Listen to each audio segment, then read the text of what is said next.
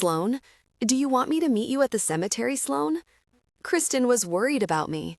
I shook my head at my car's center console, or my phone sat on speaker. I'm fine. I'm going to the farmer's market afterward, I said, hoping that would placate her. My car idled at the red light next to a sidewalk lined with worn-out businesses and thirsty, drought-resistant oaks that looked like the lack of rain had finally broken their spirit. I baked in the blazing sun. My open sunroof had broken over Easter weekend a few weeks ago, and I'd never fixed it, part of my time-honored tradition of not repairing things in my crappy car. The farmer's market, are you going to cook? Kristen's voice lit up with hope. No, a salad maybe, I said as the light turned green. I didn't cook anymore. Everyone knew that.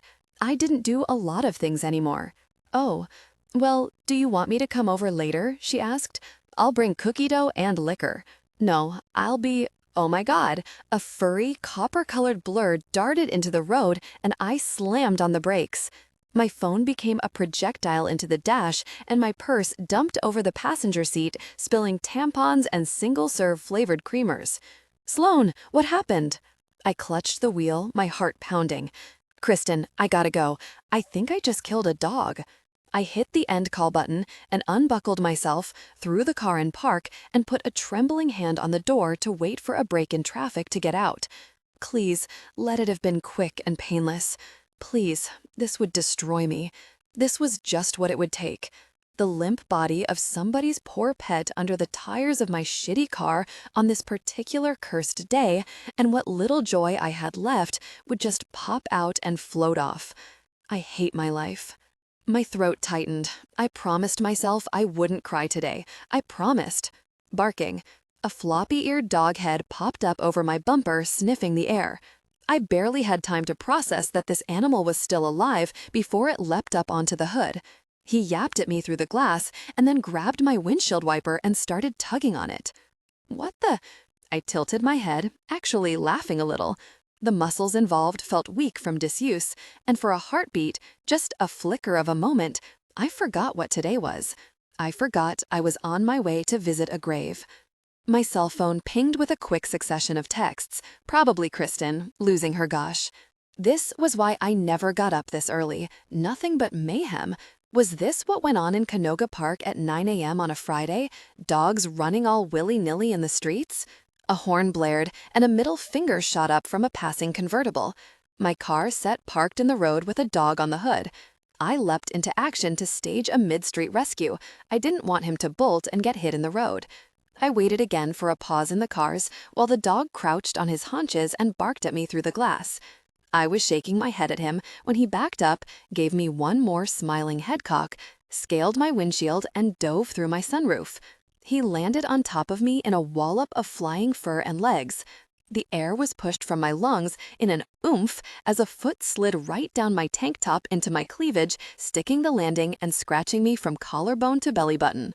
Then he was on me, paws on my shoulders, licking my face and whining like we'd grown up together and I'd just gotten home from college. I screamed like I was being eaten alive.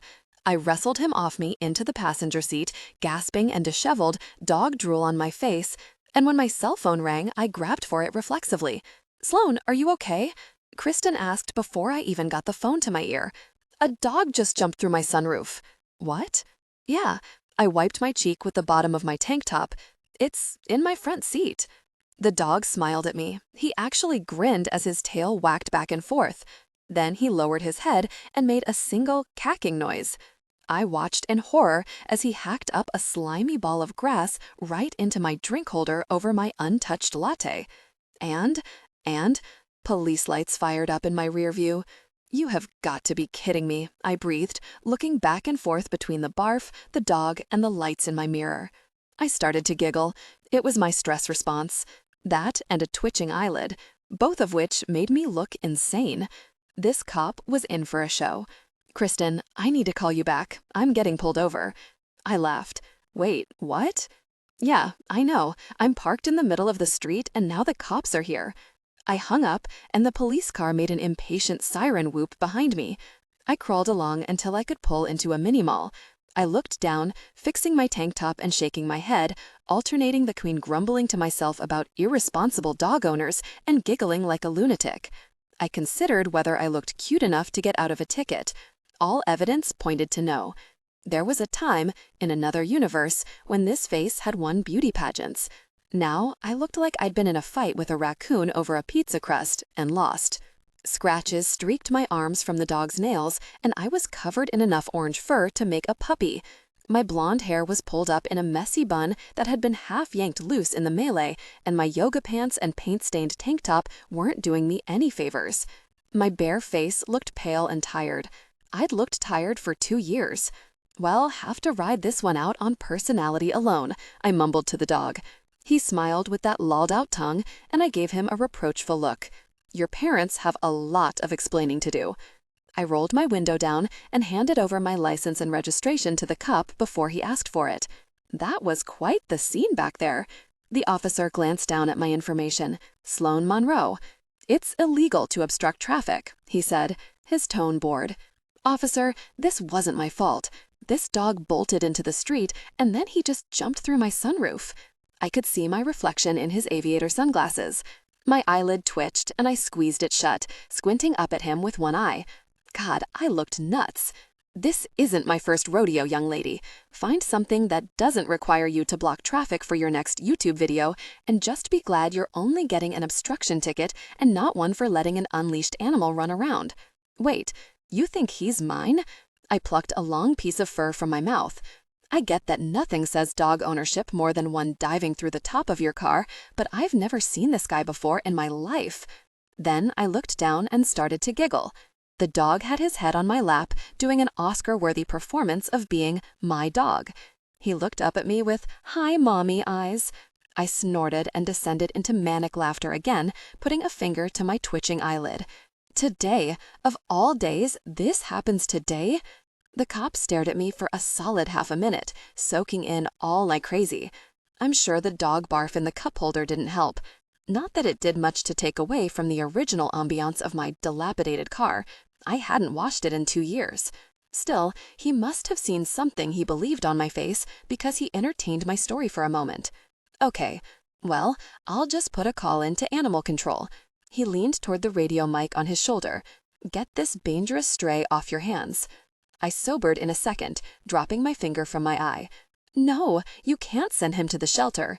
His hand froze on the mic, and he arched an eyebrow. Because this is your dog? No, because he'd be terrified. Haven't you seen those ASPCA commercials with the sad dogs in cages and the Sarah McLachlan song? The cop laughed the whole way back to his squad car to write me a ticket. When the dog and I got home, I stuck my ticket to the fridge with the flip-flop magnet Brandon and I had picked up in Maui. Both the ticket and the magnet made the lump rise in my throat, but the dog pushed his head under my hand and I somehow muscled down the urge to sob. It was 10 a.m. on the day, and I'd so far kept my vow not to ugly cry. Yay me! I called Kristen, who was probably freaking out and gathering a search party since I hadn't answered her last 5 calls. She picked up on the first ring. What the hell happened? Are you okay? Yes, I'm okay. I have the dog. He's at my house. I got a ticket for stopping in the middle of the street. Are you really serious? Unfortunately, I am, I said tiredly. She made a skinging noise. You didn't push your boobs up, did you? Next time, use your boobs. I pulled my tank top out and rolled my eyes at the scratches between my breasts. I think I'd rather have the ticket and what's left of my dignity, thank you very much. I grabbed a blue plastic bowl from the tap, filled it from the tap, and watched as the dog drank like he hadn't had water in days. He pushed the bowl across the tile of my dated kitchen, sloshing as he went, and I pinched my temples. Ugh, today sucks. This was way too much excitement for me. Most days, I didn't even leave the house. This was why I didn't leave the house. Too many people and things. I wanted to hiss at the sun and go back to sleep. I'm gonna call the number on his collar. Let me call you back. I hung up and looked at his tag. Weird area code. Tucker. A good boy. A good boy, huh? That's debatable. Well, Tucker, let's see what excuse your people have for letting you run around in traffic, I muttered as I punched the number into my cell phone. The call went right to voicemail, and a deep male voice said, "Jason, leave a message." I left my contact information, hung up, and shook my head at the dog sloshing water all over my kitchen floor. "You're probably hungry too." "Well, I don't have any dog food, so we need to go to PetSmart." I might have a half-eaten Starbucks lemon loaf in the car, but it was probably petrified. I didn't have a leash, so I made one from the belt of my black Victoria's Secret robe, the one Brandon had given me the Christmas before his accident. Tucker immediately began to gnaw through it. Just perfect. When we got to PetSmart, I took him to the store vet to see if he was microchipped. He was, but the number on file was the same as the one on his tag. No address. This was seriously so inconvenient. I kept checking my cell phone to make sure the volume was up. No calls or texts. I was contemplating my limited options when, like the cherry on top of the sundae, Tucker peed on the floor of the vet's office. The vet looked unfazed. She pulled paper towels from a dispenser without looking up from her chart and handed them to me. Tucker retreated under a chair and looked on with sorry puppy dog eyes. He was eating grass, too. I crouched and dropped towels on the mess. "I think he has a stomach ache. He might have a bladder infection. We should test the urine." I whirled on her from my pee puddle. "Wait, me? You want me to pay for this test? Seriously? This isn't even my dog." She shrugged over her clipboard. "Well, just be aware that if he has an infection, he won't be able to hold his urine. Tomorrow's the weekend, so it'll cost more to bring him in then if he doesn't get picked up. Plus, he's likely in pain. If you can't afford it, you could always take him to the Humane Society. They might treat him there." The shelter was out, and the pain thing bugged me. With my luck, I would end up with him until tomorrow, and I'd be back here paying double, begging them to make the peeing stop. I put a finger to my twitching eyelid. Fine, test him. Maybe the owner will pay me back. God, I was already tired tomorrow just from today. My cell phone pinged, and I looked at it wearily. "Kristen, did the cop have that porn stash they always have?" Ping. "Kristen, you should have cried. Machine gun sobbing always gets me out of tickets. Just saying." I snorted. She was trying to make me smile. She and her husband, Josh, were on Sloan watch today, high alert, code red, keeping an eye on me in case I flipped out or broke down. It was probably a good idea. $200 and one expensive bladder infection later, we left with our dog antibiotics. On top of Tucker's vet bill, I bought a leash and a small bag of dog food. I needed enough supplies to at least get me through tomorrow in case this ended up being a sleepover. I also grabbed a chew bone and a ball to keep him busy.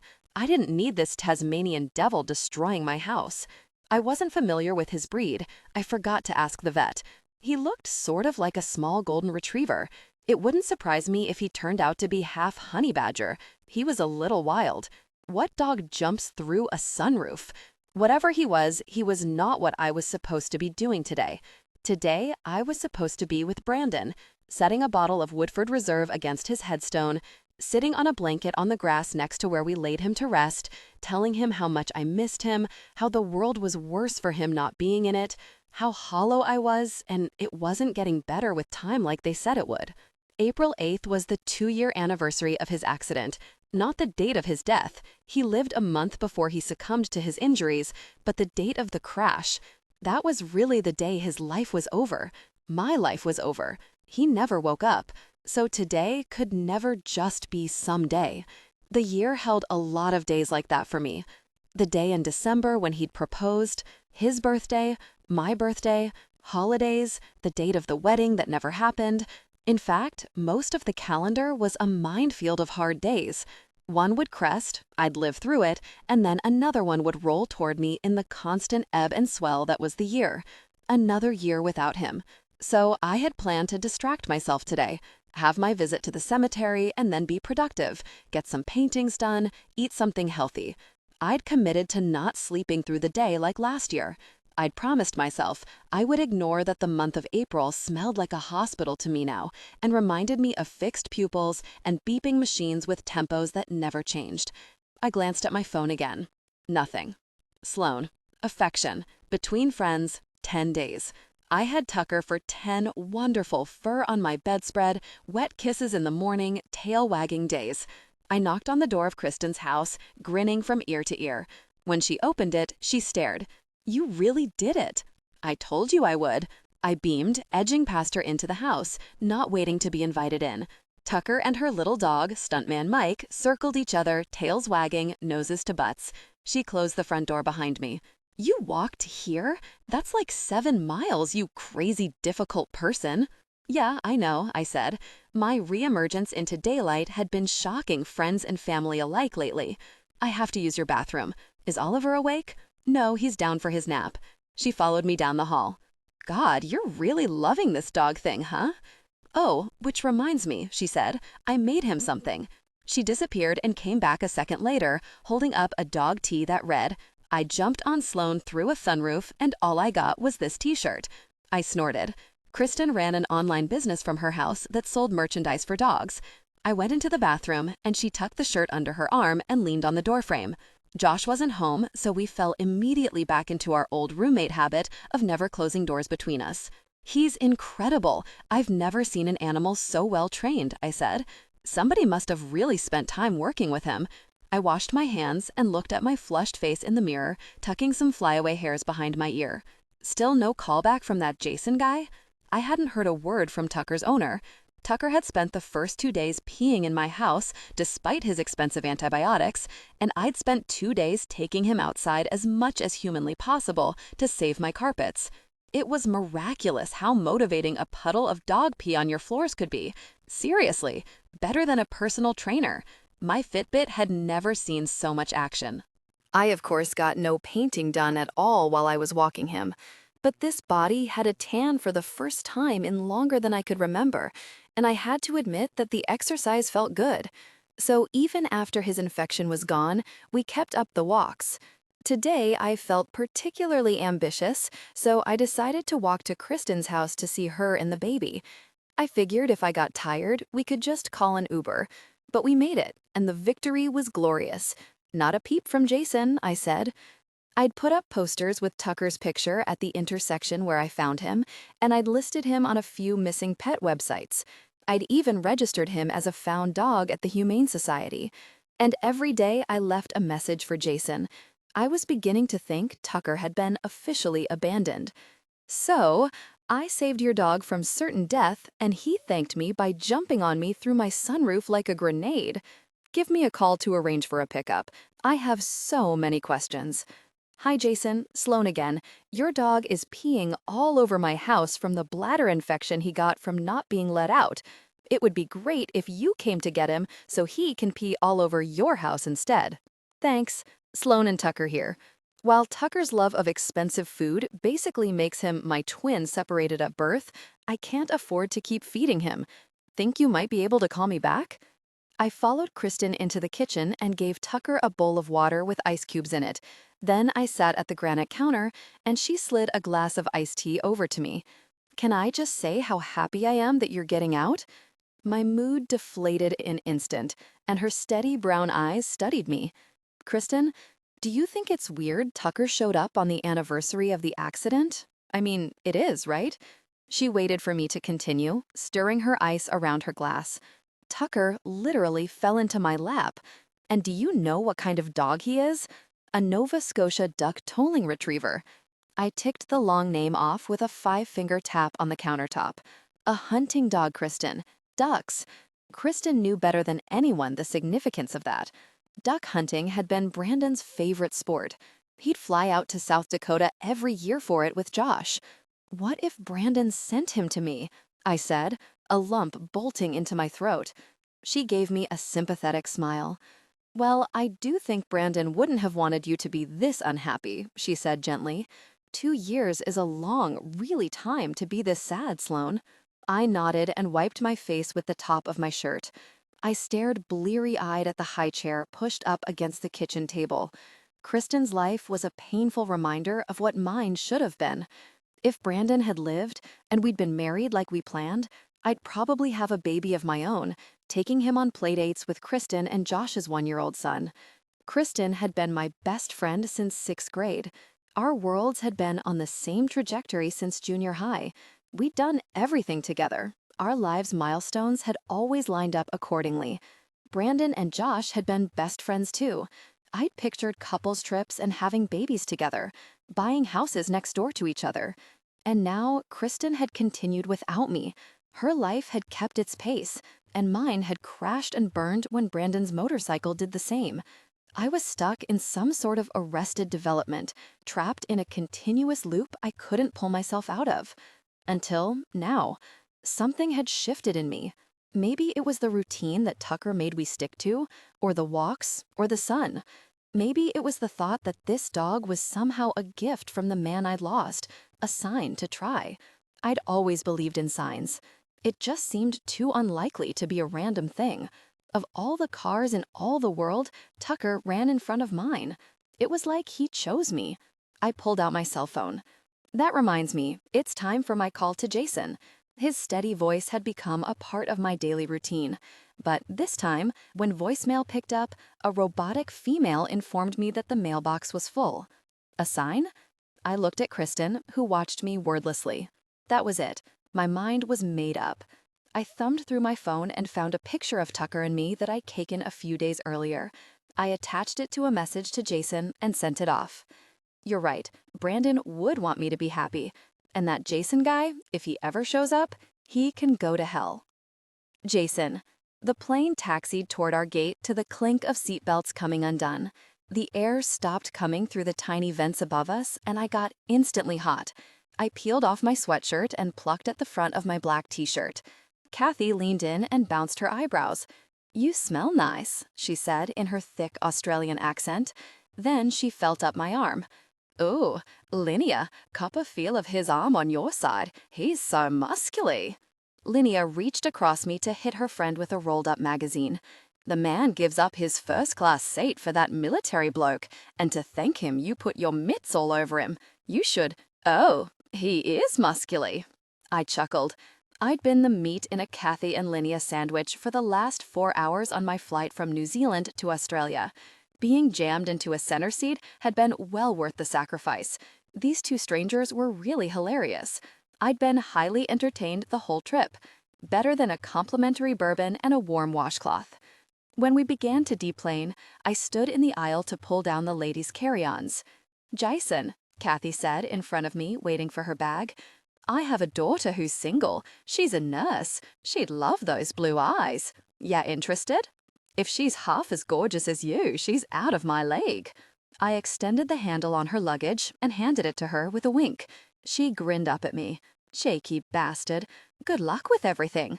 She turned and started walking.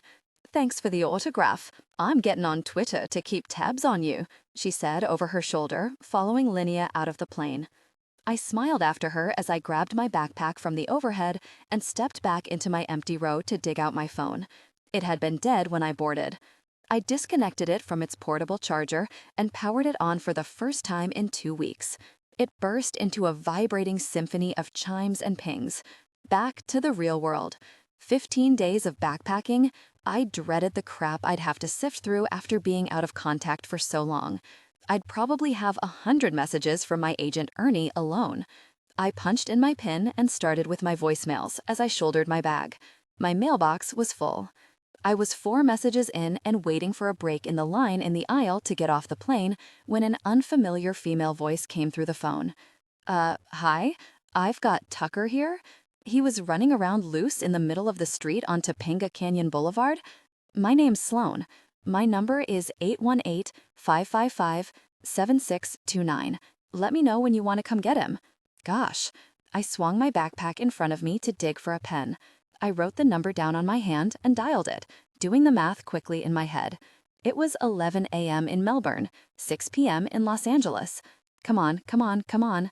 "Hello?" a woman said after 3 rings. "Hi, is this Sloan? My name's Jason. I think you have my dog. Did someone come get him?" There was silence on the other end for a moment, and I thought maybe I'd lost the call. I shuffled out of my row into the aisle and pressed for the exit in the crush of other passengers, hoping I'd get a better signal outside the plane. "Hello?" I said again. "Yeah, I heard you." Her voice sounded edgy. "I still have him." I flexed my jaw. Gosh, really, Monique. I stopped in the stuffy jetway and moved to the wall, holding the phone with my shoulder. I hovered the pen over my hand. "Give me your address. I'll send someone to pick him up." "No." "Huh? What?" "No," she said again. "What do you mean, no? No, you won't let me pick him up? You know, you have a lot of nerve. It's been almost 2 weeks, and now you decide you want your dog? 2 weeks? Tucker had been lost for 2 freaking weeks? I've been out of town." I didn't have cell service. I had no idea he was missing. I have no problem paying for a reward. Please, just give me your address and I'll... No, he's not your dog anymore. If he'd been at the shelter, his hold would be up, and he'd either have been adopted or euthanized. I put up signs, ran his microchip, put him online. I left you a dozen voicemails. I did my due diligence. You abandoned him. So as far as I'm concerned, he's my dog now. She hung up on me. I stared at my phone in shock.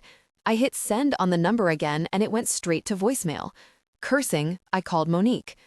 "You lost Tucker?" I growled, not bothering to lower my voice for the passengers still deplaning. "Well, hello to you too, Jason." The click of her heels came through the line. I could almost see her, holding her really skinny latte with those huge sunglasses she always wore, shopping bags on her arms while she wasn't looking for my dog. "Tucker's been lost for 2 weeks? Why didn't you look for him? Or put through an emergency call to me? What in the world, Monique? You're supposed to be taking care of him." "I work, Jason, and I did look. Sort of." Then I heard a whoosh that sounded like a subway car. Wait, disbelief coursed through my veins. "Where are you?" A pregnant pause. "New York," she said quietly. "How long have you been in New York?" Silence again. 2 weeks. I clutched the phone with white knuckles. "We are done. Really done," I hissed.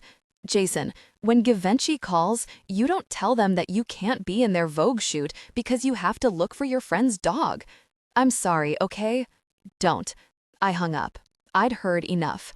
She might as well have lost my child and then run off to do a very photo shoot. It was that unforgivable. I tried Sloan's number again. Voicemail. At a loss for what else to do, I stood by the gate going through the rest of my messages as rain pounded on the floor-to-ceiling windows overlooking the tarmac. This Sloan woman hadn't been kidding. She really had tried to reach me. Every day for over a week, she'd left me a voicemail about Tucker. I got more and more pissed off as the messages detailed Monique's complete and utter disregard for my dog. He'd been in the middle of the street. He'd had a bladder infection from not being let out. This lady had posted all over, places Monique could have easily seen the signs had she bothered to stick around to look. He dived into this woman's sunroof. What the heck was that about? I rubbed my temples. Tucker hated kennels. Monique had been good enough with him, at least in front of me, and I hadn't had any reservations about it at the time. She told me she'd take him on her runs. Stupid, stupid. I should have flown him to Minnesota and left him with my family. I messed up. It would have been a 2,000-mile side trip, but at least Tucker would have been safe. I raked my hand down my face and scratched my beard, tiredly. Gosh, now what was I going to do? This lady stole my freaking dog. When I finished my voicemails, I thumbed through my text messages and saw one from the 818 number I'd written down on my hand. I clicked it, and a picture of Tucker popped up. It was great not knowing you. The photo showed a woman with her arm wrapped around Tucker's chest. I couldn't see her face. The top of Tucker's head covered her mouth. She wore black sunglasses, and her hair was tucked under a hat. Her arm was covered in tattoos from shoulder to elbow. I tilted my head and studied them, zooming in on my phone. I made out the name Brandon on her arm. Then the screen shifted to an incoming call notification, the 818 number. I scrambled to answer it. "Hello? If you love your dog, prove it." What? I'm not feeling the greatest about keeping your dog if you really do love him. So if you do, prove it. I blinked. Okay, and how would you suggest I do that? He's your dog, isn't he? Proof that you love him should be readily available. My mind raced. All right, hold on, I said, getting an idea. I scrolled through the photos on my phone and selected several. Tucker and me at the beach, Tucker and me on a bike ride. Then I took a screenshot of my wallpaper, Tucker, sitting behind all my icons. I sent the photos through. There, check your messages. Her phone made a shuffling noise. She went quiet for what I knew was longer than it took to see them all. Look, I said into the silence, hoping she could hear me. He's my best friend. He came with me when I moved to LA from Minnesota. I left him with someone I thought I could trust. I love my dog. I want my dog back. Please. She was quiet for so long that again I thought the call had been dropped. Okay, she whispered. I breathed a sigh of relief. Great, thank you. And I'll reimburse you for your time and the vet bills and my ticket. Your ticket? I got a ticket for parking in the middle of Topanga Canyon Boulevard when I stopped to get him into the car. I moved the phone away from my mouth and breathed a sigh of frustration. Not at Sloan, at Monique and her ineptitude. Okay, yeah, no problem. Look, I'm really grateful for everything you've done for him. If you can just give me a few hours to find a kennel to take him. A kennel? Why? He sleeps in his crate at night. If he doesn't have it, he tends to destroy the house, as I'm sure you've noticed. He hasn't destroyed anything except for the belt of my robe on the first day. And he sleeps with me, in my bed. I laughed. I find it highly unlikely that he's not chewing your furniture to a pulp. It's his favorite pastime. Chair legs, the armrest of my couch, door jambs, Tucker demolished all. I found baggage claim and waited with the crowd from my flight as the carousel started going around. Empty. He hasn't chewed a single thing since the belt, she said. He's a perfect angel. Really? I said incredulously. She snorted. I wouldn't try and keep a dog who was destroying my house. Good point. Well, I'm glad he's being a gentleman, I said, checking the time and watching as the first luggage came down the ramp. I had rehearsal in 2 hours. I still have scratches from him jumping on me through the sunroof. Did you teach him that, by the way? No. Did he really do that? You think I'd make that up? Hold on. There was a pause. Okay, go look. I just sent you my ticket. A picture message came through my phone. It was a ticket from the LAPD with a flip-flop magnet over the recipient's information. The officer had detailed the entire event, sunroof and all. I shook my head. Unbelievable. He's never done anything like that before. He must have been out of his very mind. He's a little high energy. He just needs exercise. He'd probably gone stir-crazy with Monique. Are you sure you don't want the crate? I definitely don't want it. He sleeps with me while he's here. That's a hard rule for me.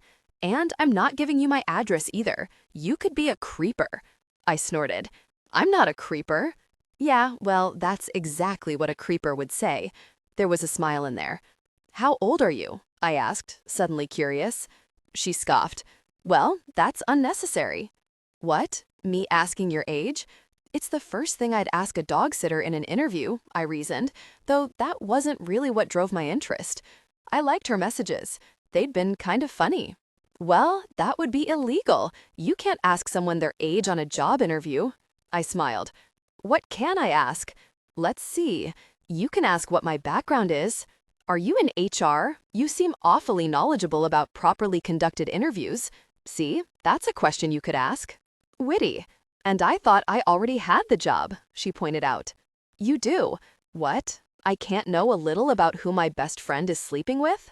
I heard her snort, and I grinned. Your best friend is sleeping with a young lady smart enough to know better than to tell a stranger where she lives and how old she is. Are you going to ask me if I'm home alone next? Are you? Wow, you're definitely a creeper. I've been called worse. I bet, she said. A pause. I live alone. Okay. Any other pets? Nope. Such a thorough interview. I have a feeling these questions weren't asked the last time you selected a dog sitter, she said wryly. I grinned. I'm trying to learn from my many mistakes. I don't have any other pets, but I grew up with German Shepherds. You have to exercise working dogs. They become destructive if you don't make them tired. Tucker's a birding dog. He's bred for high activity. I knew this, of course, but it impressed me that she did. And so you're keeping him busy? The sound of running water and the clink of dishes came through the phone. Then I heard her talking to Tucker quietly in the background, and my smile broadened. She asked him if he was a good boy and if he wanted a puppy snack. He barked. Walking him 5 miles a day, she said. My tan looks great. I'd love to see that. Send me a picture. It was a joke, kind of. I did want to see what she looked like. I was curious. And now you've got a lawsuit on your hands, sexually harassing an employee. She tisked. You must be a nightmare for your human resources department. Nah, I'm only a pain to myself. Oh yeah? What do you do? So she didn't recognize me. That wasn't unusual. It was also something I was working very hard to change. My luggage came around the carousel. My guitar case sat a few bags behind it. I'm a musician. Oh, one of those Hollywood types. In the biz, on tour, or away filming a soundtrack for an indie movie overseas. She wasn't far off. Jesus, was I really that cliché? Something like that. I am touring with a group, and there is a movie involved, but it's not an indie film. The movie was kind of a big one, actually, but I didn't like to throw that around. Even though that seemed to be the LA thing to do, name-dropping made me feel like a jerk. I lifted my luggage and guitar off the moving belt. Now both hands were occupied, and I had to hold my phone to my ear with my shoulder. I needed to get through customs and catch an Uber to my hotel, which meant I should probably hang up. But instead, I wandered over to the bench just inside the entrance to baggage claim and sat down, setting my guitar case on the seat next to me. She said, sounding bored now. Everyone's in the business here. She didn't press me for more about the movie. She seemed uninterested. I was a little surprised. All Monique had cared about when I first met her was who I was and who I knew. Come to think of it, I'm not sure that ever really changed. It was refreshing to talk to someone who didn't give a gosh what I could do for their career. Frankly, I was a little sick of talking about it. I switched the subject. And what do you do? Nothing interesting, she said vaguely. How do you know I won't think it's interesting? You work from home and you have the time to walk 5 miles a day and rescue stray dogs? I'd like to know what gives you such a flexible schedule, to gauge whether or not your lifestyle is conducive to dog sitting. She made a noise that I imagined went with an eye roll. I'm an artist. And how is that uninteresting? It just is. What I paint is uninteresting. Then why paint it? Can't you paint what you want? I put my ankle over my knee and leaned back on the bench. The running water shut off in the background and she went quiet for a moment. What's your website? I asked, feeling pretty sure she wasn't going to give it to me, but figuring I should give it a shot. I don't have a website, and if I did, I wouldn't give it to you. I smiled. You're consistent. I like that in a dog sitter. Then I looked at my watch. I need to get going here. Okay. Well, have a good trip, I guess. Sloan? Thank you. I can't tell you how much it means to me that you rescued Tucker and took such good care of him, and I really appreciate you watching him until I get back. She was quiet for a moment. Thank you for saying thank you, she said finally. My lips twisted into a sideways smile. Well, be in touch. Sloan. Ocean eyes. Billie Eilish. I looked at the pictures of Tucker with Jason. Again, I'd been ogling them since he'd sent them to me yesterday. For all the crap I gave Jason, it turned out I was the creeper. Jason was hot. No, he was beyond hot. He was bearded, thick brown hair, sexy smile, blue eyes hot. Six-pack abs on the beach hot. I watched a lot of crime shows, and I'd gone full forensic psychologist on the screenshot of his cell phone homepage. The time on his phone was Australia's, so he was there, like he'd said he was. The musician thing seemed true enough. He had a disproportionate amount of music apps. No Tinder or other hookup sites. There were Uber, Twitter, and YouTube, all the standard social media. Tons of notifications, but then he just landed, and he'd said he had been out of contact for a few weeks, so that made sense, and actually gave his story credibility. Overall, no glaring red flags that screamed pathological liar or mass murderer. And it was pretty adorable that Tucker was his wallpaper image. I put a hand between Tucker's ears and tousled his fur. Why didn't you tell me your dad was so handsome? He leaned into me and let me kiss his head. To say I was sad about losing Tucker in 2 weeks was the understatement of the year. Tucker changed me. I felt good. Better than I'd felt in ages, actually. And I realized that somewhere along the line, the tiredness that comes with grief had turned into the kind that comes from inactivity and a crappy diet of caffeine and sugar. Tucker got me moving. He gave my days purpose. And now he would be leaving me in a few weeks, and I felt panic at the thought of being alone again, like I wouldn't know how to keep doing this new and improved me if I didn't have him. I had been so close to just keeping him, but after I'd hung up on Jason, I'd thought about what he'd said, that he'd been out of town and he hadn't known Tucker was missing. I wasn't a dog thief. If I had suspected for 1 second he was going back to a neglectful home, I'd have kept him and never looked back. But I couldn't take him from someone who truly loved him. Josh wandered in from the direction of the garage, wiping his hands on a rag. All done. Water heater's in. I smiled at him. Thanks. You should have let us buy it for you, he said, giving me a look. Josh was like my big brother. Brandon would have been happy to know that his best friend took care of me like he did. But I didn't like to take advantage of it. It was enough that Josh fixed half the things that broke around here for free. He didn't need to buy the things too. I'd bought and had the water heater delivered before I even told Josh the old one had broken. Otherwise, he would have just picked it up for me. It's okay. I have the money. I lied. Took some extra commissions this week. He studied me for a long moment, but I didn't break character. Okay. He glanced at his phone. Well, I'm gonna head home and tap out the sitter. Kristen's already on her way over with dinner. They liked to feed me. I think they thought if they didn't, I'd starve to death. 6 months ago, I'd put my foot down and only allowed dinner once a week now. They used to be here every day, but it had started to get ridiculous. They had a baby and their own lives, and I didn't want to feel like their responsibility. Kristen would never say it, but I think it was a relief. Either because she thought I was getting better, or because she was glad she didn't have to schlep over here every day. I'd filled my freezer with lean cuisines and shocked them both when I didn't die from malnourishment. See you later. Josh gave me a hug, ruffled Tucker's ears, flashed me a dimpled smile, and left. The dog laid his head back on my lap, and I peered down at him. I took my cell phone and hit the camera icon and snapped a shot. I bet Jason would like to see some of your vacation pictures, I said, thumbing a text into the phone and shooting the photo off. All worn out after a 6-mile hike. I set my phone down and lolled my head back on the sofa. Then my cell pinged. Jason. I bet he loved it. Another ping. Jason. No picture of you? I rolled my eyes. Sexy or not, he was a stranger. I wasn't going to send him pictures of me. Do you think how I look is going to have any bearing on my ability to watch your dog? The 3 little dots started jumping, letting me know he was typing a response. I smiled. I'd kinda liked talking to him yesterday. I sat up and tucked my feet under me as I waited for the reply. Your dad's a flirt, I said to Tucker. He looked up at me with those soft copper eyes and then put his chin back in my lap. Jason, you've seen pictures of me. I don't think it's that weird to want to put a face to a name. You're watching my favorite person in the world, and I don't even know you.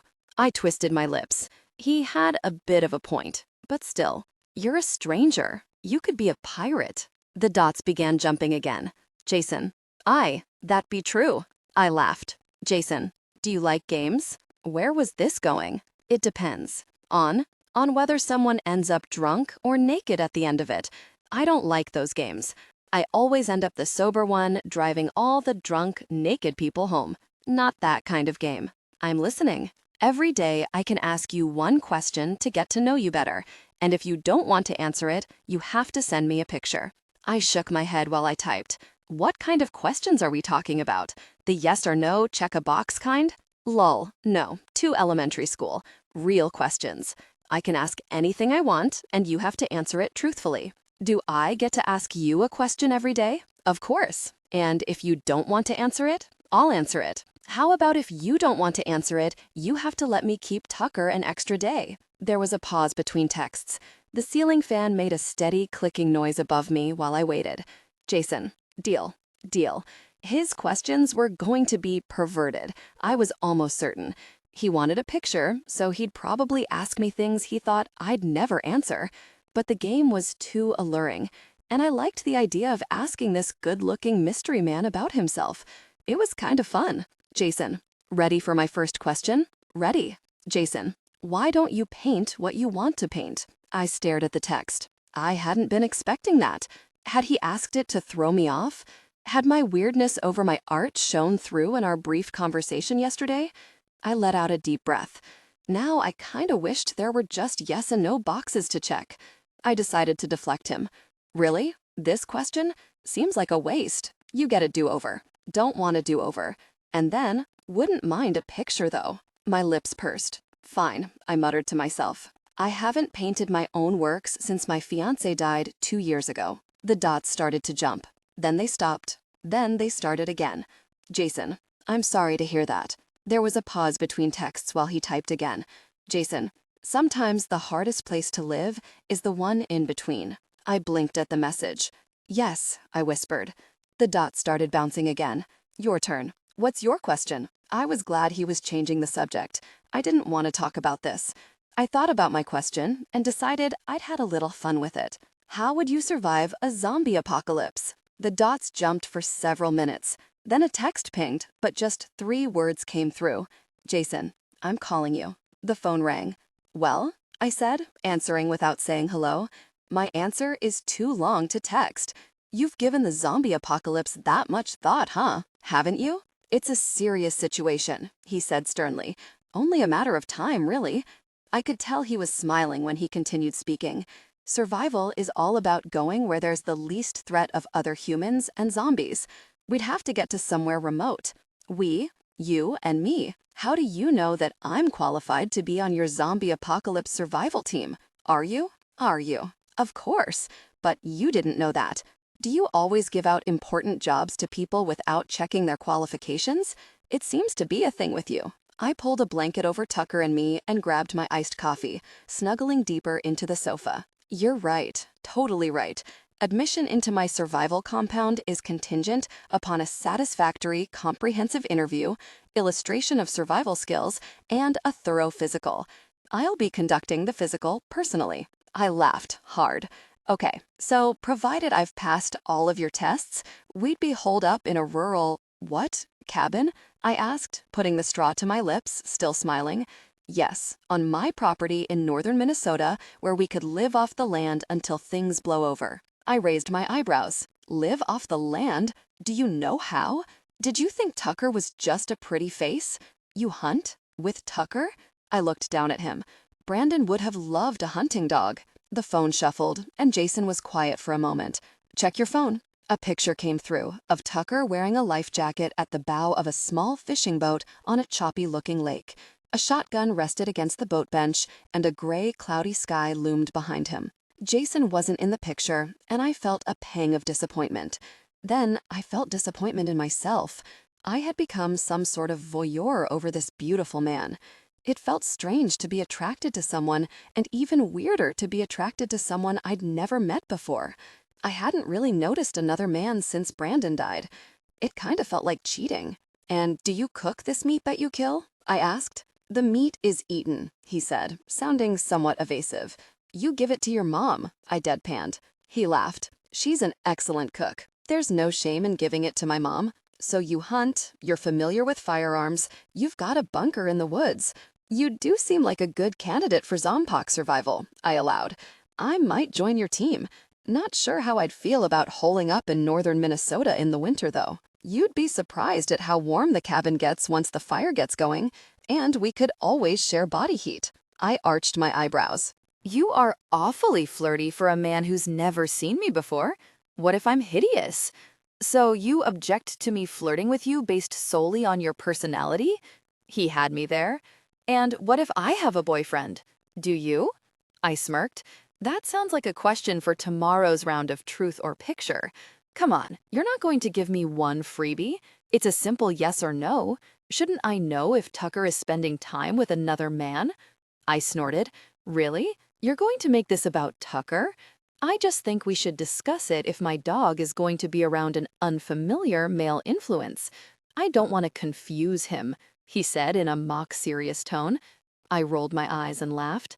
No, I don't have a boyfriend. All right. See? How hard was that? I'm single too. Now we can move on. So what makes you qualified to be on my zombie survival team? Where are you? I asked. Don't you have a job? Aren't I keeping you from something important? Are you avoiding the question? Is it possible that you've oversold your ability to survive a zombie apocalypse? It feels like you're sidestepping. Answer the interview question, please. God, he was fun. Oh, I'm qualified, believe me. I just wondered how you have so much time for phone calls during your fancy filming on location work trip. It's only 8 a.m. here. I have something later, but not until noon. I've got time to hear all about how you'd make a good addition to my end-of-days squad. Stop changing the subject. How about this? I said, switching the phone to my other ear. I'll send you a link that'll explain exactly why I'd make a good survivalist. But if I do, you have to give me an extra day with Tucker. He sucked in air. I don't know. I miss him pretty badly. Waiting an extra day to see him when I get back is a tall order. I think you'll really appreciate my skill set, I said, in my best salesperson's voice. And there's a photo of me. It's old and grainy, but if you zoom in, you might get a rough, pixelated idea of what I generally look like. Pixelated, huh? Sounds sexy. Here's an idea. How about we share him on your extra day? Take him somewhere together. Together? I wasn't sure how I felt about that. Like, where? On a hike somewhere. You pick. You're the local. I don't really know anyone in LA, and I love the outdoors. It would be nice to have someone show me some good hikes. I considered this. I wanted the extra day with Tucker, but the thought of going somewhere with Jason was a little daunting. It felt too much like a date. And I liked him, I realized. I liked talking to him. And that made going somewhere with him feel like a betrayal of Brandon. That was stupid and irrational, but it did. But I guessed I could always opt out if I decided against it when it rolled around. After all, it was my extra day. Okay, you have a deal. Give me a second to get to the page. Hold on. I found the blog and sent him the link just as Kristen knocked on my screen. Tucker bolted up and ran to the door barking. Hey, I sent you the link, but I have to go, I said quickly. A friend just came over. I'll talk to you later, okay? Jason. Give me a try. The Wombats. Room service showed up with my breakfast right as I hung up with Sloan. I poured myself a black coffee and sat on the bed with my plate on my lap and tapped the link she'd sent me. When the blog came up on my phone, I stared at it, my fork halfway to my mouth. No, really? Way. My thumbs couldn't move fast enough over my phone. Jason, are you trying to tell me you're the huntsman's wife? I waited. The dots didn't appear, and I went back to the blog with my mouth open. The Huntsman's Wife was a well-known website containing recipes for wild game. In hunting circles, it was the go-to for good wild meat dishes. Mom used it religiously when Dad, my brother David, and I brought home our hauls. Hell, everyone who hunted used it. Tucker had scored the Huntsman's Wife? Unbelievable. I went right for the About tab and scoured the contents. It was brief. If you're here, you're probably looking at some ridiculous amount of wild something or other in your freezer, wondering, what do I do with this? I laughed, hearing Sloan's voice as I read. I'm here to help. My man is an avid hunter, and I am an enthusiastic chef. Enjoy. At the bottom of the About page, as promised, was a small picture of a smiling man in camo posing with a crossbow. A blonde woman with tattoos down her arm stood on her toes, kissing him on the cheek. She wore light gray caprice and a white tank top with her braided, waist-length hair in a pink bandana. I tried zooming in, and the photo distorted severely. I couldn't really make out her face. All I got from the picture was long hair and a nice figure. I looked back at the man in the photo. Mom had said, rather disappointedly, that the Huntsman's Wife hadn't been updated with any new recipes in years. Was it because the hunter in Sloan's life had died? The site contained no other information to give me a clue. She signed off on every post as the Huntsman's Wife. No last name to Google or search on Instagram. It didn't escape me that I wanted to shamelessly Google her, just like the creeper she accused me of being, but my curiosity about her had just gone from moderate to extreme. I was impressed, really impressed. I scrolled through the blog, looking at it with a new appreciation. I could taste some of the familiar dishes in my memory. Some of these were my family's favorites. The slow cooker Dr. Pepper boar pot roast, the venison bolognese, rosemary smothered pheasant. It was incredible to think I'd eaten Sloan's food without ever having met her in person, that she'd already been in my life in this way for years. It was like I already knew her. Mom was going to flip. Gosh, everyone back home was gonna flip. And I'd just weaseled my way into a date with her. I should play the lottery with my luck. My phone pinged. Sloan, so did I make the team? I smiled. Jason, oh yes, you're definitely on the team. Looking forward to the apocalypse. Sloan, future. Paramore. I must have looked guilty when I hung up with Jason so quickly because Kristen eyed me suspiciously as she let herself into my house. Who was that? She dropped a bag from In-N-Out on my coffee table, flopped onto the sofa beside me, and ruffled Tucker's fur. I debated lying to her. I don't know why. Maybe because Jason was a man and he wasn't Brandon, and that made me feel guilty? But she'd see it on my face if I lied. She always saw through me. That was Jason, Tucker's owner. Her eyebrows went up. I shrugged. It's nothing. He's taking Tucker back. Her gaze softened. He is? I'm sorry, Sloan. I know you really got attached to him. She dipped her head a bit to look me in the eye. Now, quit messing with me and tell me what's really going on. My eyes narrowed. I don't know why I bother trying to keep things from you. I don't know why you bother either. I let out a breath through my nose. We've kind of been talking. Talking? She grinned. Yes, texting and on the phone. Then I scoffed. And wait until you see this.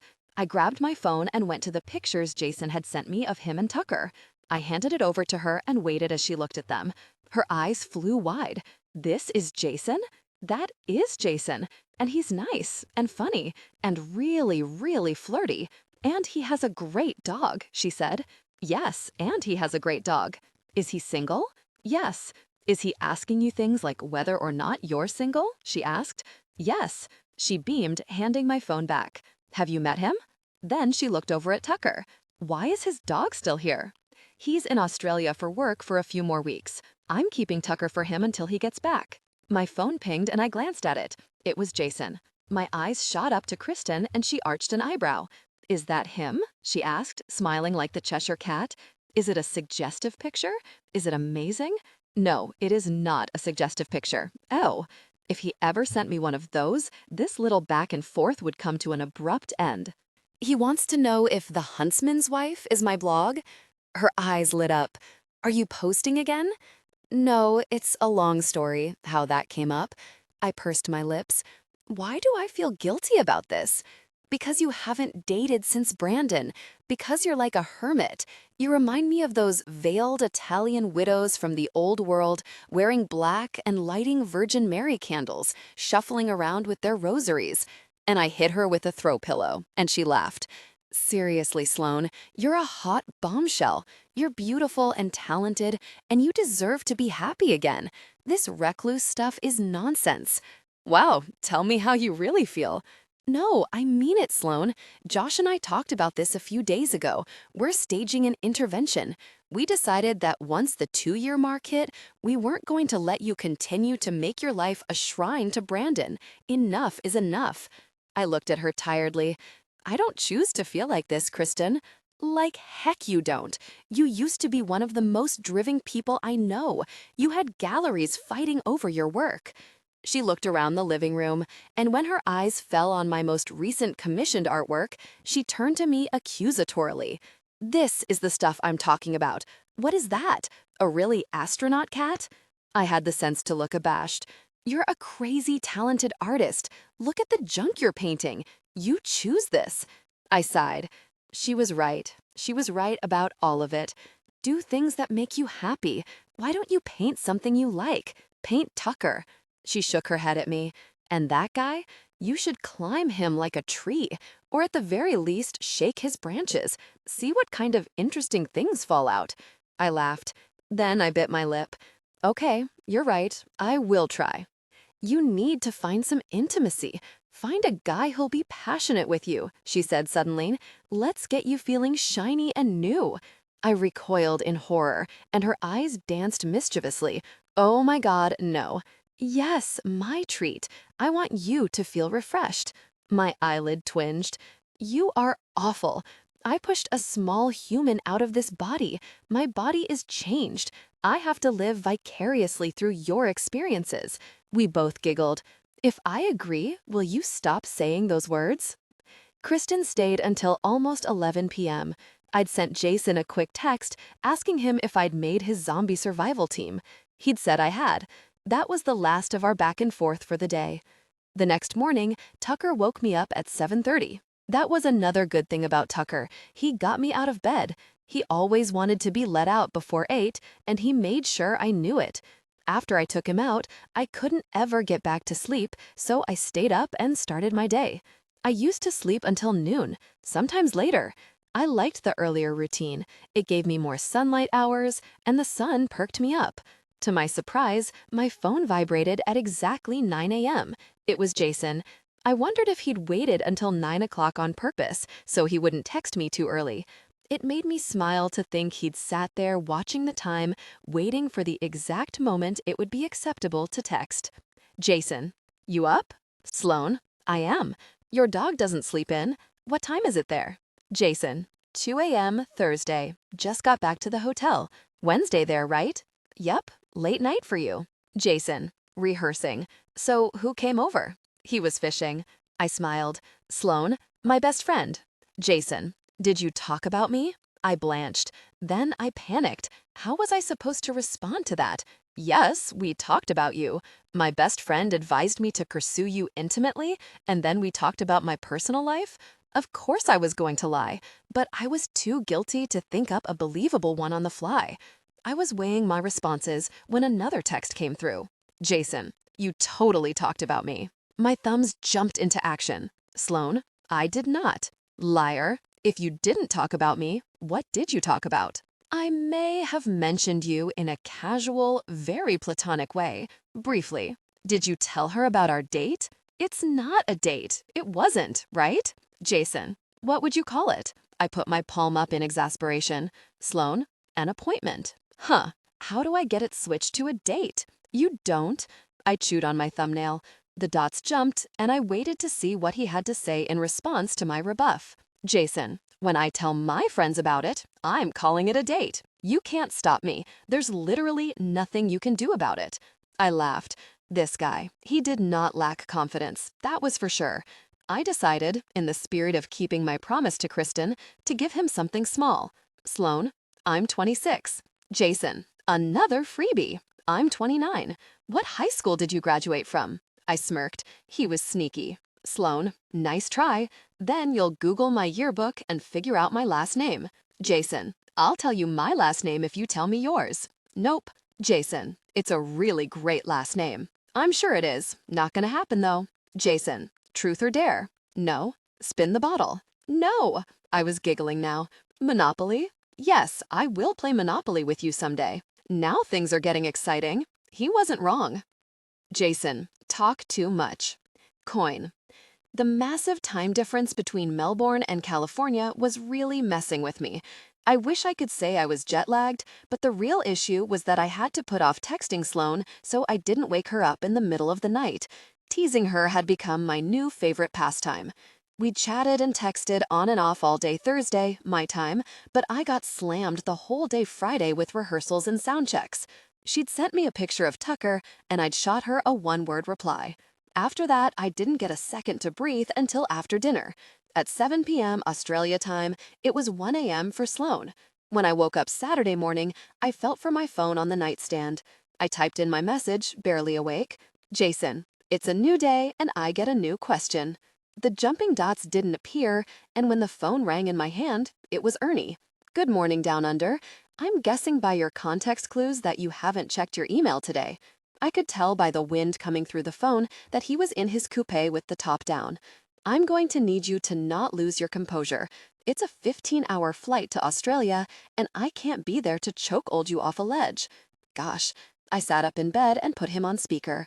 I opened the email and took one look at the attachment and shook my head. No, I write my own lyrics. I sing my own lyrics, Ernie. I know you do, and this is a giant load of steaming nonsense, but we talked about this. We talked about someone else writing my music? I squinted at the screen. What is this? It looks like a pop song. They rhymed sweetie with teeny. I'm not singing this stuff. A horn blared through the phone, and he told someone to go away. Look, you need a strong crossover hit. I like indie rock. It's nice to listen to while I relax when I'm hiding from the wife, but that stuff doesn't go platinum. If you want to get Don Henley famous like you said you wanted to, crossover hits from mass market is how you do that. Yeah, I get that, I said, but I was supposed to write the music. Well, we tried it your way. You haven't written anything in 6 months, and your label's getting itchy. They want to know they're going to get a return on their investment. You're in bed with these people now. It's time to appease them a little. Lie to them. Tell them what they want to hear, that you'll roll over and sing what they ask you to, then write something that'll blow their socks off and bait and switch them when you have it. Done. I dragged a hand down my face. Gosh, I mumbled. And if I can't write something that'll blow their socks off? Then what? Then it's 2 songs on an album of 10, and you do whatever you want with the rest of it. Look, you and your label have the same objectives, to sell records. If you can't come up with the material to do that, they're going to come up with the material for you. It's a partnership. I know you're an artist and this is your medium, and the very suggestion that you sing something that you didn't write feels like a terrible choice. But you went with the big boys, and now this is big boy time. It's time to put on your big boy pants. 2 swift honks. You grin and bear it, and you know why? Because you are a very professional. Another long, blaring horn. I stared at my reflection in the black TV on the dresser at the end of my bed. I couldn't write. I was having some sort of lyrical performance anxiety. I'd never had to compose on demand before, and knowing they were waiting for it felt like an energy suck. I'd cranked out the soundtrack, but just barely, and the best stuff on the album was the 3 songs I'd written with Lola Simone, and that was mostly her. I'd taken those 2 weeks hiking in New Zealand, hoping the solitude would kickstart my creativity again, but not even that had done it for me. I wasn't opposed to collaborating. I wasn't even entirely opposed to singing something I didn't write, but the song had to be great. It had to sound like me, and it had to be amazing. And that's not what this was. I pinched my temples. I hate this. Yeah, well, let the money and fame console you. I glanced again at the lyrics and cringed. I didn't even like the idea of saying I'd sing this. But what choice did I have? I didn't want to look uncooperative, and it wasn't like I had anything else to give them. Fine, I spit it out like the word tasted bad in my mouth. That a boy. Also, they're adding pyrotechnics and fog to your concerts. What? I hope you like confetti. I'll let them know you're on board and you're thrilled. Hey, pick a lane. The call ended. I let out a long breath. I sang on stage with nothing but a spotlight, a stool, and a microphone. I didn't do props and theatrics, and I surely didn't sing some pop stuff I didn't write. Ernie had warned me about this. I'd known when I signed my record deal that this day might come, and I'd find myself compromising my vision for my work. But now it felt like more than that. It felt like I was selling my very soul. I tossed my phone on the bed and got up and took a shower. Then I made black coffee in the little coffee maker and went out to the balcony to drink it. My room overlooked Marvel Stadium, where I'd play tomorrow. People walked around below like ants in the light drizzle. Nothing but glass and wet concrete as far as the eye could see. No trees, just the smell of damp asphalt. This hotel was a nice one. All the amenities. Not that I was picky about where I stayed. I could sleep on a couch with my arm over my face.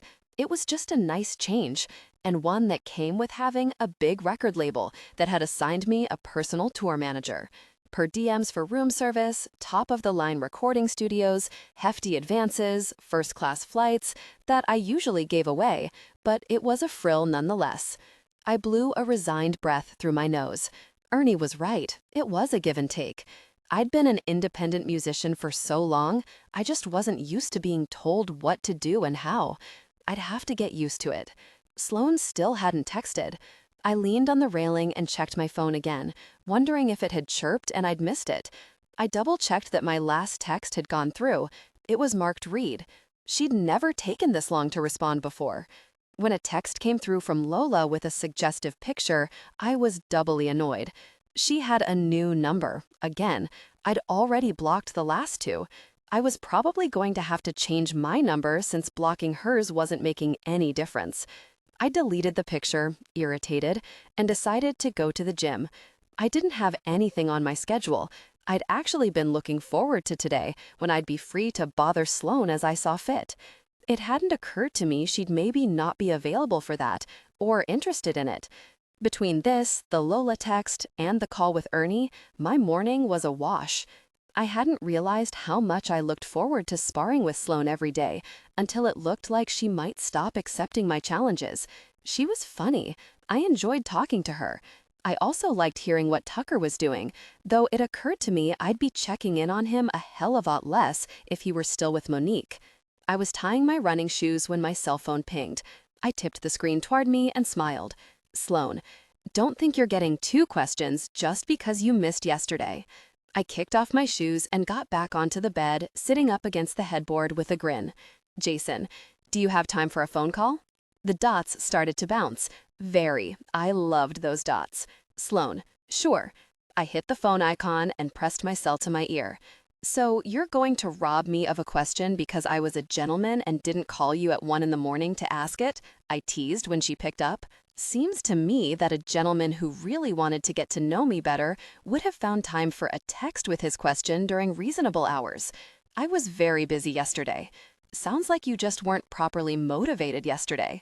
A text only takes a second. Now I have no choice but to penalize you.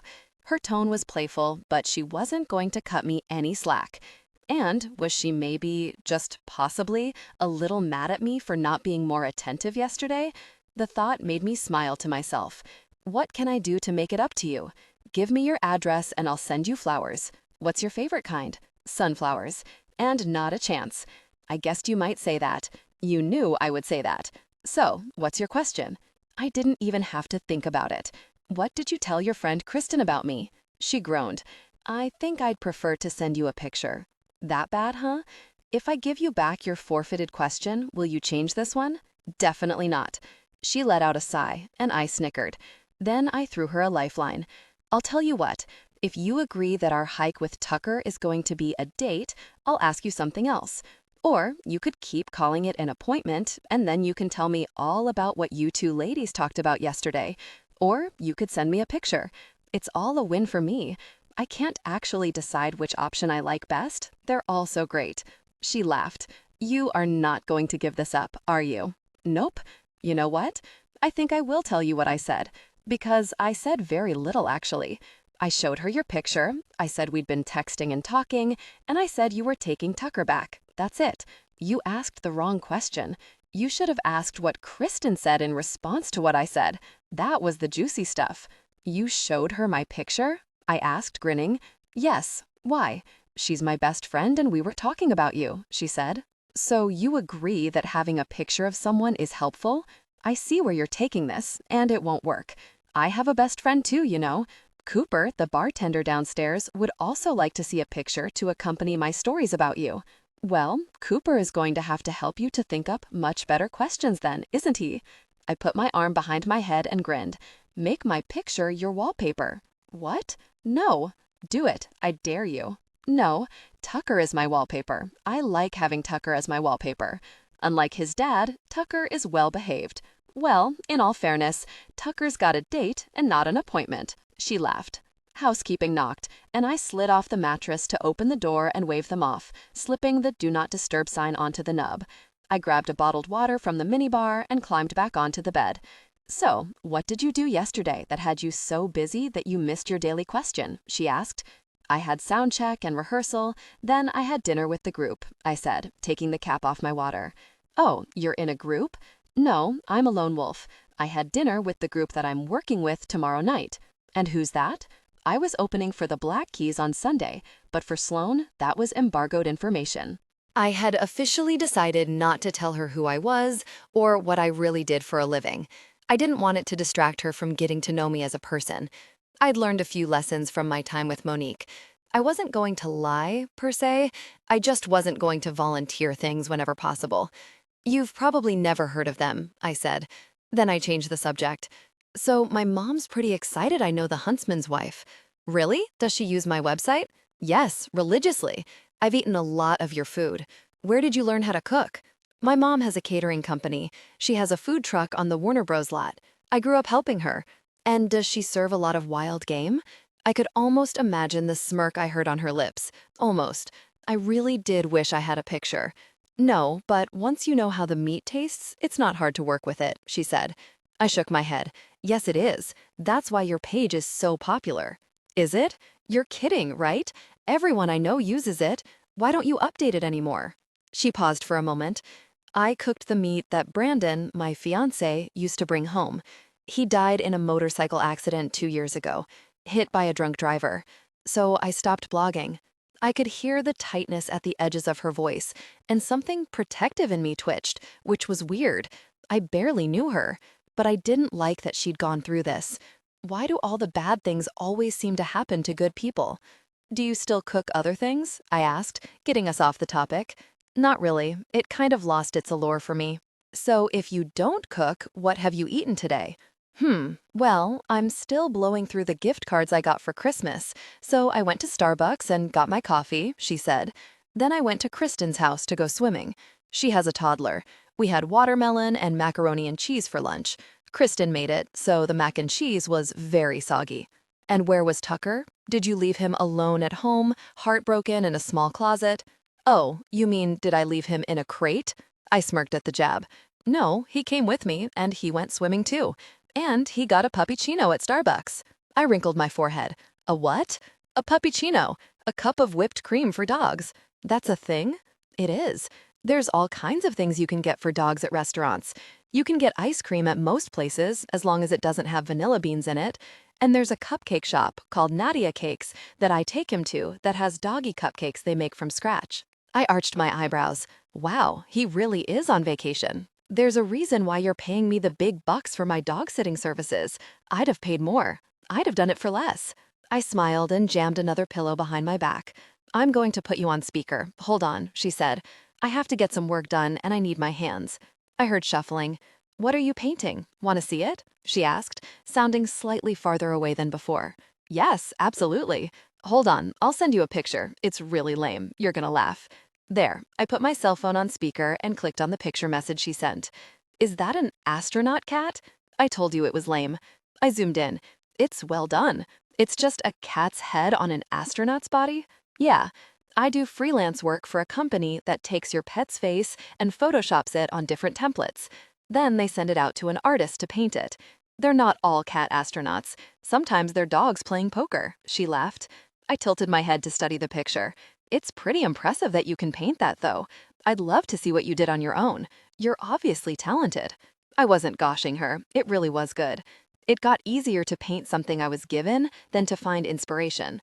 I have an Etsy store, too. It's all kind of mindless. You should paint Tucker. Paint him duck hunting in the boat, I suggested, grabbing the room service menu from the nightstand and starting to look over the breakfast options. Kristen said the same thing. You have an accent, you know that? I looked up. I do? Yeah, I can hear it when you say boat. It's kind of nice. I like it. She'd never said anything complimentary to me before. I'd lay on my Minnesota accent extra thick from now on. So what do you do while you paint? Do you listen to music? I asked. I watch the ID channel, real-life crime shows. Ah, that's why you're so convinced I'm a murderer. How many acres of hunting land did you say you have? My family owns 200 acres in northern Minnesota, I said. Why? There you go, the perfect place to hide a body. I bet you have a hunting lodge that locks from the outside and everything. I chuckled and crossed my legs at the ankle. Do I look like a psychopath to you? Ted Bundy was a good-looking guy, charismatic too. I'll take that as a compliment, since it sounds like you're saying I'm good-looking and charismatic. But aren't most psycho killers cruel to animals? I think Tucker would tell you that I've never raised my hand to him in anger. She hummed. Well, that does go against the typical serial killer profile, unless you use Tucker to lure your victims. I smiled. He is kind of a chick magnet, isn't he? I bet the two of you make a killing. No, so far he's only brought home one girl, and he's been keeping her to himself. There had to be an eye roll in the ensuing pause. Are you ready for my question of the day? She asked, a smile in her voice. Shoot, what's the nicest thing you've ever done for a stranger? She had good questions, and this one was easy. I donated my bone marrow. Wow, you did? That's a pretty big deal. How did that happen? Tucker walked around in the background, making a familiar clicking sound on the floor with his nails. I can hear Tucker, I said. Oh yeah, his nails are pretty long. I'm going to take him into PetSmart tomorrow and have them cut, actually. He's almost out of food, too. Save your receipts so I can reimburse you. Yeah, she said. So, bone marrow, tell me. Right. I grew up in a really small town in northern Minnesota, population 3,000, so everyone knows everybody else. There was a little girl in the town who got leukemia, so a lot of the townsfolk... Townsfolk? She sounded amused. Yes, townsfolk. We actually talk like that there. She laughed at this. I liked her laugh. It was musical. A lot of the townsfolk registered on Be the Match because she needed a bone marrow transplant. She ended up getting one. Nobody she knew. But I was in the registry after that, and I ended up being the match for a guy with lymphoma. So I donated. Did they live? She asked.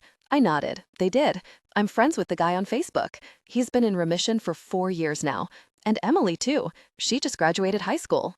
Wow, that's really generous. I shrugged. I just couldn't imagine being that sick and not having any options, you know? And maybe one day someone will do it for me, or someone I love. There was a little pause, and she was smiling when she started talking again. So, in this tiny town of 3,000, what kind of things did you do for fun? I ticked off on my fingers. Ice fishing, dog sledding in the winter, canoeing. I worked as a guide for trips into the Boundary Waters for 10 years. My dad owns an outfitting company. And your mom? What does she do? She stayed home, worked at the outfitters in the summer when it was busy. She laughed a little. You really are a northerner, aren't you? Have you seen any moose? I've seen moose, wolves, the northern lights. Oh, I would love to see the northern lights. It's on my bucket list. Yeah? What else is on your list? She made a humming noise. I want to eat soft-shell crabs. Oh, and I want to visit Ireland. That's my biggest one. What's on your list? If anyone had asked me the same thing yesterday, I'd have answered, play the Hollywood Bowl. But today, I want to take you on a date. Sloan, this charming man, the Smiths. Tucker loved PetSmart.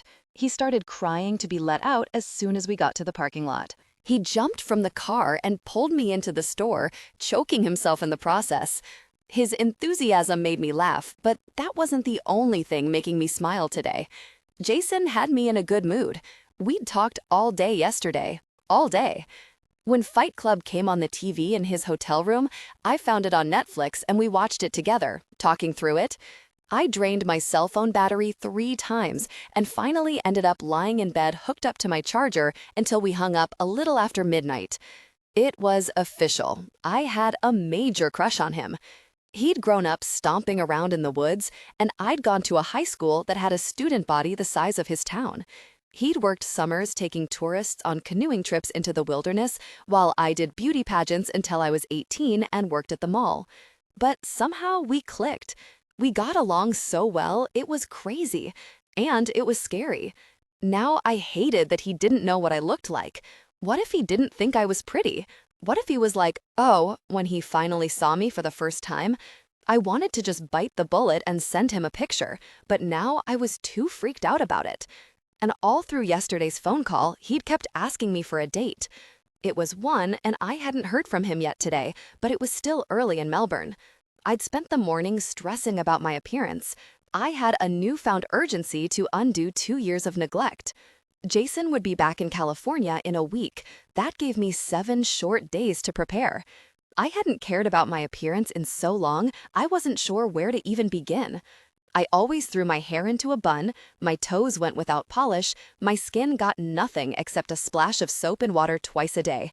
And now this man was practically extorting me for a picture of myself, and I was in no way prepared to be examined. You're being dramatic, Kristen had said this morning when I called her in a half panic. Your hair has never looked better. It hasn't been heat-styled in years. You're tan, and you've always had a perfect figure.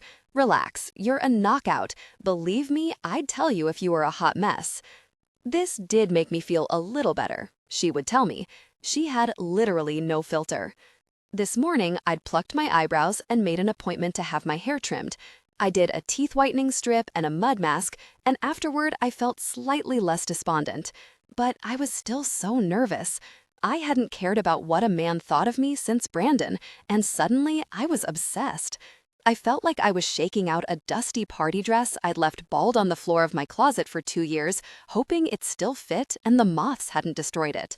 I walked Tucker to the grooming department at the back of the store and stood waiting to check him in at the counter, thinking of Jason and chewing on my lip. A woman in a dark blue PetSmart shirt greeted me. Checking in? Yes, he just needs a nail trim.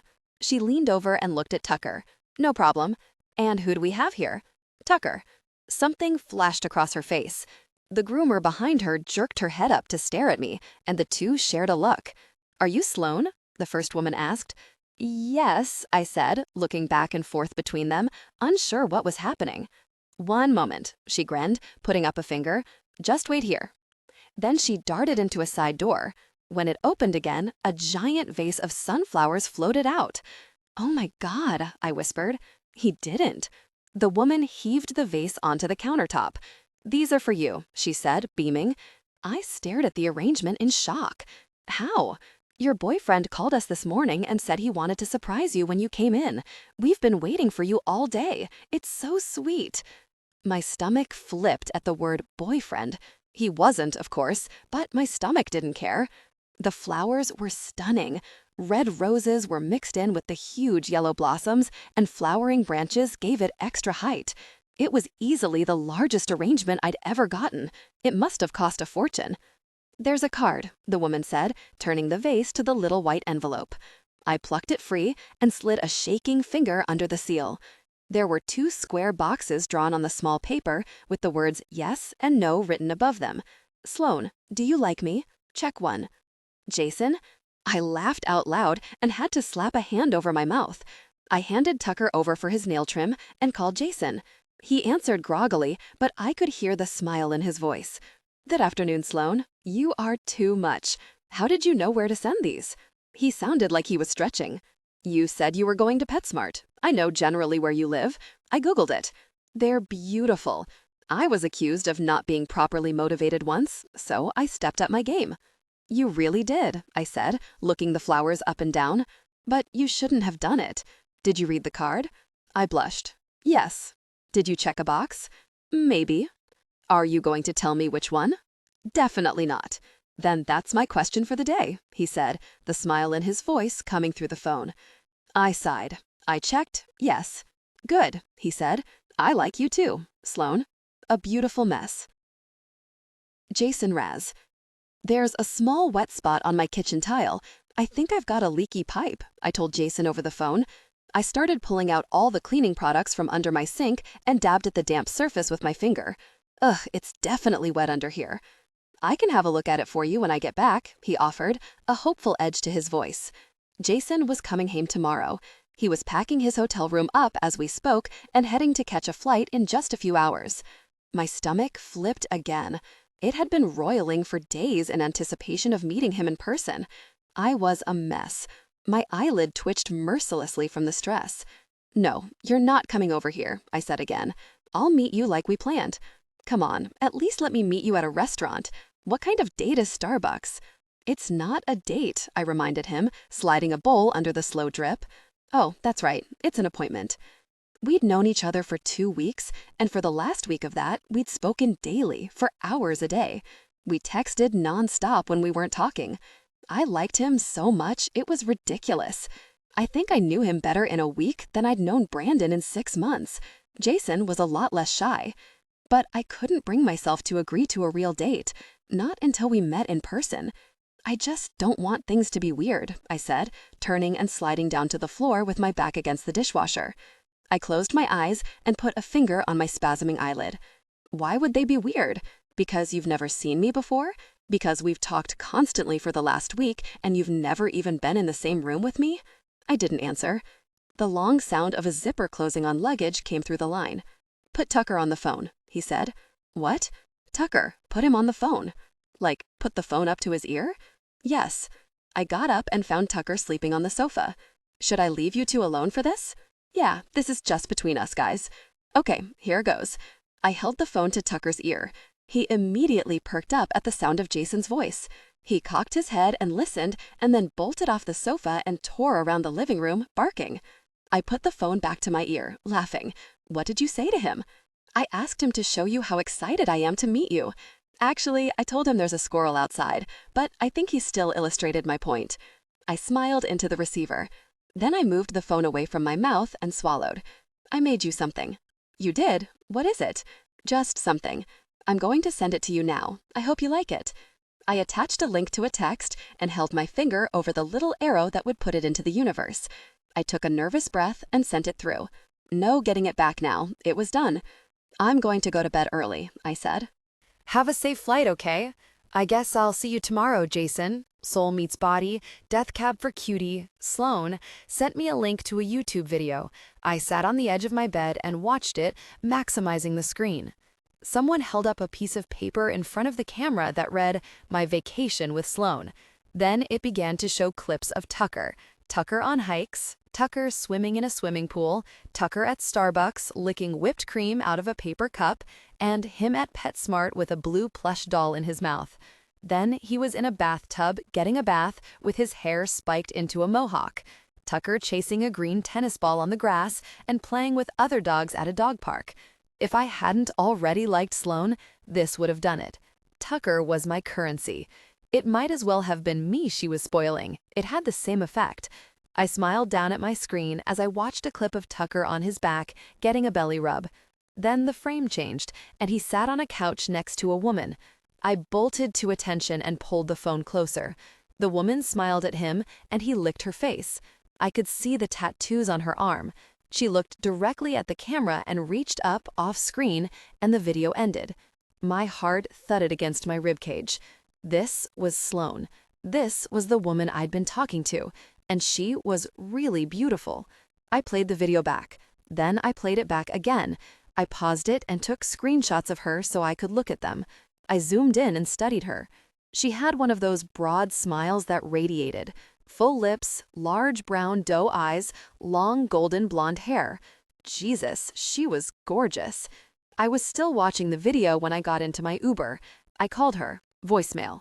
I texted Sloan last night, telling her how beautiful I thought she was, but all I got was a smiley face and didn't know how to interpret that. I think the stress of our meeting each other was getting to her. It was getting to me too. Even before I'd seen what she looked like, I'd liked her more than anyone else I'd met in a very long time. I went to sleep and woke up thinking about her. I really dreamed about her. I hadn't even looked at another woman sideways pretty much since the moment we started talking. And all that for a woman I hadn't even laid eyes on yet.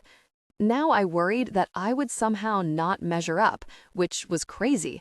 She'd seen enough pictures of me to know what to expect, and I was not an unconfident person by any stretch of the imagination. It was just that meeting her felt too important.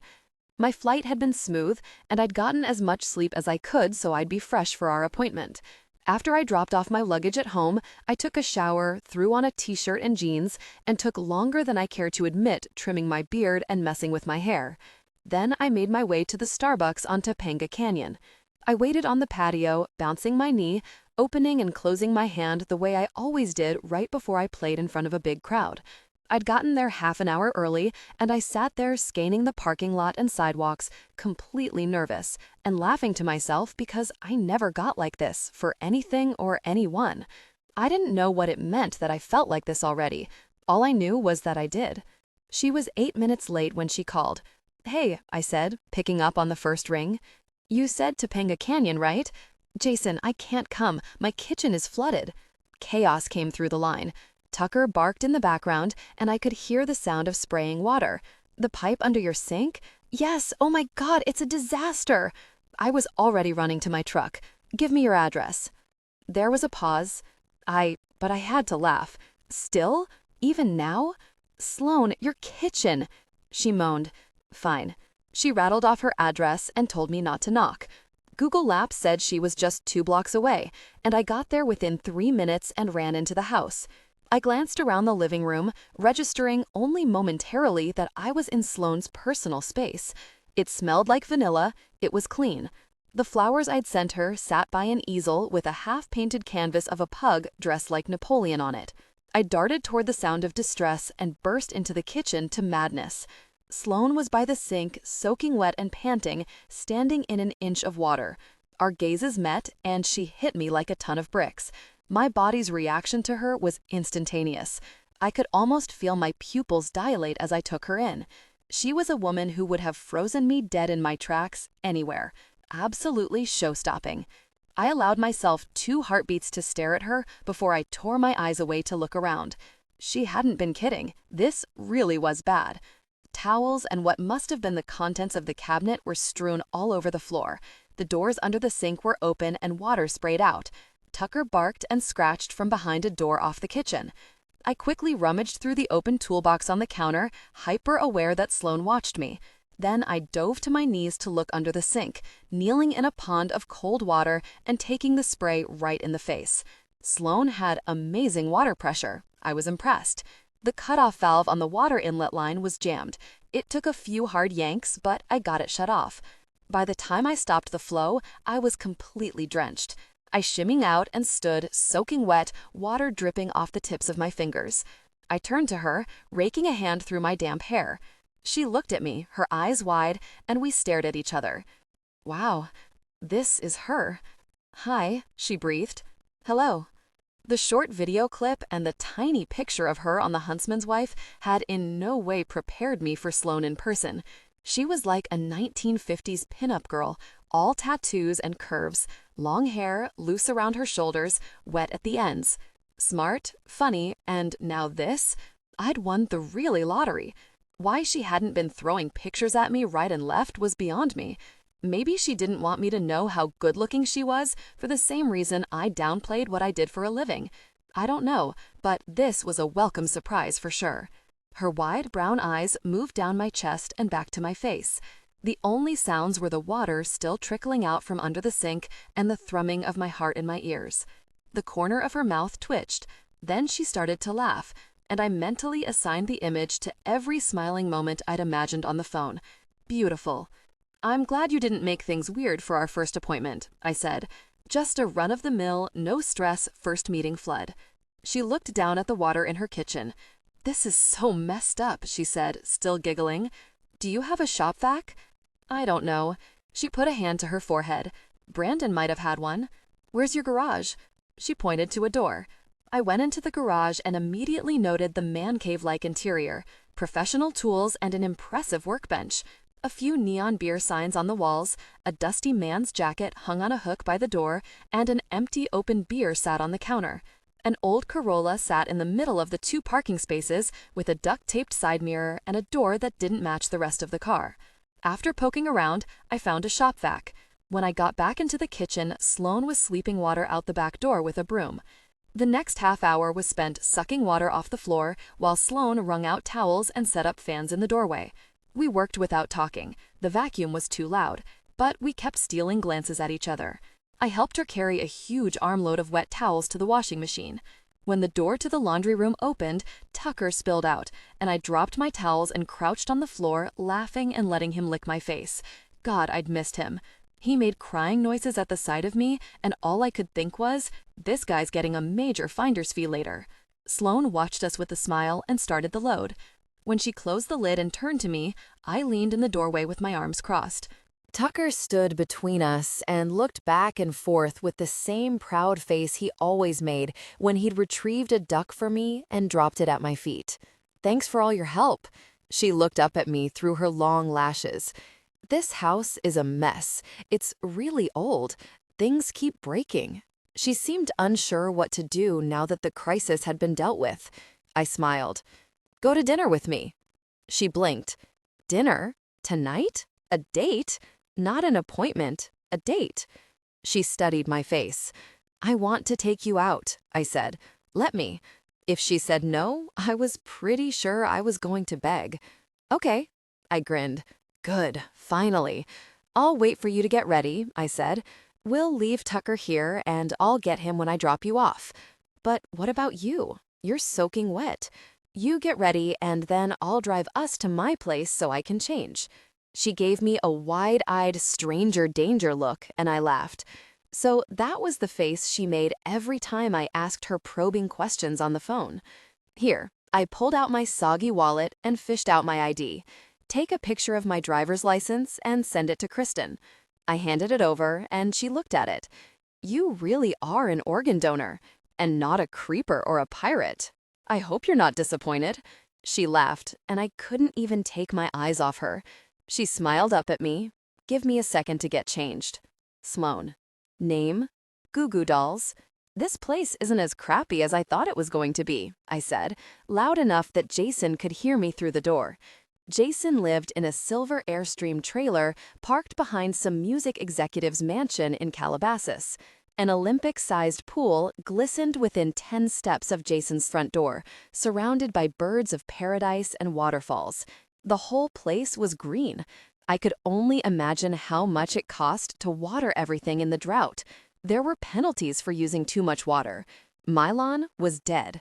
I'd like to say this was due to my support of water conservation, but my sprinklers were broken and I couldn't afford the fix or the water to bring the grass back to life. Whoever owned this place must be loaded. His trailer was small, but neat and comfortable, no frills, kind of exactly where I would have expected Jason to live.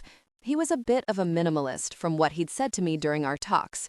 He'd driven us over in his black truck, and that was practical and functional too. It was older, but clean. Not like my car. I made a mental note to never let Jason in my car. He laughed.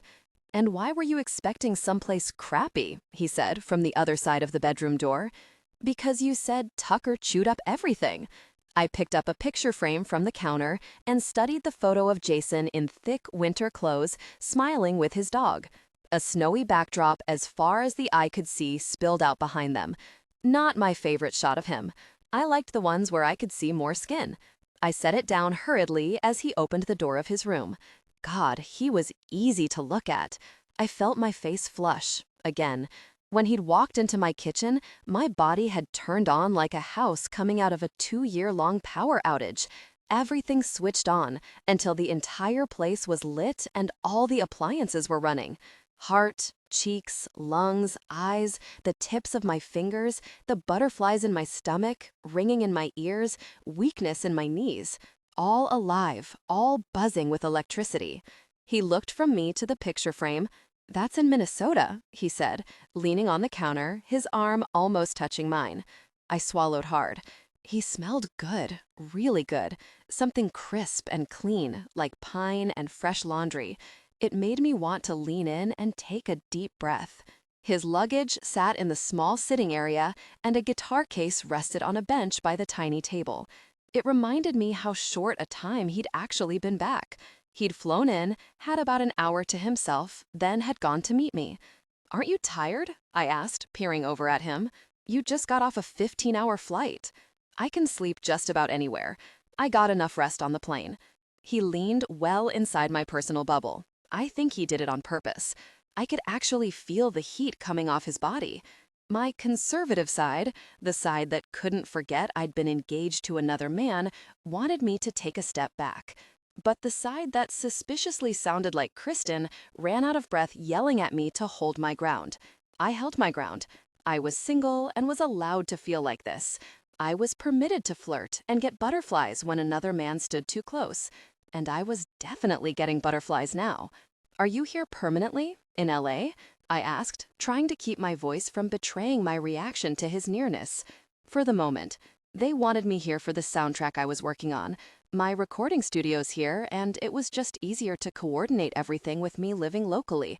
Plus, it puts me close for the events I have to attend." "What events?" "Well, there's the movie premiere," he said, "and I went to the Grammys." "You went to the Grammys?" "Yeah, it was kind of a broad industry invite that I got in on," he said dismissively. He looked at my lips. "So, do you like my place?" he asked, somewhat distantly, talking to my mouth. I didn't know what to expect. I thought maybe there'd just be a hammock between some trees or something. He laughed, and his piercing blue eyes creased at the corners. I hadn't anticipated those eyes. There were some things photos just couldn't do justice to. When my label moved me to LA, they included housing, but I like my trailer. My agent, Ernie, offered a spot on his property. He's got a gym in the pool house, and I have free run of the laundry room. I smiled. "This place is a compound," I said. "Those are what, 13-foot gates? Are you sure you don't want to ride out the zombie apocalypse here?" He laughed. "I'll give you the gate code in case you want to drop by." He nodded to the back. "Come see the bedroom." I was interested in seeing the whole place.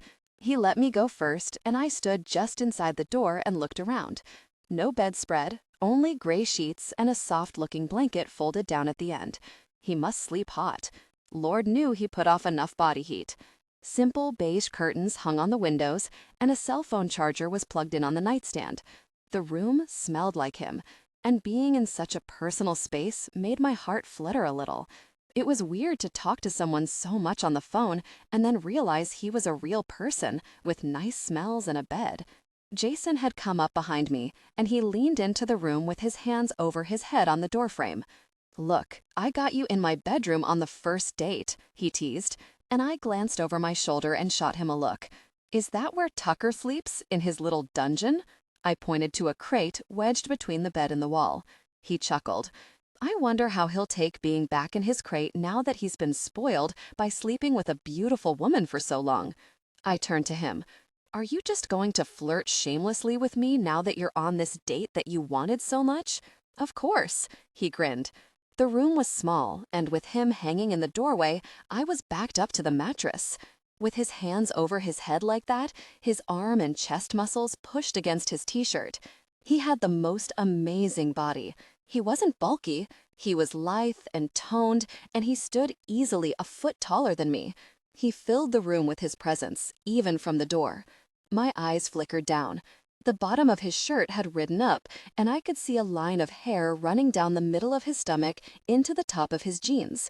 My breath hitched, and I looked back up at his face quickly, hoping he hadn't noticed my wandering eyes. His amused expression told me he had. It didn't escape me that an hour ago I had been completely opposed to meeting him anywhere else than Starbucks, and now if he took half a step forward, I'd have to sit on his bed. I cleared my throat. "So, what if I hadn't agreed to this date?" I asked, looking up at him. He gave me a mischievous eyebrow. "Then I was going to go with my backup plan." "Which was what?" "Same as my original plan, only with more subterfuge." "Subterfuge?" I tilted my head. "Yeah, I was going to take you on the date anyway, let you call it an appointment, and never tell you it was a date the whole time." I laughed. He nodded over his shoulder.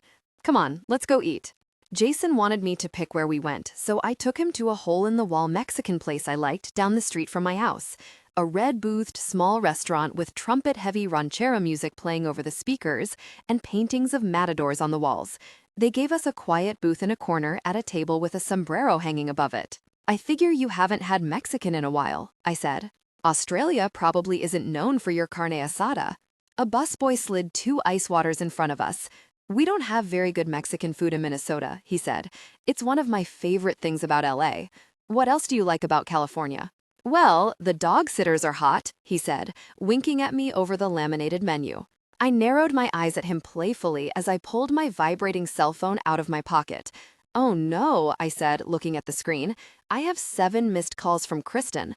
Hold on, it might be about Oliver. I must have not felt it going off when I was in Jason's truck." I pressed the phone to my ear. "Kristen, is everything okay? Please tell me that you Googled Jason." "What? You did Google him, right? You know who you're on a date with." My stomach dropped. Oh my God, I'd sent Kristen a picture of Jason's ID.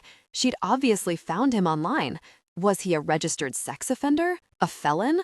I looked up at Jason, who eyed me from across the table, looking concerned. I cleared my throat. I need to take this. Excuse me for a minute?" I slid out of the booth before he could reply. I practically ran to the ladies' room and locked myself in a stall. "Okay, I'm alone. What did you find?" He wouldn't tell me his last name unless I told him mine, so I couldn't Google him. My heart pounded. What had I done? He knew where I lived and everything. I'd given this stranger my idiot. I paced inside the stall.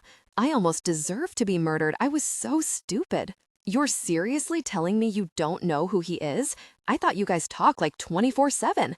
How did this never come up?" "Kristen, what?" He's Jackson Waters? The singer? The one with that Wreck of the Edmund Fitzgerald animated viral music video you watched like 200 times? My heart stopped. Dead. "What?" I breathed. "If anyone could make that song cool, it's that dude." Kristen snorted. "I'm on his Wikipedia page. Indie rock music. He got famous from that cover. Then his self-produced album went gold, and he got some big record deal. He's doing the entire soundtrack for that movie, The Wilderness Calls, with Jake Gyllenhaal. He got the Best New Artist award at the Grammys last year." Jason Larson grew up in LI, Minnesota, birthday November 7th, 6'1", mom is Patricia, dad is Paul, a brother named David, How did you, of all people, not find this gosh out? You're like the most paranoid person I know. I let out a quivering breath. I mean, he told me he was a musician, but I just thought he played backup or something. He didn't tell me. Wow, major cyberstalker fail. Yes, you need to get naked with that man, Kristen added. I fanned my face with my hand. Oh God, I'm freaking out. How do I act normal now? I have like 7 of his songs in my playlist right now.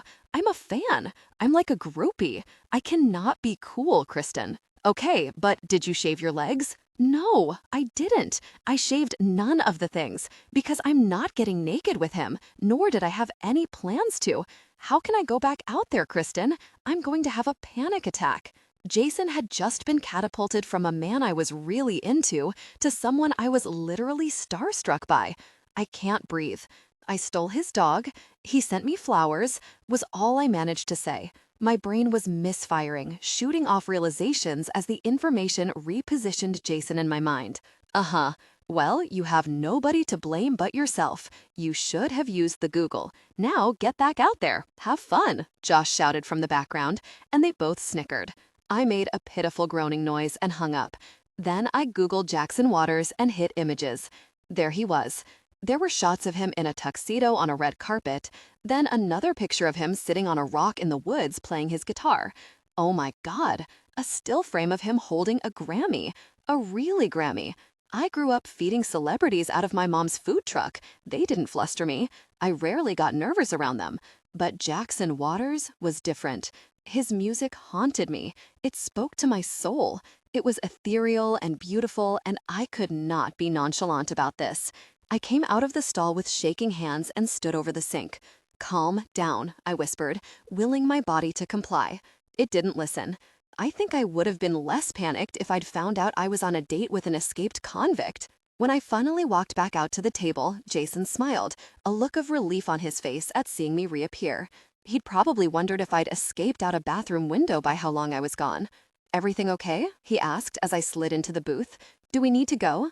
"It's fine," I said, my voice a touch too high. He raised an eyebrow. "You sure? What did Kristen say?" My mouth had gone dry. I picked up my glass of water and downed it. He watched me with a mix of amusement and concern, and I wondered if Jason found women who needed to breathe into their hands and lie down in restaurant booths sexy. I set my glass down and cleared my throat. "I just got some news." "What's wrong? Tell me." "You're Jackson Waters," I blurted. The amused smile that crept across his face confirmed my accusation. "Have you heard of me? You said you play bass." I glared, and my eyelid twitched ominously. "I do?" He shrugged. "I also play guitar, I sing." His grin got wider in proportion to my growing eyes. But I went to your house," I said breathlessly. "Where was your Grammy?" Another shrug. "In the pantry?" "Jason!" He laughed. "What? It's a trailer. I don't have any shelf space." "Oh my God, why didn't you tell me?" I demanded. Why? He'd done this on purpose. He'd purposely sandbagged this. I had been catfished, only the catfish was ridiculously good-looking and famous, and I was actually pretty impressed with what I'd reeled in. This was too much. Acting like a lunatic when nervous was my signature move, and I didn't disappoint today. My eyelid dove into a full-fledged twitching rebellion at the stress of the situation. I let out an exasperated sigh and pressed my finger to my eye. My face went either sheet white or bright red. Maybe the colors were rotating. There was no telling. I was so embarrassed. I don't think I could have looked crazier if I tried. "My eyelid twitches when I'm nervous," I said miserably, trying to explain my weirdness. Jason studied my face. "Don't you think I'm nervous too?" I stared at him with one eye. "I like you, and I get nervous around beautiful women I have crushes on." Surely he knew this was not even remotely the same thing. The man had a fan base. My face called nonsense, and his eyes danced like this was the most fun he'd had all year. We stared at each other in a Mexican restaurant standoff of silence, and almost comically, the waitress dropped a basket of chips and salsa between us. It broke the tension, and I launched into manic giggling. This made him laugh, and when I snorted, we both lost it. It took us a minute to get a hold of ourselves. "Jason, I listen to your music," I said a moment later, biting my lip. "A lot. I love it. Your last album got me through a really rough time in my life. He wiped at his eyes, still recovering. And I've eaten the food from your blog. I'm probably a bigger fan of yours than you are of mine. I doubt that. And at least I told you about my blog. Well, you had to, or I'd have never let you on my zombie apocalypse survival team. I scoffed. I didn't tell you who I was because it's not a big deal. I was still a bartender up until 2 years ago. My success is a very new thing, and I just wanted you to get to know me without it influencing what you thought of me. Besides, I'm not that famous. I made a noise that indicated I disagreed. On a fame scale from 1 to 10, he was probably a solid 7. And anyway, it wasn't what everyone else thought about him that was freaking me out. It was the fact that I loved his music so much. God, no wonder I'd loved the sound of his voice from the very first phone call. Ugh. I put my elbow on the table, still holding my twitching eyelid down. I just need a little while to get used to this idea. Do you want me to sing something for you? He grinned. Not unless you want to resuscitate me after. He laughed. That bad, huh? Oh yeah, that bad. I may be one of your biggest fans, seriously. And yet you had no idea what I looked like? He deadpanned.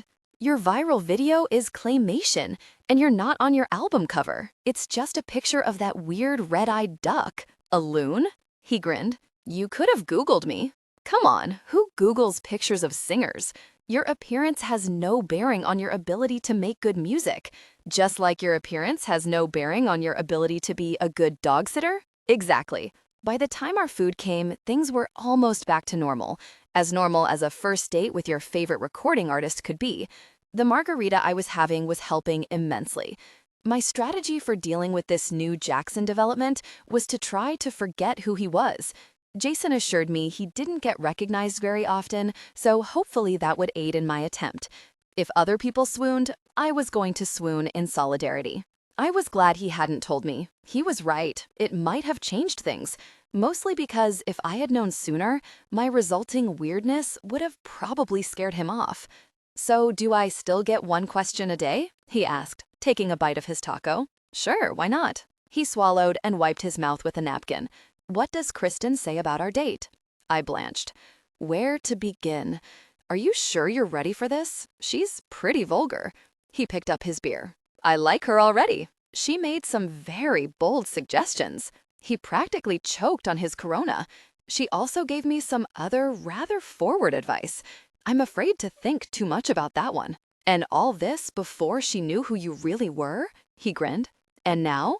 Let's just say that both her and her husband are rooting for you, I said, talking into my margarita glass. He looked thoroughly amused. She's been sending me texts nonstop for the last half hour, I said. He nodded at my phone. What do they say? I set my drink down and picked up my cell. Ask him if you can touch his guitar.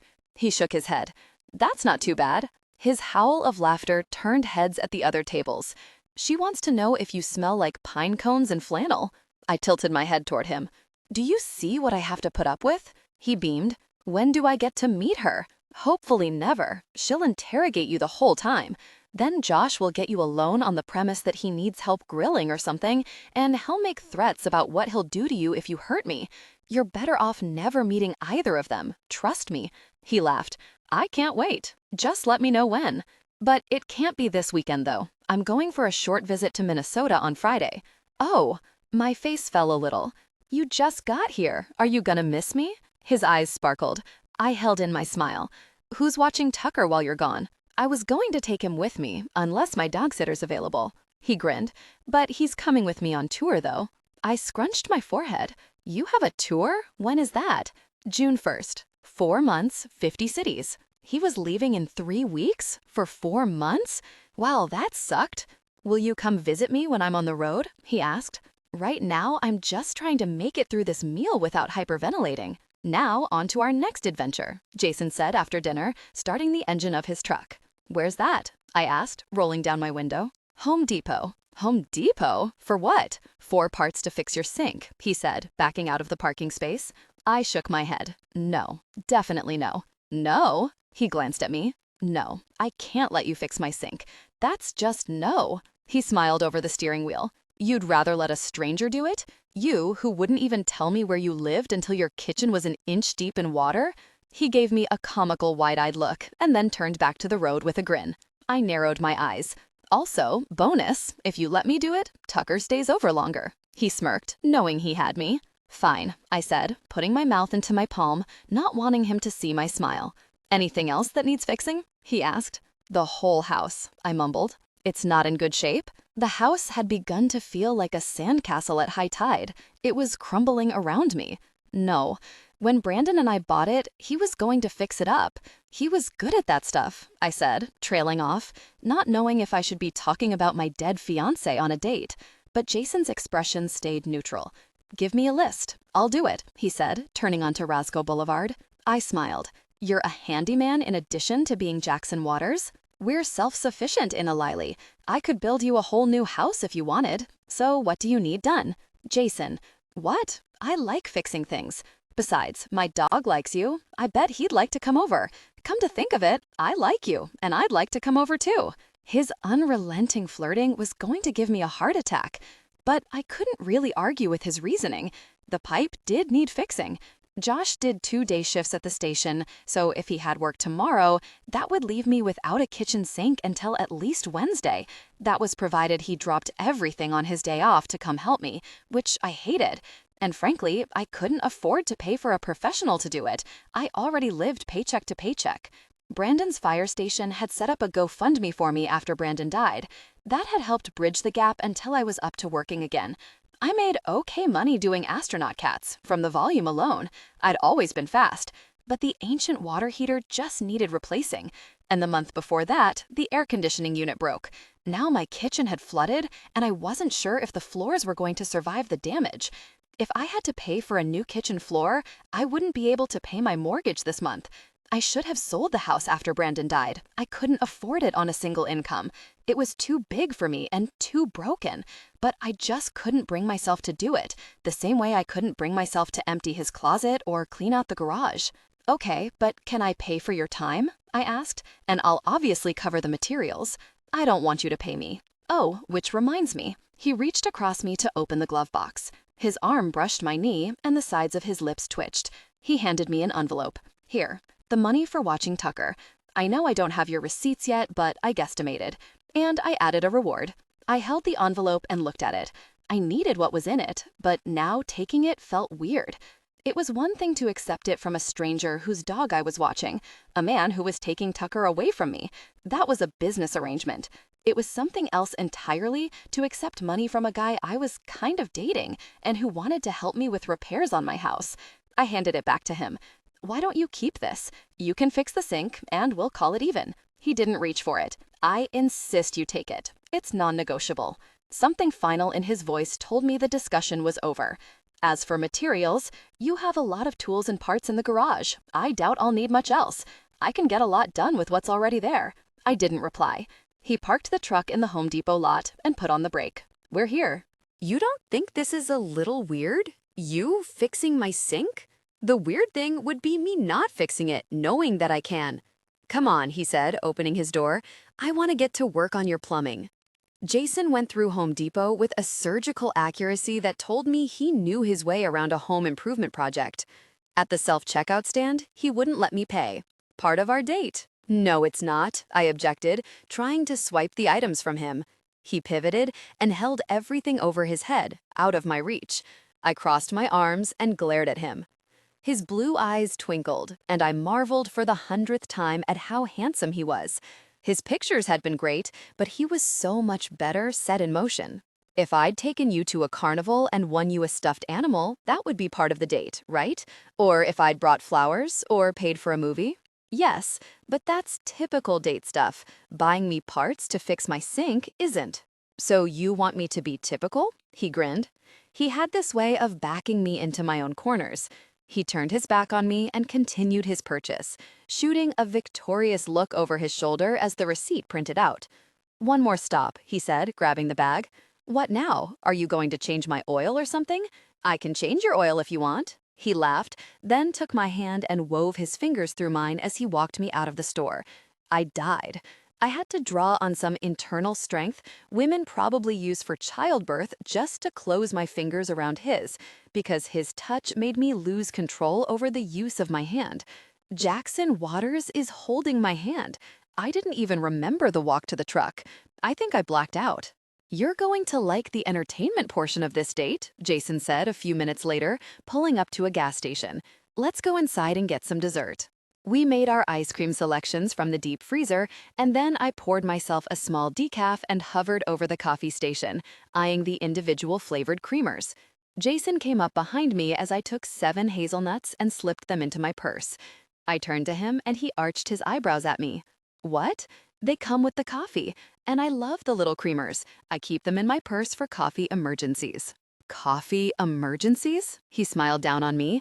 He was back in my personal space again, just slightly closer than most people stood.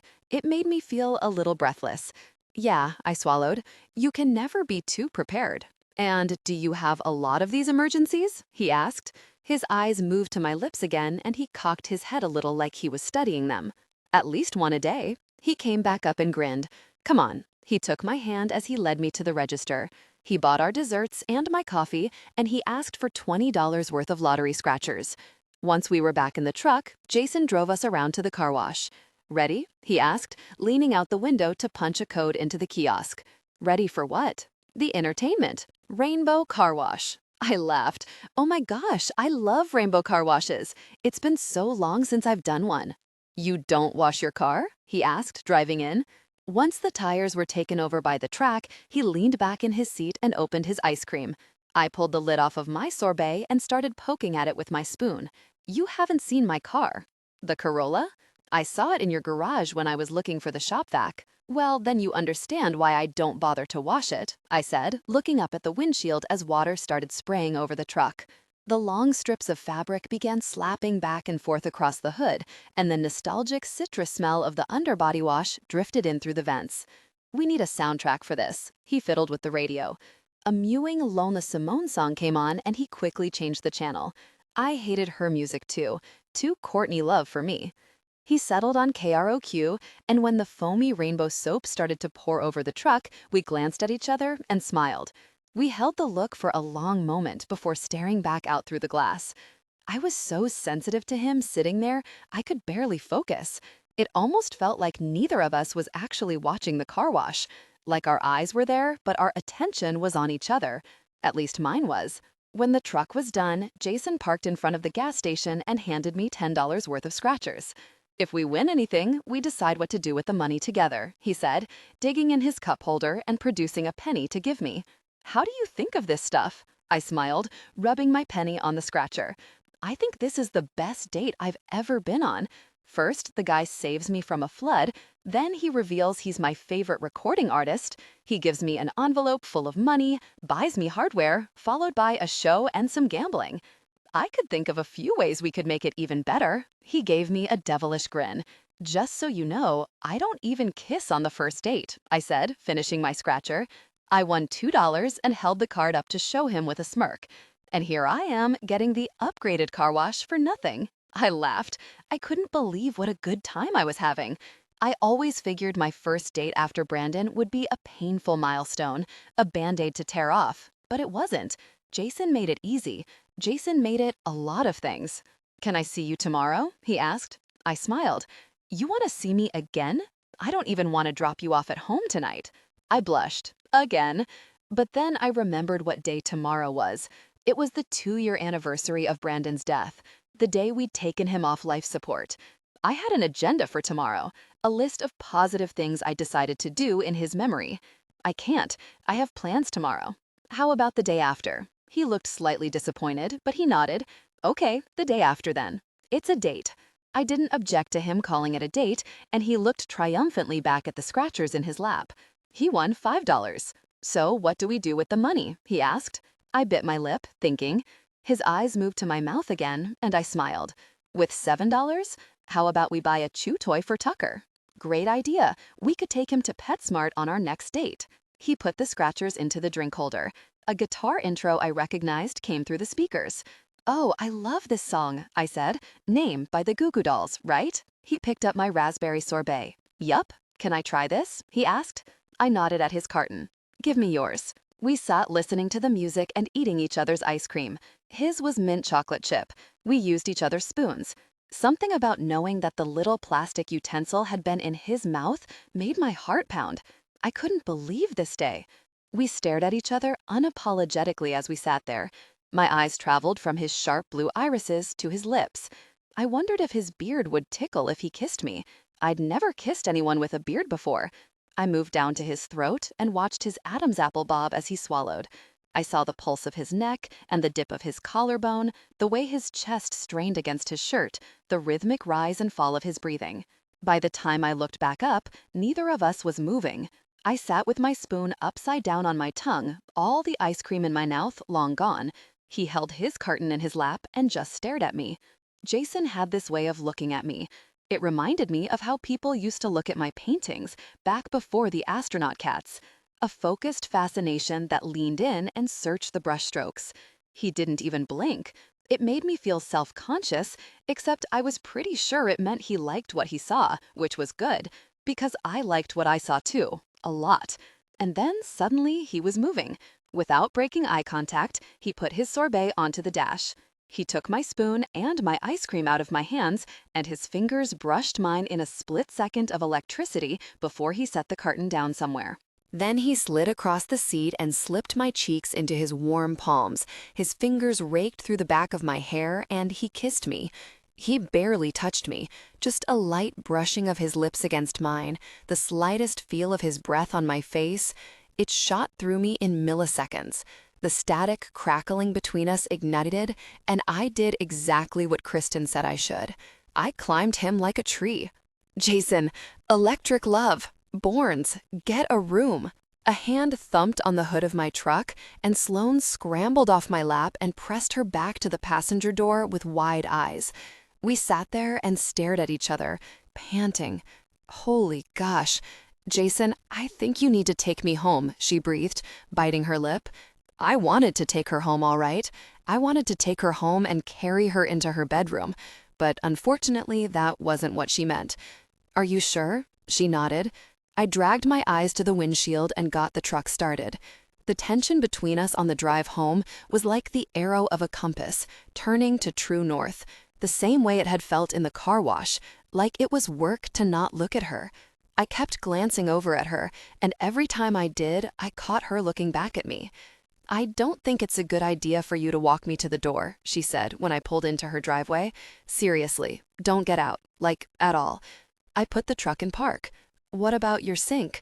Her cheeks were red. You can fix it later or something. Stay here while I get Tucker. She let herself out of the truck in such a hurry that her sweater snagged on the lock. She spun to unhook herself, and I reached out and put a hand on her wrist. Sloan, I don't trust myself around you right now, she said quickly. I smiled for a long moment at her wide eyes and pulled her sweater free. She hurried to the house. She dropped her keys twice before she got the door open. When she came back outside, I waited until she was almost to the truck and I got out. She stopped dead in her tracks and let go of Tucker's collar. He ran up to me and I pointed. Get in the car, buddy. He jumped into the front seat and I closed the door, not taking my eyes off her. Her motion sensor lights weren't working. She looked like an angel in the dim streetlight. The sky was dark and cloudless, no stars, just her hair like a halo. The freeway breathed somewhere off in the distance, and a breeze carried the faint scent of dirty, hot pavement. I didn't want to smell pavement. I wanted to smell her. I wanted to get close enough to breathe her in again. I walked toward her, and for every step I took, she took a step backward. I had a really good time tonight, she said, biting her lip.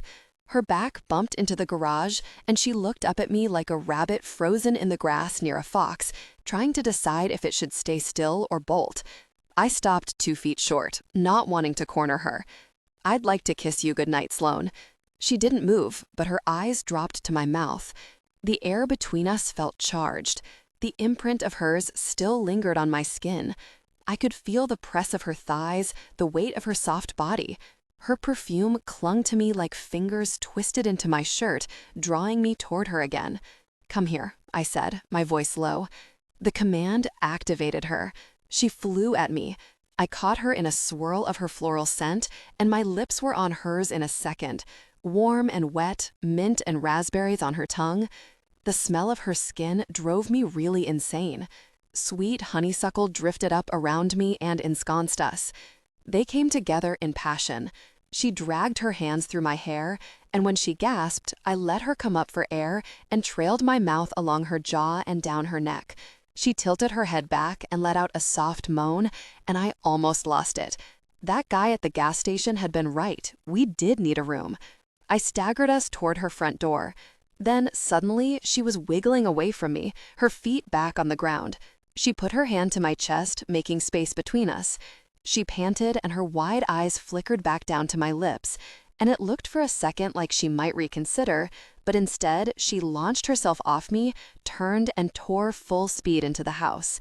The door slammed, the bolt lock clicked behind her, and I stood alone in her walkway for a whiplashed moment, in my rumpled shirt, my hair a mess, catching my breath. Gosh, what really just happened? It was like I'd been sucked into a tornado made of animal magnetism, tossed around, and then spit out alone in front of her house. Gosh, this woman had me. It was more than just physical. She really had me. I didn't even want to leave. I felt like scratching on her door like a dog wanting to be let in. Tucker whined at the house through the open window of my truck. "Yeah, I know, buddy," I breathed. I wish I were in there too. I drove home and poured myself a bourbon. Sloan. She liked my music. It hadn't even occurred to me how much that mattered until it came out. I wanted her to like it. Her opinion meant something. I wanted her to like everything about me. This wasn't just some woman. I'd suspected it when we'd been talking on the phone, but now I knew it. This was big, different from anything I'd ever felt. It was like the first time I'd picked up a guitar, that same sense of certainty. I stripped down for bed, climbed under the covers, and sat up against my headboard, my cell in my hand. Tucker was always the safest topic. I started typing. "Jason, Tucker misses you." She didn't make me wait. "Sloan, he's just claustrophobic in that lunchbox. Let him out." I laughed. "Jason, I really enjoyed our date." Sloan, "Me too." Then I decided to take a risk. "Jason, you're not mad I kissed you? I know you have rules about first dates." A long pause ensued before she replied.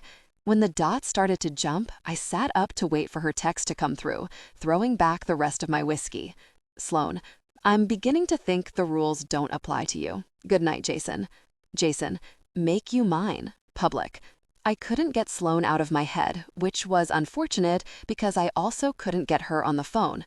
She didn't return my good morning text until 1 in the afternoon, and when she did, all I got was a quick smiley face. I unpacked and did laundry. Had a phone call with my new publicist, Pia, to schedule a meeting. I had a ton of media to do before my upcoming tour. TV, radio, magazine interviews. SiriusXM wanted an a cappella recording by the end of the week for its coffeehouse channel. Saturday Night Live was biting, and I had to audition a drummer for the tour. The one I'd used on my album wasn't able to travel. Then I'd have to do rehearsals right up until hitting the road. The next few weeks were going to be exhausting. Today was such a waste. I had nothing scheduled, and I could have been with Sloan the whole day. It had taken me 29 years to meet someone I was this into, and when I finally did, it could not have come at a worse time. In 3 weeks, I'd be gone for 4 months. I'd meant what I said, that she should come see me on the road. But I knew even now that it wouldn't be enough. Yesterday hadn't been enough. I was already used to talking to her and texting her constantly, and neither held a candle to seeing her now that I'd met her. Going cold turkey today felt like withdrawals. I played with her for an hour, sitting on a reclining chair by the hot tub, tossing a tennis ball into the pool. He seemed depressed, and I actually debated taking him to Starbucks for one of those puppuccino things to cheer him up. I think he missed Sloan, a sentiment I was quickly beginning to share. I shot a text off to her with a picture of Tucker looking sad, his head on his paws. She didn't reply for over an hour. Sloan, "Aw, I miss him. Give him a kiss for me." I typed, smiling. Jason, "He says for me to give you a kiss from him. So what are you doing today?" Sloan, "Just running errands." It didn't feel like errands. She was too distracted today, almost evasive. For a brief moment, I wondered if she was dating someone else. Instant jealousy. We'd never discussed whether or not she was dating. She'd been so opposed to dating me, I just assumed she wasn't on the market. But what if I was wrong? Jason, what kind of errands? She left me on read. I used the gym in the pool house, trying to distract myself from my wandering thoughts about Sloan dating other people. Now I was shamelessly grateful she found my stage persona so impressive. I needed all the advantages I could get. A few hours later, I was sitting on a lawn chair in front of my trailer, trying out a new capo on my guitar, when Ernie made his way across the yard. "How's my favorite squatter?" He tossed me a beer and plopped in the chair next to me. Tucker was so depressed he didn't even raise his head to greet him. Ernie loosened his tie. "Spent my morning with the blood-sucking lawyers. She wants her alimony adjusted." I opened the beer with a pith. "Which wife is this?" "4." He grinned. "But I brought wife number 5 with me just to piss her off." I chuckled. He pulled his shoes and socks off and put his feet in the grass. "Excited about the tour?" The funny thing was, I had been excited about it. But now? "Hey, what do you think about taking girlfriends on tour?" I asked. "Girlfriend? When did you get a very girlfriend?" He took a drink of his beer. "I didn't. It's just someone I like. I like her a lot, actually." "I thought you wanted to be famous," he said. "Now you want to have a girlfriend instead?" I laughed. "What, I can't do both?" He leaned back in his chair. "Nope, not if you want to do either thing well. This is not the time to be anchoring yourself with a girlfriend, my friend." I shrugged and took a sip of beer. "I've headlined tours before." "Not like this, you haven't. You're touring with a label now. Your entire life is about to change, and in ways you can't even freaking imagine. Girlfriends are jealous and distracting, and they suck the energy from your soul. Trust me on this. You won't even have time for you." He swatted at a bee buzzing around him. "Who is she, anyway? Monique or Monica or whoever? Oh, God, tell me it's not Lola. Man, you really screwed the pooch on that one, no pun intended. I mean, I get it, she's freaking hot, but is she nuts?" He took a swallow of beer and looked over at me. "She's still calling?" I laughed a little. "Yep, she's never gonna give it up. You're gonna get a severed nipple in the mail, wake up chained to a bed in her basement." I snorted. "Not funny." He tipped his beer at me. "You hear she put a golf club through Kanye's windshield last week, climbed the hood, and then pissed into the crack in the glass? She's gone freaking unhinged. Talented as gosh, but completely off the deep end." "Yeah, I saw that." I shook my head. "What the hell do you think happened to her?" He scoffed. "She's a superstar. This business happened. The price of fame. If you let them, they'll bleed you for every very drop. And once you're dry, they try to exploit you completely." I looked over at him. "Do you think it's drugs? Drugs, alcohol, a mental freaking breakdown? Who knows?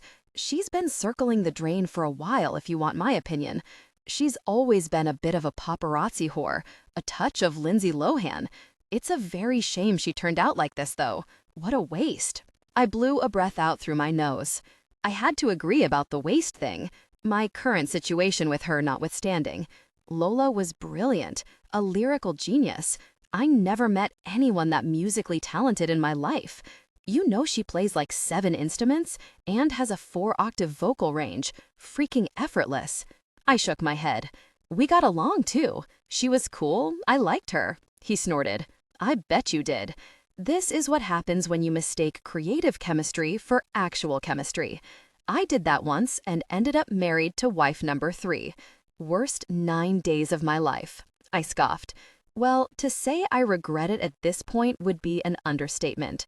I shook my head, looking out over the pool. I'd spent a week with Lola at her beach house writing, and she'd been perfectly fine the whole time. Focused, polite, charming even. We'd hit it off immediately. We'd had some drinks to celebrate finishing the soundtrack, and one thing led to another. Then it was like a switch flipped, keeping me up until 5 in the morning while she wrote gibberish on legal pads, dragging me out to the beach to swim, not eating, then sleeping for a whole day, and I couldn't get her out of bed. I shook my head again. I was so worried about her, I'd called her manager to come get her. That really pissed her off. He got there, and she completely lost her gosh, started throwing furniture off the balcony. Ernie snorted. "Well, to be fair, that guy's a jerk. He bobbed his head. Actually, so is Kanye. I laughed a little. The day after the furniture thing, the harassment started, and once it started, it didn't stop. I didn't know what the hell to do about it. She was relentless, calling all hours of the night, crying and screaming into my voicemail, then calling back to apologize, texting nonstop, showing up at my recording studio and causing scenes when I wouldn't buzz her in. Nothing I did would make her back off. I'd resorted to ignoring her, hoping she'd eventually get bored, but all she ever got was new phone numbers. God, what was I thinking? I mumbled. You weren't. And that song. I don't know if I should feel sorry for you or congratulate you for your romantic success. Ernie held up an index finger. They came together one time, and she's immortalized it in the top 10. He sat back and laughed into his beer. My jaw flexed. I'm glad somebody thinks it's funny. Lola had written a freaking up piece of gosh song about us sharing intimacy on a beach. It was everywhere. It had even popped up in the truck with Sloan during the car wash. She didn't use my real name. She called me Snowbird, and she'd never publicly confirmed it was about me, but it made me freaking furious. The thing was like a leaked intimate recording set to music. I grimaced even thinking about it. That's the moment when my concern for her finally turned to irritation. It had been half a year of this gosh now, and I was officially over it. Ernie undid the top button of his shirt. So when did you meet this girl you're thinking of taking on tour? 2 weeks ago. I saw her for the first time yesterday. He sat up. Are you freaking insane? I shrugged. What? I like her. He set his beer down and faced me. Here's the deal. Listen closely because I'm about to tell you something that took me 5 marriages to figure out. It takes a woman 6 months to show you her crazy. 6 months, my friend. I don't recommend ever taking a girlfriend on tour, but if you absolutely must, it should be someone you've known longer than 10 minutes. I laughed. I'm not kidding. Listen to me. You're thinking like Jason right now. Jason likes this girl, and Jason wants to take her on tour, and Jason's all freaking Twitter-pated. You cannot be Jason at this point in your career. You need to be Jackson. Jackson is a stone-cold jerk who wants to sell records. Jackson doesn't have time for the emotional baggage that comes with that gosh. Fame is a jealous mistress. She doesn't like to share. He shook his head. Do not ask that woman to come with you. In fact, you should probably stop seeing her. Yeah, I'm not gonna do that. I tipped my beer into my mouth. He sighed. Well, I can't say that surprises me. You're gonna do what you're gonna do. And what do I know, right? He picked up his beer and stopped with it halfway to his mouth. Just please use a freaking NDA and caution and discretion. Don't end up like that last idiot. What a gosh show. I chuckled. Still pissed about what's-his-face, huh? Hey, I fired him. I laughed. I loved Ernie. He was one of the best agents in the industry. He'd been a big-name musician himself in the 80s, so he'd seen it all. He was a little cynical when it came to women, though. I checked my phone. Sloan still hadn't texted. I stared out over the pool. This girl feels different. They all feel different. See if you feel the same way next year when you've been on the overseas leg of your tour for 6 months, and she's either back here riding your ass or with you on the road and riding your ass there. You do not need that, gosh, I'm telling you. I drew my brows down. Wait, what? What overseas tour? He gave me a raised eyebrow. Didn't you get the email with the dates? Oh, Christ, my assistant is gosh. He shook his head.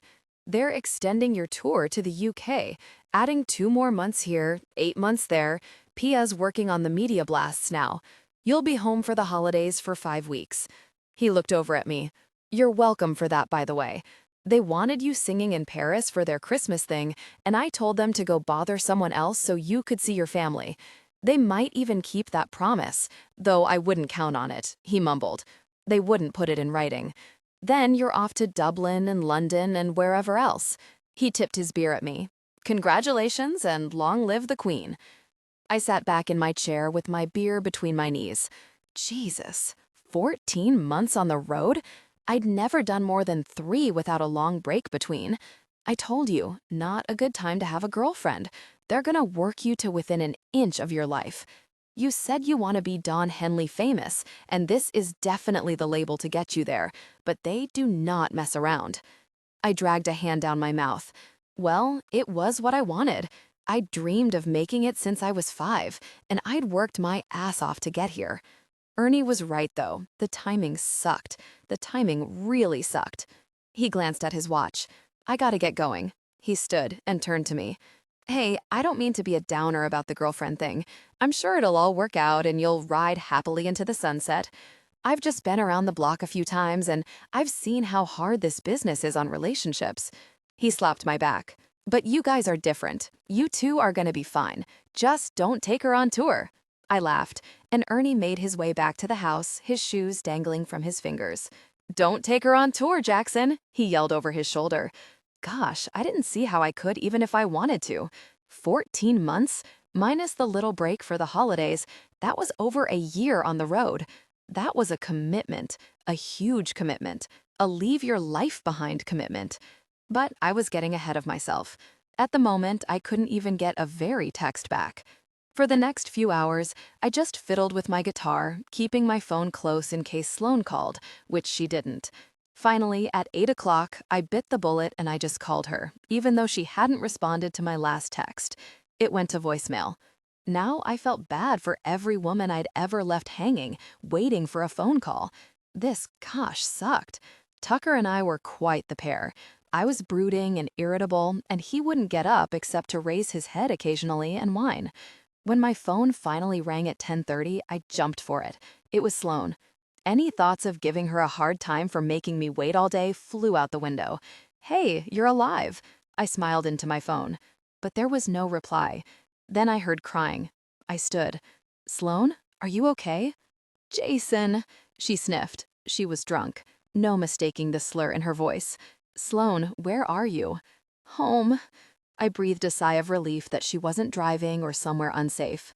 Jason, I was thinking about you today. I felt the weight I'd carried all day in my chest lift. I was thinking about you today too, I said gently. You don't want me, okay? What? You don't. Trust me, you don't. I'm messy. I'm a mess. I'm in an in-between. I smiled softly. I like your mess. She didn't reply. Sloan, can you come over? I was in motion before she finished her sentence. I grabbed a backpack and started throwing things into it, cradling the phone with my shoulder. I'm on my way. Sloan, you have to unlock the front door. Do it now while I'm on the phone. Okay, she said. A few moments later, I heard the sound of a bolt lock being turned. I'm getting in my truck now. I'll be there in 10 minutes. Tucker jumped in the cab with an enthusiasm that could only come from knowing where we were headed. Jason, she said as I pulled down the driveway. She was crying again. You make me want to cook for you. I smiled at the compliment. I understood what that meant to her to say that. Then the line went dead. She didn't answer when I called back. 10 minutes later, I pulled into her driveway and jogged to the front porch. Tucker had his nose pressed into the crack of the door, and when it opened, he tore into the house like he was retrieving a duck. But I stopped in the doorway with my mouth open. The living room looked like a tornado had gone through it. Black trash bags everywhere, and stacks of men's clothing strewn all over the floor. A knocked-over lamp and hangers in a pile, men's shoes scattered on the carpet. Brandon's clothes. A tumbler sat in a small clear spot in the middle of the mess with an empty bottle of tequila and wads of balled-up tissues next to it. I followed Tucker's excited noises through a bedroom and into an adjacent bathroom. Sloan lay crumpled by the toilet on a white floor mat, her cell phone next to her. I crouched beside her and put a hand on her shoulder. Sloan, can you hear me? She groaned, but she didn't open her eyes. I sighed and scratched my beard. Completely wasted. I got a damp washcloth and cleaned her face. She'd been sick at least once. I flushed the toilet and wiped the seat with toilet paper. She'd thrown up in her hair. I lifted her and moved her to rest against the bathtub, pushing her shower curtain aside. A cotton ball was taped to the inside of her elbow like she'd had blood taken. I peeled that off and threw it away. Jesus, what had she been doing today? I managed to wash her hair with a cup by letting it fall over the lip into the tub. Tucker sat in the bathroom doorway watching the activity.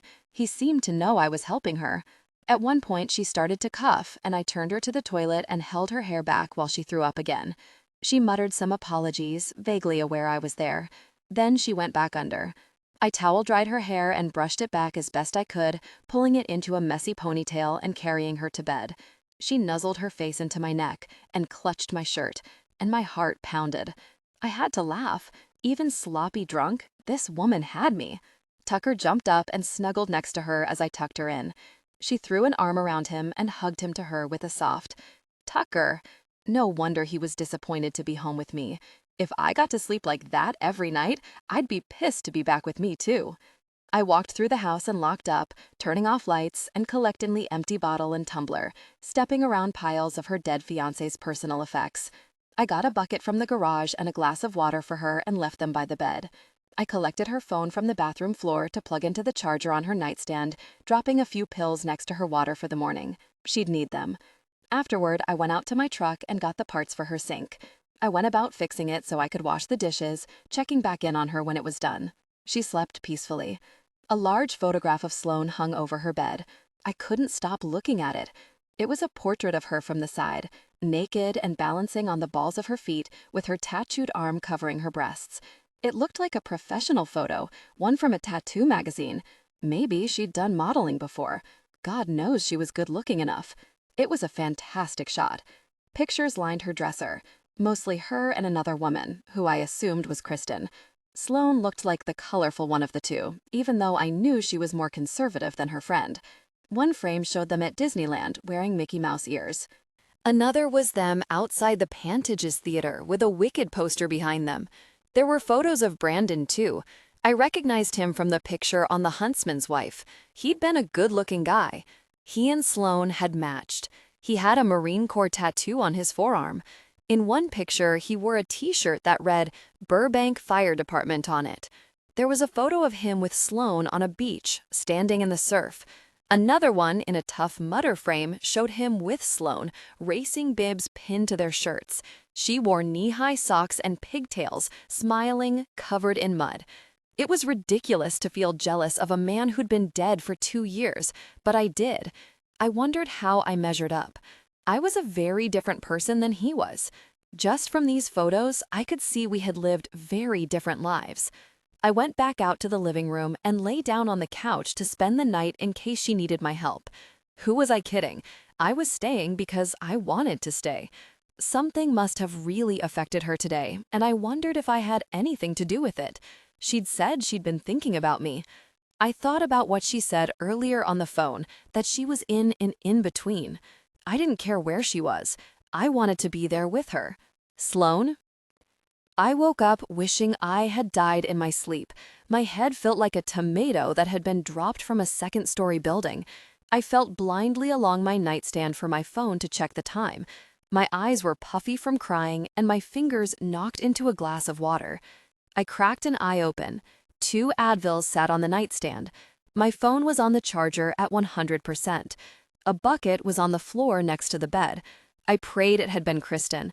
I scoured my blank, foggy, hungover memory for a drunken call to Kristen. Hell, I'd even settle for Josh.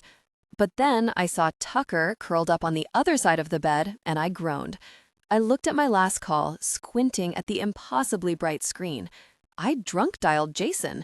I, drunk, dialed Jason. I leaned back onto my pillow and put an arm over my face. He wouldn't have left his dog here. At least, I didn't think he would have, since he'd just gotten him back, so I was pretty sure Jason was somewhere in the house. I sat up gingerly, trying not to jostle my head. I downed the water and the pills, holding the glass with both hands. Then I stumbled to the bathroom and took the longest pee of my life. I brushed my teeth 3 times, practically drank mouthwash, and turned on the shower. When I went to pull my hair from its ponytail, I realized with horror that it was damp. Someone had washed my hair. Jason had washed my hair. Sweet Jesus, just let me die. After I'd showered, just to prolong the inevitable awkward first encounter with Jason since the hair washing, I turned on the faucet and ran a bubble bath. Thank God for my new water heater. I folded a cold, wet washcloth over my eyes and sat in the tub with Tucker curled up on the shaggy bathroom mat. Someone tapped on the door. Sloan, mind if I come in? I have your coffee. Jason. The lock on my bathroom door was broken, like every other stupid freaking thing in the house. Ugh, the door's unlocked, I mumbled. The bubbles had me covered from the neck down. I dragged the washcloth from my eyes and lolled my head toward the door. Jason let himself in, leading with a Starbucks cup. I figured you wouldn't want to wait for this, he said, looking at the wall. Thank you, I rasped. You can look, I'm covered. He turned to me and put the coffee in my hand. Then, instead of leaving, he put the toilet seat lid down and sat on it, grinning at me. I smelled the top of the cup. I didn't care what kind it was coffee. I felt a caffeine headache lurking behind my hangover, and I'd take anything. I took a sip, closing my eyes. Sweet nectar of the gods. It was my drink, a triple grande vanilla latte. How did he know? I saw an old cup by your easel. The drink was written on the outside, he explained. When I heard the shower go on, I ran out to get it for you so it would still be hot. I think I fell just a little bit in love with him in that moment. I got a murky vision of telling our grandchildren about the day Grandma almost drank herself to death and Grandpa saved her with espresso. This is the best thing I've ever tasted, I said, my voice husky in a way that told me I'd been vomiting. How are you feeling? Deathly? Mortified? Heartsick?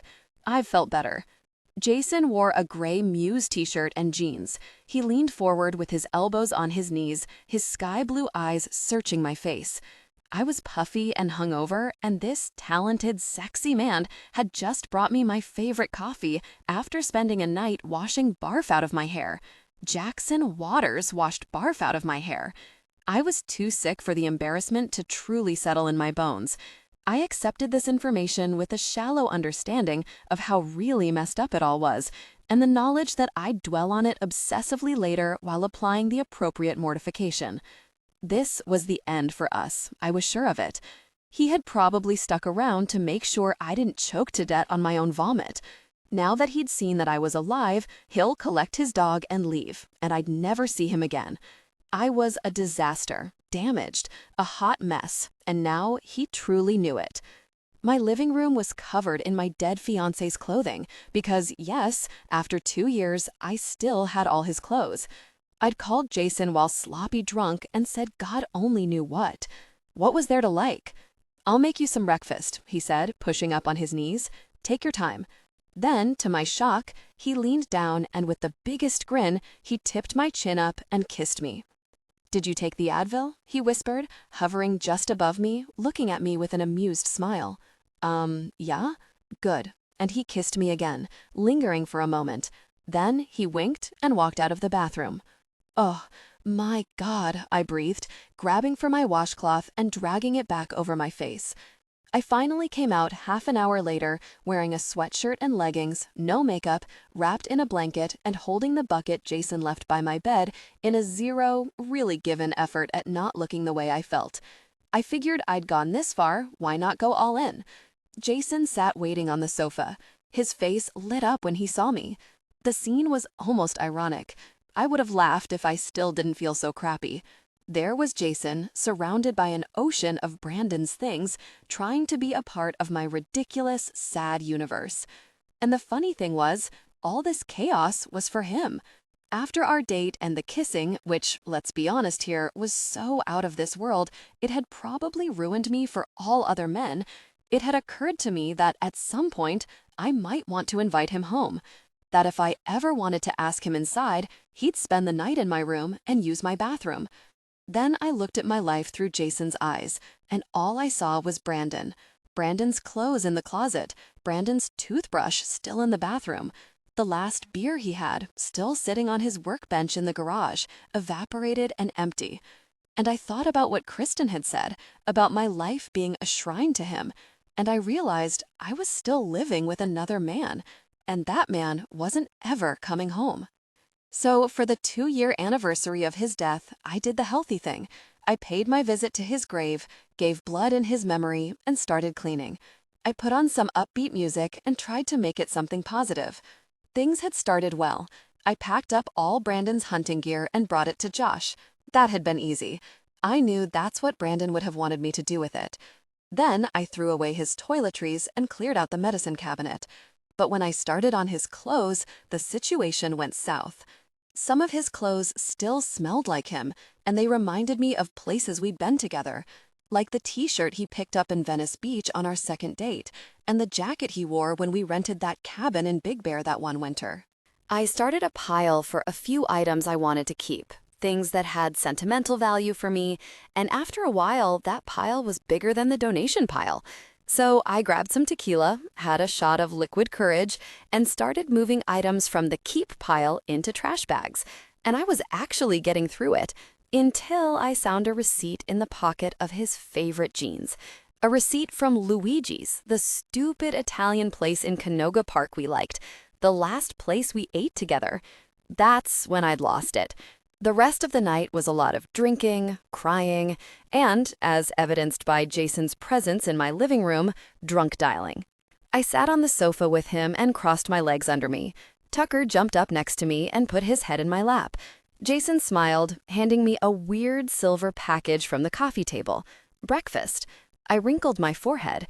Is this camping food? The package read Backpacker's Pantry, granola with milk and bananas. It was warm. He handed me a spoon. This is my favorite oatmeal. I buy it by the case. It's great for a hangover. Plus, no dishes. No dishes was good since I still didn't have a working kitchen sink. The top of the bag had a zipper seal. I pried it open and tasted it. This isn't half bad, I admitted. I've never had actual camping food before. You've never been camping? Well, yes, but we drive in. There's an electrical hookup and running water. We bring a cooler of food and we plug in the griddle and cook on it. He looked amused. That's not really camping. That's hanging out outside. Oh, I forgot. You're a camping purist. I smiled weakly, my head throbbing. I closed my eyes as a mild wave of nausea rippled through me, and I let out a breath through my nose. You'll feel better in a few hours, Jason said behind the spinning darkness of my eyelids. So what else do you cook? I asked, picking up my bag of oatmeal again. Grilling and boiling water for dehydrated food are about all that's in my wheelhouse. Oh, well, if you can boil water, you can make coffee. I make amazing coffee, he said. I use a French press. Ooh, now you're speaking my love language. Say French press again, I mumbled. He leaned over and put his lips next to my ear. French press, he whispered. I gave him serious side-eye. If this hangover didn't kill me, his shameless flirting was going to finish the job. Hey, thank you, I said after a minute. He smiled at me. For what? For coming, for taking care of me, for not letting... I looked around the room at the mess. For not letting this change things. He didn't look at the clothes. His eyes never left mine. Well, we have a date today. I waited all day yesterday for it. No way was anything going to stop me from seeing that through. Jason, I can't go anywhere today. I feel like crap. No, the date's here. We're on it now. ID, channel, and chill. I laughed, and the sore muscles in my stomach reminded me I'd spent the night barfing. Jason picked up the remote and turned on the TV. God, he was wonderful. 4 hours into ID channel and chill, and he'd only held my hand. Besides those quick kisses in the bathtub, he hadn't tried to make a move on me. I don't know if this was due to my hangover or the overactive flight instincts I'd shown him on the night of our first kiss, but he kept a safe distance. I think he knew that if he pounced me, I'd probably make him leave. He was right. And oddly, his reserved behavior just made me more comfortable, and it kind of made me want to pounce him. I wondered if that was a strategy. My hangover felt 1,000,000 times better. I sat with my legs crossed next to him on the sofa, and my knee just touched his thigh. It was such a small contact, but it had been sending bolts of electricity through me for the last hour. Being with him in person felt just as natural and easy as it did on the phone, except with sexual tension. It was like we couldn't look at anything other than each other for more than a few minutes at a time. Our faces kept turning back to each other, and finally, we just kind of gave up and ignored the show and talked instead. To his credit, he didn't seem to care how I looked at the moment, and he appeared to be perfectly happy just sitting there with me, instead of on a date doing something more exciting. His phone chirped, and he picked it up and frowned. "Everything okay?" I asked. "I just have a lot of promoting to do. Ernie emailed my schedule for this week. I have to meet with my publicist tomorrow, and Ernie's found me a personal assistant for my tour." So you're busy tomorrow? I have that meeting tomorrow at 11, then a photo shoot right afterward. But I'd love to see you for breakfast or dinner. Or both. Both, huh? I said, trying not to sound as satisfied as his suggestion made me feel. His mouth drew up on one side, and he put a hand on my knee. My stomach somersaulted. If I want to see you, I'm going to ask to see you. And you want to see me twice in one day? I teased. No, I'd rather spend the whole day with you. Now I had the grace to blush. Hey, I really like that photo of you over your bed, he said, sitting back against the sofa, giving me a grin. I raised an eyebrow at him. I'm naked in that. I'm a photography enthusiast. I'm interested in it for purely artistic reasons. Uh-huh, I'll bet. I twisted my lips into a pleased smile. That particular image was something I was proud of for reasons he didn't seem to realize. I decided not to tell him just yet. Maybe he would figure it out. The fact that he liked it and didn't know what it was a huge compliment on many levels. I stretched. Want something to drink? We had a pizza coming, and I had been a horrible hostess. I hadn't gotten off the sofa once since we started our murder marathon. Sure, just water. I got up and walked into the kitchen and froze. The kitchen was put back together. The fans were gone, and the counters and floor had been cleaned. Open-mouthed, I went to the sink and peeked into the cabinet underneath. Everything was put neatly away, and a shiny new pipe and knob had been installed. I closed the doors and turned on the water. It ran. The dishes had been washed. My tequila glass sat upside down in the sink, drying on the rack. Gratitude pulsed through me.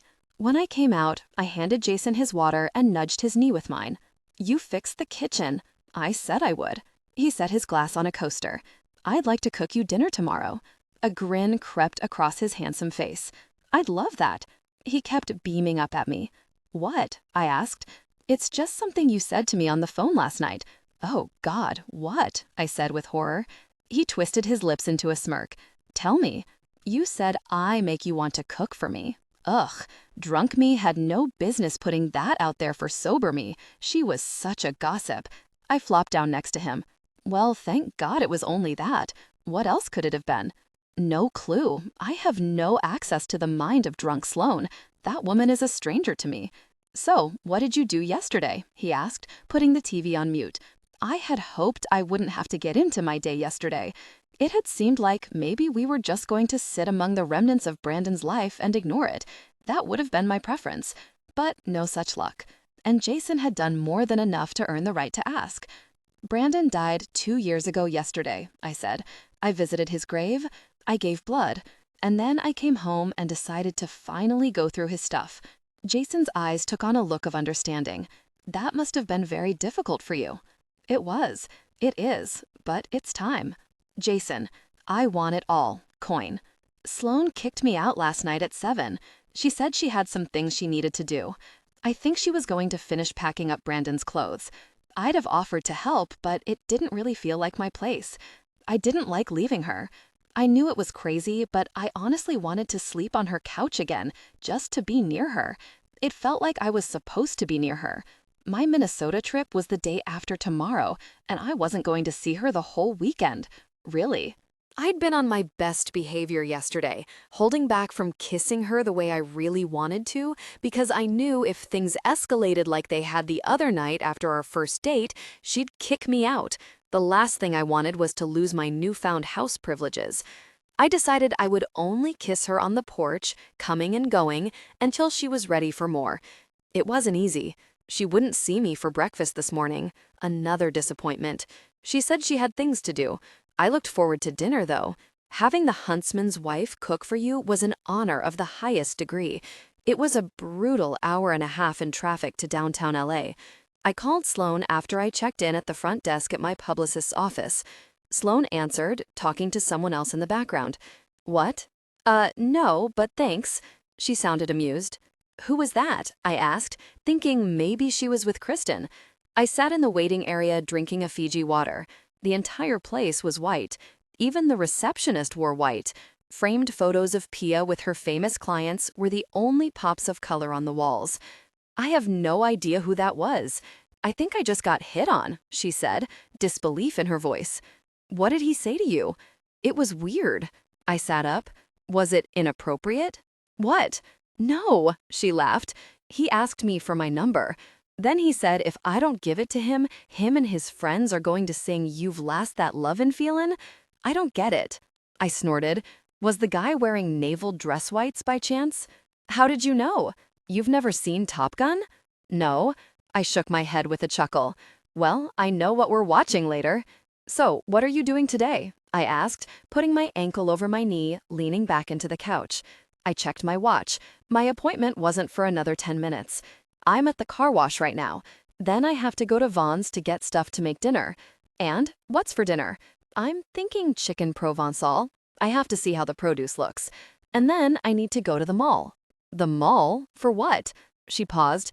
Just something. She was being evasive, so my interest immediately spiked. Something? I'm not telling you. It's between Tucker and me. He and I are not friends right now.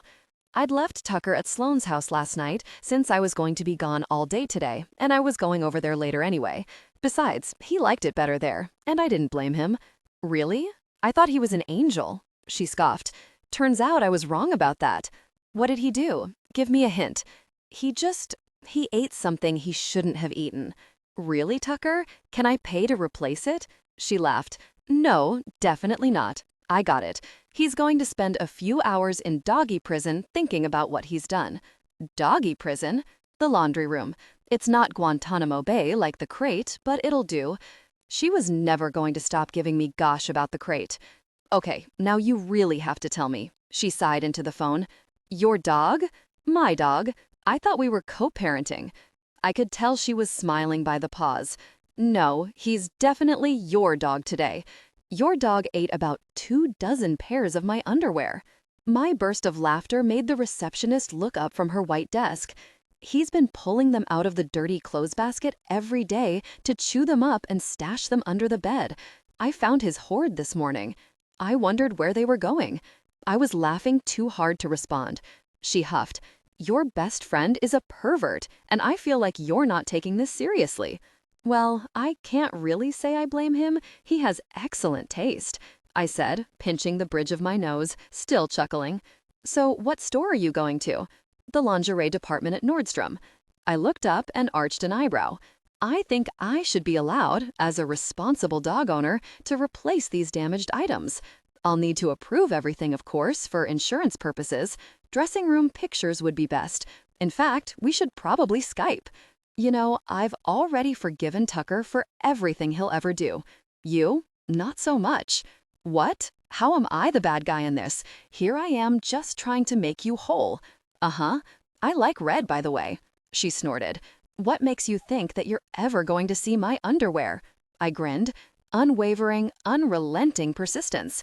Speaking of persistence, she mumbled. Sailor Boy's still there? I asked, nodding back at a yoga pants-clad Jennifer Lawrence coming out of the floor-to-ceiling frosted doors of Pia's office. Yeah, he's smiling at me, standing by a giant bubblegum machine. Tell him you have a boyfriend, I said. Might work better if I tell him I have a girlfriend, she whispered. My mind flickered to Sloan kissing another woman. That will definitely not work better, she laughed. My suggestion made me realize that despite our 2 dates, Sloan didn't have a boyfriend. I had no claim on her besides just being some guy she was talking to. She could give this man her number and I couldn't say anything about it. I didn't like that. At all. Whoa, there's more of them, she said. Oh my God, I wonder if they're going to actually do it. There's like 5 of them now, and they're huddled. There must be a Navy recruiting station around here. Does this happen often? I asked. What? Naval officers? You getting hit on? Actually, yeah, lately. It's weird. I moved the phone away from my mouth. I didn't like that either. And there was nothing weird about it. She was beautiful. Of course other men noticed it. I changed the subject. So, did Tucker destroy any other lingerie? I feel like he probably did, and we'll need to get some replacements. Oh, haha. Then she groaned. The naval crew still there? Yup. Can you go outside? Get away from them? I can, but I'll have to hang up with you. It's really loud out there. No, don't hang up with me, I said. They're turning around. They just looked at me, she whispered. One of them just waved. I dragged my hand down my face. Are you trying to make me jealous? No, she laughed. Why? Are you getting jealous? Of course, I said it like a joke, but it wasn't. You don't have anything to worry about, she said. Why? Navy guy isn't your type? No, he's kind of cute, actually. It's just that I'm really into this other guy right now. Oh?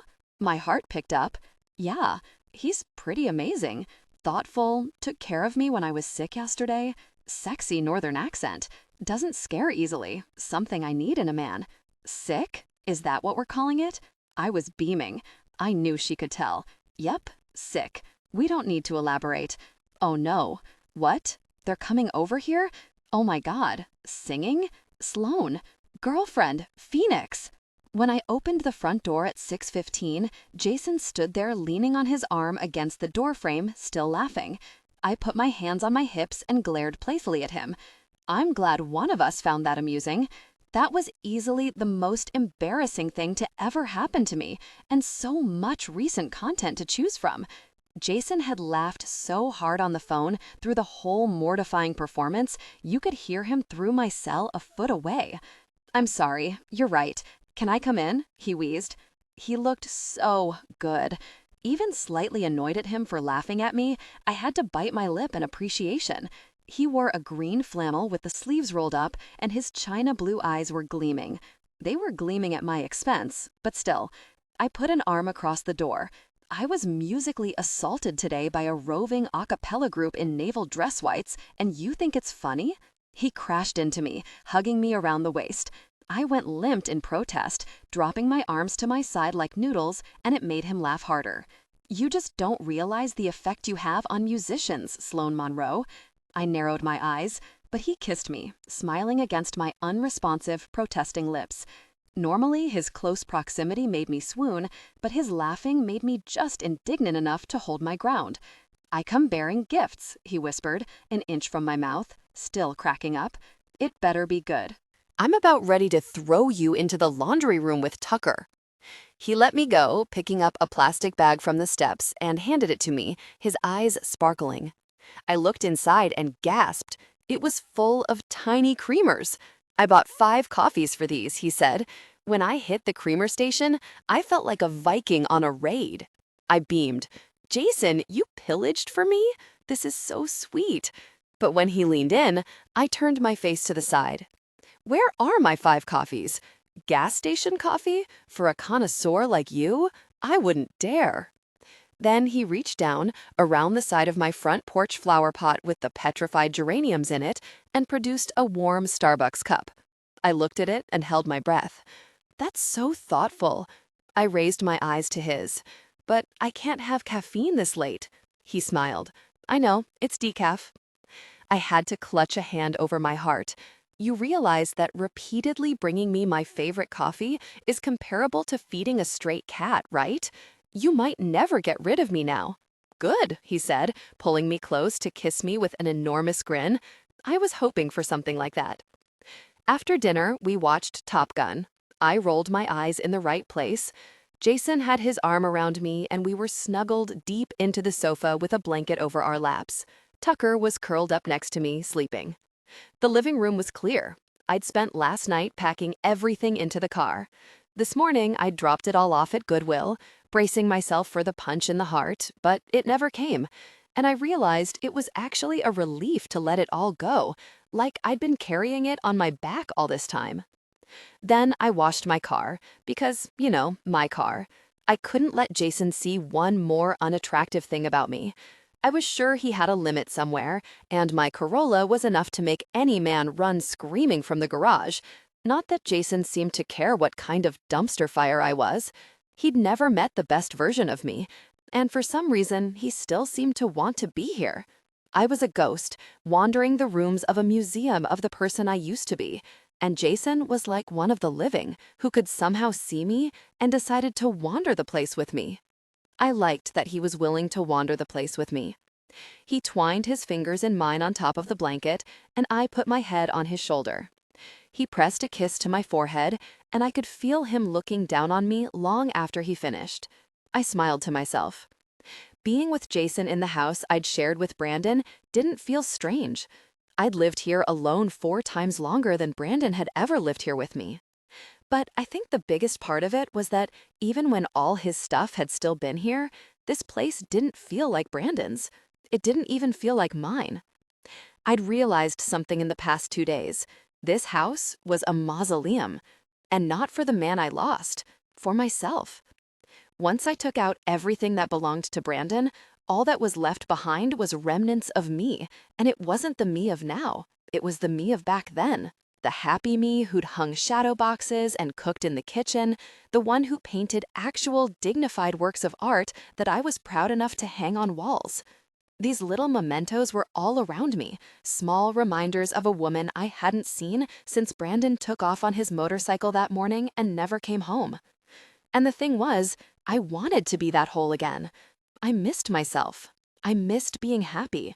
Tonight was the first time I'd cooked anything that actually required effort in more than 2 years, and it made me wonder why I hadn't done it sooner. I loved cooking for people, and I loved seeing Jason enjoying something I could do as much as I enjoyed what he put into the universe. Kristen was right. I'd chosen this life, and I'd had enough. I was going to make a concerted effort to get out of this in-between I was trapped in. I was going to actively pursue joy. I'd cook, I'd maybe start updating my blog again. I had too many paying commissions to be able to dedicate time to painting any of my own stuff, but maybe eventually I'd even get back to that too. And I was going to start now, not for Jason, not because he was here to reap the benefits, for myself. I should have done it a long time ago. When the credits came on, I stretched and Jason sat up and hit the power button. "I need to ask you something," he said, turning to me. "If you ask me one more time if I've lost that loving feeling," he laughed. "Not that." Then his face went a touch serious. "I'm not seeing anybody else. It occurred to me that maybe you might be dating. I just wanted to make it clear to you that I'm only dating you." "Is that a question?" I asked, buying time while I processed what I'd heard. Even though he hadn't said it before this, I knew innately that he was seeing only me. I just knew, but I guess it was good we were talking about it. He smiled a little. "Are you seeing anyone else?" I snorted. No, of course not. The idea was almost laughable. Me? Dating? Besides, I liked him way too much to look at other options. But Jason looked relieved, maybe? "I would like it if you and I only dated each other," he said, looking at me intently. I shrugged. "Okay. You agree?" "Yes.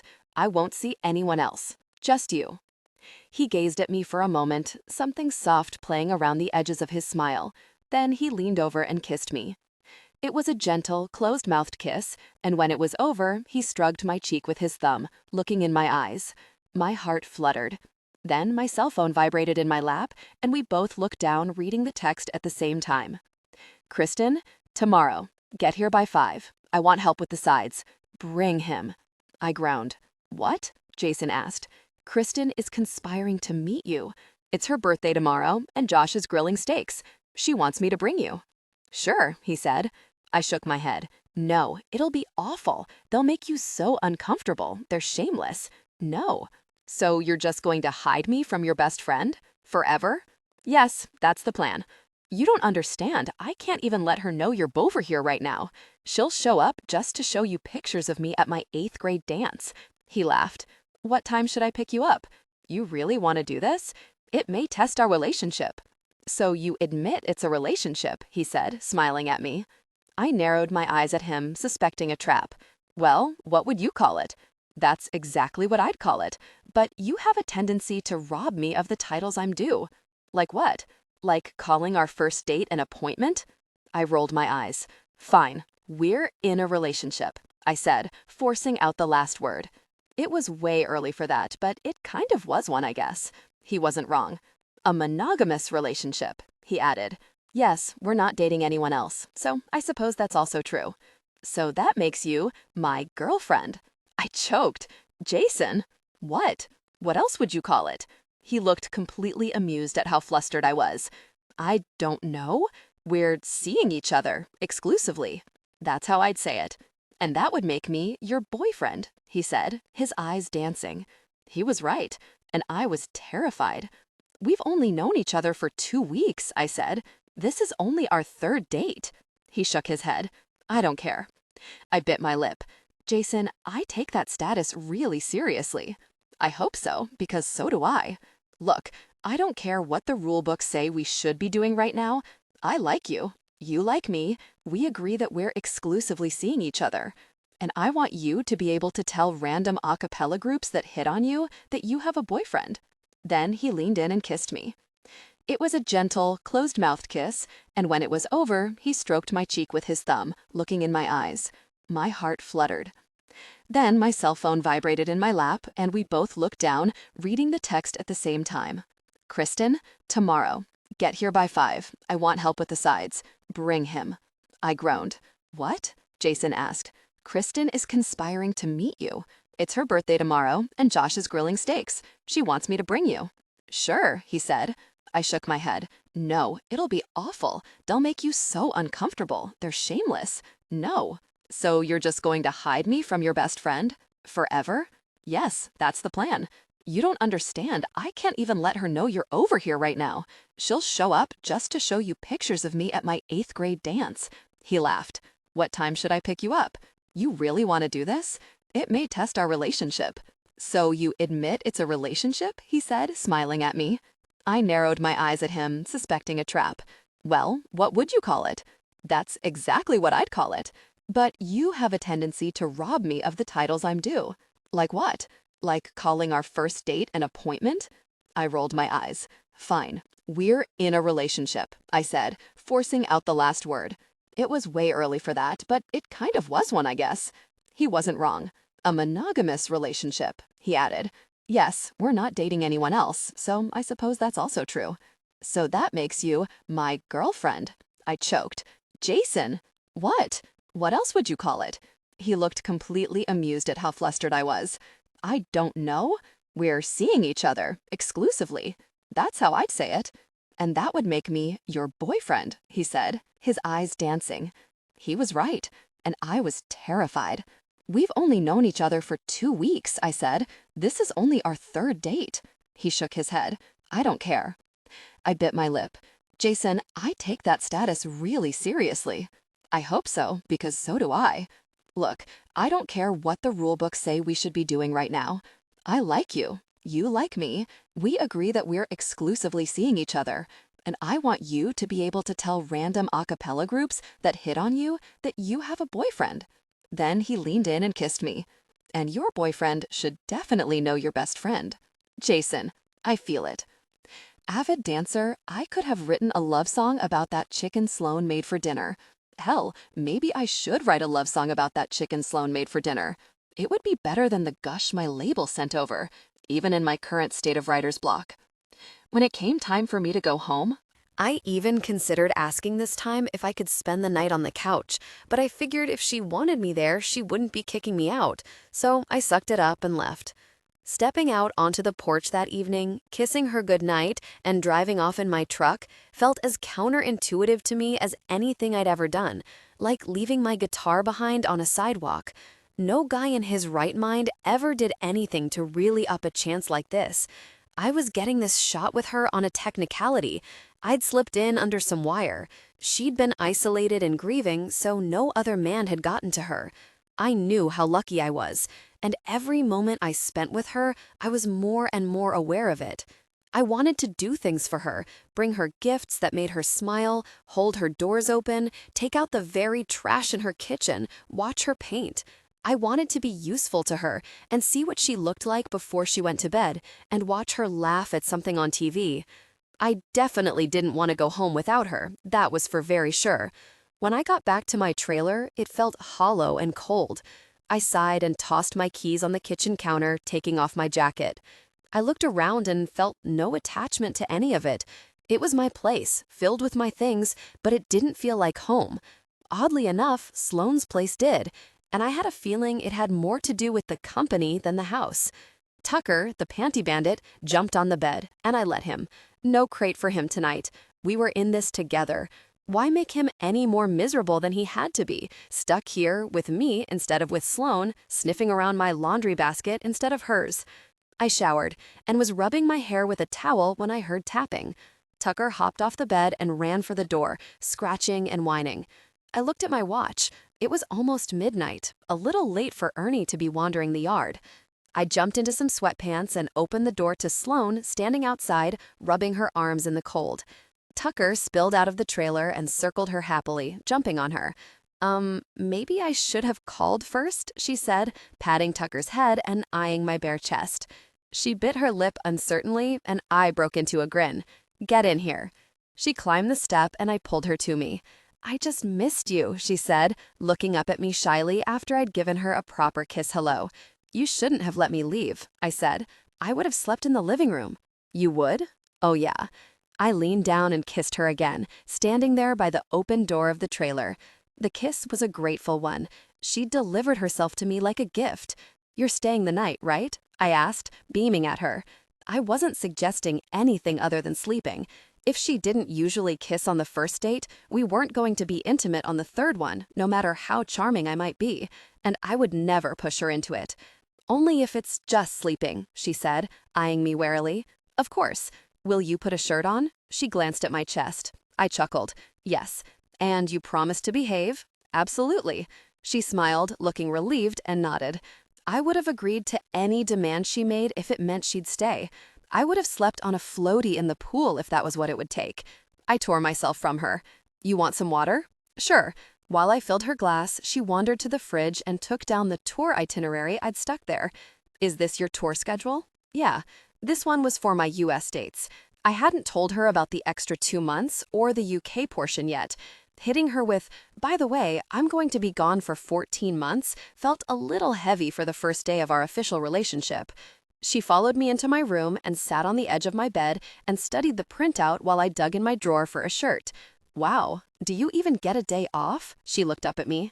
These concert dates are so close together. Tucker pushed his face under her arm and she hugged him, watching me pull the tea over my head. She really watched me. Her eyes were nowhere near my face. I smiled.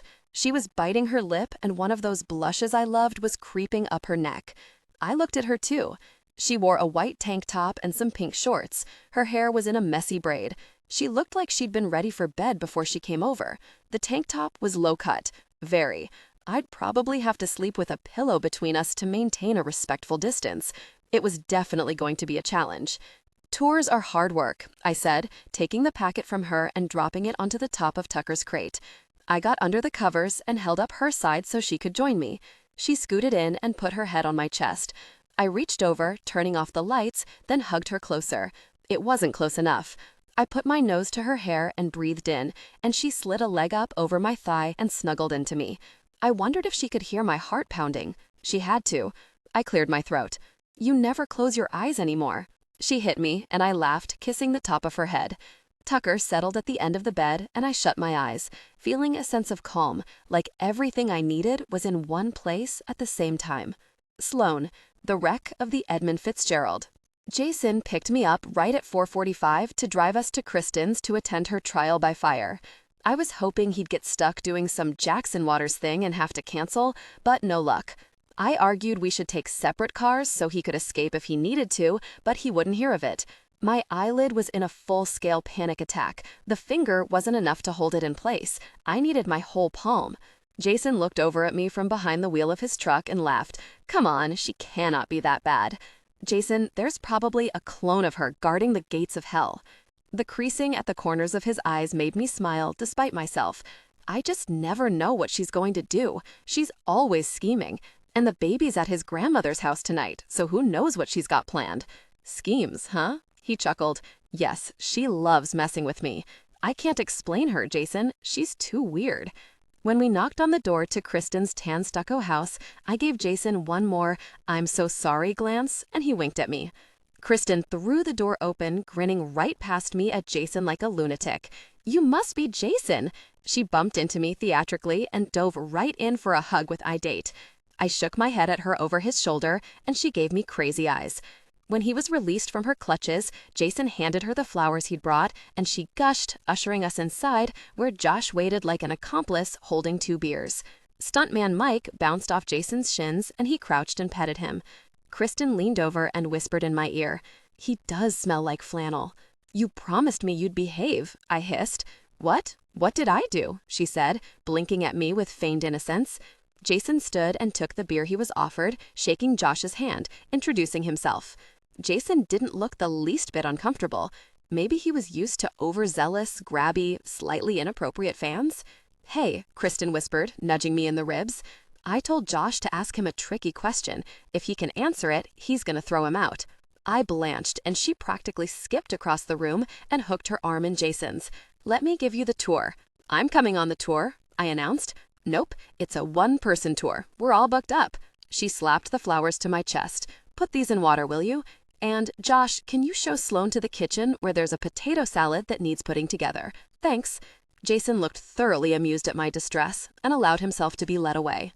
Huffing, I turned to Josh, who was smiling after his insane wife. "You know there's no stopping her when she gets an idea," he said. "And what idea are we talking about, Josh?" He took a swig of his beer. "I'm not telling you, gosh. I have to live with her." I stomped to the kitchen to make the very potato salad. 10 minutes later, as I was moodily squeezing mayo into a bowl and chopping celery, Jason and Kristen reappeared, laughing and chatting like old friends. Jason sat on one of the leather bar stools, sliding his half-empty beer on the counter. I glared at Kristen, then gave Jason a long look, trying to figure out if we were still dating or if he'd decided against it after spending a few minutes alone with my best friend. "Kristen was just telling me about the time you won Miss Canoga Park," Jason said. "I didn't know you'd done beauty pageants. Why didn't you ever mention it?" I stopped chopping and looked back and forth between them in disbelief. This is what was on the tour? The scrapbooks didn't come out? No sleepover photos of me in headgear? Jason's eyes smiled as he lifted his beer to his lips. Kristen scoffed dramatically. "Now why would I spoil those?" she said, cocking her head. "I'm saving them for the calendars I'm handing out at Christmas." Jason laughed so unexpectedly he had to put a hand under his chin to wipe up beer. I slid my eyes back to Kristen and narrowed them. "What?" she said. "I showed him the pictures of us at Coachella 3 years ago." I stared at her. Seriously? The Coachella pictures? I was wearing a white macrame bikini with cut-off denim shorts and had flowers in my hair, and I looked amazing. "Well, I'll be very." She was wingmanning me. Unbelievable. "I played Coachella last year," Jason said, still chuckling a little. "I wish you would have gone. I would have seen you from the stage. We could have met sooner." I snorted, scooping celery into the bowl. "There are like 200,000 people at Coachella. You wouldn't have noticed me." He looked me in the eye. "I would notice you in a crowd of 1,000,000. He held my gaze, and I could feel the weight of Kristen's stare as she watched the two of us look at each other. The sliding glass door opened, and Josh popped his head inside. "Hey, Jason, want to help me with the grill?" "Sure," Jason said, flashing me a smile that said he remembered my prophecy of a grill-side interrogation, and he dutifully followed Josh outside. "Have fun," I said after him before he slid the door closed. He gave me a confident, two-fingered salute and disappeared into the yard. Kristen looked at me and mouthed, "Oh my God." "I know, right? He is like seriously into you. I think he's in love with you. I'm not even kidding. It's all over his face. He's whipped." I rolled my eyes. "Have you been intimate with him yet? Was it amazing? Tell me everything." I shook my head. "No, we haven't been intimate, but I slept at his place last night. He'd snuggled me so hard, he never let me go once. I actually started smiling down at the potato salad thinking about it. He'd also put a pillow between us at one point. That made me smile too." "So, intimate moments then?" she asked. "Actually, no, we haven't done anything other than kissing." She looked at me like I had 2 heads. "You haven't even been physically intimate with him yet? Why?" "Lower your voice," I whispered, shooting a look at the door. "I swear to God, if there isn't more intimacy in the very near future, this friendship is over. That's what I want for my birthday gift? For me to be intimate with Jason? Yes. Darn. I got you some lotions from Bath Body Works," I said, turning out my lower lip in a mock pout. The truth was, keeping my hands off him was getting harder and harder to do. The struggle was real. I didn't even want to admit to myself how quickly I'd decided to go to Nordstrom's lingerie department instead of Walmart to replace all the underwear Tucker chewed up, and I definitely didn't want to own up to how much red I'd bought. "I like him," Kristen declared. I went back to chopping celery. "I like him too." Then I set my knife back down. "Kristen, I really like him. Like, a lot. Oh, I said, remembering, and he's officially my boyfriend, by the way. She reared back. You have a boyfriend you've known less than a month? Wow. Does Jason know he's making history here? How did he get you to agree to that? I narrowed my eyes. There was a lot of wordsmithing. It was all very confusing. She grinned. The flashbang chaos campaign. My favorite. It's how Josh got me to marry him. I snorted. She picked up a piece of celery and waved it over my body. Well, it works. You even look like a rock star's girlfriend. I smiled. I made him dinner last night and breakfast this morning. Her eyes flew wide. You did? You're cooking again? I am. I wrinkled my nose. I sort of have to, or we'll end up eating camping food every morning. She laughed, and she looked genuinely happy. I took a deep breath. I'm trying, Kristen. I really am trying. Her eyes went soft. Good. Keep doing it. And fall for him. And when you do, make sure you swing from every really branch on the way down. At dinner, Jason reached under the table and laced his fingers in mine. I wondered what had happened outside. I hoped Joss's questions hadn't been too invasive. It appeared my boyfriend still liked me, but the night was young. Kristen tossed me a small bag of Doritos, and I opened it and poured them onto my plate. But when I went to flatten the bag, she scolded me. That's not how we do it. I glared at her. She dumped her own bag and then turned it inside out on her hand like a foil mitten. She waved it at me, waiting for me to do the same. Ugh, if Jason can take you at your best, he can take you at your bag of Doritos, she said. Josh snorted and went back to his corn on the cob. Jason eyed me, and I let out a sigh. Technically, Jason had never seen me at my best. Why start now, I guess, right? I put my bag inside out on my hand and waited for Kristen to start. The least she could do was kick off the ridiculous practice. We'd been doing this since the 6th grade. It was kind of a tradition. When she began licking the bag, I started licking mine too. The inside of the bag's the best part, I said to Jason, lamely. And it's her birthday. I have to. He laughed and took my hand again, kissing it this time in front of everyone. Oh, I forgot to tell you, Kristen said, holding up her bag hand like an idiot. We have an activity tonight, karaoke. She looked back and forth between Jason and me with her yay face. And the shoe drops, I said, crumpling my chip bag and flinging it at her. Kristen looked proud of herself, and Josh shook his head, wiping his mouth with a napkin in his best I'm staying out of it performance of the night. Kristen, no. I'm sure Jason doesn't want to hear us sing. I'm sure that Jason doesn't want to sing. I love karaoke, Jason said. He loves karaoke, Kristen beamed at Jason. I'm going to kill you, I breathed, only half kidding. After dinner, when the plates were cleared, Kristen and Josh went to fire up the microphones, and I cornered Jason in the kitchen. I am so sorry, I said, putting my forehead to his chest. I told you this would happen. He smiled down on me. What, karaoke? Yes, I said, looking up at him. She's trying to get you to sing. I do sing professionally. This isn't particularly distressing for me. It's distressing for me. If he turned into Jackson Waters in front of me, I was going to pass out. Why? He said, tipping my chin up. You don't want me to sing for you? Still a little traumatized by the car wash a cappella? He smiled, doing that thing where he puts his mouth really close to mine and I can't focus anymore. He normally reserved this type of behavior for our goodnight kiss on the porch. It was highly distracting. Uh-huh, I murmured, not remembering the question. He pulled away a little, letting me get my wits back. I'm having a good time. Relax. Josh warned me about the karaoke. He said he'd talk her out of it if I wasn't okay with it. It's totally fine. Josh told you? He did. Also, I have no idea how to spell chlamydia. I snorted. He leaned in and whispered against my mouth again. You're going to tell me everything Kristen said on the way home, right? She said to swing from branches and touch your... No, I said, shaking myself out of my stupor. Touch my what? He asked, grinning. The sound of Love Shack began to spill through the doorway. Josh started the song, and Kristen broke in with, Love Shack! I rolled my eyes. These two planned to close the place down. He smiled. Let's go in there before they think we've snuck off for a moment alone. Kristen is all for us being intimate. It wouldn't surprise me if both our beers were spiked with ecstasy. In fact, don't drink anything she gives you. I don't need a drug to want to be close to you, he said, sliding his hands under the bottom of my shirt so he held me by the bare skin of my waist. He put his mouth by my ear. Will you come with me to Minnesota this weekend? I literally started choking on my own saliva. To Minnesota? Like, to meet your parents? Tomorrow? Yes, to meet my parents and my jerk of a brother, David. The jerk comment made me laugh. Then my eyelids started twitching.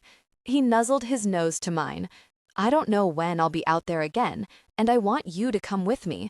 It's really casual. My parents are very laid back. I didn't want to go 3 days without him, but meeting his parents already? And wasn't Minnesota really, really cold?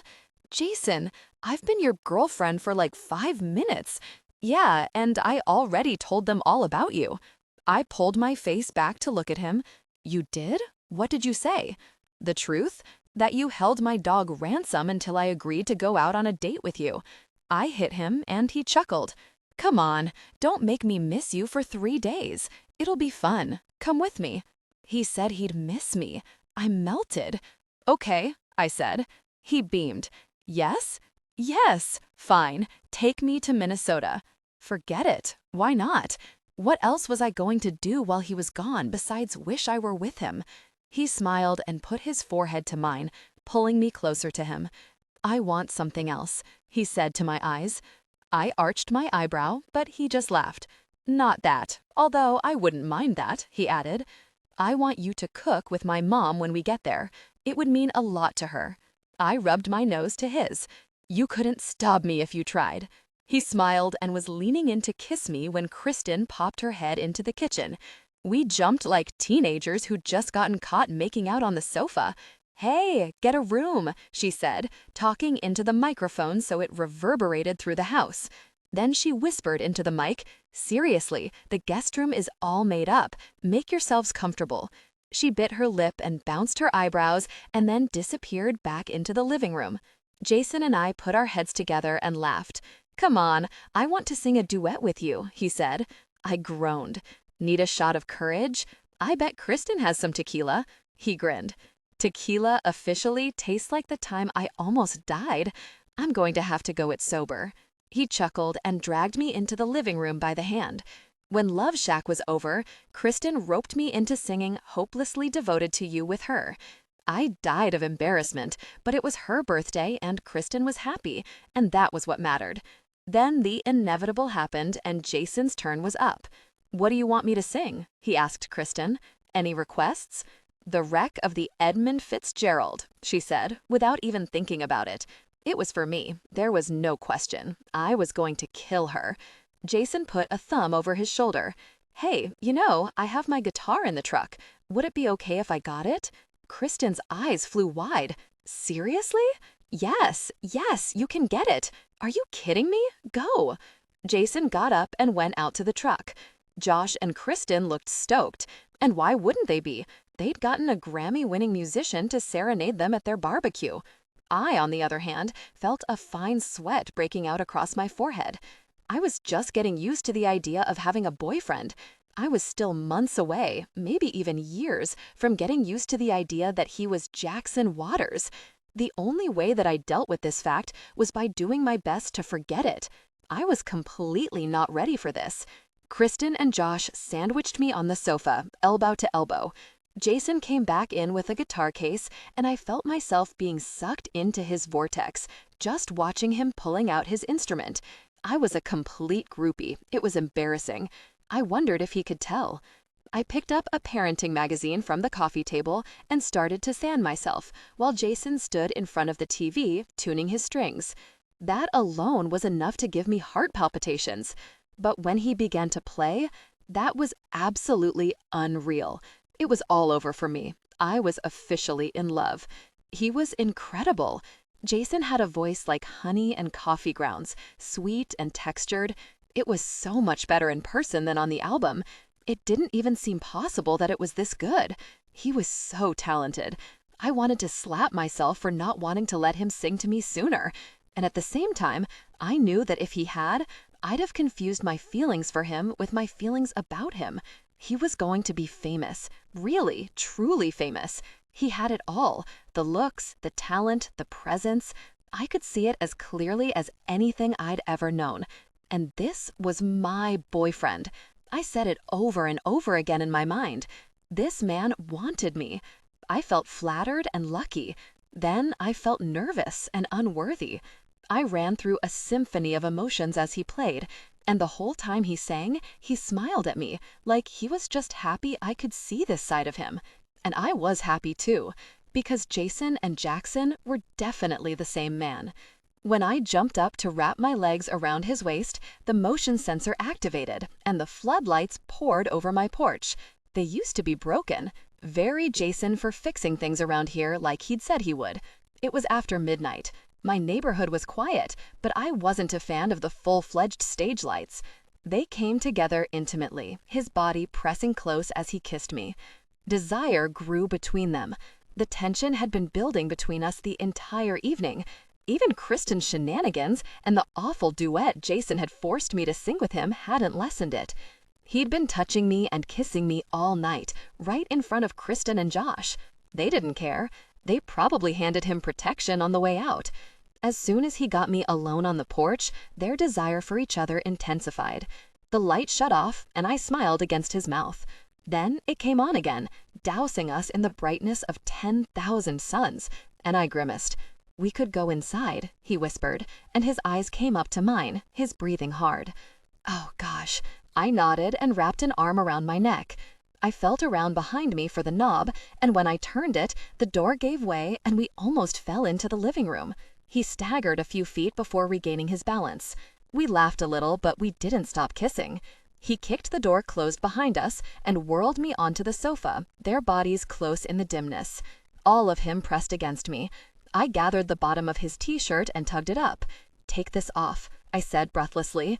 I needed to run my hands along his chest, feel the outline of his six-pack under my fingers, and explore his form. He yanked his shirt over his head and was back on me in under 2 seconds. I was thoroughly impressed. "I have never seen a man take his shirt off that fast," I breathed as his lips fell on my neck. "You should see how fast I can get yours off." I snorted, and his touch became more intimate. I ran my palms over the curve of his broad, bare shoulders. I wanted to feel the sear of my skin pressed to his. I scooted to sit up and peeled off my shirt. He poured over me, pushing me back down. My body was alive, blood in my cheeks, my ears, my heart drumming in my chest. His hands were everywhere. I actually looked down to make sure he only had two. I wanted him. Sweet baby gosh, I wanted this man. He knew what to do with me, I could tell. Every inch of him was toned and solid. He was so strong and he smelled so good. "I'm on the pill, okay?" I breathed. "For my periods. I got tested last month. I'm clean."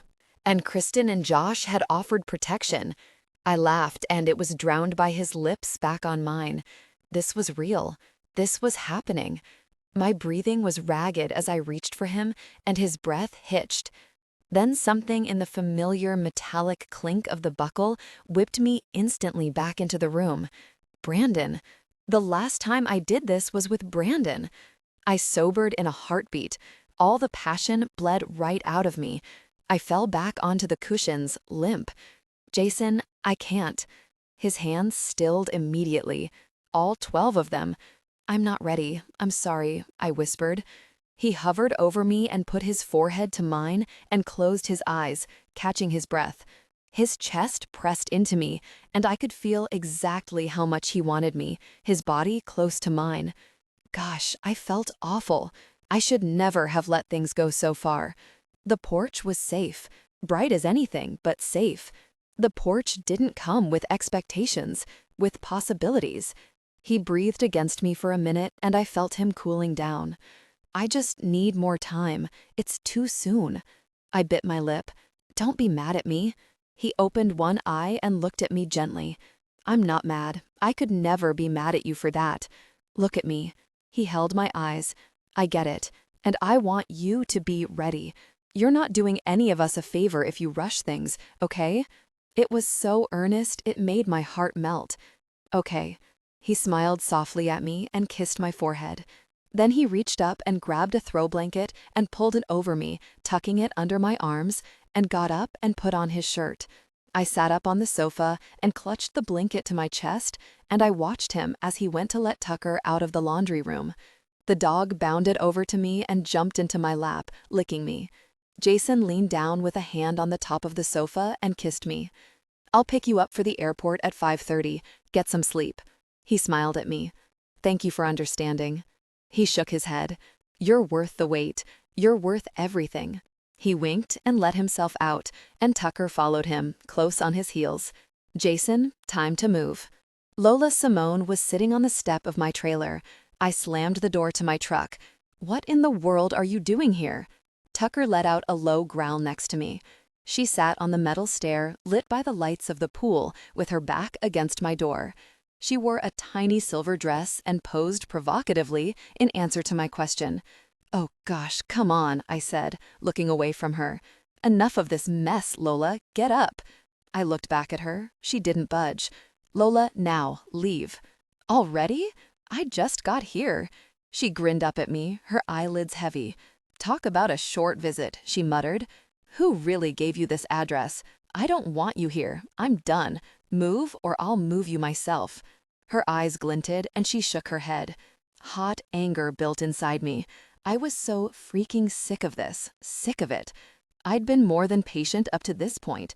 I'd been a very saint while she harassed me for months on end and dragged my reputation and my privacy through the music charts. But this was something else. Now I had to consider Sloan. What if she had come home with me, or shown up like she did last night? How would I even explain this mess? We were too new for this. And what would Lola have done if Sloan had been here? My jaw clenched. "I want you out of here. Let's go." I took her by the elbow and pulled her to her feet.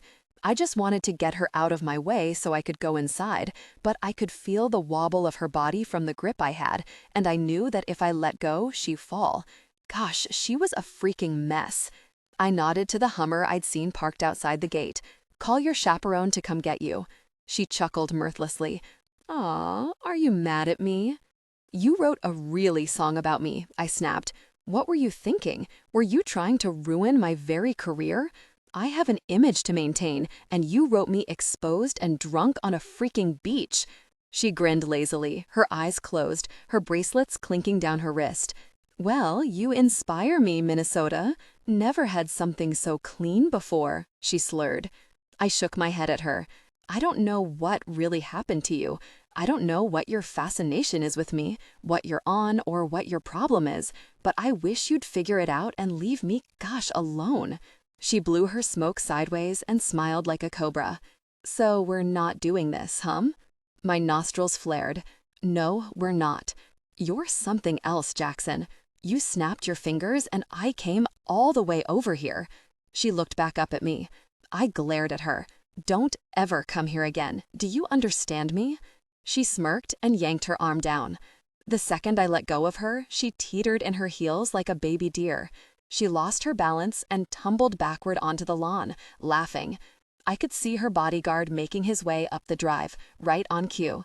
She was cackling when I scaled the metal steps with Tucker and slammed the door behind me. 2 loud thumps that I guessed were shoes hit the side of the trailer. I called Ernie. He answered groggily on the 3rd ring. "If you're calling me with a cop car parked behind you, I'm going to need you to be careful," he joked.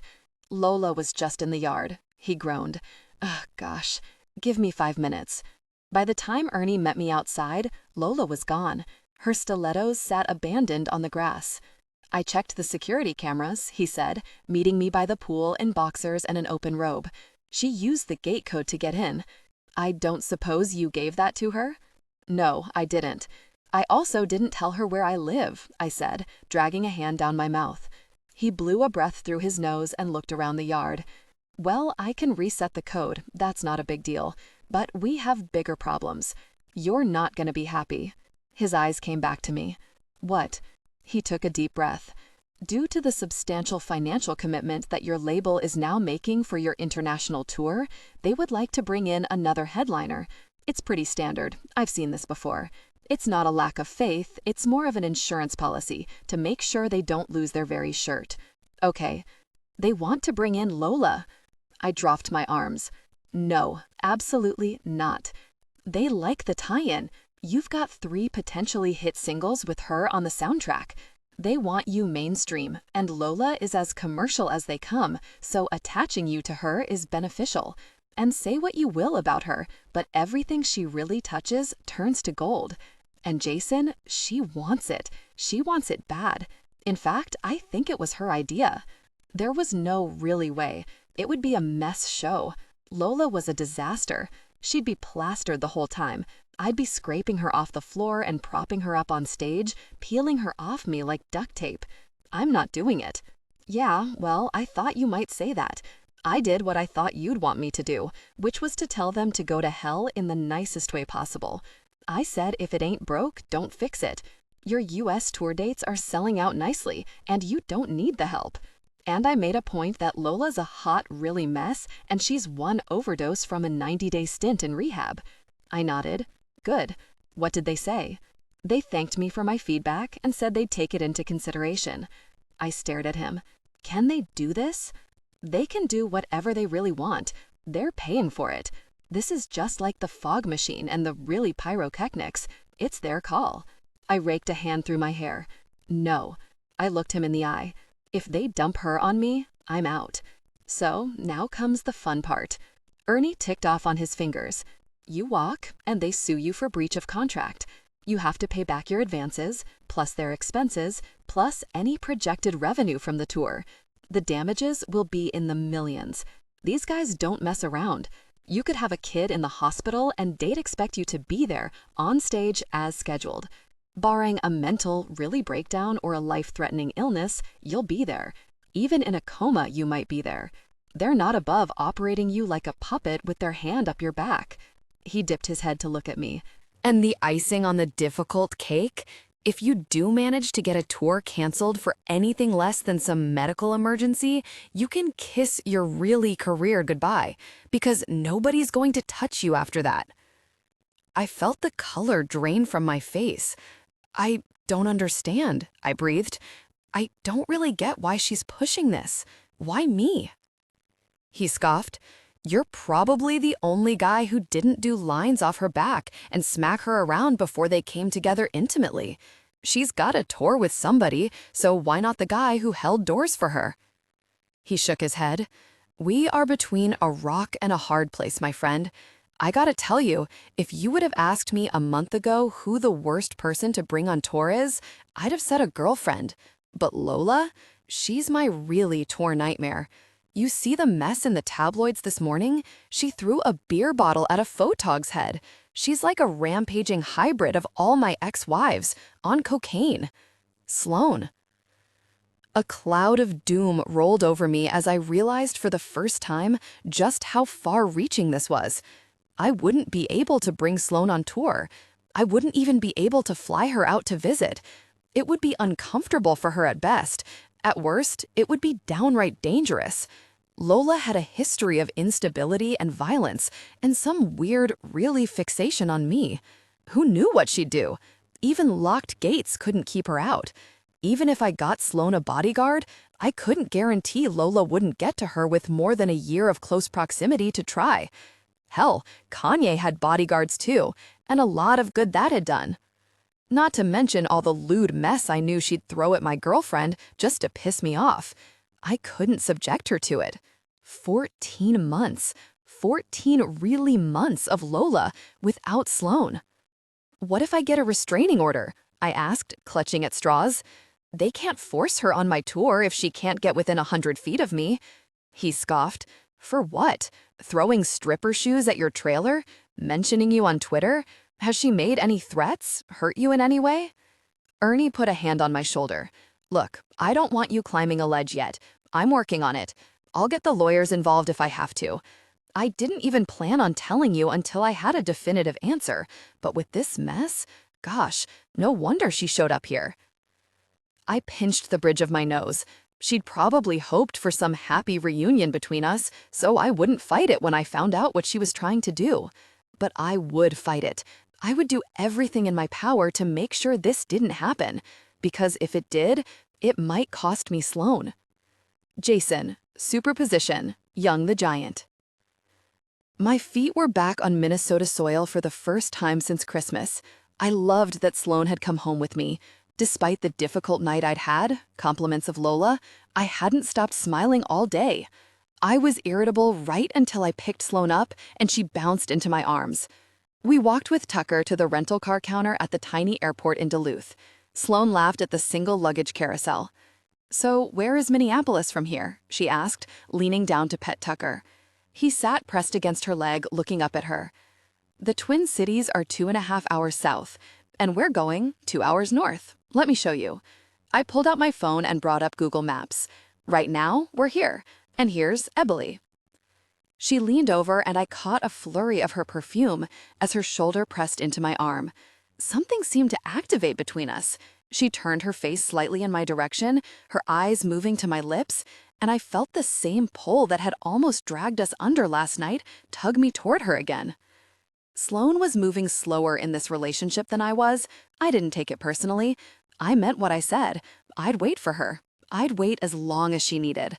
When she was ready, she'd let me know. And if I was doing my job as her boyfriend, making her feel safe, and making sure she wanted me enough, it would all work itself out eventually. There was no rush. This was just a season, and there's beauty in all seasons, even if you are looking forward to the next one. "It's surrounded by so much green," she said, clearing her throat, and we both seemed to snap from our daze. "It's on the edge of the Boundary Waters Canoe Area Wilderness. And you go in there?" "I grew up in there," I said, tucking my phone back into my pocket. She looked up at me with those deep brown eyes and put her hands on my chest. "Thank you." She stood on her toes and gave me a quick kiss. When we broke away, she nuzzled her nose to mine. "And you're sure your parents are okay with me coming?" she asked again. "Absolutely. My mom has probably been cleaning and re-cleaning the house in anticipation of your arrival. You're the first girlfriend I've brought home since prom." She jerked her head back and stared at me for a second. "Please tell me that's a joke. I haven't brought a girl home in 10 years. Panic washed across her face and she wriggled out of my arms. "Why?" Because I haven't had one worth bringing?" I smiled. Flustering her was becoming one of my favorite hobbies. I totally got like Kristen did it. Sloan was so beautiful when she was blushing and biting her lip. "But you've had serious girlfriends. What about the one that you dated for 3 years? Jessica?" "Yeah, that was my prom date." "Jason, what?" I laughed. "What the heck? This is not what you sold me on." I chuckled and put my hands on her arms. "They're going to love you." She put a finger to her eyelid and looked at me bleakly. I shook my head at her. "You would make the worst poker player. You know that, right?" "Jason, you made this sound like it's not that big of a deal. Would you have come if I told you the truth?" "No." "Well then?" She glared at me. "Would you prefer that you're just one in a long line of women that I've brought home?" She narrowed her lone eye at me. "No." "Well then," I said again, proving my point. She took her finger from her eyelid and hugged her arms around herself. "What if they don't like me?" "Impossible." I tipped up her chin. "There's a very real possibility that they'll like you better than they like me."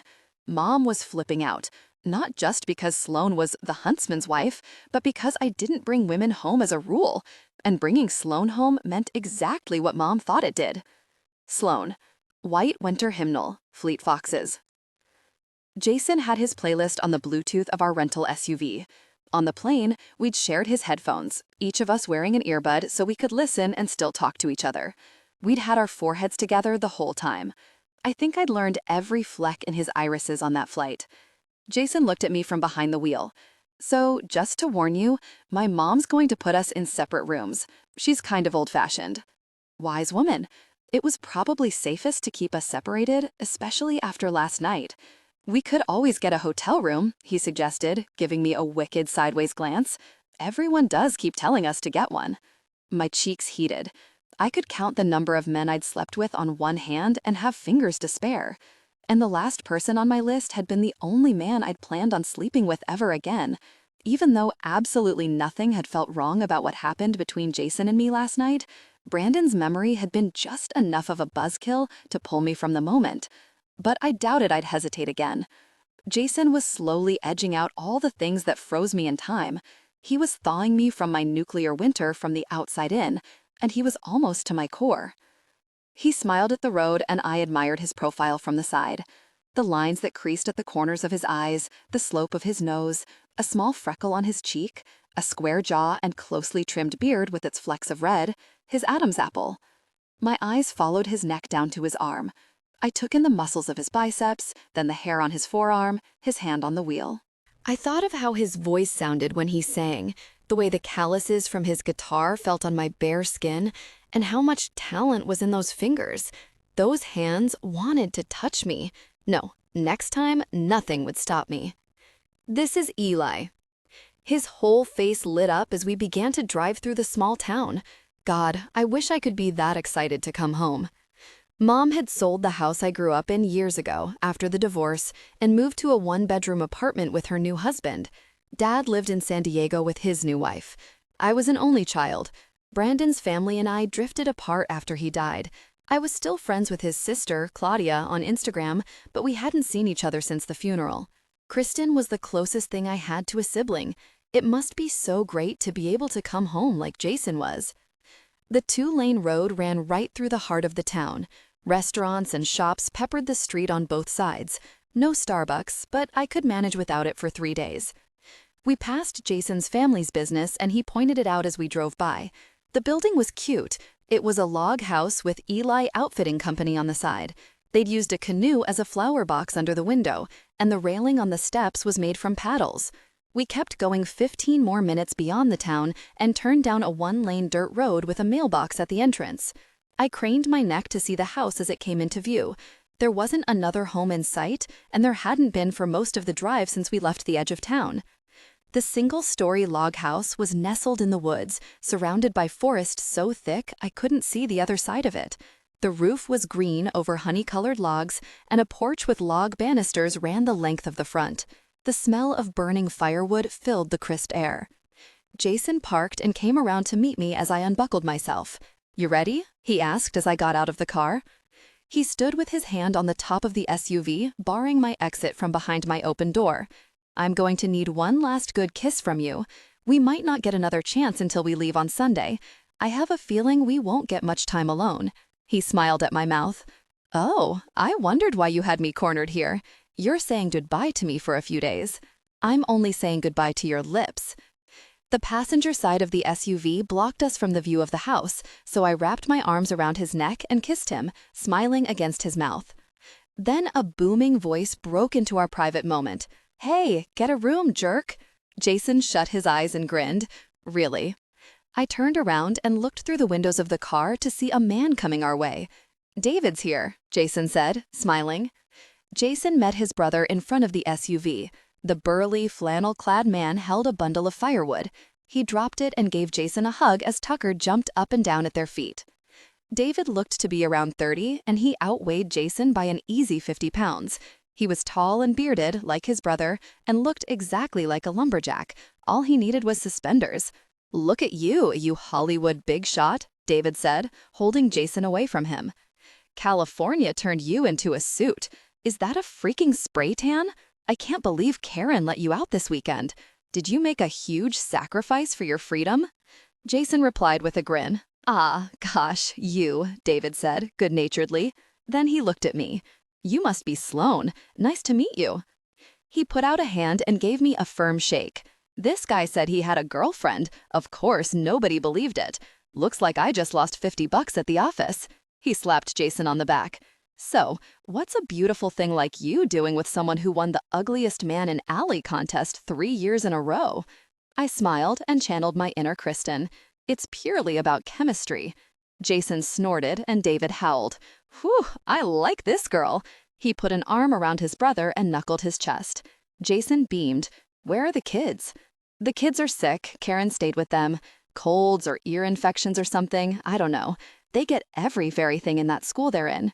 David opened the trunk and grabbed my suitcase and Jason's backpack. Jason picked up his brother's firewood and nodded for me to follow them to the house. Tucker seemed to know where he was. He ran right to the front door and started to whine and scratch. "Mom's pissed at you," David said ahead of us, wrangling my heavy luggage like it weighed less than a gallon of milk. "You were supposed to be here hours ago." "We stopped in Duluth," Jason said. Duluth had been amazing. We'd walked along Lake Superior. It was so cool. I hadn't realized our sightseeing came at the expense of time with his family, however. He hadn't told me we'd been expected earlier. David pushed open the front door and Tucker ran inside. "Mom, they're here," David called out, pulling off his boots by stepping on the backs of them with his feet. Jason did the same, not putting down his firewood. I closed the door behind us and began taking off my shoes. A woman came around the corner. She wore an apron and a red baking mitt on her hand. Tucker followed her and danced at her feet. She had brown hair pulled into a loose bun and soft hazel eyes. She gave Jason a sweet-looking scowl. "Jason, why didn't you call me and tell me how late you were going to be?" she asked, looking more worried than pissed, as David had put it. The entry of the house was a small room, with coat hooks on the walls and a single step up into the hallway. Jason's mom stood on the step with her hands on her hips, still looking up at Jason despite the elevation. She put the hand with the mitt on his shoulder as he kissed her hello. Her eyes met mine over his back, and she beamed at me. "Mom, I said we were landing at 1. I told you I'd make it by dinner. And you know I never get a signal on Highway 1. "Never mind," she said, waving him off. "I want to meet Sloan now. I'll deal with you later." Jason turned to me, amusement on his face. "Mom, this is Sloan. Sloan, this is my mom, Patricia." Having done his duty as far as introductions, Jason edged past his mother with his bundle of wood, leaving us to each other. Patricia came down the step to greet me, her eyes alight. "Oh, you're beautiful," she said, giving me a hug. "Thank God I have another woman here this weekend. We're outnumbered." She held me out by the arms and smiled at me warmly. "Can you believe I never had a daughter? Just me and all these men?" "I bet they can eat," I said. "Feeding them's a full-time job," she laughed. "Come on, let's go in." I was so excited when Jason said you were coming. I felt like I was getting a visitor just for me. "The boys will be doing their own thing for most of the weekend. They always do." She led me into the house. The home was thoughtfully decorated, with soft area rugs over the wood floors. The living room we passed was comfortable and rustic. A fire crackled in the fireplace, and a deer head was mounted above the mantel. A huge bay window overlooked a lake. Jason and David were already in the kitchen when we got there. A man stood over the sink doing dishes.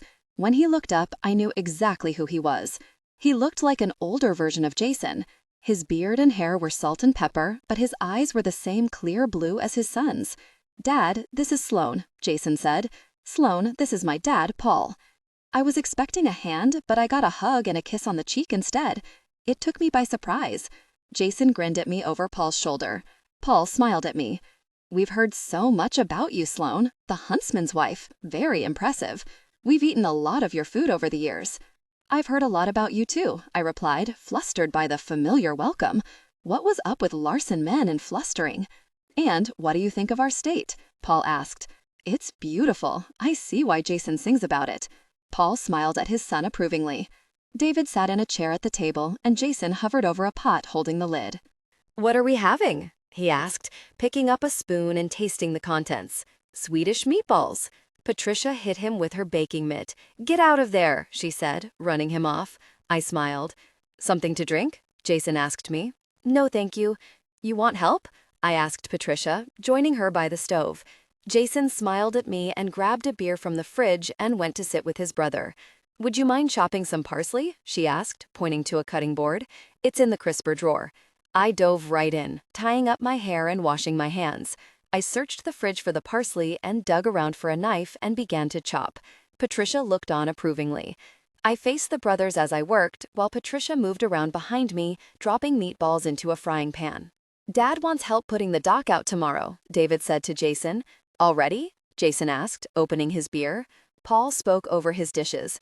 "Ice is gone. Been warm this year." "How's the dock?" Jason asked. David looked over at his parents, whose backs were turned, and mouthed, "Messed up." "The dock is fine, just needs patching," Paul said, not turning away from his dishes. "Hey, David, Jason and I both offered to get you guys a new dock, one with wheels, that you can roll, that doesn't splinter." Jason tossed his bottle cap at his brother. It hit David on the chest, and he made a stoic gesture. I laughed to myself. "You know your dad," Patricia said, not turning around. "He doesn't like to get new things if what he has can be repaired, and that's what he's got 2 sons for." "It's fine, Mom. We'll get her out. We always do," Jason said. "What else needs to be done around here?" Paul rattled off a list of projects. I saw what Patricia meant about the boys doing their own thing. They were here to work. That was fine by me. I wanted to get to know Patricia better anyway. 2 cousins of Jason's, 3 of Jason's friends, and a neighbor were joining the Larson men to do some work around the property, and the deal for free labor included food. After the men went to work, I kept finding excuses to go outside to see what Jason was doing. I found him on the roof pulling shingles. He wasn't wearing a shirt. I was a lurker. His shirtless body had me creeping on him from the trees. I'd have used binoculars if I could have done it without being noticed. Broad, strong shoulders, 6-pack abs, a defined chest that made me want to trace the contours with my fingers. I was my boyfriend's stalker. When the men pulled on their waders and started putting in the dock, it was almost lunchtime. I liked the dock project because I could see Jason from the sliding glass doors off the kitchen, though he had a shirt on now, so it was slightly less exciting. When Patricia and I brought sandwiches down, we set them right on the wooden planks so the men could stand in the lake and use the dock as a table. They descended on the food. Jason grabbed 2 sandwiches and a beer, and we moved to the end, away from everyone, and I sat down with my legs crossed under me so I could be by him as he ate. He stood up to his stomach in water. "Are you having fun?" I asked him, my chin in my hand. "I am now," he said, smiling at me, taking a bite of a turkey sandwich. I wanted to kiss him. He looked extra rugged and handsome today. Heaven help us both if he did one more sexy man thing around here. If he took off his shirt and started splitting logs, I'd probably drag him into a bush, overcome by desire. "How cold is that water?" He shrugged. 45? 46 degrees? Wow, that's cold. But you're dry in there? I peered into the front of his camouflaged waders. His eyes gleamed, a playful challenge in his gaze. I dipped the tips of my fingers into the lake and flicked him with water. He laughed. The sun warmed the planks of the dock. A speaker played Journey somewhere, and Tucker ran soaking wet back and forth along the shore with about half a dozen other dogs. Every pickup truck that had pulled onto the property this morning had had a hunting dog in the front seat. "I have a confession to make," I said, drumming my fingers on my cheek. "I was checking you out on the roof earlier. I didn't really need to get anything out of the car 3 times. He grinned at me over his sandwich. "And I had to talk myself down from sneaking into your room last night. Only the thought of my mom catching us stopped me. I locked my door last night. I figured I might have to protect you from yourself. I know how much of a risk taker you are." I ticked off on my fingers.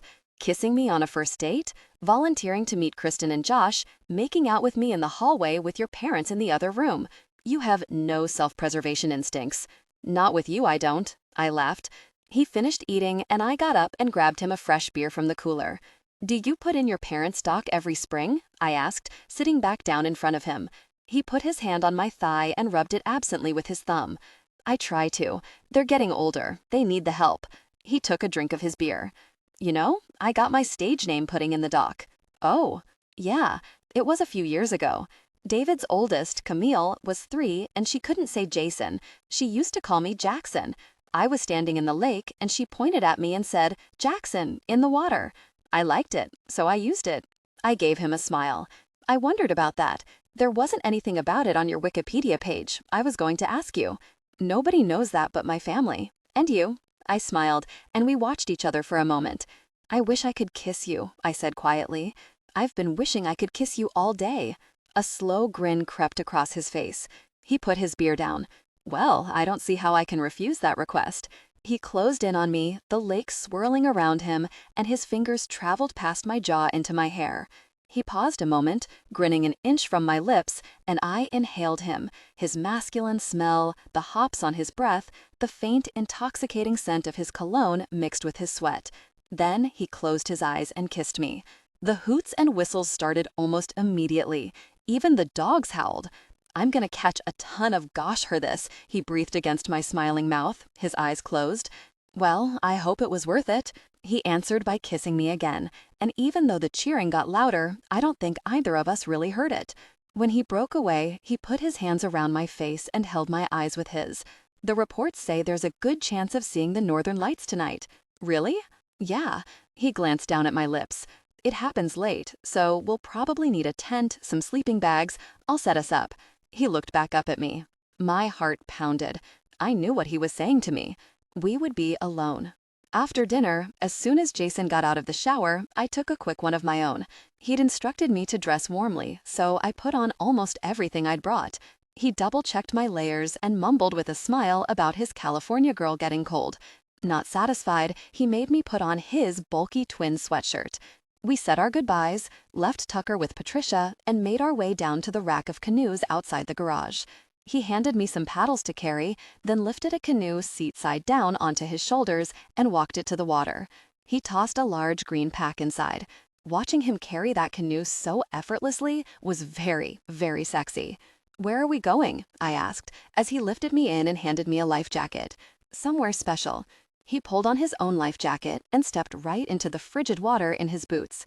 We slid across the lake as the sun started to set. The house fell away from view, and nothing but nature folded in on either side. The trees rose up like sentinels along the shoreline in an impenetrable wall of foliage. There wasn't the faintest hint of anything man-made. Not a house, not a dock or boat, not a single piece of trash or even a plane crossing the sky.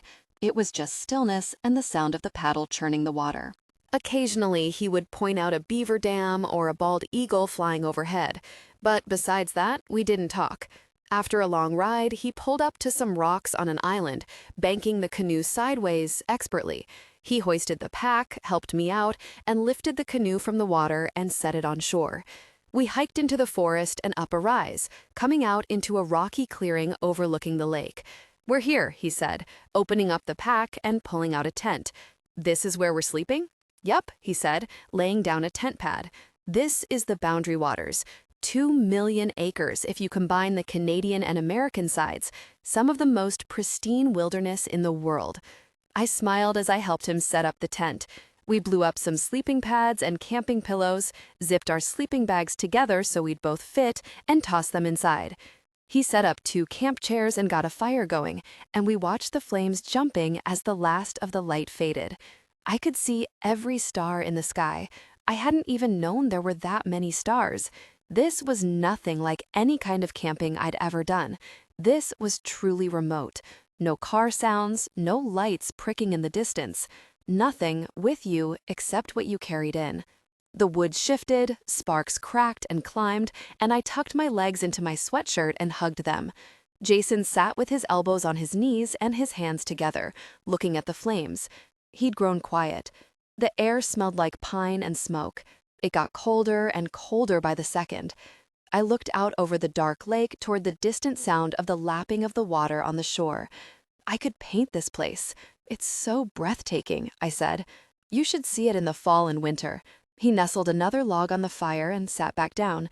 "Which reminds me, I have some news I wanted to tell you." "Good news or bad?" "Good. I mean, for my career, it's great. I haven't told anyone yet, not even my parents. My labels extended my tour. 2 more months here and 8 months overseas. It's going to be worldwide."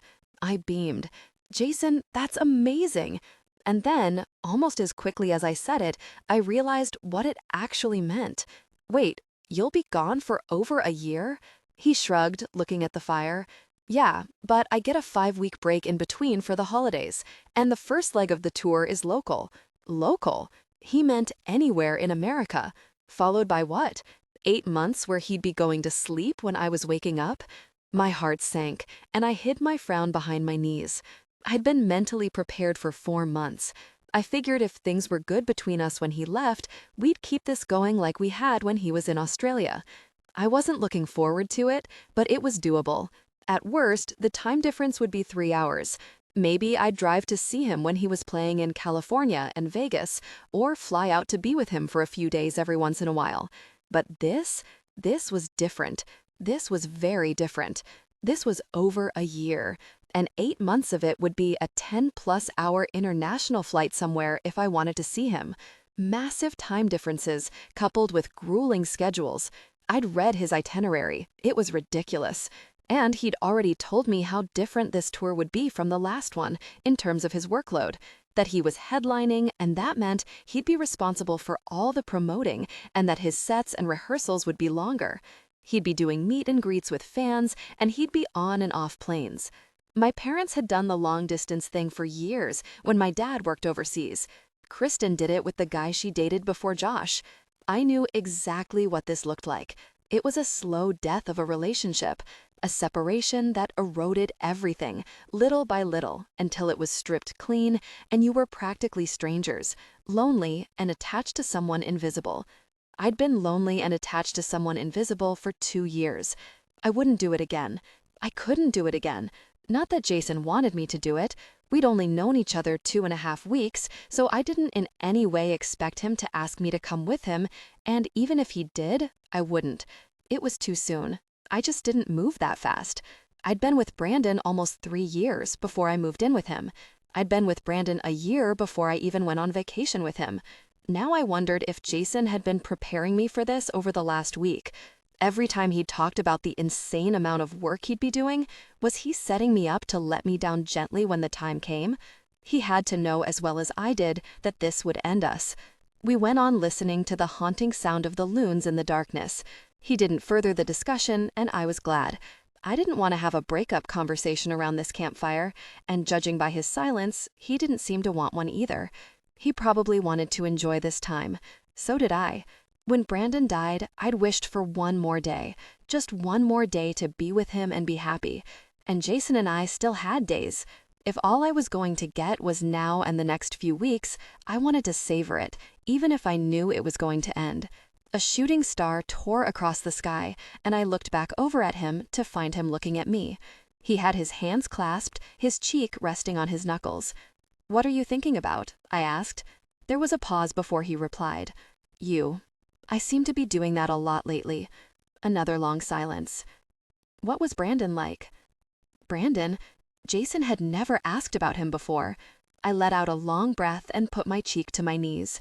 He was steady, strong. He was the kind of person you could depend on, loyal. I smiled a little. He would always serve himself last. If we were at a barbecue or a party, he'd wait until everyone else served themselves before he'd make his own plate. He always wanted to make sure there was enough for everyone else before he ever thought about himself. My face went soft at the memory. He was good like that. He was a good person. Jason gazed back at me. "What happened to the drunk driver?" I scoffed. "Not enough. She got 2 years. She gets out in a few months. Never even said she was sorry." We looked at each other in the light of the campfire. "Jason, I never told you this. Maybe you kind of figured. But you're the only person I've dated since him. Like, the only one. It's a big deal to me. You are a big deal to me." He didn't say anything. He studied my face, the fire casting a warm glow that flickered in his eyes. I knew he understood what I was telling him. I hadn't been with anyone in 2 years, in any capacity. "You're a big deal to me too," he said finally, holding my gaze. We stared at each other, and an eternity passed in the seconds. "Cold?" he asked. "Want to get in the tent? I'll leave the rain fly off so we can still see the sky." I nodded. Jason poured water over the fire, and we stepped inside the tent and took off our shoes. He hung a lamp from the top pole and zipped the door closed. Then we silently stripped off our heavy layers. Jason stopped at his t-shirt and the thermals he wore under his pants. He probably didn't want to assume, but that's not where I stopped. I took everything off but my tank top and my underwear. I undressed without looking at him. If I looked, I might be too nervous to go through with it. But I could feel his eyes on my body as I stepped out of my pants and stood in the tent in my chosen undergarments. I'd worn them on purpose. I'd worn them for him. Once I'd taken off everything I dared, I climbed quickly into the sleeping bag, my teeth chattering. The slick fabric was freezing. "Hurry, it's so cold," I shivered. He followed suit and took off his t-shirt and thermals, turned off the light, and got into the sleeping bag in nothing but his boxers. He gathered me immediately under him, caging me between his forearms and legs like a human heating pad. "Better?" he asked, looking down on me in the dark. I nodded, biting my lip. Better. He was so warm. He smelled like soap and mint toothpaste and just a hint of smoke. I could feel the coarseness of the hair on his legs rubbing against the naked smoothness of mine, the strong muscles of his thighs locking me in his firm embrace. His desire was evident, pressing into my stomach. He caressed my cheek absently with his thumb. "You're shaking," he whispered, and gently, carefully, he kissed along my jaw, his beard scratching against my skin. I tipped my head back and he trailed his lips down, arching his body over mine as he worked his way to my collarbone. He didn't move against me. While I could feel his strong attraction, it was like he wanted me to know everything was on my terms and he wouldn't initiate anything unless I made it clear I wanted him to. It was very Jason of him. He was always respectful of what I needed. I got the feeling that if I freaked out and told him to sleep outside, he would. He wouldn't even question it. He'd just kiss me goodnight and go. Having that control made me feel safe with him, like tonight would be whatever I was ready for it to be, and he was okay with that. He had no idea how much it furthered his cause. His fingers tunneled through my hair and worked it from its tie, releasing my braid. He combed his fingers through the strands until they fell loose and free around me. He hovered over me, kissing me softly until the shivering stopped. The forest sighed around us, and I explored him. I nuzzled his Adam's apple with my nose, ran my palms along his chest, over his broad shoulders, around the back of his neck, and up through his thick hair. I moved down his side and over his waist, brushing the ridges of his six-pack with my thumbs. I loved the scratch of his beard and the strength against every part of me that was soft. He was so male-strong and warm and powerful. Every time he moved, his scent shifted, an intoxicating pheromone that drew me in closer, made everything him. It was like getting used to cold water, climbing in a little at a time until you were submerged and warm and ready to swim. And I was. When my hands slid across his lower back, I pulled him into me, and our bodies pressed closer. His breath went ragged. An instant electric tension rolled between us. Everything changed. His tender kisses turned serious, and I felt a surge of desire. I peeled off my tank top, and his mouth was on my naked skin before the shirt was over my head. A calloused hand glided up my side, and he came back up to my lips. I nipped at his bottom lip, and he bit me back, releasing me only to devour me again. There was something more focused than the last time we'd found ourselves this close. That time in my living room had been playful. This was something else. There was something hungrier about it, needier. I wanted him. I parted my knees and let him settle between my thighs. He shifted down, pressing intimately against me through our underwear. The tease was a little maddening, and I think he knew it. It created a powerful tension, almost like he was saying, "If we take these off, you can have this." He didn't have to tell me twice. I hooked my thumbs at the top of his boxers, removing them. He kicked them off and then reached for my underwear. He paused breathlessly, waiting for permission, and I nodded against his mouth, shifting my body. I'd never felt such intense desire as the satin slid down my legs. There was something so primal about him doing it. His fingernails scraped against my skin in his hurry, and it heightened my own longing to know how much he wanted me, like he couldn't get me ready fast enough. Tension broke. They gave in to desire, connecting deeply. He was teasing me within an inch of my sanity. I felt like some desire-filled teenager. This was the kind of arousal that clouded judgment. This was the level of intense desire that led to impulsive decisions. I always considered myself immune to that kind of frenzy, mostly because I was usually too self-conscious for it, especially for a first time. My first times had always been slow and careful, getting to know someone's body. It was always a little awkward and weird, and so I'd expected this time to be a little awkward and weird. But all of that was out the window now. I didn't care anymore what noises or faces I made. I didn't care that he was hovering over me, openly looking down at my unclothed body. He'd pushed me beyond inhibition, and maybe that was the point. Now all I wanted was for them to connect completely. I wanted to explore every aspect of their connection. A deep longing for intimacy filled me. I was already making plans for next time, imagining all the ways I'd make him crazy like he was making me crazy. Why was he doing this? Why was he making me more eager and more frustrated when he could feel and see that I was prepared for intimacy? What did he want from me? "I want us to be completely connected," I breathed. And that's what he was waiting for. I watched his control break. He crashed his lips down on mine, and they came together intimately. It was instant pleasure, a payoff bigger than anything I could have ever imagined, a weight beyond worth it. Their connection deepened instantly. It sent shockwaves of ecstasy through my whole body. Then he moved again, and again, and again. I gasped under him, moving with him. I liked the way they moved together. I put my hands on his back to feel him moving, and I had the desire-filled realization that I should have shared this intimacy with him days ago, that I'd slept next to this man in his trailer and not taken advantage of the connection they could have shared if I'd just let him. I wanted to go back in time and yank that pillow out from between us and embrace him fully.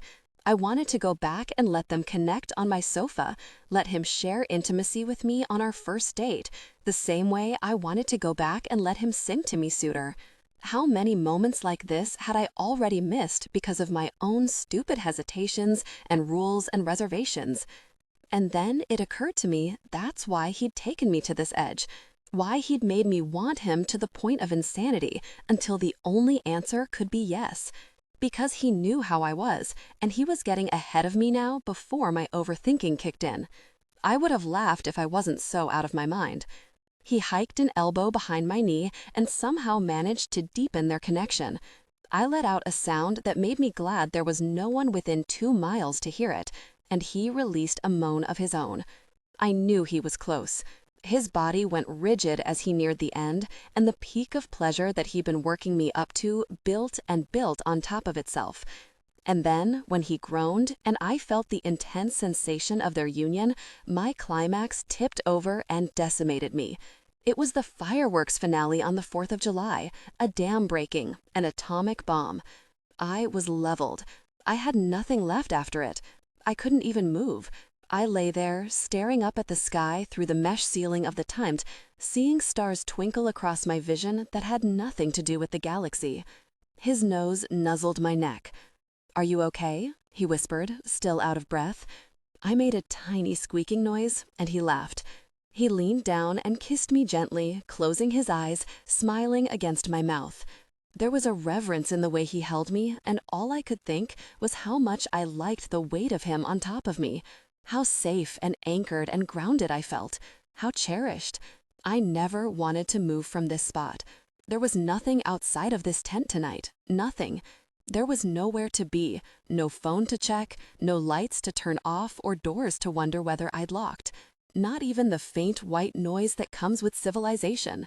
The only person I wanted with me was here, and the serenity of the lake and woods combined with Jason's gentle affection made me relax in a way I hadn't known was possible, like I'd been tense my whole life and hadn't even known it. All that was left was us. A big, scary world existed somewhere, where bad things happened and people you cared about died or left you on 14-month tours around the world.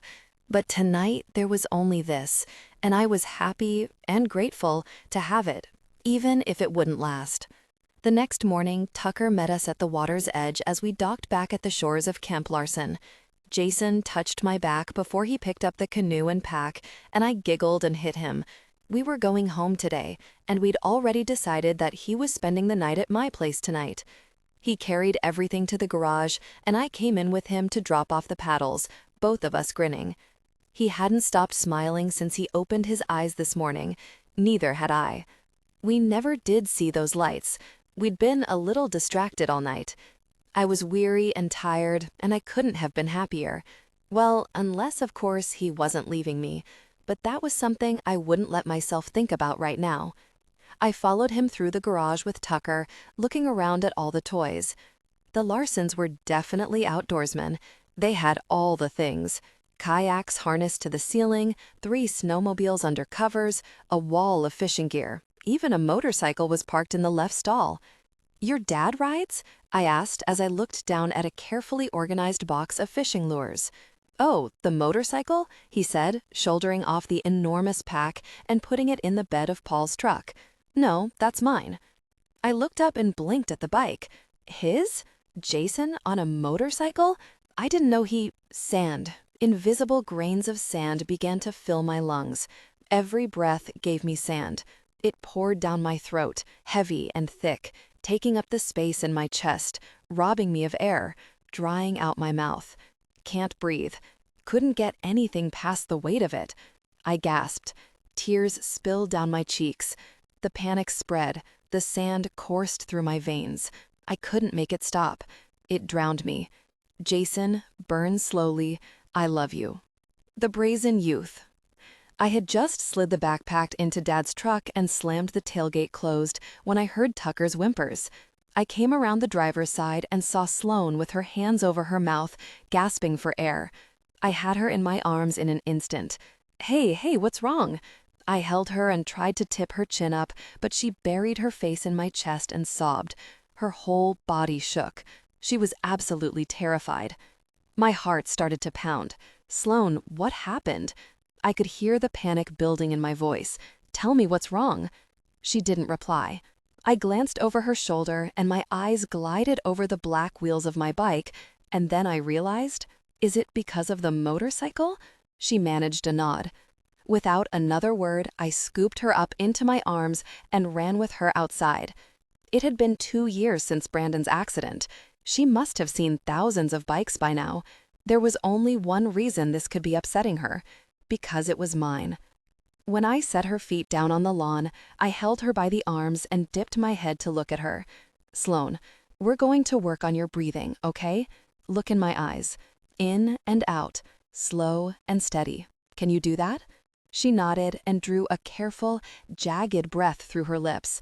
Listen to me, I said, holding her gaze. Nothing is going to happen to me, I said slowly. I'll sell it. Right now. You hear me, Sloan? I won't ever ride one again. She let out a shuddering breath, and tears spilled down her beautiful cheeks. Tucker pressed himself against our legs, looking up at her, worried. I'm sorry, she breathed. I shook my head. Don't apologize to me. No. Shh. She took a few more ragged breaths, and when she started talking again, it was so quiet, I almost couldn't hear her. There was blood in his eyes, Jason. His skin was scraped off by the asphalt, all the way to the bone. Her words came like a punch to my gut. Gosh, what do you even say to something like that? I hated this. I just wanted to protect her, to keep her from ever having to endure anything else painful for the rest of her life. I wished I could wipe it clean. If I could take it from her and carry it myself, I would. Every gasp and sob that came from her sliced at me like razors. It was like my heart was split down the middle. I had one half and Sloan had the other. I knew without a doubt that from this point forward, I'd have to care for her better than I cared for myself, because I could never be okay if she wasn't. It took a few minutes, but she calms down. When the trembling stopped, I kissed her forehead and held her face in my hands. Her hair stuck to her wet cheek, and I brushed it aside and tucked it behind her ear. I can't watch another man die on one of those, she said simply. Please, don't ever get on one. You have to promise me, Jason. Never. I promise, I whispered. I'm not going to leave you, Sloan. It's not going to happen again. She nodded, took a deep breath, and let me walk her to the house, and the whole time my mind kept circling back to the same thought. I was grateful that I'd been there for her through my music in her darkest hours, that I'd reached her and touched her and held her in my arms for years, even though neither of us had known it yet. I wanted to reach her and touch her and hold her in my arms forever, because I was completely and totally in love with her. Sloan, 26, Paramore. It had been 3 days since we'd come back from Minnesota, and every morning since, it had been a feat getting Jason out of bed and off to be Jackson. Don't you have to get ready? I giggled. He was all hands today. Zane's going to be here at 7. He made a dismissive male grunt and trailed his lips down my naked chest, working his bare shoulders under the sheets. I smiled. Jason's new personal assistant, Zane, had started on Monday. A tough-looking, no-nonsense woman with a pompadour, cuffed jeans, and a naked lady tattooed on her forearm. She spoke Spanish, was experienced, knew her way around LA, and she was amazing. She drove him to his appointments so he didn't have to deal with traffic, and she made sure he ate and got to places on time.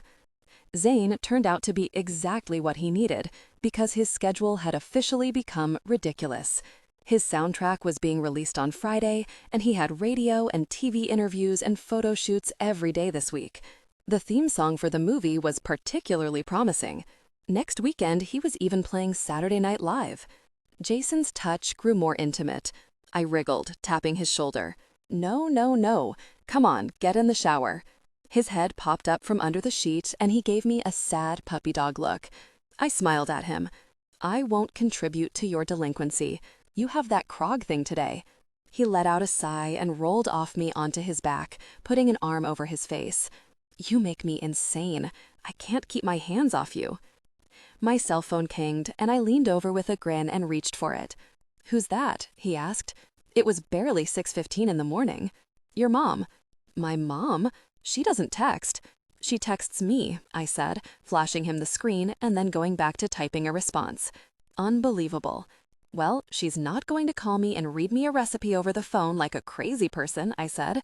It's 8:15 there. She found a recipe in a magazine for sloppy joes she thinks you'll like, and she wants to know if I know how to make a compote. Do you? I snorted. Well, yeah, of course.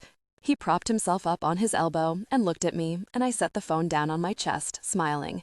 What? Go on a date with me tonight. You mean go outside?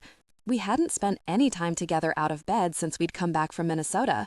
He'd spent the night at my house for the last 3 nights. I loved it. I loved going to sleep in his arms and waking up to him. Let me wine and dine you, he said. Walk with you on the beach and hold your hand. I put my arms around his neck. Yes, I'll go on a date with you, my music man. He kissed me deeply, and I thought for a second I was going to have to remind him about his call time again. But he broke away and rubbed his nose to mine. Hey, what do you think about me using that empty bottom drawer in the dresser? Maybe unpack my backpack? Hang it in the closet? The request hit me like a bucket of ice water. My response was so knee-jerk I didn't have time to rein it in. I bit my lip and shook my head. No, I can't. The light faded a little from his eyes, but he just smiled at me. Okay.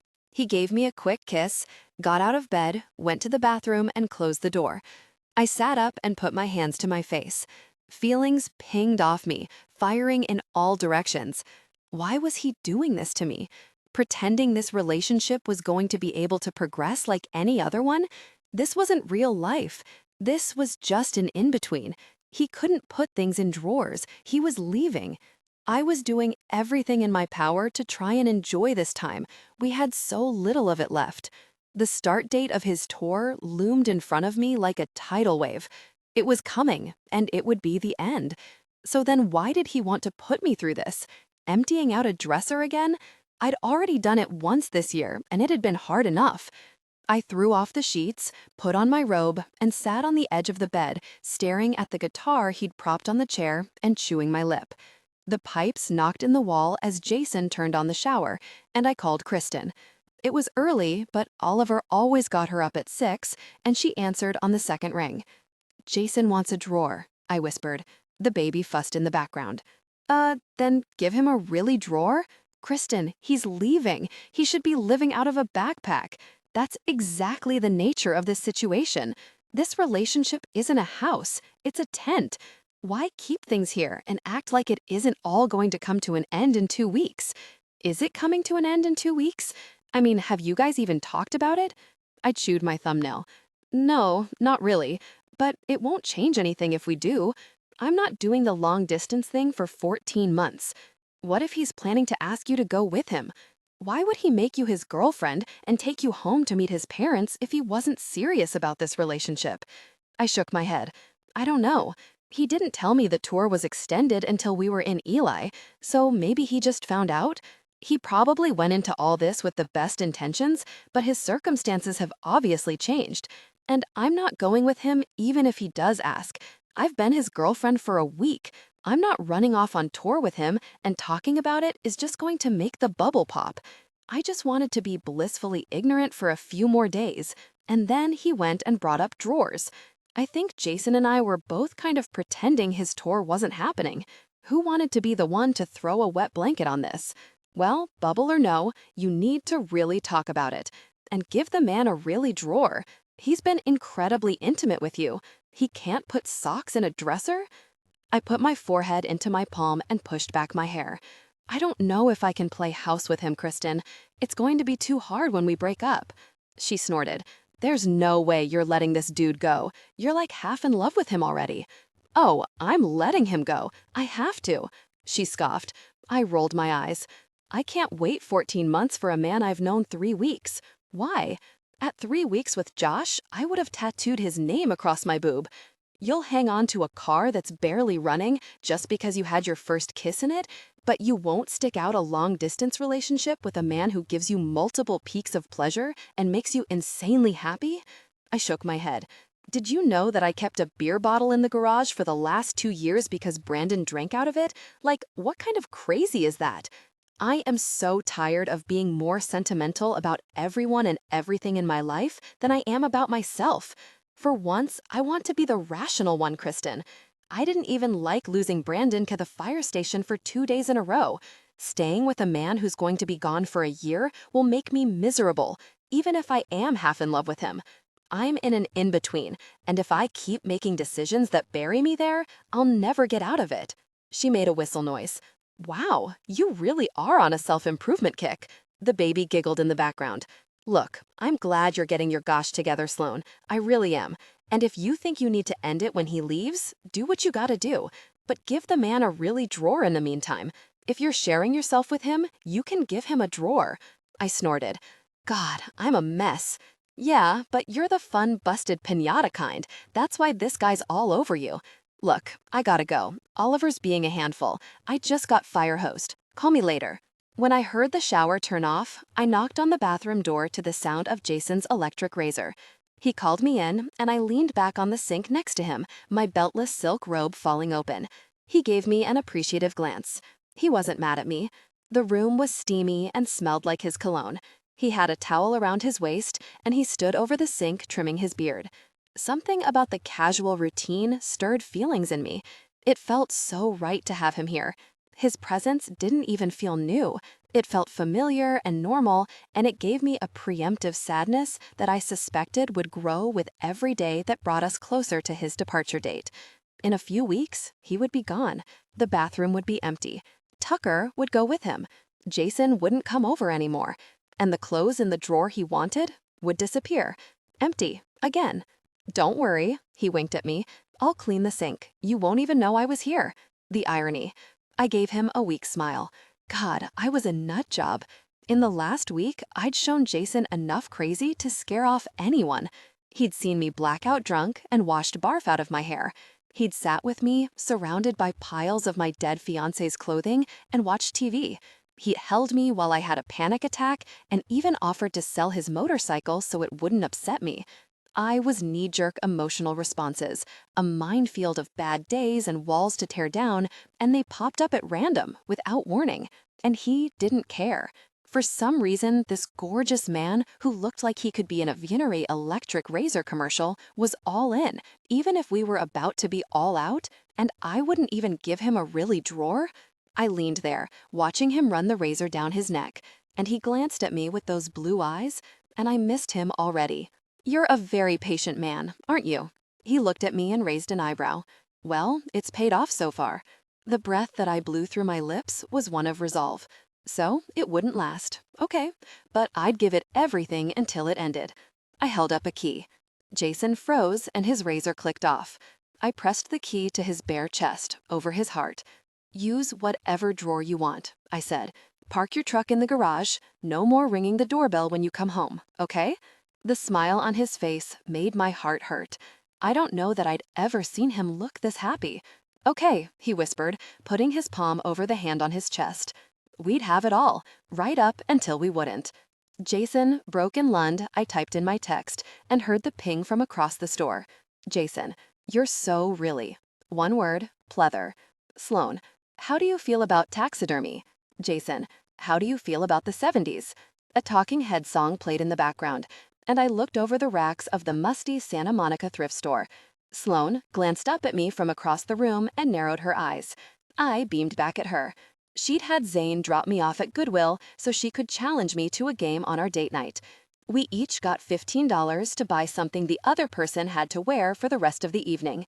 It was actually a pretty hilarious idea, but when I heard Sloan laugh all the way across the store, I knew it wasn't going to end well for me. "Your bravery is about to be tested," she said outside 10 minutes later. She was adorable. "Nothing scares me." "Really? I think this might scare you," she said, pulling out a long red cape with little tacos on it and holding it out by the corners. I ran my hand through my hair and she laughed. "Okay, it's a cape. I can do a cape," I said, a laugh in my throat. "I'm man enough." "I tend to agree with you on that. Your turn." I'd hit comedy gold in there. I pulled out a footy pajama with a unicorn head for a hood. It even had a tail. She blanched and I started cracking up. "Do I have to wear the hood?" she asked. "Absolutely. And the belt." I produced a wrestling championship belt made of gold plastic. She made a face. "Fine, but I'm not done with you," she said. "Now, I know what you're thinking. You're thinking that you're this famous guy's," she made jazz hands, "and you can't get photographed walking around the Santa Monica Pier in this, that it would be bad for your image and Pia would lecture you and blah, blah, blah. But I want you to know I've made arrangements for this because I'm a very thoughtful girlfriend." She turned away from me and put something on. When she turned back around, I howled with laughter. She wore flesh-colored plastic sunglasses that looked like hands over her eyes. There were gaps between the fingers to see through. We both laughed so hard we were crying, and I grabbed her and pulled her into my chest. I couldn't live without this. I wanted her to come on tour with me. I didn't care what I had to do to make it happen. Pay her bills, bribe Kristen for support, beg her. I was still waiting to hear back from Ernie on whether we could get Lola off the ticket before I talked to Sloan about it. But whichever way it went, I already had a plan to see her when I was on the road. If she couldn't go with me or visit because of Lola, I'd come to her as much as possible. And there was the 5-week break for the holidays. We'd talk on the phone and we'd Skype. We'd done the phone thing before. We were good on the phone. We could do it again. We put on our outfits. Sloan's needed some altering. We borrowed scissors from the thrift store and cut the feet off so she could wear her shoes.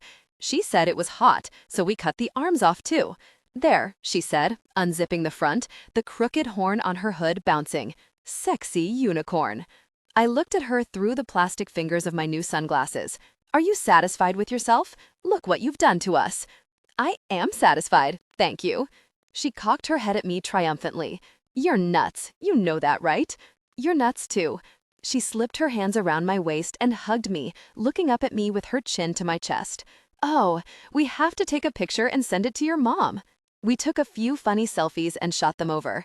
I loved that she and Mom had hit it off. I loved it so much. We walked toward the palm-lined 3rd Street promenade, holding hands as the sun went down. We elicited a lot fewer looks than we would have in Ellie dressed like this.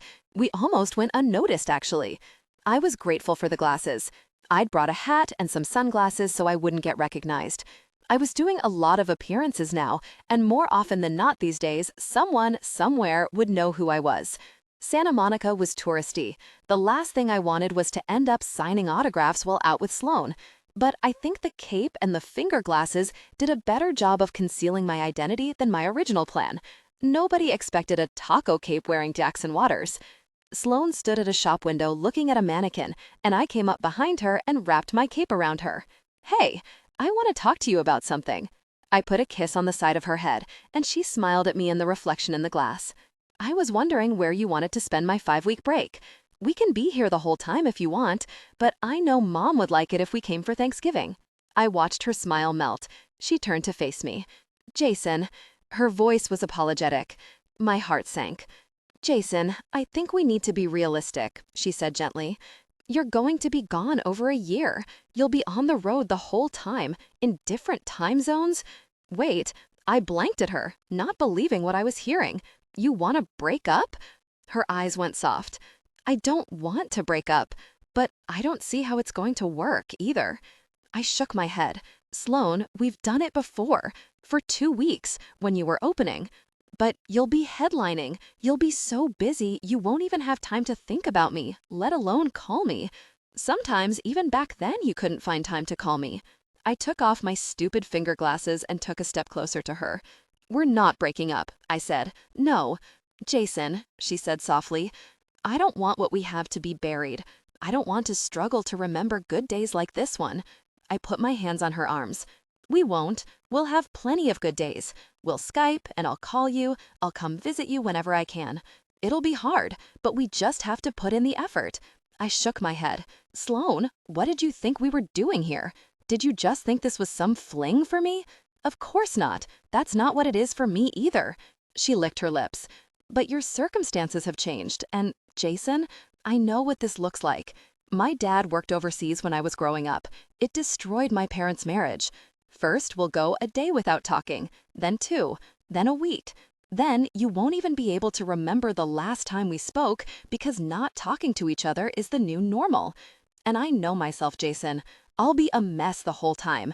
You won't like who I'll become. I'll be paranoid because I won't know what you're doing and resentful that you're not making time for me. And you'll get frustrated that I want your attention when you're spread so thin. We won't know each other anymore, and we'll both be lonely, even though we're together. She put her hands on my chest and looked up at me, her beautiful brown eyes sad. Jason, I spent so much time being lonely and unhappy, and I just can't do it again. I can't go from this to that. I can't. I won't.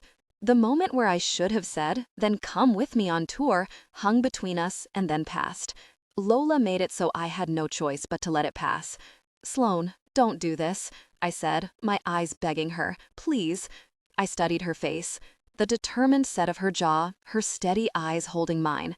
Her mind was made up, and the worst part was I knew she was right. It was one thing for me to want to stick it out.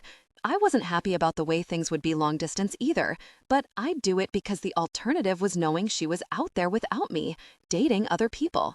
And it was my fault it was happening, because it was my job separating us.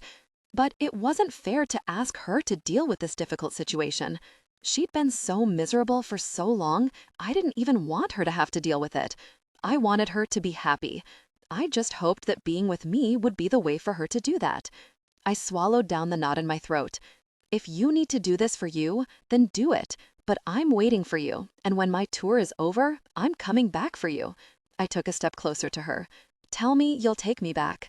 As long as you're not with some... I had to stop for a moment to compose myself. I shut my eyes and let out a steadying breath before opening them again and looking down on her. Please tell me when my tour ends that you'll let me come back. Jason, don't ask me to promise that. And you shouldn't promise to stay single either. Why? Because then we're both just waiting for each other. I shook my head. Then let's wait. Better yet, let's not break up. I've given this a lot of thought. She paused for a long moment. I can't replace the shrine I had for Brandon with a new shrine for you. The words lingered between us and she held my gaze. Let's just enjoy the time we have left and end it in a good place. And you're right. Maybe after your tour, we'll find each other again. It won't be goodbye. It'll just be goodbye for now. Okay. It was amazing how much this hurt. The pain was almost breathtaking. I felt like I'd just been told I had 2 weeks left to live. But could I expect anything different? Who really was I anyway? Some guys she'd known less than a month. Sloan was always 2 steps behind where I was in our relationship. I knew that. But if she could bear losing me, then maybe this really was one-sided. Because if she felt for me even half as much as I felt for her, she could never stomach letting me go. And she was letting me go. This wasn't the same reclusive, grieving woman I'd met on the phone. This woman would meet someone at the gym or at an art gallery opening, and by the time I came back around, she'd be lost to me. I was losing her already, and there was nothing I could really do about it. We ate dinner at an Italian place and then walked through the promenade toward the pier, dropping into some of the more interesting shops. The trees were lit with twinkle lights now that the sun had gone down. We threw pennies in the fountain and looked at the sculpted hedges. We got ice cream and watched a street performer sing, and we dropped $50 in his guitar case. Sloan bought Mom a tea party cookbook. I tried to enjoy it. I laughed in all the right places and smiled so that it reached my eyes. But all I saw now was the ending. We stood at a crosswalk on our way to the pier. Sloan hugged me from the side, pressing her cheek into my chest, and I looked down on her horned hoodie, and suddenly I wanted to tell her I loved her for the first time, right there, on that busy intersection. It was nothing like what they show in the movies. No romantic setting, no soft music playing. We had a homeless guy in a muscle shirt holding a super big gulp a foot away from us. Some teenagers took selfies while a guy in a sauce-stained pizzeria apron impatiently pressed the crosswalk button. We weren't walking on the beach or sitting at the top of a Ferris wheel. She just wrapped her arms around my waist, wearing that stupid really outfit, and all I could think was that I loved her. But now we were breaking up. What was the point in telling her how I felt? To make her feel guilty? Or like she had to say something back that she wasn't ready to say, or possibly didn't even feel? The light turned green, we crossed, and the moment passed, and she probably had no idea it had even happened. But it had happened, and it was going to keep on happening. Every time I looked at her, it would happen. It would happen even when I couldn't look at her at all. Jason Blood in the Cut, Kay Flay, Lola roared up on her Harley in front of Grauman's Chinese Theater, and the cameras fired up hungrily. She loved to make an entrance, and she always did it late. Really annoying. 45 minutes, I grumbled to Pia, looking at my watch. It was 6:47 p.m. Gosh, I hated her. Ernie was off the red carpet, on the phone with a finger in his ear. We'd been waiting for Lola to show for almost a very hour. I was contractually obligated to promote the movie however the studio saw fit, and Lola and I had collaborated on the soundtrack, so unfortunately we were a package deal at the moment. They wanted red carpet pictures of me with her, so I'd been forced to stand around outside in the blazing Hollywood heat until she got here. It was 85 in the shade. Sweat trickled down my back. I slid my fingers into my collar and tugged at the neck of my tie irritably. I'd had to tell Sloan I couldn't get a ticket for her so late, which was true. The seating arrangements had already been made. But I could have booted Ernie. Instead, I'd had to leave Sloan at home because Lola was going to be here, all over me, and I didn't know what kind of gosh show it was going to be.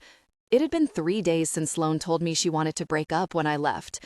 We had 13 days until my tour, and every minute counted now. I didn't want to be here without her, wearing this monkey suit, waiting for Lola. I wanted to be in my underwear, tucked in bed with my girlfriend, watching TV. The fact that Sloan couldn't be here with me, and the knowledge that Lola was to blame for that, infuriated me. Not to mention, this was a whole day away from Sloan, when our time together was almost up, and that was Lola's fault too. I wasn't doing well. I hadn't been doing well since Sloan preemptively broke up with me. I couldn't really sleep, and I didn't feel like eating. All of my wildest dreams were coming true. I was standing on a red carpet with superstars, promoting a major motion picture set to my music. I was about to leave on a massive worldwide tour. I was achieving all my career goals, and somehow I was about to end up losing the one thing that suddenly mattered the most to me. I actually resented my success now, wished I could just really walk away from it or take less of it in exchange for her. I didn't care what Sloan said about not wanting me to wait for her. I wasn't dating other people during our split. I couldn't. The fact that she maybe could really killed me. I was trying not to think about it. And now I was here, wasting the precious time I had left with her, dealing with Lola. I looked moodily at her on her bike. She wore 4-inch red heels and shiny black pleather skinny pants. Her top was very revealing. She took off her helmet, and her red hair tumbled out to the screams of fans behind the line stanchions, followed by a strobe light of camera flashes. I let out a controlled breath, making sure to keep my face neutral. Pia put a hand on my arm. "Ready?" "I will do as I'm told," I said unenthusiastically, looking away from my nemesis posing on her Harley. Pia had coached me extensively on today. She knew all about my issues with Lola. My relationship with my publicist was a little like a relationship with a doctor or lawyer. I had to be honest, or she couldn't help me. "Just remember to be diplomatic," Pia said discreetly. "You can't undo photos. If she touches you, don't react. Smile and look relaxed. Don't give them anything to speculate with. And don't let her work you up." I nodded, my clenched fists the only thing revealing my mood. Ernie finished his phone call and made his way back over. He was beaming. "Do you love me? Tell me you love me." He rubbed his hands together. "What?" I mumbled, watching Lola climb off her bike with a shaky coordination that told me I was not witnessing a moment of sobriety. "I just got off the phone with your record label." My head snapped. "She's off the ticket?"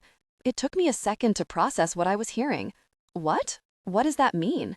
She's out? I made the argument that she causes you undue stress, and you'd be out with a stomach ulcer 2 weeks into it if they forced her on you. I may have also suggested that I'd hit her with trespassing for coming onto my property uninvited the other night if they wanted to push the subject. She's already knee-deep in Kanye fallout, and they need her to stay out of jail. I stared at him for a solid 10 seconds before I started to laugh. I couldn't even really believe it.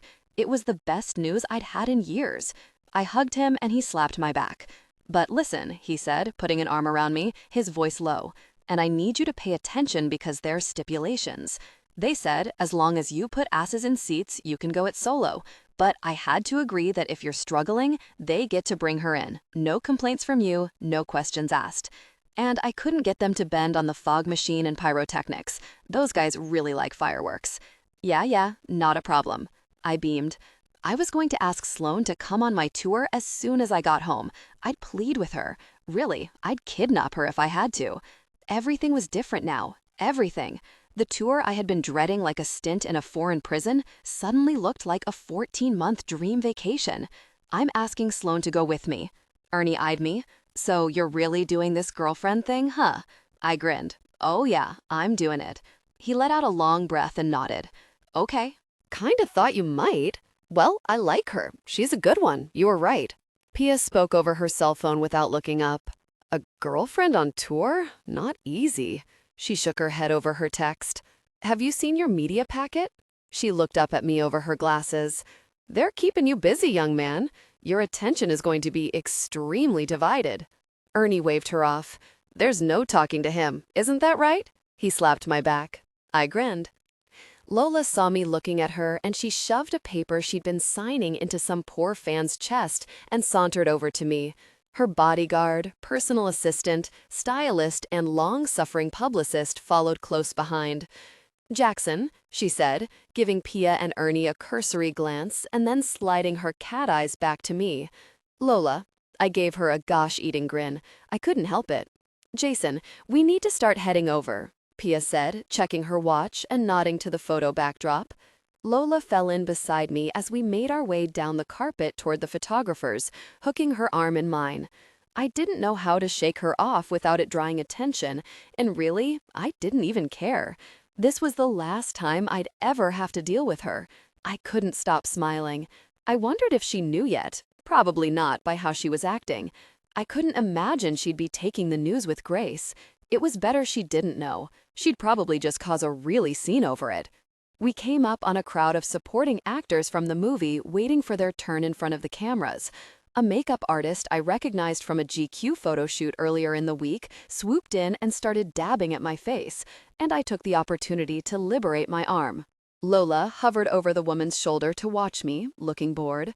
"Hey, Jackson, long time no see," the makeup artist teased, talking to my forehead as she powdered it with a quick swipe of a brush. "So, where's your girlfriend? Didn't bring her?" Something almost predatory flashed on Lola's face. "Couldn't make it," I mumbled, staring at Lola, trying to decipher the flicker I'd seen in her eyes. "Aw, too bad," she said, finishing up. "All done, handsome. Have fun." She moved and Lola closed the gap in front of me. "A girlfriend, huh?" She bit her lip and ran a hand down my lapel. Her eyes raked down my body and then came back up and narrowed. "Have fun while it lasts." She yanked me to her by my tie, crushed her lips to mine, and made an unwelcome physical advance. I jerked back and smacked her hand off me. "Gosh, Lola!" I shot a look over my shoulder. We stood in the huddle of our teams. Thankfully, nobody seemed to have been paying attention. The photographers were focused on the backdrop, and even Pia and Ernie had their heads down over their phones. I looked back at her and glared, wiping my mouth with my sleeve. Her face had gone flat. "You're welcome." I'd missed Sloan like crazy last night. In the theater, when my voice soared over a sunrise as the movie opened into the first scene, all I'd wished was that she'd been there with me. I wouldn't have been able to handle it if things had ended at the start of my tour. There was no really way. My relief over the news I got from Ernie was 1,000-pound weight off my chest. Pia and Ernie had stuck close to me all night. I'd grabbed a swag bag for Sloan at the after party and taken pictures of the buffet because she'd asked for them. I rubbed shoulders like I was supposed to, stood for selfies, shook hands, signed autographs, thanked people, and stayed just as long as necessary to meet my contractual obligation. Lola stayed away from me after the red carpet. In fact, I didn't see her for most of the night, much to my relief. I'd gotten to Sloan's at around 2 in the morning, and I'd climbed into bed with her and passed out. I'd slept like the dead. It was like I hadn't truly relaxed since our breakup conversation. In reality, I probably hadn't. When I woke up and glanced at my phone, it was almost 9. Sloan was sitting against her headboard, staring at her cell. I smiled, looking at her, and scooted up and put a kiss on her thigh. "Hey, I wanted to ask you something." "Jason, what is this?" She turned her cell phone to me. My breath caught in my throat. TMZ, a celebrity gossip site. Sloan stared at me, confusion etched into her brow. I sat up and took her phone. Someone had gotten a picture of Lola kissing me on the red carpet with her hand placed intimately. It was like a camera had been trained on me, taking burst shots from somewhere behind the photo backdrop. Another photo had us arm in arm, like we'd come together and me grinning like a really idiot. But that wasn't even the worst part, not by a mile. A grainy photo had me holding Lola by the elbow in front of my trailer last week. The angle made it look like I'd been leaning in to kiss her. A small blurb under the photo read, "Lola Simone and Jackson Waters getting intimate in front of his home last week in Calabasas." She must have had paparazzi following her. Gosh, my heart pounded as I scanned the article. Jackson Waters and Lola Simone were extra close at the premiere of The Wilderness Calls last night, with the two recording artists seen canoodling for much of the event. But the real buzz started after Lola was seen making an intimate gesture towards the Minnesota native right on the red carpet. Ever since their collaboration on the soundtrack for the movie, rumors have been flying about the pair, especially after Lola Simone released her single On the Water, a thinly veiled track about her intimate connection with the Northerner. While Lola will neither confirm nor deny that the song is about Jackson, last night's hands-on approach certainly does give us something to talk about during their upcoming joint international tour. My mouth went dry. What a load of, really, gosh, I breathed. Oh, I agree, it's some gosh, especially the part about you lying to me and sleeping with another woman behind my back. Her tone rendered me mute for a solid 10 seconds, and I stared at her. "Sloan, you can't actually believe this. It's TMZ." I reached for her hand, and she yanked it from me like my fingers burned. "Are you kidding me? There's photos. You kissed her, Jason. I'm looking at this with my own eyes." "What? I wasn't kissing her in front of my trailer. It's the angle of the picture. And I didn't kiss her last night. She kissed me, and she did it just to piss me off." "She's going on your tour? And you took her to the premiere?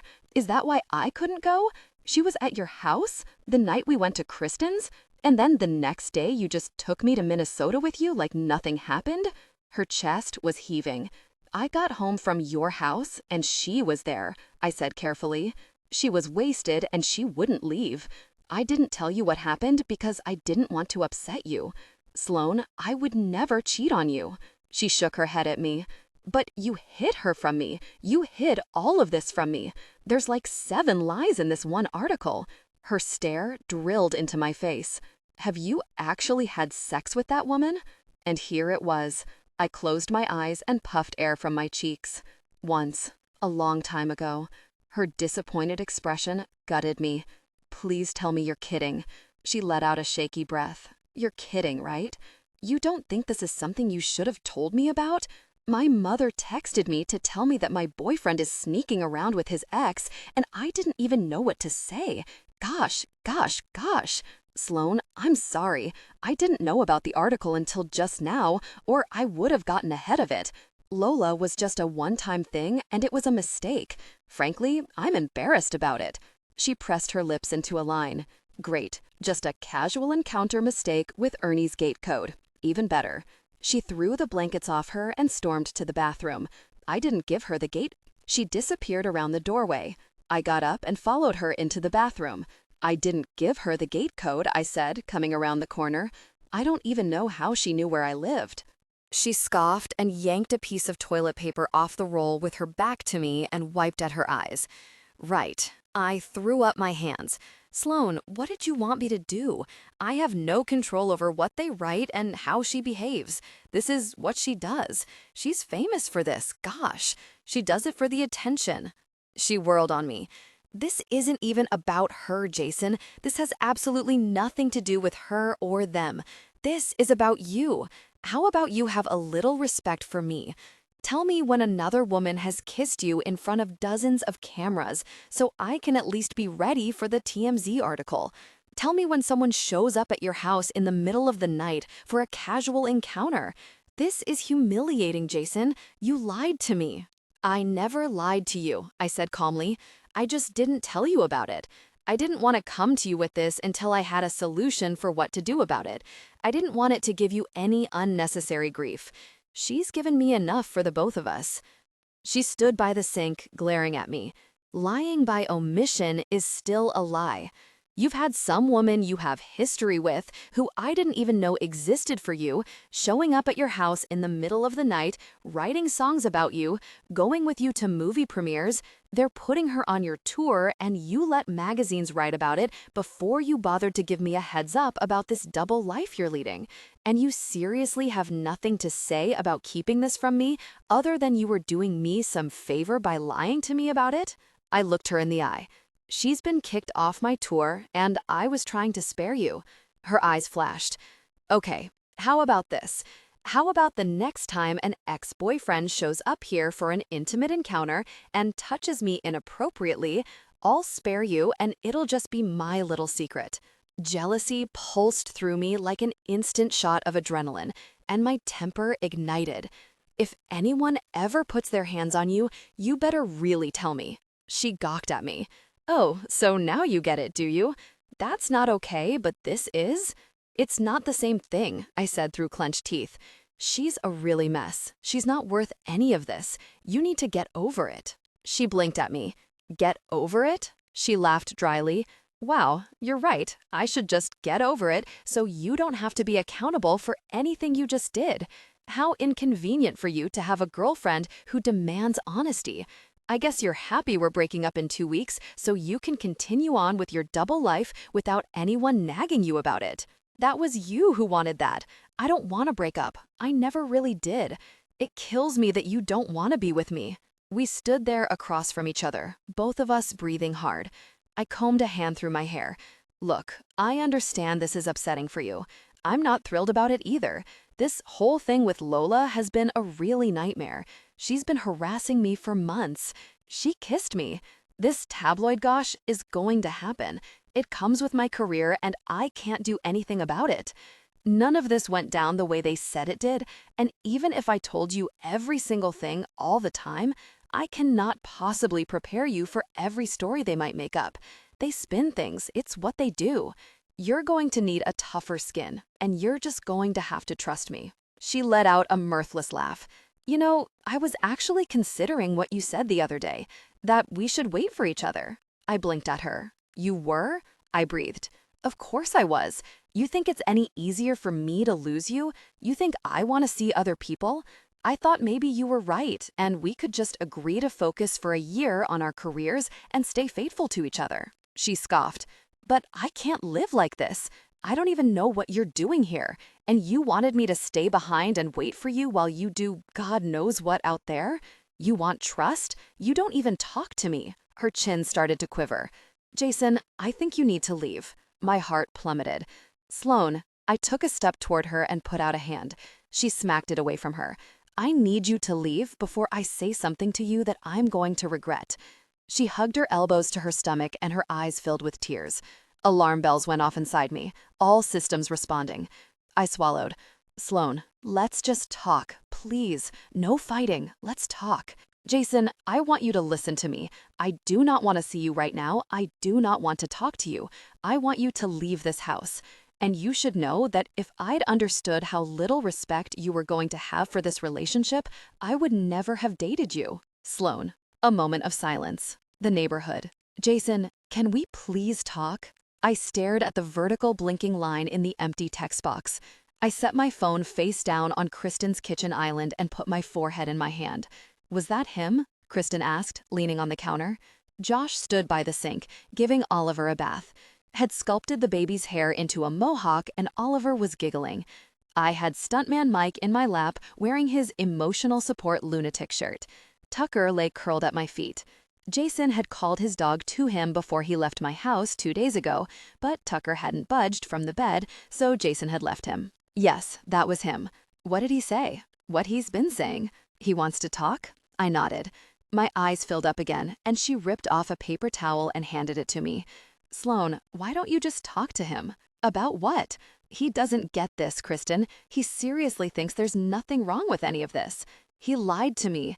He let my mommy, Mombe, the one to tell me about Lola. He just stood there shrugging like, well, sometimes famous recording artists show up, and I didn't want to bother you with the details. I pressed the towel to my eyes. Well, he is a rock star. I did a laugh cry. Josh rinsed the baby's hair with a cup. Nah, he's not a rock star. I didn't get that vibe from him. That guy's pretty grounded. Kristen peered at me. Do you think he cheated on you with her? I sniffled. No, I believe him, but he should have at least told me about her. Josh lifted Oliver into a towel and handed him to Kristen for a diaper. Then he kissed the side of his wife's head on his way to the fridge. Look, I'm gonna be honest. I like him, and I think you need to cut him some slack. He grabbed a beer and pulled up a stool at the counter.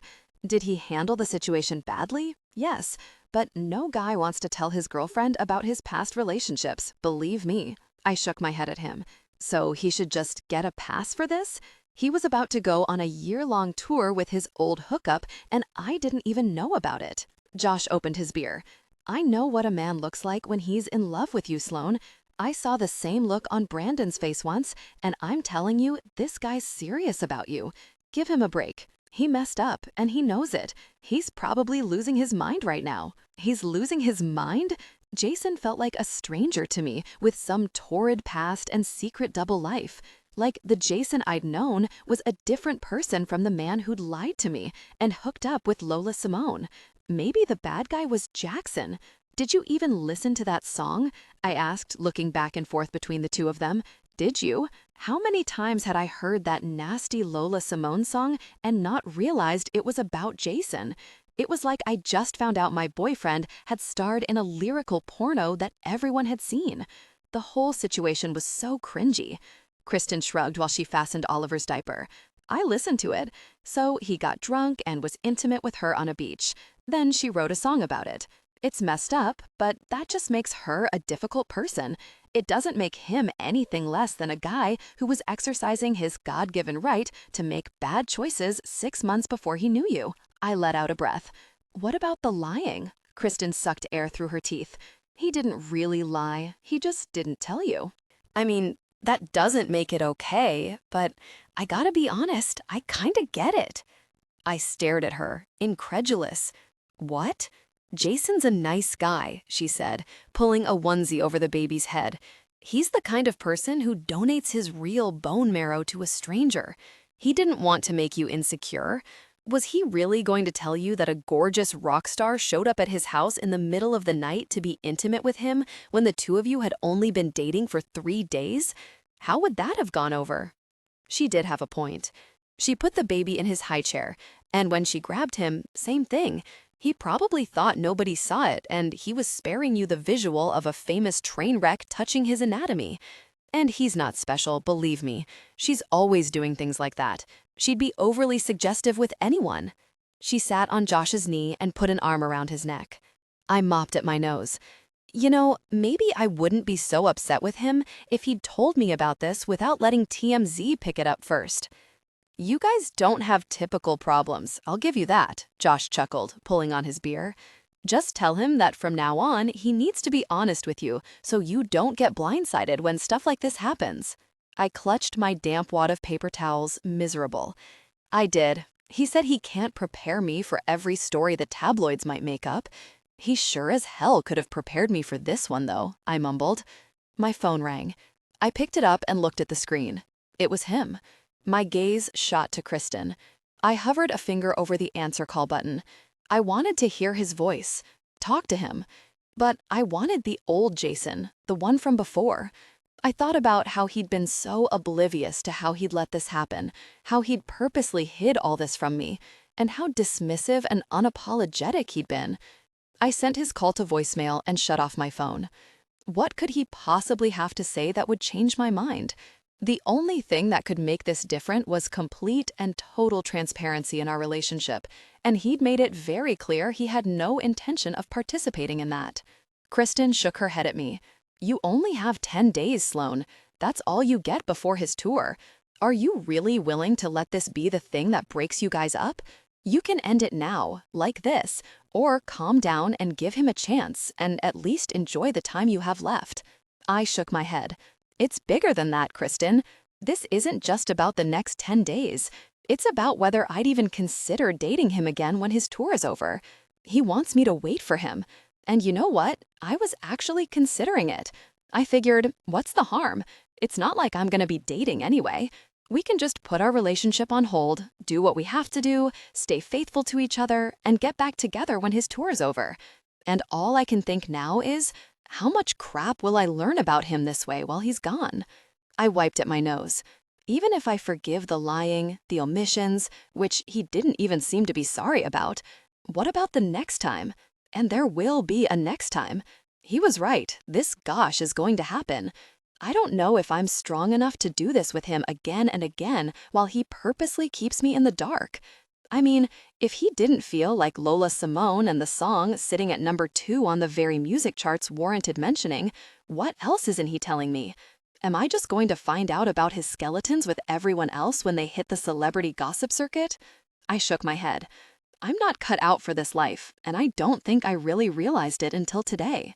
Kristen and Josh looked at me like they felt sorry for me and didn't know what else to say. I've been able to compartmentalize this whole fame thing because I didn't ever see the Jackson side of him. And now, all of a sudden, it's this enormous, glaring spotlight on everything, I said, waving my paper towel around. My chin started to quiver. He'll do nothing to protect me from the tabloid onslaught. He'll keep doing things behind my back. I'll get no warning, just like this time. Then, when the inevitable happens and some story breaks, he'll tell me I need a tougher skin. He'll brush it off, justify hiding whatever it is from me, take no responsibility. I'd be a lunatic. I would be twitchy and worried, waiting for the other shoe to drop the whole time he was away. Stuntman Mike peered up at me from my lap. My eyes filled with tears again, and I looked back and forth between Kristen and Josh. I have to break up with him, I breathed. I have to do it now. The finality of it crushed me. Tears came again, and I sobbed into my paper towel. He'd given me no choice. Jason. Mess is mine. Vance Joy. She sent my call to voicemail again. I put my palms over my eyes and let out a ragged breath. It was almost midnight. I'd been calling and texting her all day. She's still not talking to you? Ernie stood in his kitchen and dropped ice into a tumbler behind the darkness of my eyelids. I messed up, I muttered. Yeah, you messed up. Your first mistake was arguing with a pissed-off woman. You should have backed away slowly and agreed with everything she said. Pissed Off Woman 101. I looked up at him as he set down the bourbon he'd poured me on the coffee table. He plopped into the couch next to me and crossed his leg over his ankle, holding his own glass. I felt haggard. The last 2 days had been hell. I was at the point that I'd apologize for being born if it meant she'd speak to me. I just wanted this to be over. She'd brought me to my very knees on silence alone. I think she's gonna break up with me. Even saying the words out loud made the lump bolt into my throat. Ernie let out a long breath. You guys were breaking up anyway. I shook my head. No, not like this. Not because she didn't want me. Not because I really disappointed her. And I would have never let it happen. I would have begged her to come with me. I put my forehead into my hands. It can't end like this. Really, I should have told her everything. Why didn't I tell her everything? I had no idea how to navigate any of this. Lola, my tour, my fame, all of it felt like some giant snowball, gathering momentum and destroying my life on its way down. You know, maybe she's doing you both a favor, Ernie said. I took my forehead from my hands and glared at him. He swayed his whiskey at me. How fair was any of this gonna be for her anyway? Think about it. She stays behind and she's alone for 14 months while you travel the world. Or she goes on the road with you and she doesn't see her friends or family the whole time, doesn't sleep in the same bed for more than 3 nights in a row. She can't work, can't even really unpack. Either way, she's doing nothing but living for you, and you're living for your career. You really want that for her? He took a swallow of his drink, the ice clinking in the glass. You're getting famous, and what is she getting? It's a little selfish. I looked away from him. I was supposed to marry this woman. I'd known it the moment I thought I might lose her. She was it for me. The thought of being without her was as unacceptable to me as never seeing daylight again, never picking up another guitar. If I'd really this up for good, I would suffer for it for the rest of my life. I'd never get over it. I needed to fix this and then put a ring on her hand and let every man who looked at her know there was already somebody hopelessly in love with her. And they did look at her. I was going to need a very big ring. I dragged my hands into my hair and squeezed. Really, Lola, I hate her. I gotta tell you, none of this Lola gosh sits right with me. My spidey senses are tingling. He tapped a finger on his tumbler. And you're sure you didn't give her the gate code? I didn't give it to her, I mumbled. He squinted out at the fireplace like he was thinking. Gosh, this. I got up. I'm going over to Sloan's. I can't sit here and do nothing. I'd given her space. It had been 2 really days. If she was going to break up with me, I'd rather she swing the axe now instead of leaving me kneeling with my head on the block. Not knowing was killing me. I couldn't do this anymore. The drive to her house felt like I was delivering myself to my own execution. I sat in her driveway, rallying my courage to even get out and try my luck at getting in the door. It was midnight. The house was dark. I had my key, but Sloan always put the chain on. I'd probably have to ring the doorbell and wake her up. And would she even let me in, or answer it after she looked through the peephole? I had to be braced for the very real possibility she would break up with me tonight, that I'd had all I was going to get. I imagined her asking me to leave, taking my key, making me empty my drawer, and then never seeing her again. My heart would break. It would really shatter. The floodlights came on when I got to the porch. I put my key in the lock and turned it under the judgmental glare.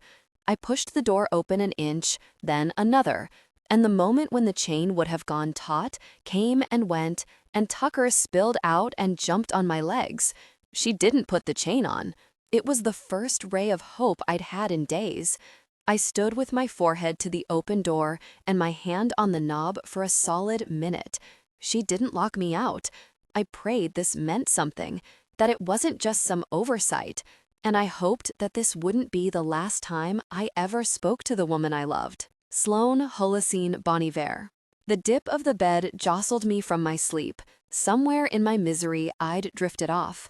Familiar hands wrapped themselves around my waist from behind and pulled me in. Jason, the scratch of his beard brushed the side of my neck, and then, in a husky voice, I'm sorry. None of it mattered suddenly. None of it. The change in my brain was so fast it gave me whiplash. All my plans disintegrated.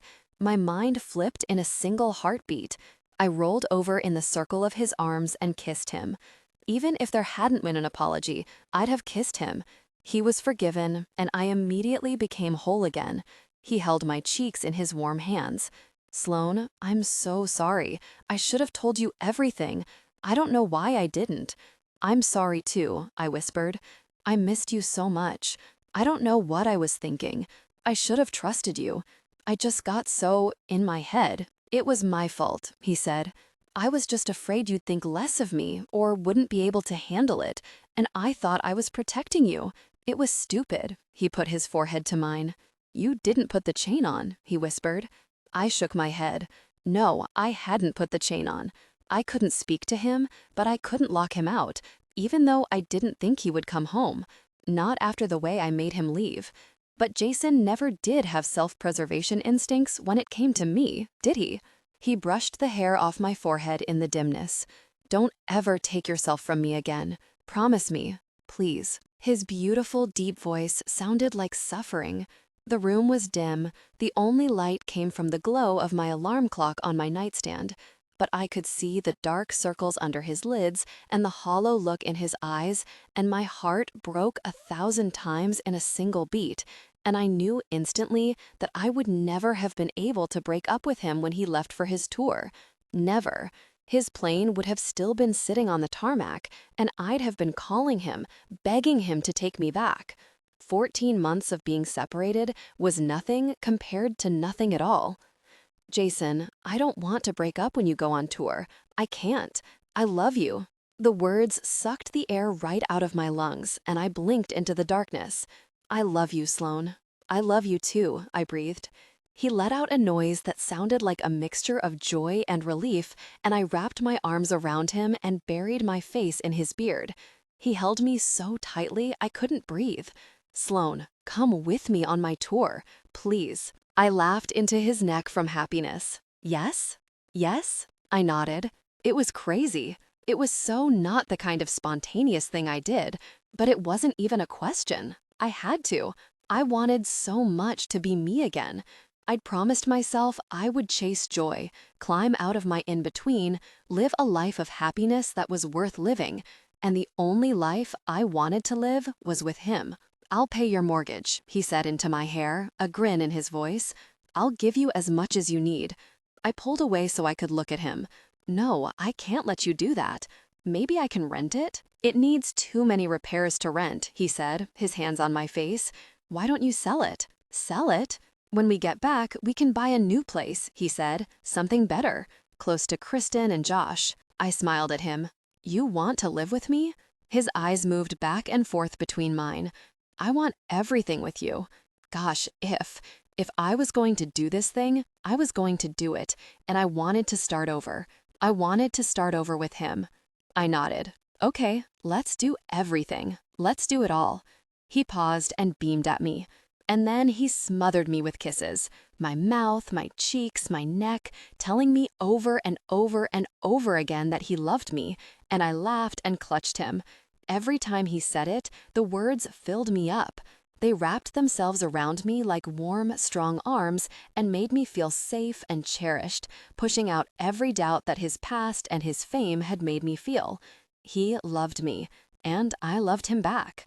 This was why we could weather his fame, why I could trust him, always, no matter what came up. He belonged to me, and we were in it together. How could I ever question it? We were in love. Jason, diamonds. Ben Howard. I bought a ring. A very, very big ring. Sloan. Big jet plane. Angus, Julia Stone. Are you sure you don't want to come with me? Saturday Night Live is kind of a once-in-a-lifetime deal, Jason said. He talked against my lips as he kissed me goodbye on my porch.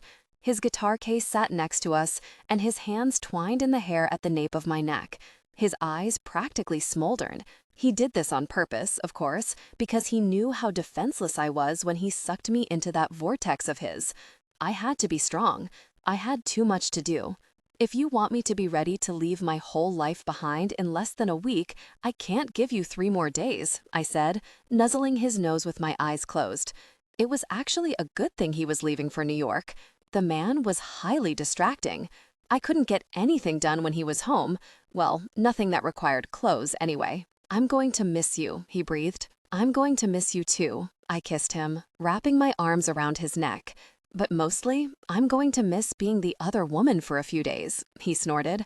I'm going to frame it, I said. Maybe Kristen will put it in the Christmas calendar. Yesterday, a picture of me and Jason holding hands at Trader Joe's ended up on the cover of the National Enquirer. Jackson Waters cheats on Lola Simone was plastered all over the front. I'd been wearing sunglasses and a baseball cap, and my tattoos were covered, so only I recognized myself. But it was still really funny. They called me a mystery woman, I said, smiling against his lips. I've always wanted to be mysterious. He chuckled. I've always wanted 2 women. This is working out for both of us. I hit him, and he laughed, tickling me by nibbling my neck.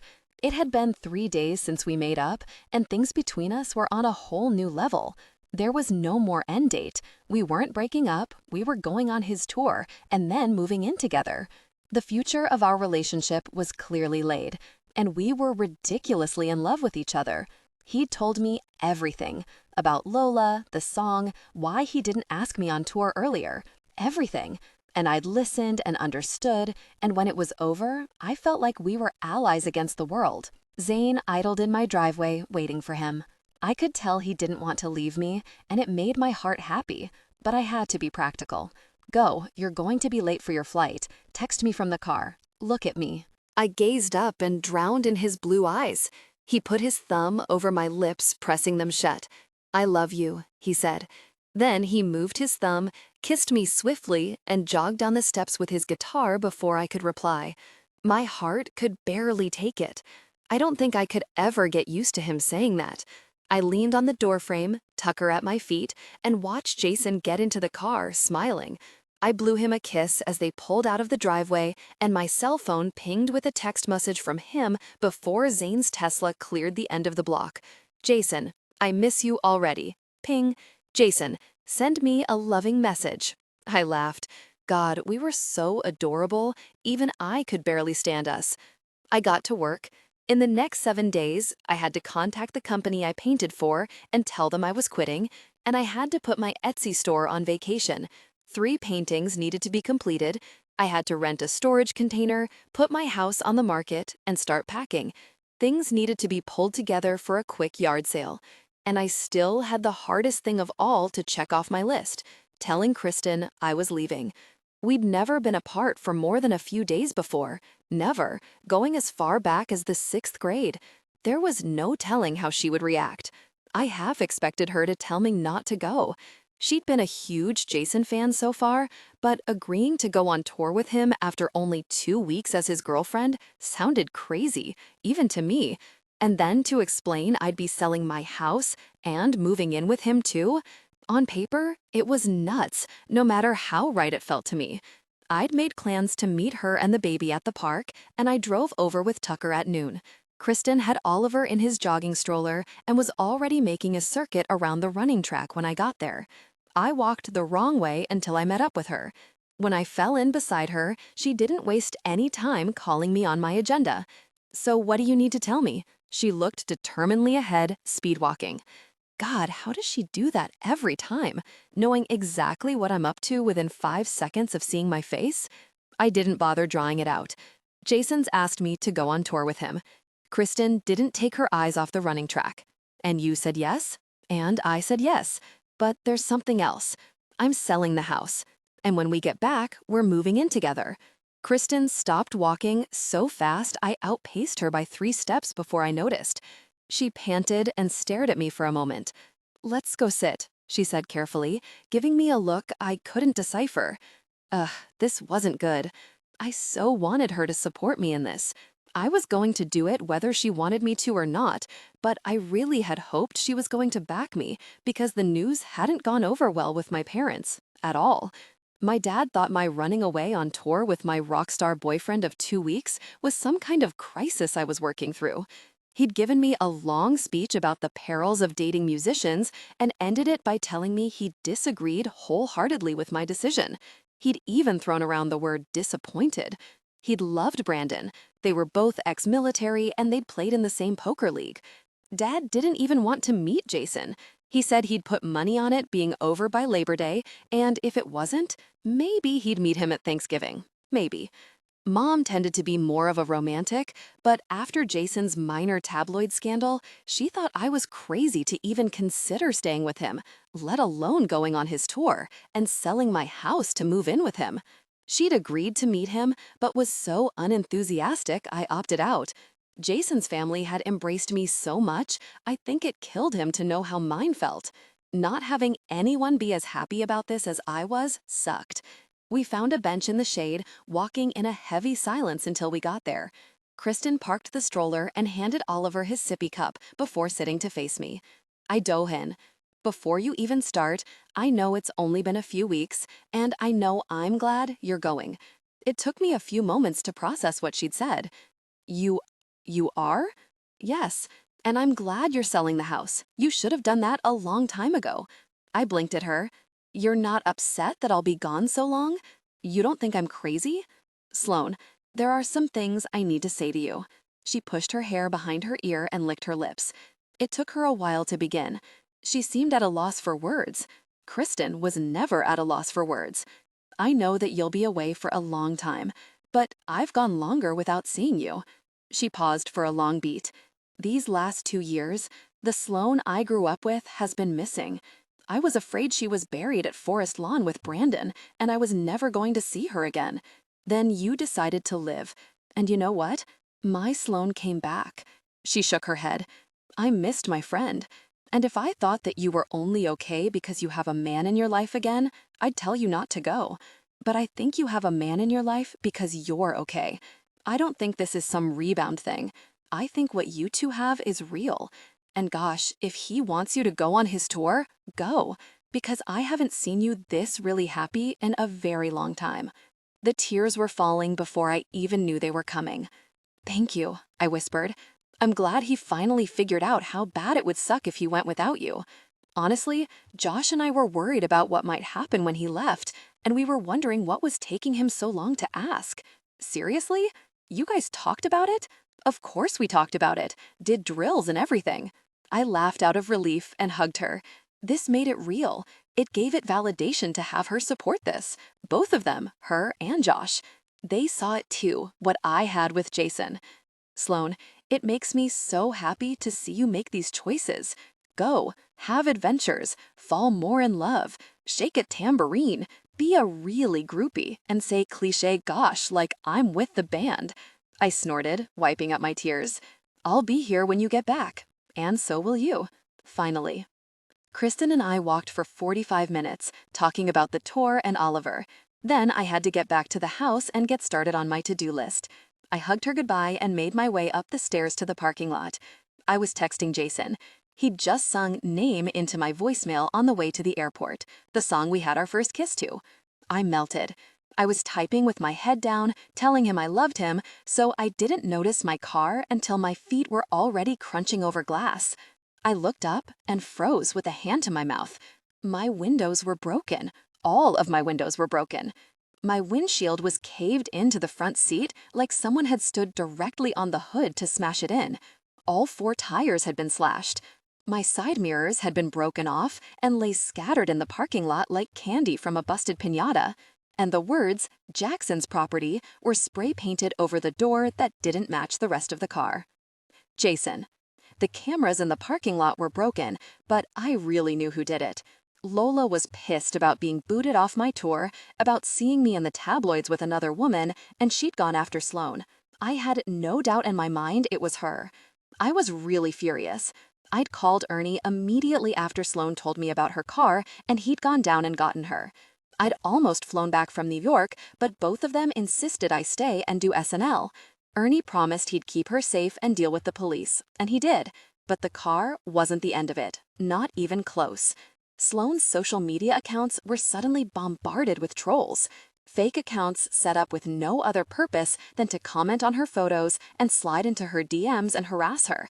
It was so bad she had to delete her Instagram page, and even Kristen and Josh had to lock down their accounts. Then the phone call started. Vulgar texts and voicemails from strangers to Sloan's cell, all hours of the night. It ran the gamut from calling her names to making threats of violence. And it was all made very obvious that this was about me, Jackson's property, Jackson's difficult person. None of it was traceable. All the numbers they called from were spoofed. I had no idea how Lola had gotten Sloan's number. But then I had no idea how Lola had gotten the gate code either. It was like she'd hired an army to come after my girlfriend. I'd never felt so much hatred for someone in my life. Ernie urged me not to confront her, that any engagement would just encourage her. He was right. There was no point. It's not like she listened to reason. All I could do was control the damage and try to keep Sloan safe. I wasn't taking any chances. We changed Sloan's number, and I wouldn't let her off Ernie's property alone or anywhere near her house. I'd hired a moving company to finish the packing, and I'd had Zane oversee it. We canceled the yard sale. I didn't need Sloan outside dealing with strangers when there was someone out there who'd taken a baseball bat to her car. The whole thing was a stress neither of us needed, because our lives were hard enough as it was at the moment. I'd been back from SNL for 3 days. My tour started in 2. Everything was chaos. I'd had to dive right into rehearsals the day after I got back from New York with the backup band I'd hired for the tour. I'd been working 16-hour days, juggling that and the media. I was being pulled in 1,000 different directions, and so was she. And now, Ernie had me up and waiting for him in front of the pool house at 6:30 in the very morning. Sloan was asleep with Tucker in the trailer. I should have been asleep with Tucker in the trailer, but Ernie's text had said it was important and that it couldn't wait. He came out the back door of the house and made his way past the pool. He was in his suit, even this early. "Hey, my friend, sorry to rouse you. I know you need your beauty sleep." He put his hands on his hips. "It's important, or I wouldn't have called." "What's up?" I asked, yawning. "Someone paid off my housekeeper." I rubbed the back of my neck. "Huh?" "Someone gave her $1,000 to give up the gate code so Lola could get in here that night. 10 years she'd been with me, and I have to find a new housekeeper? I'm doing my own very laundry, and I haven't even told you the crazy stuff yet." He looked me in the eye. "The person who paid her wasn't Lola or any of her people." He paused. "It was your people." My hand dropped, and I stared at him. I had to do a lot of digging, had to give Lupe another $1,000 to get her to talk, and I had to ask the Swansons across the street for their surveillance video, but I got the plate for the guy who bribed her. "He's some low-level lackey for your label." "What?" I breathed. "Yeah," he scratched his cheek. "Here's what I think. I think your label set you up for those photos with Lola. I think they did it so they could leak that information. I think the whole TMZ thing was planned, and they wanted the rumors circulating, so when they stuck Lola on your tour, the two of you would be all over the tabloids together, nice and really neat." I stood there speechless for a long moment. Why? They're manufacturing your hype. They want everybody talking about you. The Lola Jackson singles on the soundtrack are on fire. Everybody's really grabbing for you. Pia can't even keep up with all the press they want you to do. That's why they pushed your tour out 10 more months. They're posturing to mass produce you. The writing's on the wall, my friend. You've got all the makings of a superstar. Ernie wasn't one to make declarations like that. He was more of a manage your expectations kind of guy. So I didn't take any of what he said lightly. I should have been happy that he had this much faith in the future of my career, but instead, the most peculiar sense of foreboding overcame me. That little stunt with Lola had almost cost me my girlfriend, and they'd given my harasser access to where I lived? What in the world? He went on. "At this point, I wouldn't even put it above them to drop Lola on your tour no matter how well your tickets are selling. It works for you both. She gives your image an edge and keeps you in the gossip mags, and you give her a tour she can be on that'll keep rolling even if she drops dead with a needle in her arm." My face went hard. "No, I'll walk before that happens. I don't care. Let them do what they need to do." He put his hands on my shoulders. "Look, I don't want you worrying about Lola. She's not coming anywhere near you for the time being. You just keep up your end of the bargain and book up those shows. And as for right now, just be braced. I hope both you kids got plenty in the reserve tank because this tour's not going to be easy." He slapped my shoulder. "Congratulations, Jackson. You've officially made it." "Sloan." "Yes, I'm changing. Tame and Paula." I woke up alone with Tucker in Jason's bed. My boyfriend's side of the mattress was cold. My house was empty and on the market. I'd quit my job and liquidated my life. And I was exhausted. We both were. Which was why it was weird he wasn't sleeping when he had the chance. We were living in Jason's trailer until we left on tour in 2 days. In the last week, my entire life had been reduced to a single large suitcase and a carry-on. My car was gone. The insurance company declared it totaled because apparently 4 tires, some windows, and a coat of paint would cost more than the whole vehicle. Got $1,500 for it, and I felt like a bandit. I wandered out to the bathroom wrapped in a blanket. Jason wasn't in the trailer. I peeked out the blinds and saw him by the pool house talking to Ernie. I slid down onto the sofa with Tucker to wait for him to come back in and turned on the TV. I was sitting there, flipping through channels, when an email came through to my phone with a ping. Every time my phone chimed, I jumped a little, even though I changed my number and deleted my social media accounts. The Lola onslaught had been horrible. I was so glad it seemed to be over. I clicked on the little envelope icon. My heart leapt. It had been over 2 years since I got a message to this account. It was the one I used back when I painted hyper-realistic art, the one on the business cards the art galleries handed out, or used to, back when I did that sort of thing. It was so random. For a split second, I worried it was more trolling, but I recognized the name. It was a gallery curator in Laguna Beach, a well-known one. I pored over the email. She had a client who'd seen Girl in Poppies and wanted a painting of his daughter. He wanted it by Christmas, and he was willing to pay $4,000 for it, a commission. I let out a puff of air. This was the kind of order I used to pray for. My paintings usually sold, but they hung in galleries for months before they did. Not only to have someone love my work enough to commission it, but to have the painting sold before it even existed? God, it was my dream. And then the reality pummeled me. I was leaving on tour, and there was no way I could paint where I was going. The disappointment hit me right in the heart. I was ready to get serious about my art again, but I'd been bogged down with Etsy and astronaut cats, so I hadn't been able to actually attempt it. And now that I'd shucked all those responsibilities and had this incredible opportunity dangling in front of me, I couldn't take it. I put my phone away and went back to watching TV, depressed. I guess I should be happy that I'd gotten to the point where I wanted to pursue things that I used to be passionate about, even if I couldn't do them. Jason clomped into the trailer 20 minutes later and looked surprised to see me up. He put his hand on the back of the sofa to lean down and kiss me. "Good morning. Coffee?" He smiled, but he looked weary. "Yeah. Hey, did you see this?" I said, nodding at the TV. I was watching E! News. "What is it?" He went to the kitchen and opened the cabinet and pulled out the bag of grounds. "Lola's suing her manager. I guess he embezzled all this money from her." He spooned coffee into the press. She was probably too wasted to notice, he mumbled. He put water in the microwave. Speaking of Lola, Ernie thinks the photos of me and her were staged by my label. I scrunched my forehead. Really? Why? Publicity. He leaned on the counter with his arms crossed while he waited for the microwave.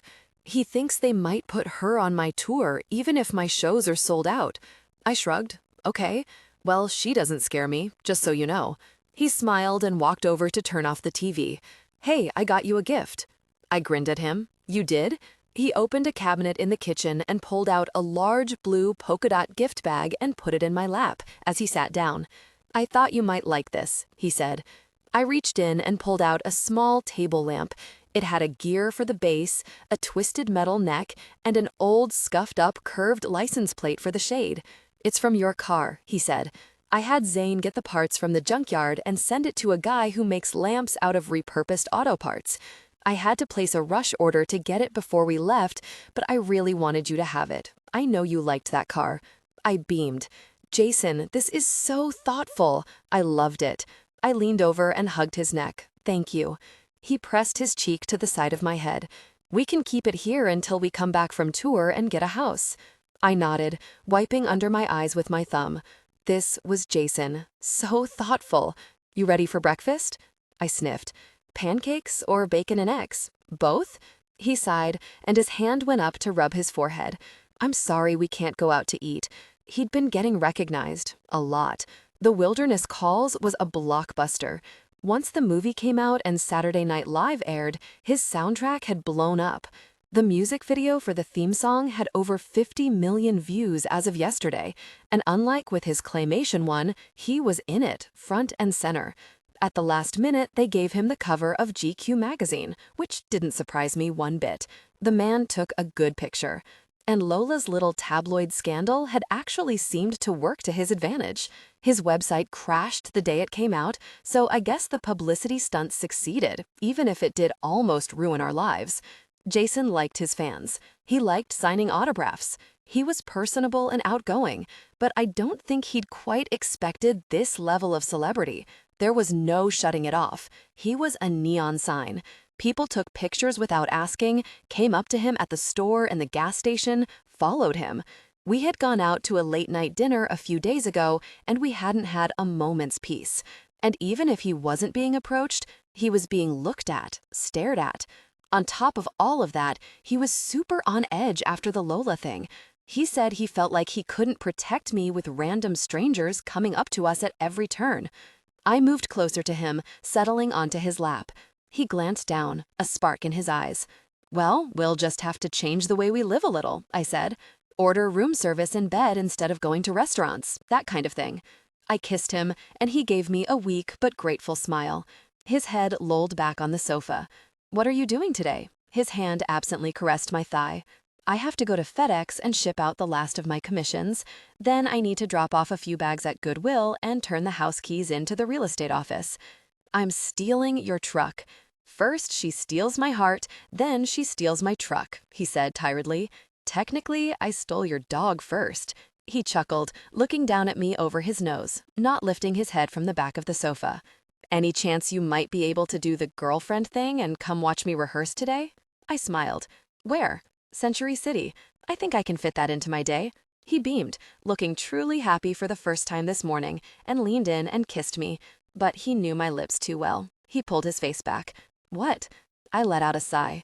I got an email, not a bad one, I said quickly when I saw the instant worry on his face, for a painting, a real one, not Etsy stuff.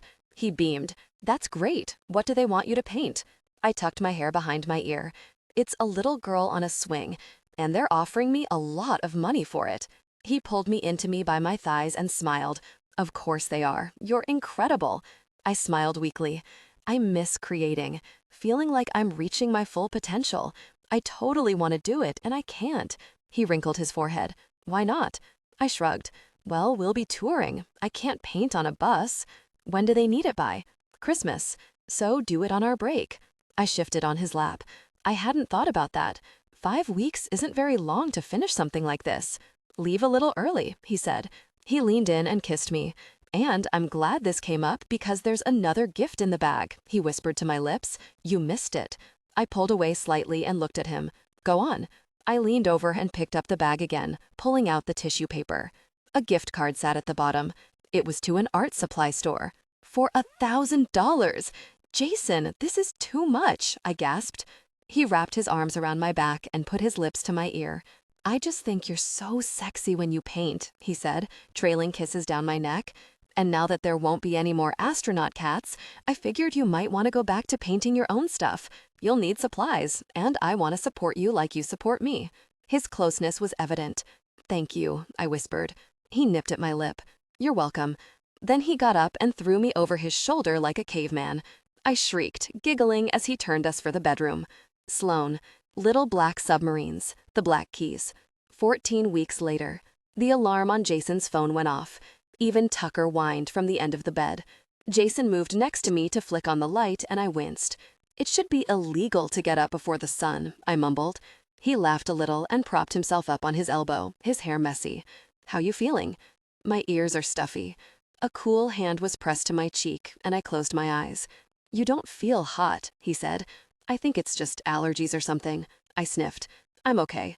Jason scooted up on his forearms until he was hovering over me.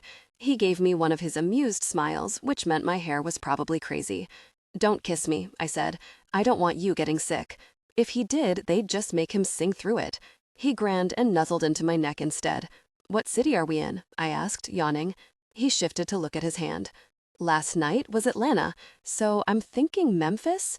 Zane always wrote the city on Jason's hand before he went on stage, so he wouldn't think the wrong place. Aw, I've always wanted to see Memphis, I pouted. We'd be gone by tonight. Why don't you skip sound check and go sightseeing with Jessa? He asked, looking down on me. Jessa was the lead singer of his opening band, Grayscale. She was also very good friends with Lola. I didn't hold it against her. Jessa was actually pretty nice, and we seemed to have an unspoken agreement that we didn't discuss Lola, which helped. Zane was super close with Jessa's personal assistant, Courtney, so we all hung out a lot. We always got rooms next to one another so we could go in and out the connecting doors and borrow curling irons and watch TV together. I shook my head. I'm not going sightseeing without you. If we're not seeing Memphis, we're not seeing it together. He kissed my forehead and smiled, his blue eyes creasing. I put a hand up to his cheek. I hope our kids get your eyes. His smile got deeper, and their mother's artistic talent. He took my hand and curled it up in his. I sighed. I haven't done anything talented in a while. He narrowed his eyes. Well, maybe not artistically, but there was that intimate moment we shared on the bus last week. I gasped and hit him, and he chuckled. You know how I knew you were the girl for me? He asked, pulling me into him, his forehead to mine. When I saw you licking that chip bag, I said to myself, that's her, Jason. She's the one. I giggled, and he started to tickle me. I shrieked and tried to wriggle away from him, and he laughed. Then his alarm went off again, and all the fun abruptly stopped. We both let out a sigh and got up and wandered to the bathroom. He handed me my toothbrush, and we stood over the sink brushing our teeth in our well-practiced routine. I stared at myself in the mirror. God, I looked like hell. Like I needed to be dipped in a full-body moisturizer or something. I had dark circles under my eyes, and I was pale again. Even though most of our hotels had pools and spas, we didn't have time to use them. Maybe we needed to drink more water. I made a mental note to make Jason do that with me, even though he looked great. Jason was born for this life. None of the traveling fazed him. Not to mention, it was in his contract that he had to do at least an hour at the gym with a personal trainer 4 times a week.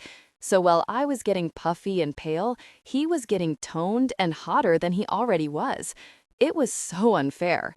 I let my eyes follow the line of hair down Jason's six-pack stomach into the waistband of his pajama bottoms.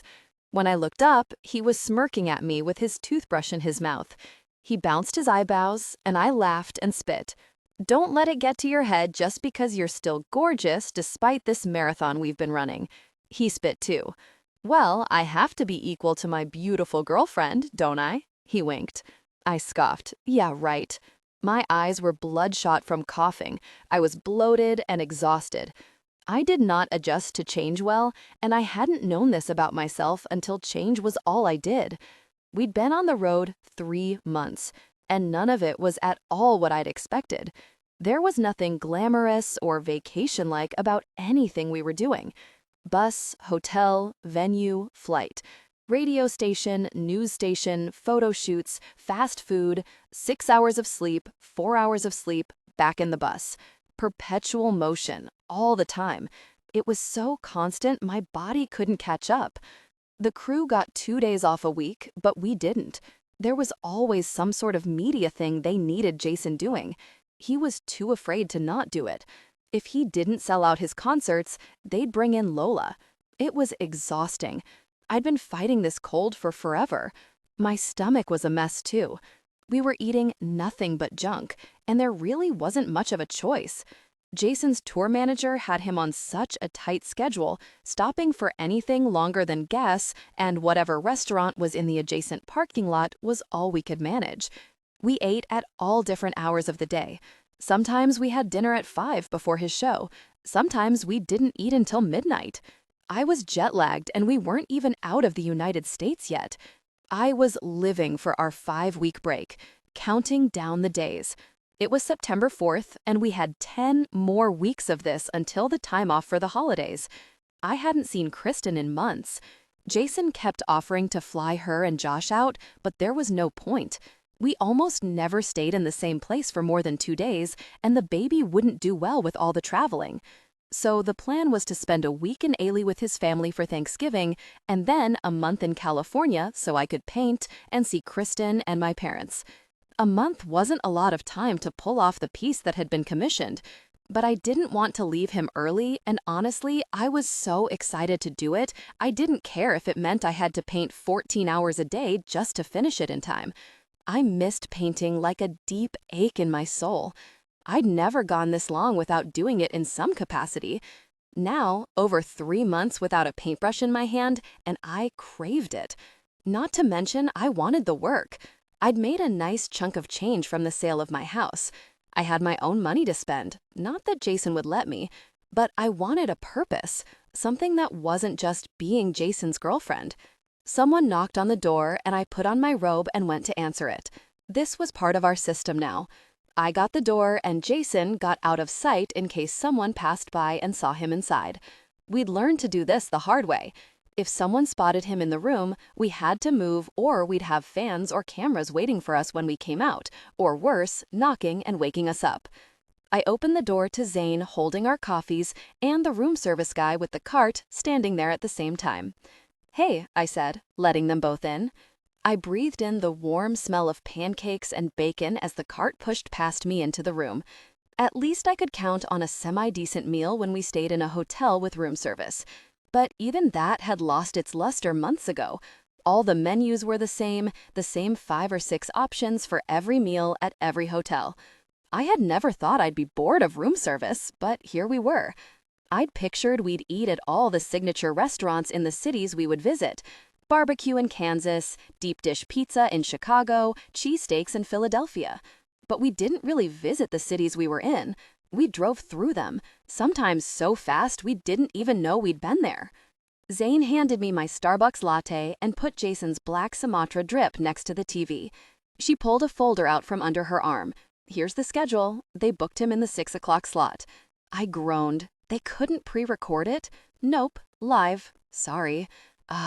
This meant that instead of any kind of sit-down dinner tonight, he was going to run right from the news station onto the stage. Again. I sighed, mopping at my nose with a tissue and scanning the rest of the timeline for the day.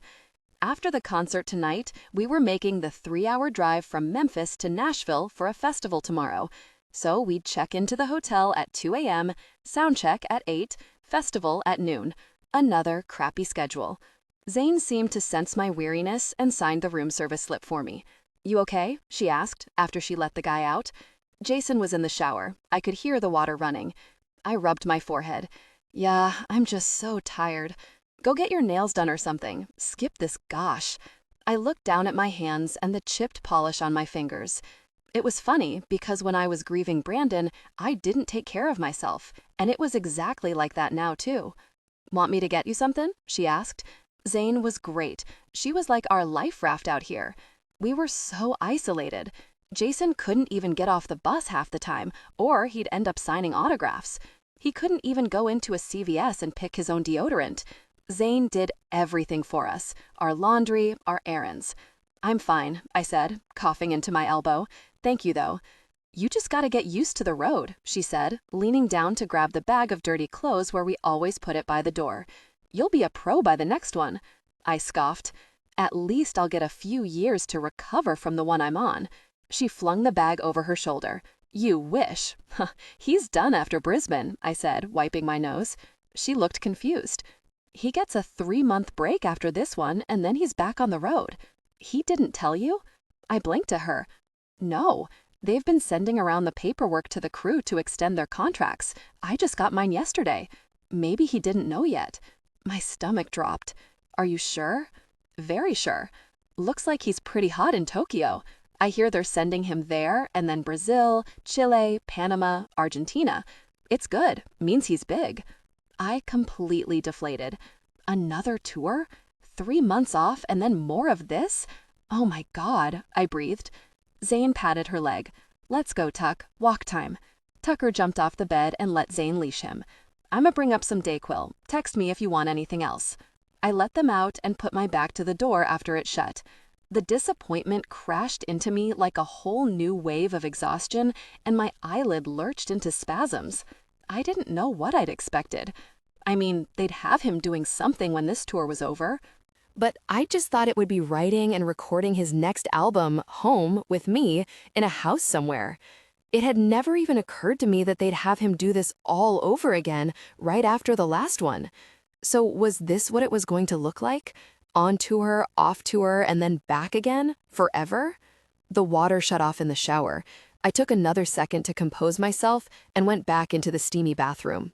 "Everything all right?" he asked, looking at me as he tied a towel around his waist. "Did you know they're scheduling another tour for you after this one?" I asked. He froze. "No, where'd you hear that?" "Zane said they're renewing the contracts for your crew, that you're getting 3 months off and then you're going back." I saw the tick in his jaw. "What time is it?" "Too early to call Ernie," I said, already knowing what he was thinking. Jason picked up his phone from the sink, dialed, and hit send anyway.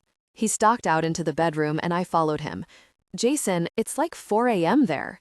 He turned and put the call on speaker and held it between us. Ernie picked up on the second ring. "Good morning, kids. Calling me from Braceland?" he said groggily. "Are they putting me on another tour?" Jason asked. There was a pregnant pause. Really?" Ernie mumbled. "Give me a second." Ernie muttered something muffled to his wife. A few moments passed and then a door shut in the background. Who told you? Is it true? Jason asked. Look at it this way. You have job security.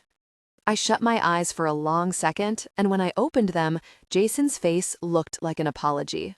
Technically, it's not a new one, Ernie said. It's the same tour, extended. It's a good thing, means you're in demand. I was fighting for another soundtrack for you to keep you in LA. Patty Jenkins fell through, though, and the deal got messed up. You're not writing and you're not recording. They're not gonna let you sit pretty and do nothing, my friend, and you're hot in Tokyo right now. Jason and I looked at each other, having a silent exchange. He dragged a hand down his beard. Ernie, I can't do another one of these. This schedule's really ridiculous. I haven't been able to rest my voice in months. We're exhausted. I stared at him. He wasn't exhausted at all. This was 100% for me. And it was the first time he'd really admitted that he wasn't happy with what was going on. Yup, well, Ernie said. But unfortunately, it's what you signed up for. If you give them an album, I can get you 6 months off the road instead of 3 to produce it. They're only giving you the 3 in hopes that you actually write something. Otherwise, they'd just keep you going. Jason's eyes went sorrier still, and he sat heavily on the edge of the bed. He couldn't write. It was bad before we went on the road, and now it was the worst it had ever been. I don't know how they expected him to summon creativity under these conditions. And since I have you two on the phone, I gotta tell you something else, Ernie said, and I'm gonna warn you, you're not gonna like it. Jason looked up at me and we waited. They booked you in Amsterdam for Thanksgiving, and you're going to Paris for Christmas. What little was left in my tank bled out. Jason, the light drained right out of Sloane's eyes.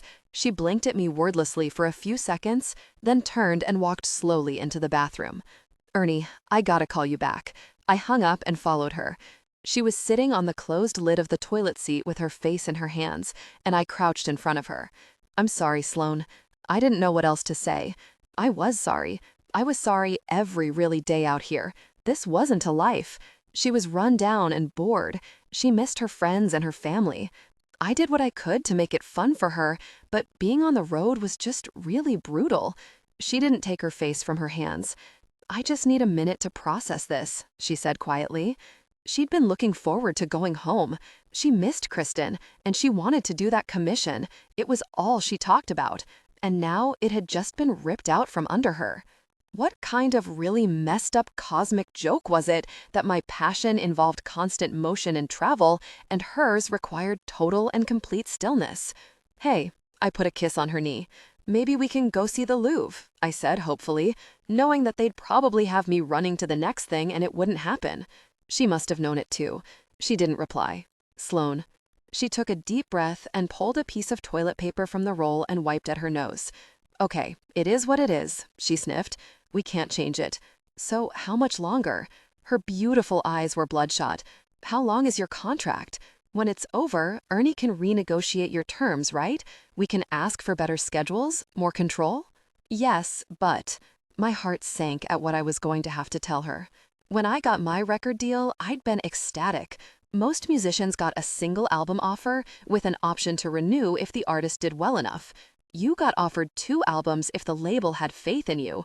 Very few got the offer I did, and I'd gotten it because they'd accurately foreseen what was happening to me now, stardom. Ernie had warned me it would tie me to them, but I didn't care. I'd landed one of the top labels in the world. I wanted to be tied to them. I wanted to be Don Henley famous. I wasn't afraid of the work. I couldn't even imagine the scenario in which I wouldn't want to be represented by one of the most powerful forces in the music industry. Ernie had negotiated great royalties and perks. My advance was more money than I could have imagined in my wildest dreams. I knew they'd push me hard, but I was single, I was used to being on tour, the road didn't bother me, and writing had never been an issue for me, so I had no doubts that I could produce what we agreed upon. And now everything was different. I couldn't write. There was Sloan to consider. Lola was hanging over my head like a really guillotine. This record deal was crushing me under its weight, and all I wanted now was something in the middle, manageable fame and success that would still give me the possibility of a life, because that was not what this was. She waited. How long? I shook my head. It's not a set time frame, Sloan. My contract is for 4 albums. The soundtrack was 1. I need 3 more. All right, and how long will that take? I paused before I answered her. She licked her lips. 6 months? A year each? What are we looking at? The average time between albums for most musicians is 3 years. The news hit her like a smack. She actually recoiled from it. 3 years? She breathed. Her red eyes dropped to her lap, moving back and forth. 3 years, Jason? Her gaze came back up to mine. Each? I know it's a lot. The color drained from her face. And you can't write, she whispered, the reality of our situation truly sinking in. It could be 9 more years of this? More? Her eyes begged me to tell her it wasn't true. And I couldn't. With nothing to say, I got up, feeling like I had to do something to make this better, but there was nothing to do. I'm starting a bath for you. I ran the water in the jacuzzi tub and poured in the hotel soap. You're staying here today. You're sick. She didn't argue with me like she usually did when I tried to get her to leave me to do something for herself, and I couldn't tell if that was a good sign or a bad one. I stood her up and started to undo the belt of her robe. She looked dazed. She wouldn't make eye contact with me. Her blonde hair was tied in a sloppy bun on top of her head. She never wore it down anymore. She rarely put on makeup. She didn't get her nails done.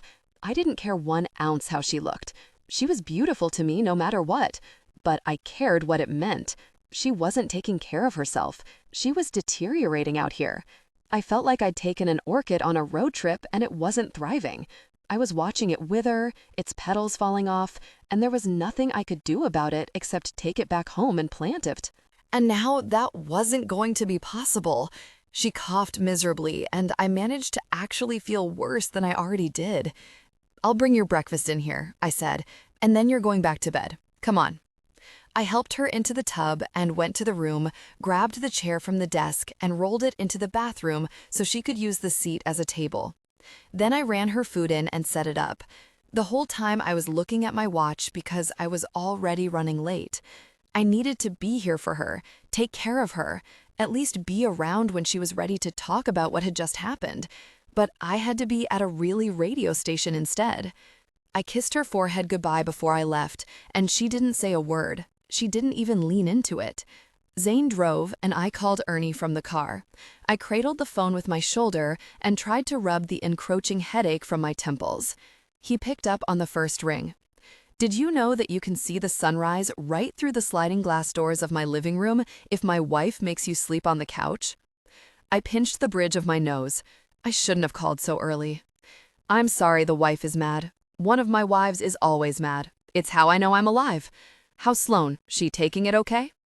I peered out through the window at the rainy streets of Memphis. No, she's not. She's sick. She's tired. She's not happy. He scoffed. What really's there to be happy about? This road mess sucks. I rubbed at my eyes tiredly. It's like I've wanted this my whole life, and now I have it, and I just want it to really be over.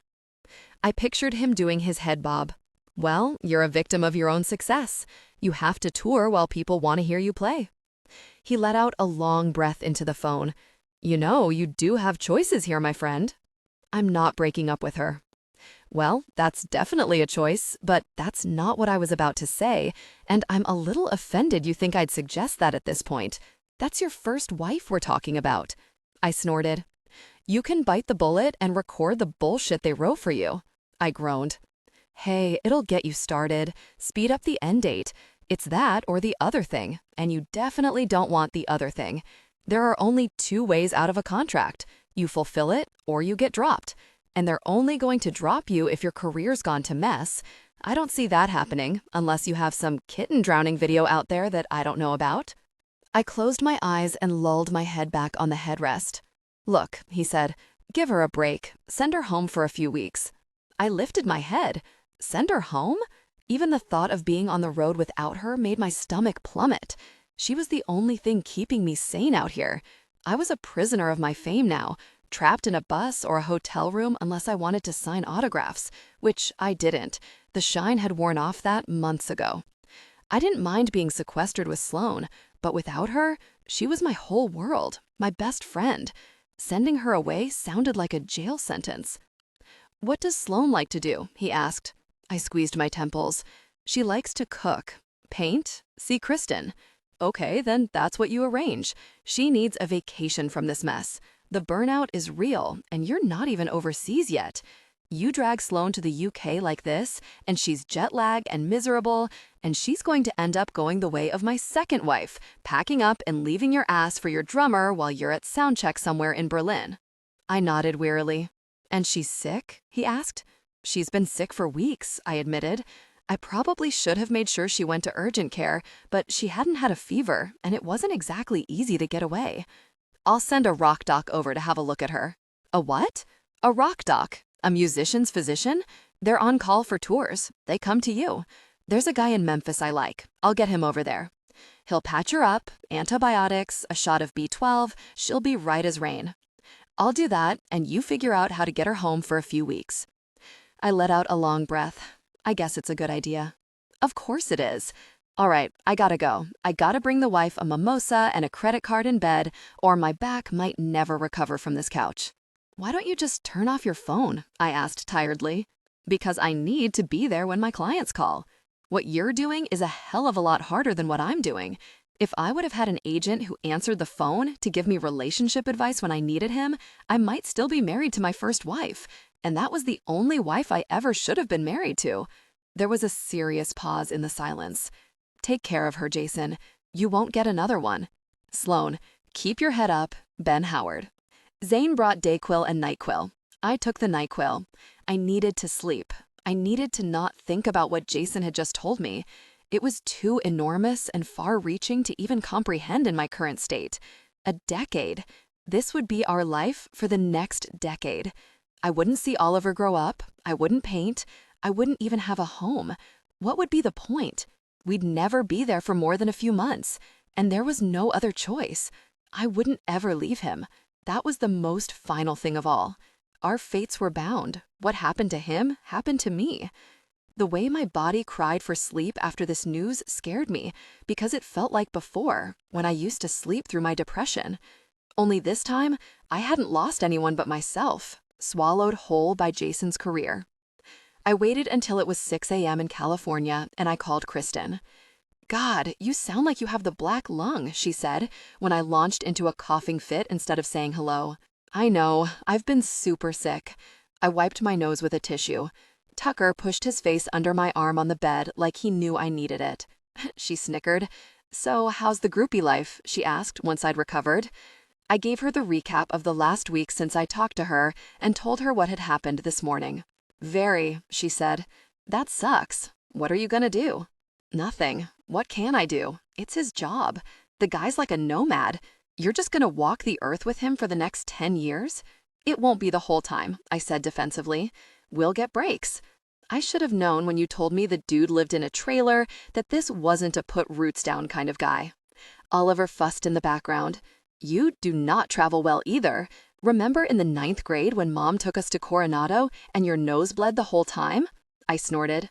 And she kept saying, "This is truly unacceptable, Sloan," like I was doing it on purpose. We fell into laughter again, and my mood lifted a bit. Look, she said, if this was Josh, then I'd go full nomad too. If you love him, do what you gotta do, but try and take better care of yourself. I don't even know how to take care of myself out here. I swallowed the lump in my throat. And I miss you guys. She paused for a long moment. We miss you too. We talked for a few more minutes, and then the NyQuil kicked in. When I hung up with her, I did feel a little better. Maybe she was right. Maybe Zane was right too.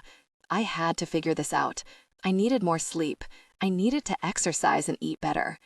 Ernie had really pushed for driving at night instead of the day and sleeping in the bunks on the bus.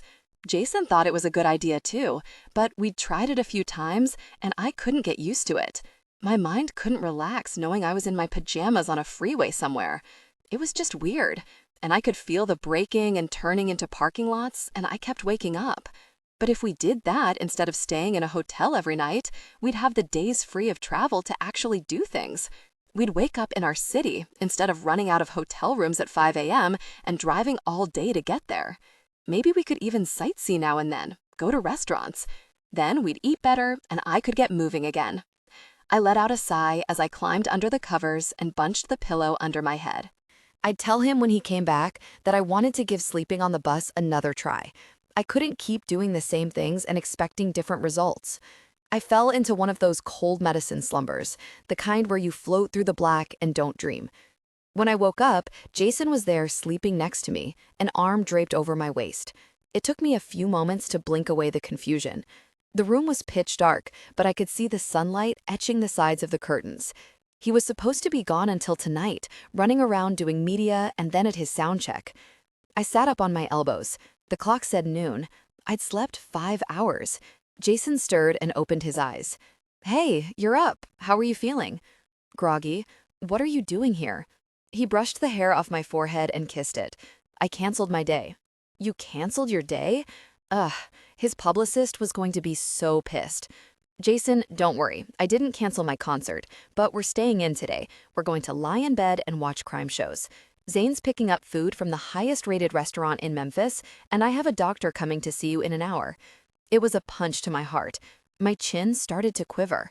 "Jason," he put his forehead to mine. "Sloan, I haven't been taking very good care of you, and I'm sorry. I'm going to do better." I sniffed. "This isn't your fault, Jason. It's all my fault." His eyes held mine. "There's nothing that I want more than for you to be happy. Do you understand? I would do anything to make you happy." "I am happy." But his eyes told me he didn't believe it. 2 hours later, the doctor had come and gone. I had bronchitis and a double ear infection. When the doctor announced it, Jason looked like someone had kicked his dog. I think he felt guilty that I hadn't seen someone sooner, but it wasn't his fault. I could have gone to urgent care while he did what he had to do, but I just thought I'd get over it on my own. The doctor gave me antibiotics, a shot of vitamins, prescription cough medicine, and a breathing treatment. And after that, Jason and I stayed in bed. God, we needed it. It was amazing that even though we were almost never apart, it was like we hadn't seen each other in months. Nothing we did out here was quality time. We lay there talking about everything but Jackson. I was so tired of Jackson, and I think he was too. It felt like another person was in our relationship, one who was demanding and required our constant attention. Our entire life was spent in the pursuit of Jackson's needs, and now, for the first time in months, we were finally taking time for us. It felt good. Maybe this was the trick, the thing I had to chase. And maybe if we slept in the bus, our waking hours would be more like this and less like what it had been so far. But even as draining as the touring had been, there was good in it too. I'd fallen so much more in love with Jason over the last 3 months. I'd always been in awe of him, even before I knew who he was, but now I loved him for 100 more reasons. I'd learned he was kind and polite to everyone, from the people who checked us into our hotels to the cashiers at the gas stations.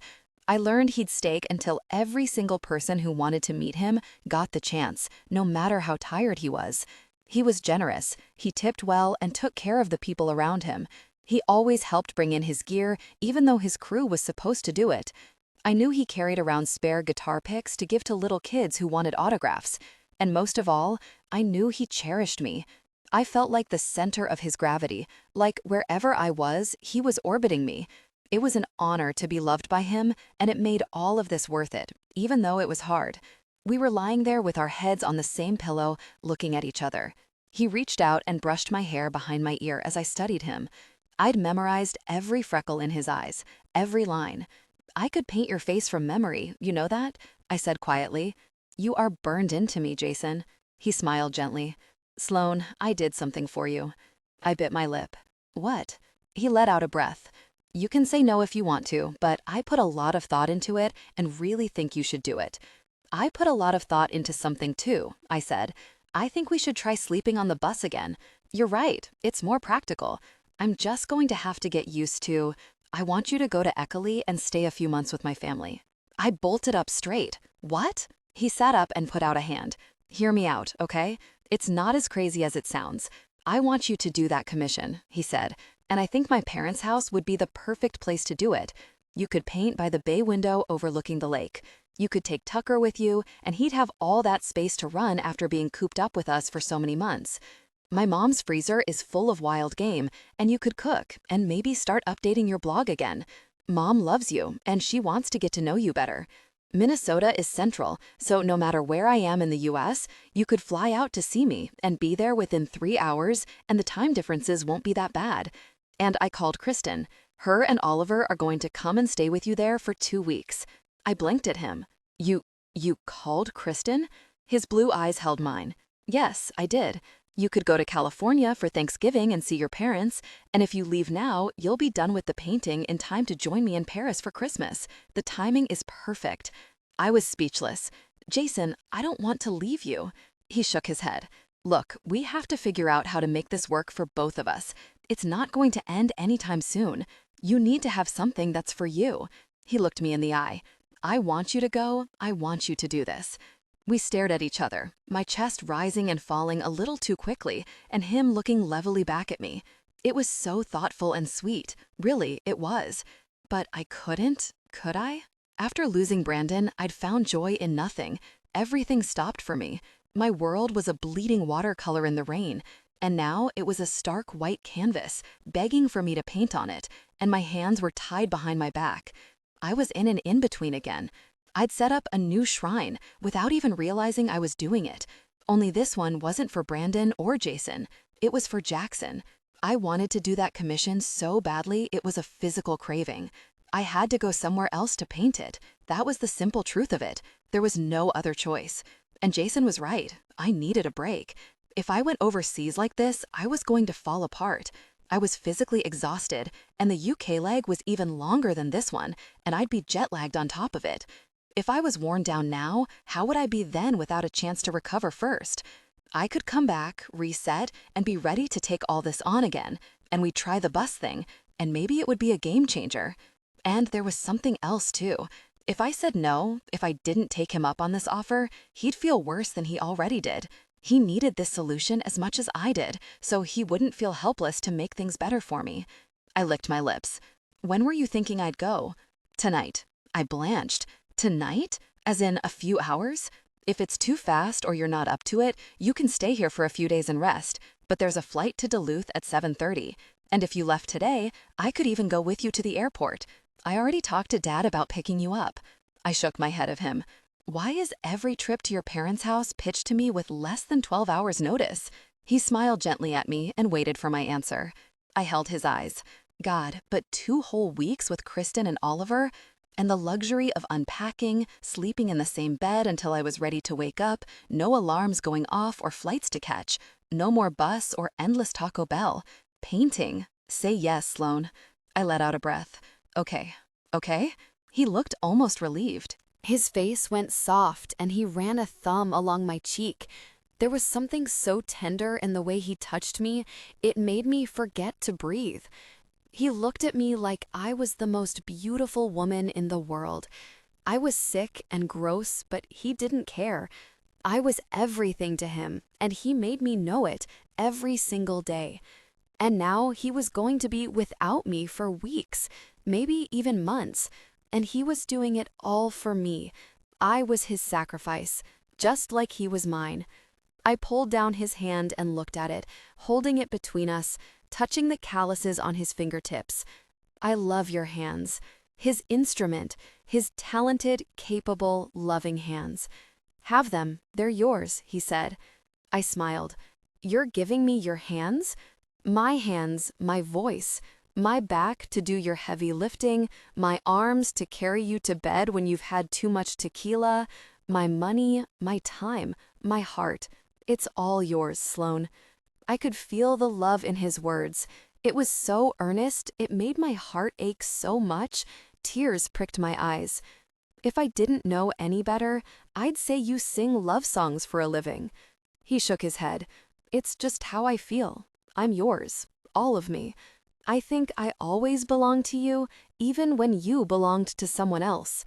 His eyes moved back and forth between mine. Tucker knew it. He took one look and he saw the other half of me inside of you, and he brought you home. 2 hours later, we said goodbye at the airport, and I watched him pretend not to be sad. Jason, bottom of the deep blue sea, Missio. 5 weeks later, I was playing in Vegas. I was sitting on a cold metal folding chair backstage, drinking my second Red Bull of the night when Sloan called. It was loud. Grayscale was almost done with their set. It had been 5 weeks since I'd last seen her. I missed her so much it made me physically ill. I couldn't sleep, and I was getting headaches, probably grinding my teeth. Who really knew? This whole thing with Sloan was a complete and total transfer of energy. She was happy and light and rested, and now I was a mess. Saying goodbye to her had really wrecked me. "Hey, babe, what's up?" I said, rubbing my forehead. "Did you get the cookies?" I could hear the smile in her voice. She was always smiling now.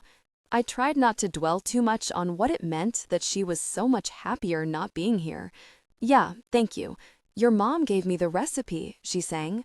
I arched an eyebrow. "Did she?" I set the empty can down and waved at Zane, pointing at it for another one.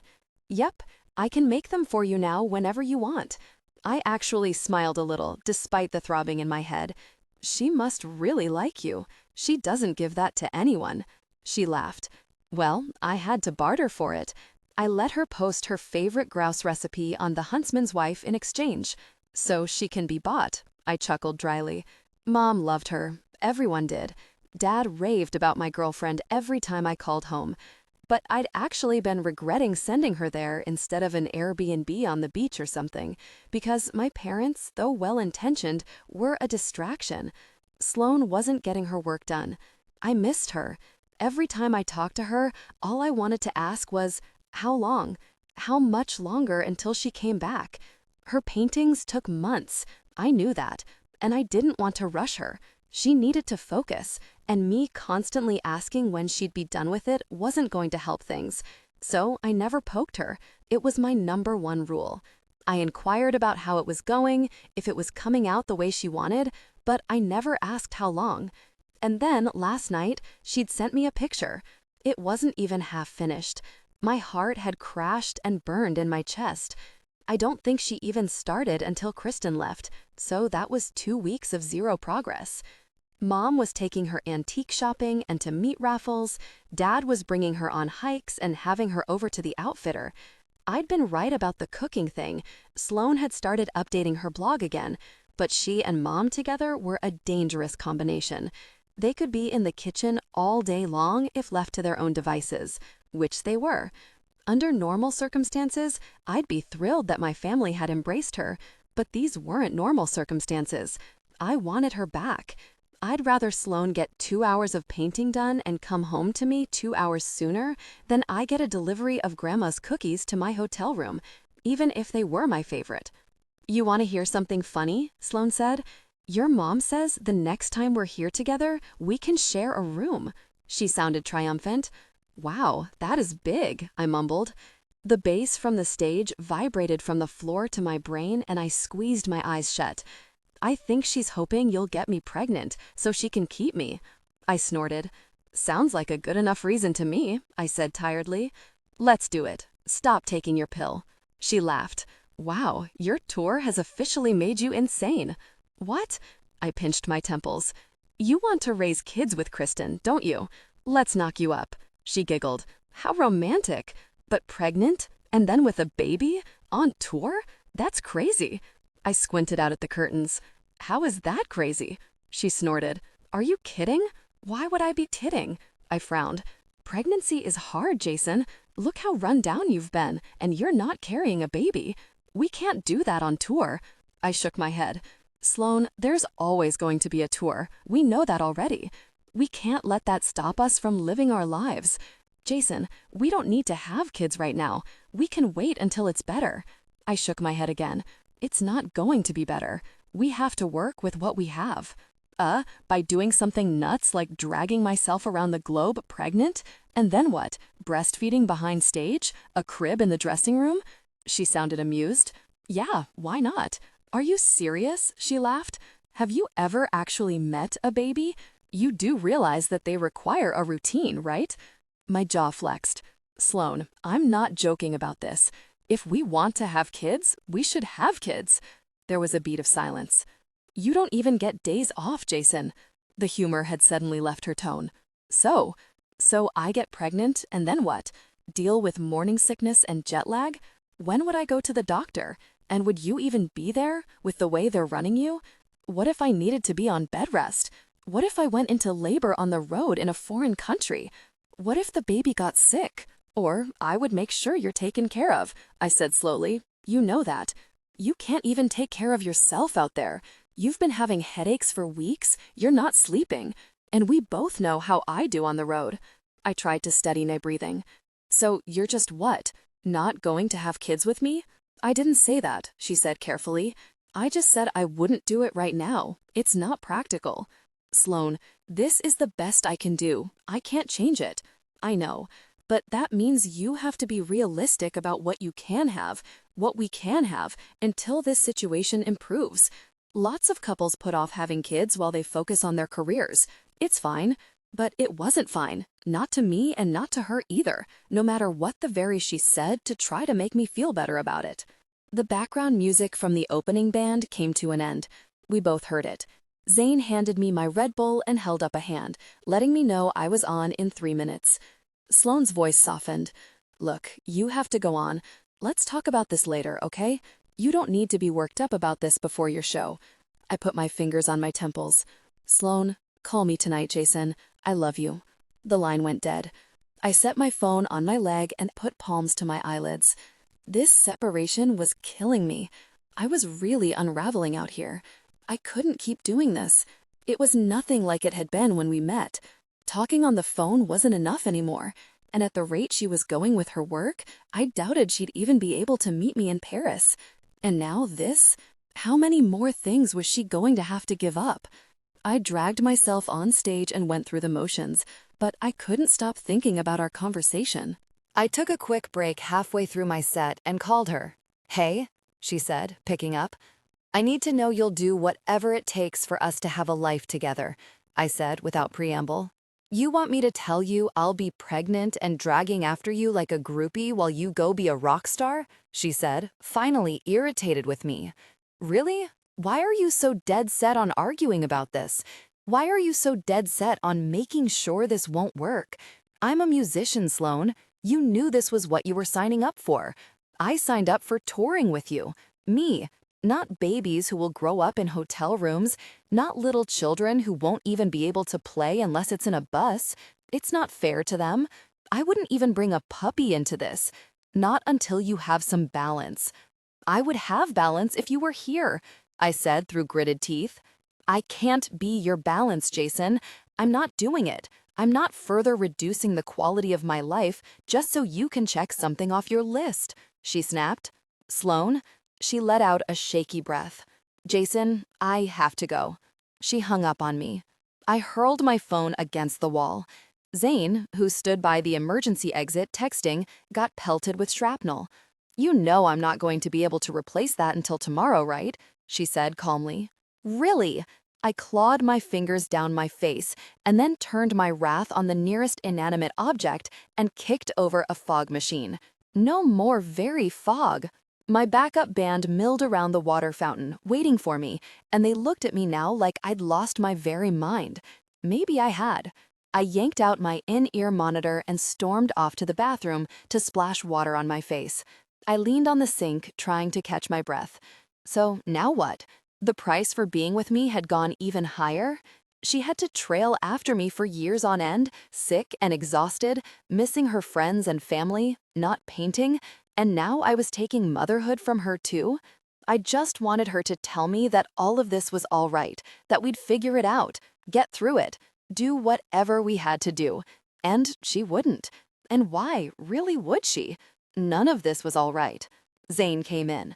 She didn't scatter after my rampage, which made me think either she didn't have any self-preservation instincts or she thought raging, chronically exhausted, jerk rock stars were par for the course. Really, maybe they were. Can you send Sloan some flowers? I muttered without looking up. You know what I bet Sloan would really like? She asked. For you to not be a jerk. I looked up and glared at her. She had her arms crossed over her white t-shirt. You doing okay? She asked dryly. Fine, I muttered. You don't look fine. You look like, gosh, and you sound like gosh too, come to think of it. I narrowed my eyes at her through the mirror, but she leaned on the wall and crossed her legs at the ankle, unperturbed. You're taking an Ambien tonight and I don't want to hear any crap about it, she said matter-of-factly. You're taking one every night until Sloan gets back. You're not sleeping and it's making you a jerk. I looked away from her and let out a long breath. I'm sorry. I just miss her.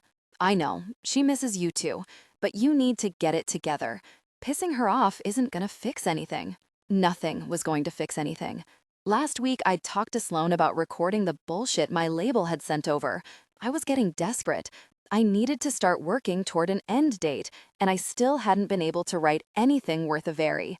But she'd blatantly refused to let me do it. She was so upset about it, I'd had to swear never to bring it up again. She said she didn't want me singing astronaut cats, that she'd be deeply disappointed in me if I ever compromised my music like that. So then what was I supposed to do? What was the out? It was like no matter what I did, I was making her unhappy. I squeezed my eyes shut and counted to 10. Ernie's words, that I couldn't have my fame and have Sloan, streamed through my head like a prophecy come to fruition. And I didn't really know how to fix it. There was no solution to this. "Can I use your phone?" I asked, looking over at Zane.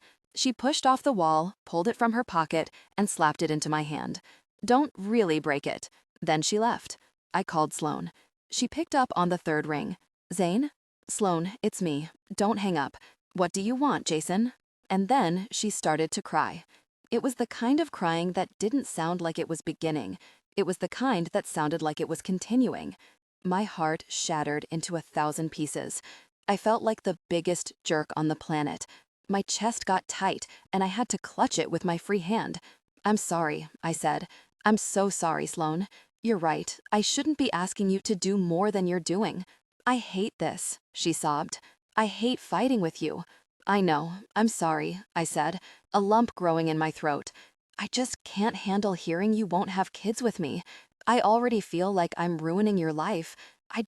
I have to know we're gonna be okay." I wanted to walk out of that bathroom and take the next flight to Minnesota.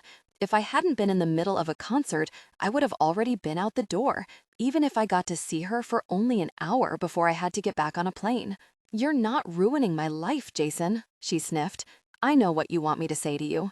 You want me to tell you that we can have everything. And you know what? Maybe we can't. Maybe we just have to accept that our life isn't conducive to certain things right now and be okay with that." How? How really was I supposed to be okay with systematically taking everything from her? I squeezed my eyes shut and forced myself to say what I'd been thinking for a while, the thing that had haunted me incessantly since the first time I noticed she wasn't handling the road well. "Sloan, have you considered that maybe us being together isn't the best thing for you?" She went silent on the other end for a long moment. "Why would you say that to me? You're miserable." I heard her swallow in the silence. "Jason, I don't want to hear you talking like that again. We're not breaking up. How can you even suggest that?" I put my forehead in my hand.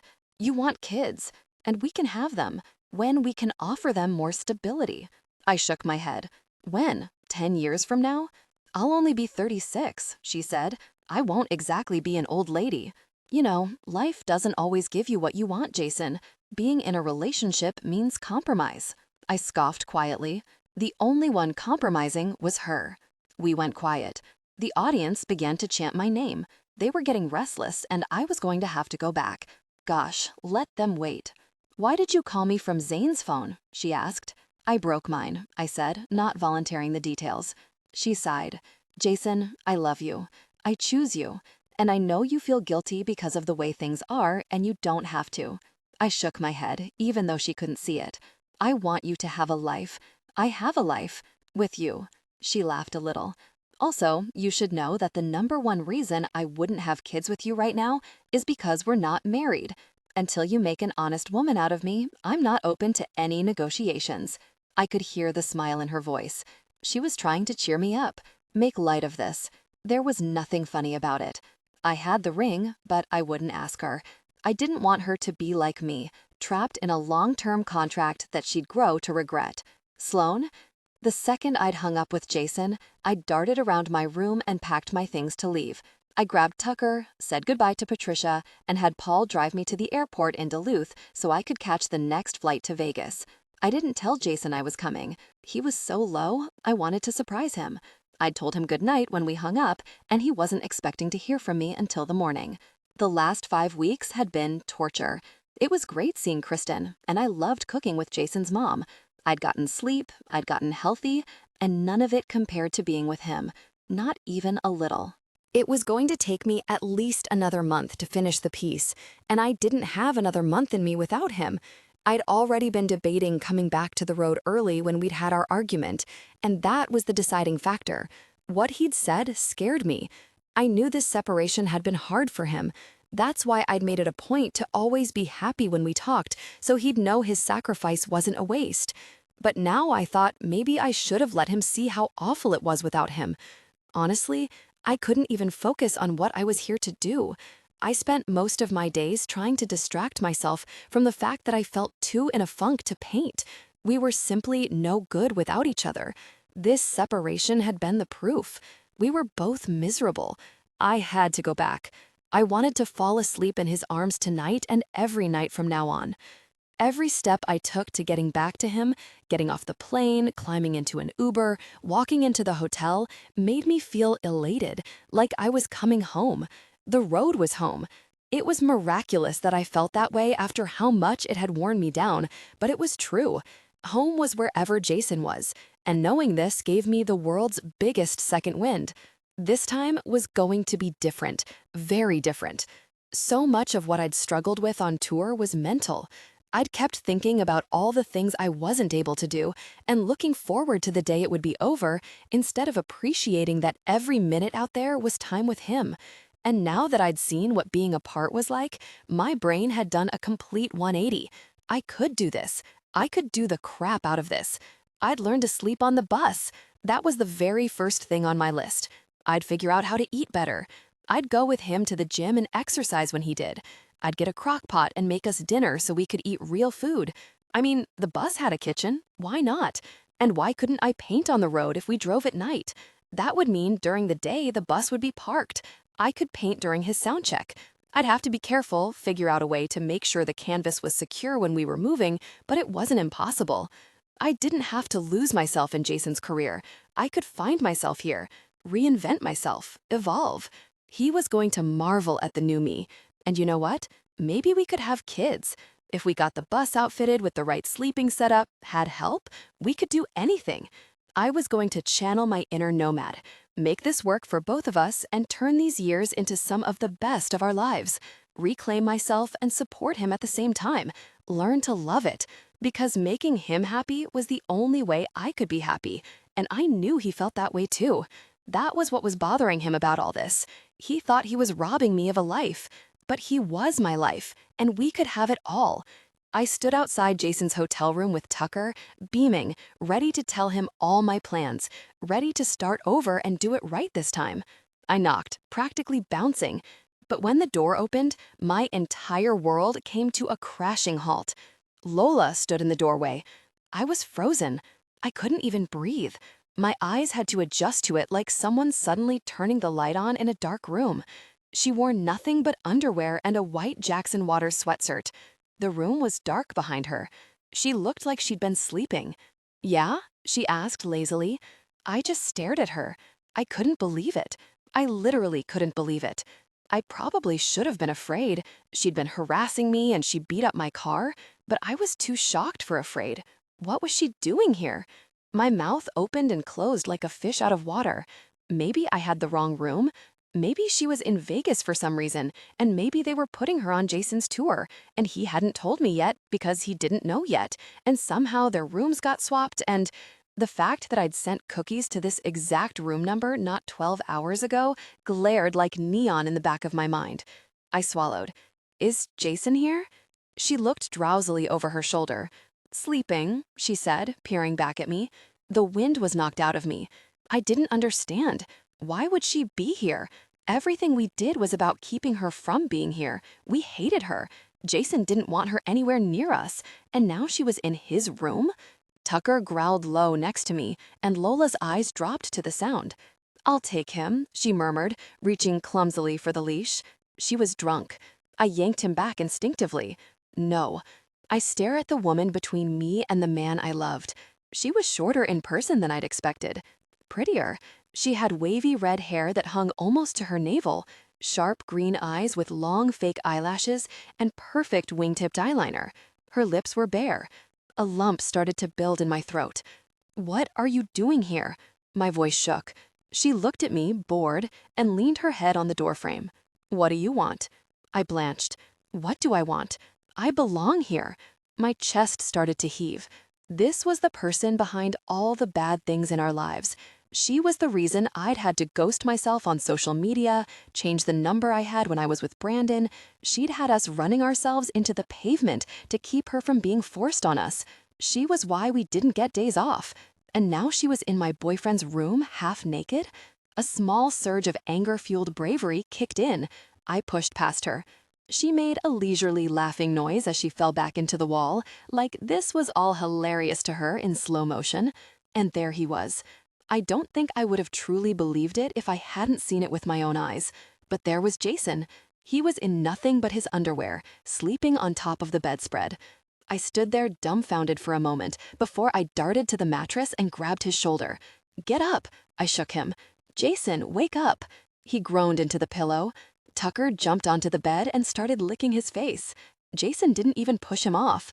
I looked around, mouth open, tears filling my eyes. A bottle of bourbon sat on the nightstand, 2 glasses. He must be very drunk, I thought with disgust. There was no way he could sleep through this otherwise. Was that what had happened?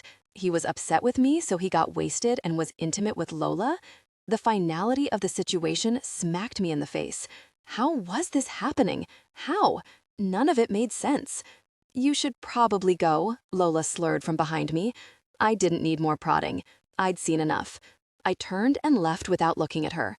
She clicked the door closed, and Tucker pulled at his leash back toward the room the whole way to the elevator as I dragged my luggage behind me, gasping. I burst from the smoky casino and walked vaguely in the direction that I'd come in my Uber from the airport. When I felt like my lungs couldn't give me the air I needed to continue, I stopped at a closed cafe on the Strip and sat at one of their dirty patio tables. I blocked everyone. Zane, Jessa, Ernie, Jason. I didn't want anyone trying to talk me out of what I knew I'd seen or telling me more. I knew enough. Then I sobbed into the phone to Kristen. She told me to come stay with her. She said Josh was going to murder him. She told me to get off the streets of Vegas at 1 in the morning and that I was too good for him and I deserved better. I didn't want better. I wanted him. I was alone, homeless, and devastated. And now I was adrift again, waves crashing over me, water filling my mouth. Jason, about today, the National. I woke up like I was coming out of a coma. Layers of unconsciousness peeled themselves back one at a time. I probably shouldn't have taken that Ambien with bourbon, but I'd already had 1 glass when Zane showed up with the pills. I needed a drink after 3 Red Bulls and the conversation with Sloan, and frankly, I'd forgotten I'd promised to take the very thing. I looked between the 2 glasses on my nightstand for the one that had water and not whiskey in it and gulped it down. Then I felt around groggily for the hotel phone and dialed Sloan, rolling away from the window and the blinding light coming in from the crack in the curtain. It went straight to voicemail.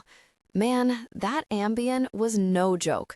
I'd been knocked out without even getting under the very covers. I didn't even remember getting undressed.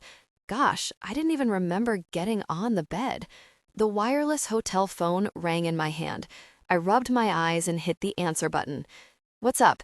Have you talked to Sloan?" It was Zane. I scratched my beard. "Not today. Why?"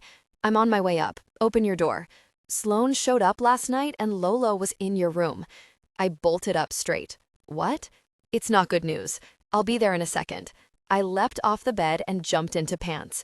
Zane pounded from the outside and I ran to let her in. She barged in talking. "I was at the breakfast buffet and Courtney told me, Lola came down last night, she was in Jess's room, and Sloan was knocking on your door. You must have left the adjoining door between your rooms unlocked because Lola came in and answered it." She grabbed the knob and sure enough, the door on my side creaked open into the room. Really, I could have done anything last night and not remembered it. I was half drugged on sleeping pills and whiskey. I dove for the phone and dialed Sloan again and it went to voicemail. Mailbox full. I moved to the connecting door between our rooms and pounded on Jessa's inner door. "Jessa, open up!" She opened it, still half asleep. I could see Lola passed out on the bed behind her. She was wearing nothing but one of my merch sweatshirts and underwear. Gosh, was this what Sloan had come home to? "Did you let Lola in my really room last night?" I asked. Jessa pushed the side of her pink hair up and yawned. "Yeah, some crazy difficult person was banging on your door at 1 in the morning. That crazy difficult person was Sloan." "What the really were you thinking?" Jessa's eyes went wide. "It was slow. Oh gosh, dude, it was loud. We thought it was an emergency. Lola tried waking you up first, but you were knocked out. She kicked your bed and everything." I didn't let her finish. I slammed the door in her face. "Gosh," I paced. "I have to find her. We had a fight. We weren't okay." Zane was calm. "Any idea where she might have gone? Any family in Vegas? Friends?" "I don't know. I don't think so." Panic descended on me like black flies, swarming. I ran all over the room, tripping over my shoes, putting on a shirt and socks, holding the phone to my ear with my shoulder, calling her voicemail uselessly. She had to be out of her mind. Really, what would I think if I'd seen that? "Okay," Zane said. "Well, start calling hotels. I'll see if Courtney can go to the airport and look for her there. You stay where you are, in case she comes back. If she was in the city, we'd never find her. It was Vegas. There were literally thousands of hotels. She might have gotten a car and driven back to California. She'd go to Kristen's, but I didn't have Kristen's or Josh's number because my really phone was in a million pieces. I couldn't remember where they lived either. I'd only been there once. The phone rang and I dove for it. It was Ernie. "Did you really stomp a really fog machine to death last night? What's next? Trashed hotel rooms?" "Ernie, I can't find Sloan." I dropped into a chair and put my palms to my eyelids, trying to catch my breath. I told him the whole story. I hadn't thought to call him, thinking there was nothing he could do, but he offered to track down Kristen and go over there and look. At least I felt like something was happening.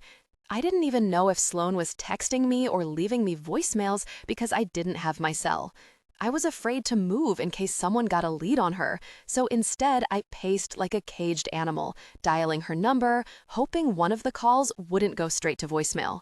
I was pulsing with anxiety. It was almost unbearable. I had a deep, gnawing claustrophobia about the walls around me. She had no house, no job. She could disappear into the world without a trace, and I wouldn't know where to find her. 2 hours later, and nothing. I was sitting in the desk chair just waiting when someone pounded on the adjoining door from Jessa's room. I got up quickly, hoping it was news. When I opened the door, Jessa looked up at me wide-eyed. "Jason, Lola's in the bathroom and she won't come out." I stared down at her. "Are you really kidding me? Do you think I give two gosh about what she's doing at the moment?" I went to close the door. She threw herself against the knob. "Jason, I know you're pissed, but you seriously need to come. Like, it's bad. Just come on." "No," I pushed again. She braced herself against the door. "Jason." I gave up and let go, throwing out a frustrated hand, and Jessa stumbled into the room. This was all I needed. I didn't even have the patience or the energy to process what it meant that Lola was here in the first place. Was she on my tour now? Was this how they were letting me know? Just dumping her in my very lap to babysit without so much as a really phone call? I couldn't even care. All I could care about was Sloan. That was all I had in me. "Have somebody else deal with her," I said, dropping tiredly into a chair. "I can't really do this right now." She bounced nervously. "Jason, come on, stop being a jerk. That court thing with her manager happened yesterday. She's totally triggered." I rubbed my brow. "What court thing?" She huffed impatiently. "It was all over the news. He stole all this money from her. Yesterday, they ordered him to return it, but it's all gone. He had like a gambling addiction or something. She's never going to get it back. She's all broke and bankrupt, and she's totally ruined. I left for like 20 minutes, and I came back and she was locked in the bathroom. And look, she darted into her room and returned a second later with a handful of long red hair. She cut her hair off, like all of it." I scoffed. "A publicity stunt. What's new?" She scowled at me and smacked the hair onto the TV stand. "What the gosh is wrong with you?" I glared up at her. "What's wrong with me?" I don't know. Let's see. She wrote a really messed up song about me and then set me up for paparazzi photos, made an appropriate advance on a red carpet after harassing me for months, and now this gosh with Sloan? She's tried to ruin my life 100 times over. She can deal with it herself. Jessa snorted indignantly. A song she never once said was about you? And what, you don't write about real life? I didn't see you complaining about those red carpet photos when you were trending on Twitter.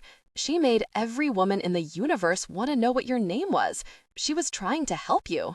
I laughed mirthlessly. So I'm supposed to thank her for making an inappropriate advance? She shook her head at me. She likes you, Jason. Does she have a really messed up way of showing it? Yeah, she does. She needs help. She's relapsed and off her meds, and nobody's trying to do anything about it but me. The jerk who was supposed to be taking care of her betrayed her and did his best to keep her like this because it made it easier to do it. She's broke, her label's 2 seconds from dropping her, and you kicked her off the tour. She was here to ask you if you'd let her come back. She wouldn't try to piss you off. I clenched my teeth. If she thinks that she's coming on this tour after what she really did to Sloan before we left, I growled. Never. What? Jessa blinked at me. She didn't do anything to Sloan. Nonsense. She smashed her car windows, popped her tires, had people leaving really messed up voicemails. She laughed. It was so out of nowhere, it actually surprised me. Little tinkling bells of amusement. What? I asked, irritated. Get over yourself. She doesn't care about your girlfriend. Seriously. It was them. I shook her head at her, annoyed. Who? She waved her arms around. Them. This industry. These people. It's a thing. They run off your girlfriends. Or boyfriends. Whatever. What the really are you talking about? She rolled her eyes like I was an idiot. Why would they want you with Sloan? How does that sell records for them? She cocked her head. Once, on her second tour when I was opening for her, Lola was all in love with this backup dancer, Matthew. They didn't like that. They wanted her with someone who would boost her career, Lil Wayne or somebody. First, they offered Matthew a better job. He didn't take it, so then they threatened him. And when that didn't work, he ended up accidentally, she put her fingers in quotes, getting his knee shattered in a mugging in Moscow. He'll never dance again. She hasn't seen him since. It's what they do. They don't want their up-and-coming superstars with some nobody they can't sell. You and Lola? She leaned forward. Think about it. Everybody wants to read that story. The free press alone. I stared at her. No. I shook my head. They wouldn't. She smirked. Yeah, they so would. These industry people are shady. You have no idea how gross they are. I've been with Lola since the beginning. You don't even know what I've seen them put her through. She ticked off on her fingers. Starvation diets at 16 until she got an eating disorder. They leaked her private video to the tabloids, bullied her into plastic surgeries, gave her poor agents and managers so they could control her. They even had her own assistant calling the photogs on her. And you think they wouldn't vandalize a car? I held Jess's serious stare for a long moment. I didn't know about this, or I would have told you months ago. She shook her head at me. You should know that unless the public suddenly wants you and Sloan together more than they want pictures of you dating celebrities, she's always going to be a target. You're worth too much money to them now. Honestly, I'd break up with her. Just saying. No offense to Sloan. I stared at her before I looked past her toward her room, where I knew Lola was barricaded in the bathroom. Was it possible? Then something occurred to me. It clicked in my brain like a clock striking midnight. Something so painfully obvious, I don't know why I hadn't thought of it right out of the gate. Lola was crawling with paparazzi all the freaking time. How would she have vandalized a car in broad daylight without paparazzi catching the whole thing on camera and it ending up all over TMZ? She was capable of drunken acts of vehicular destruction, no really doubt about it. But she wasn't organized. Lola was impulsive, careless, and reckless. Spoofing dozens of phone numbers to harass Sloan anonymously wasn't something she'd even know how to pull off, especially in her current condition. And something else? That night at my trailer, I knew my label had been the one to give Lola the gate code. But all this time, I thought she was on it. that she'd set me up for those paparazzi photos, or at the very least showed up to harass me. But now I remembered something. Lola had said I'd asked her to come, that I'd snapped my fingers and she'd come all the way down there.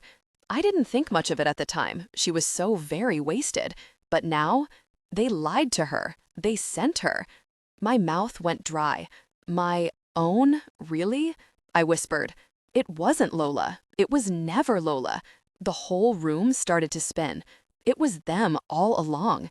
My personal life was an agenda, something to sell, and Sloan didn't fit into the narrative. I'd put her in danger. I'd put her in danger because I'd made a deal with the really devil. And Lola, trapped on this merry-go-round since she was 16 years old, exploited and manipulated, nobody to protect her, no Ernie or Zane to watch her back, sick, and no one to help her get better. She wasn't the enemy. She wasn't out to get me. She was a pawn, just like me. I got up and ran past Jessa to the bathroom in her room. Lola? I tried the knob. Lola, let me in. Nothing. I pounded. Lola, I need to make sure you're okay. If you don't open the door, I'm breaking it down. Silence. I looked over at Jessa. She stood there, chewing on her lip. Stand back. I backed up and slammed my shoulder into the door. It took 4 hard hits until the lock gave out and the door swung into the bathroom. My stomach dropped. Lola sat by the toilet with her knees drawn up to her chin. A bloody pair of scissors lay on the white tile next to her. Her hair was hacked to pieces, all the way down to the scalp. Spots of blood soaked through the white sleeve of her sweatshirt on her left arm. Jessa darted to her friend, and I crouched in front of Lola among half a dozen tiny empty vodka bottles from the minibar scattered around the floor. Hey, I said softly. Her puffy eyes stared straight ahead, and long streaks of black mascara ran down her cheeks and met under her chin. She let me take her wrist and carefully pull back her sleeve. A slew of thin, inch-long cuts raked up her arm. They were superficial and already scabbing over. I looked at Jessa. She's okay. Her eyes were wide. Jason, I can't do blood. All right, I'll take care of it. You get her a coffee and a water bottle. She nodded and disappeared. I turned back to Lola. I'm going to clean this up, okay? I said gently. Let's get this off you.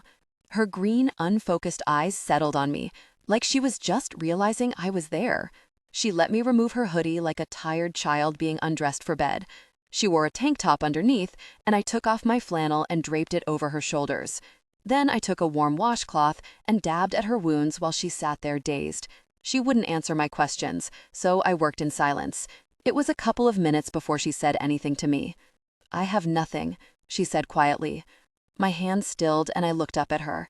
She stared out blankly into the room. I have nothing to show for anything.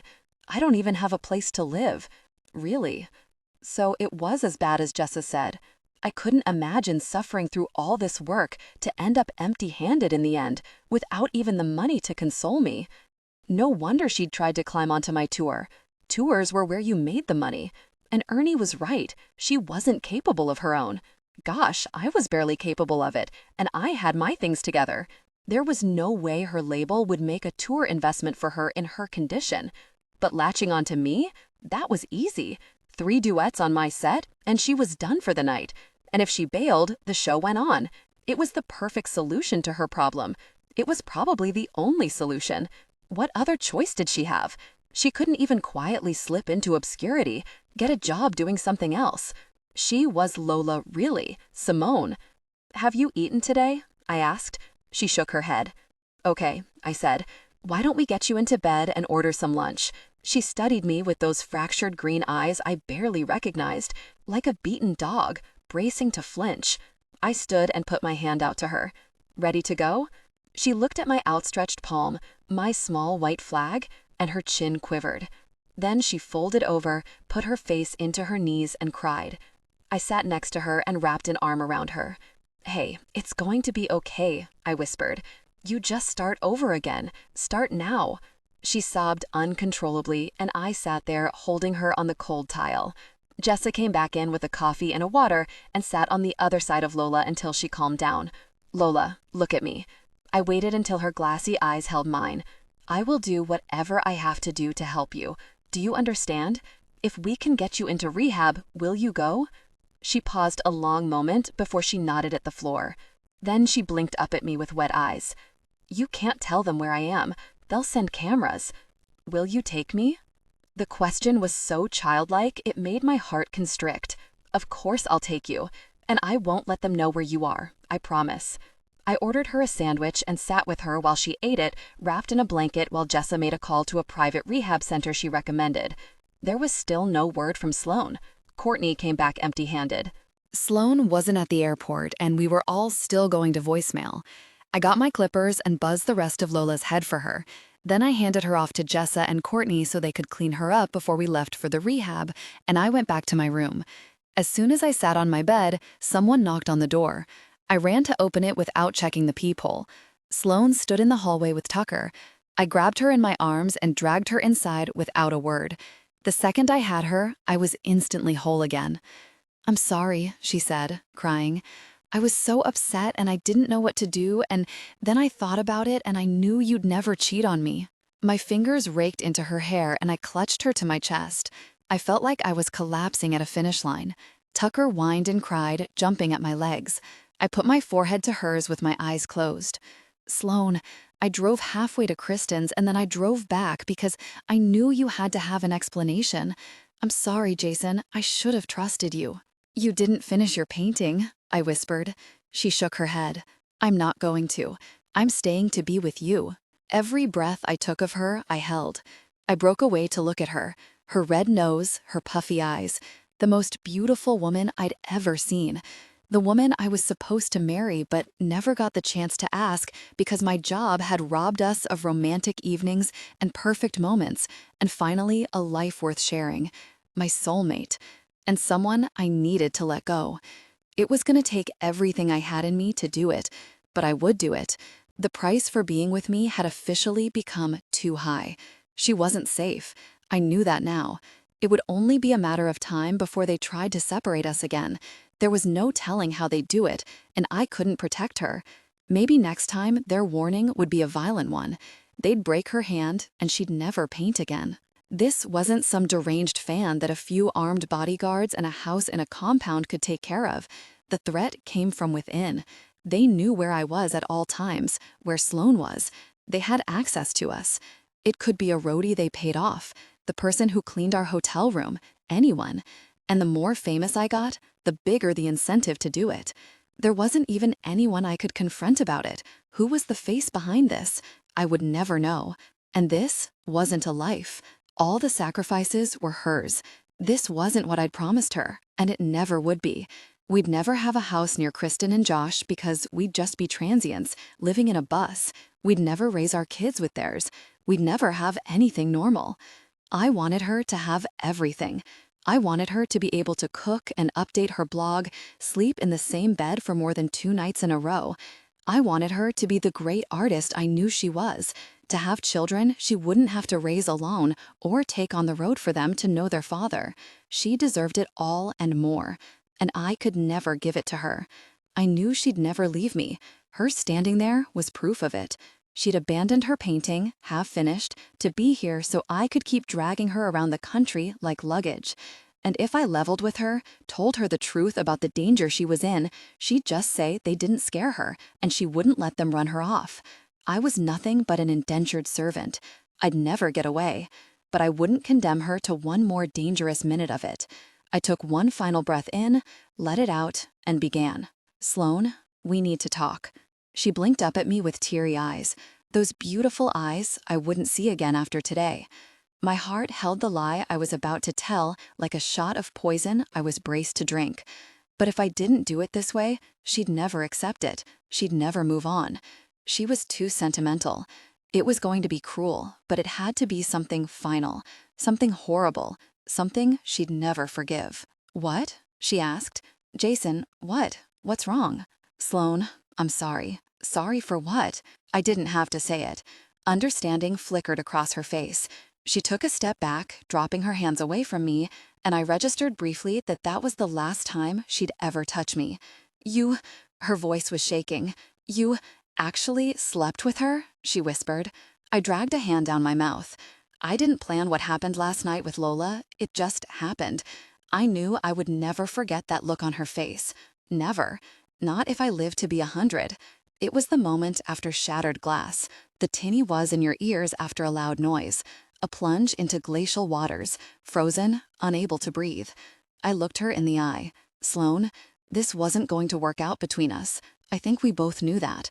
I need to be single. I'm not in any position to be a boyfriend right now. She put a trembling hand to her mouth, and I wanted to shout that it was a lie.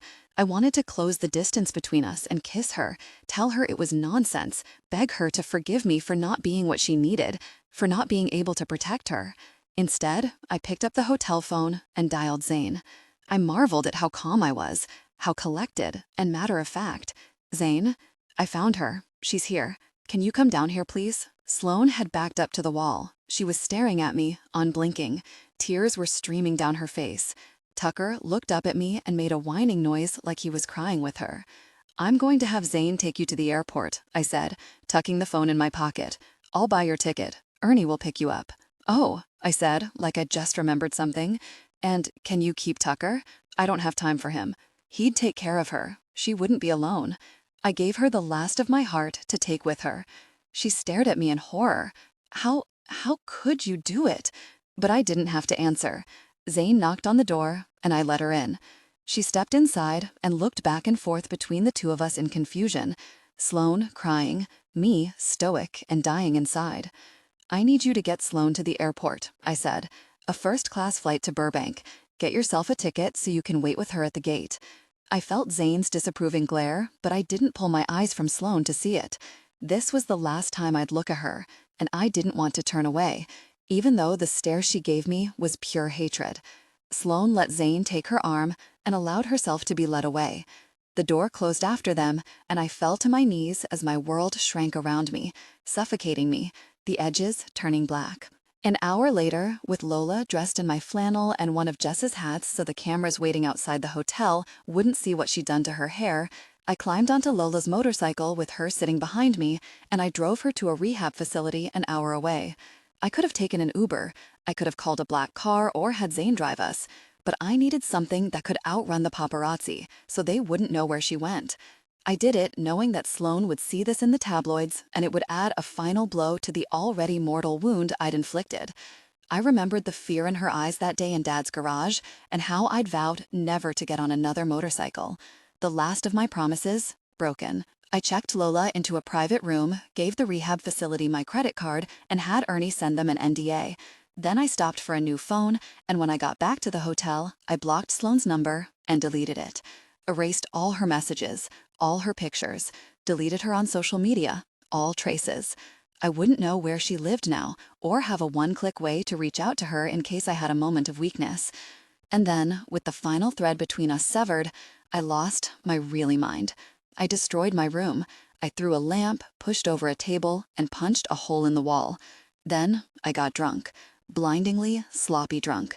When Zane showed up again, coming into my fog like an apparition, I sat with my back against the closet of my trashed hotel room, holding an empty bottle with a washcloth wrapped around my bleeding knuckles. She crouched down and peeled away the blood-soaked towel, and I watched her dispassionately. She shook her head at me in that unfazed way she had. Well, this looks pretty bad. Let's go. Hospital time. When the doctor came into the ER with his clipboard, I couldn't even remember how Zane had gotten me there. The doctor pulled up an x-ray of my hand on the monitor, and I stared at it, bleary and shattered, from the edge of the paper-covered exam table, the smell of rubbing alcohol stinging my nostrils. Well, it's not broken. Pretty bruised, but not broken. Ice it, take some ibuprofen, and you should be able to use it in a few days. But Zane shook her head. Nah, Doc, it looks broken to me. He probably needs at least a couple weeks to rest up that hand. I'm thinking severe exhaustion and dehydration too. Maybe some other stuff you just missed. She nodded at his clipboard. Well, need a medical report, something to show his record label since he'll have to cancel some tour dates. The doctor looked at her and they shared some sort of silent exchange. He glanced at me, and he must have seen the wear on my face, the despair behind my eyes, the crevasse across my heart. You know, you're right. There does seem to be a break there, along the proximal phalanx. Funny I didn't notice it before. I'll, write something up. Zane packed my things. She made all the necessary phone calls and had all the needed conversations. My intoxication moved into a hangover and then into grieving as I processed what I'd lost. And I vowed to feel every really second of it. The plane ride was torture, just me and my thoughts and hangover. I couldn't even put in my earbuds. Music chipped away at my soul, every song about her. Every lyric haunted me. The smell of coffee on the drink cart made tears squeeze from my eyes. When I landed, Ernie called. I answered without saying hello. He blew a deep breath into the phone. "Girlfriends on tour?" I laughed a little, despite myself. It must be hard to always be right. This is one time, my friend, that I really wish I had been wrong. The ride from Duluth to Ellie with Dad was the worst of all. Long and quiet, tense with judgment. When he pulled into the garage, he put the truck in park, but he didn't get out. He held the wheel and looked over at my bandaged hand, his eyes sad. "I'm sorry, Dad," I said with my forehead in my palm. He looked at me, the pity on his face, and something else, loss. He lost a daughter. I'd lost her for everyone. My guilt and grief tripled, crushing me. I couldn't look at him. I couldn't look at anyone. How would I face Mom? Sloan was a member of this family now, and I'd ripped her from their lives. I put a hand over my face and felt the wave of nausea and sorrow surge again. Once I got inside, Sloan was everywhere and nowhere to be seen. I felt her in every inch of that house. She was grocery lists in the kitchen, tiny creamers in the fridge, and a stray blonde hair on the couch. She was in abandoned shampoo in the shower and polish on Mom's nails. The sadness in Mom's eyes. The absence swallowed me whole and left nothing behind but emerging chords and painful lyrics that bubbled from a crack in my heart so deep it was fathomless. I couldn't stay there. I couldn't be anywhere. So I went where I would be nowhere. I slipped into the mouth of the wilderness with my canoe and my guitar, and I abandoned the world, that world without Sloan, behind me. Sloan, it's not living if it's not with you. The 1975. 3 months later. "Do you want me to meet you at the cemetery, Sloan?" Kristen was worried about me. "No, I'm not going today," I said, sitting back to take one final look at the painting that had been drying for the last 2 weeks on my easel. I gave it a soft smile. It was beautiful. It looked like a photograph. It was the 5th one I'd finished over the last 3 months, another addition to the collection in the gallery that had picked me up. I'd completed the commission I'd started in Ellie, the little girl on the swing, and shipped that 2 months ago. 3 more had sold, and this one in front of me was leaving today. "You're not going to the cemetery?" she asked. "It's the anniversary of the day you met Brandon." I picked up the remote to turn off my crime show. "How do you remember this stuff?" "I have reminders in my phone." I laughed, collecting my brushes. "Are you serious?" Yeah, I'm serious. I have to watch you like a hawk." I slid off my stool. "I'm fine. I'm just finishing up some work before the thing." "Are you sure you're up for this? I mean, the dude's hot as really, but we can skip this double date. It's not a big deal." Josh's cousin Adrian was in town from St. Paul. He was a lawyer, single, and, according to Kristen, the perfect rebound for me. He lived out of state and was only here for a few days. I think she thought it would be distracting or boost my shattered self-esteem or something. "I don't know what you expect me to do with him," I said. "I don't even kiss on the first date. You need someone pre-screened to tell you you're pretty and hand you free drinks. And he's got all the things you like. He's tall, he's bearded, and he's from Minnesota." I rolled my eyes. Haha, seriously, Sloan, we can call it off if we need to. I mean, he's excited to meet you, but Josh can just take him out instead. I figured you might need to hit something with a bat today, so I made a piñata full of mini alcohol bottles and Starbucks gift cards. I could be there in a half an hour. I rinsed my brushes in the sink. "Nope," I said, tapping the water off them. "I'm fine. It'll be fun." It would not be fun. There was a pause on the other end. "You're sure you're okay?" I nodded. "I really am fine. I'll visit Brandon on his birthday from now on, and that's it. It's time I stop living my life in the past. It's what he'd want." Another pause. "And the other thing going on today?" I took a deep breath. "It's time I move on from that too. Jason was in town. He was playing the Forum in LA tonight. I forbade my eyelid to start twitching today. This day had loomed in front of me like an impending invasion. Jason had been in the UK for the last few months, as far away from me as humanly possible. And now he was going to be less than an hour from my loft. I debated several options for dealing with this event.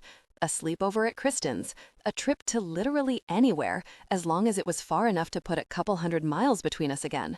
But when Adrian decided to visit, from Minnesota no less, and Kristen had suggested this double date, it had seemed like the universe was sending me a message. So I agreed to it, and I had about as much enthusiasm for this outing as I did for going down to check the mail. "Okay," Kristen said. "Well, we'll be there in a half an hour to get you. What are you wearing? You better make an effort. I'm gonna be pissed if I talked you up for the last 3 days and then you show up looking half homeless." "I'm wearing the red dress. I have makeup on. I've done my hair. I won't bring shame upon your house." I snorted and hung up, shaking my head at the Verdugo Mountains through the window in my living room. My new apartment was nice. It had a pool and a hot tub, and I had my own washer and dryer. It was newly remodeled, too. I didn't have things breaking all around me, which was a pleasant change. There was a dog park nearby and a Starbucks on the corner. I was doing okay. I went to the gym, I got my nails done, I was tan. I took her on walks and went to art shows and had Josh and Kristen over for dinner once a week, and I did the cooking. I did all of the things, and I was proud of myself. I'd never gone to grief counseling after Brandon died. Kristen had begged me to go, but I had no interest in learning how to be okay without him. I didn't want to talk about his death or share it with strangers. I didn't need to bond with other people going through it to know I wasn't alone. People died every day, unfairly and prematurely. My tragedy wasn't anything special. I just wanted Brandon's hold to let me go when it was ready to let me go. I wanted to feel that grief in its most organic way, like trying to take the edge off it would somehow be dishonoring what he meant to me. But somewhere along the line, it had let me go, and I hadn't noticed because the tired listlessness that comes with grief had shifted into the kind that comes from losing yourself through depressing life choices, and I wasn't repeating that mistake. I wanted Jason's hold to let me go. I was desperate to shake it. I wanted to do everything I could to make it stop because he didn't deserve any grief. I'd allowed myself exactly 1 week of falling apart at Kristen's before I pulled myself up through sheer will, found myself an apartment, and started painting. I slept, I updated my blog, I did yoga, I decorated my apartment and did things I loved, and I chose happiness. There was a certain dullness to it, though. My happiness wasn't always the real thing. Most of the time, it was a fabricated, forced version that cracked around the edges if examined closely enough. But it was the choice that was the accomplishment. I'd finally found the me I'd lost before. I was strong, heartbroken, but stronger than I'd ever given myself credit for, especially under the circumstances.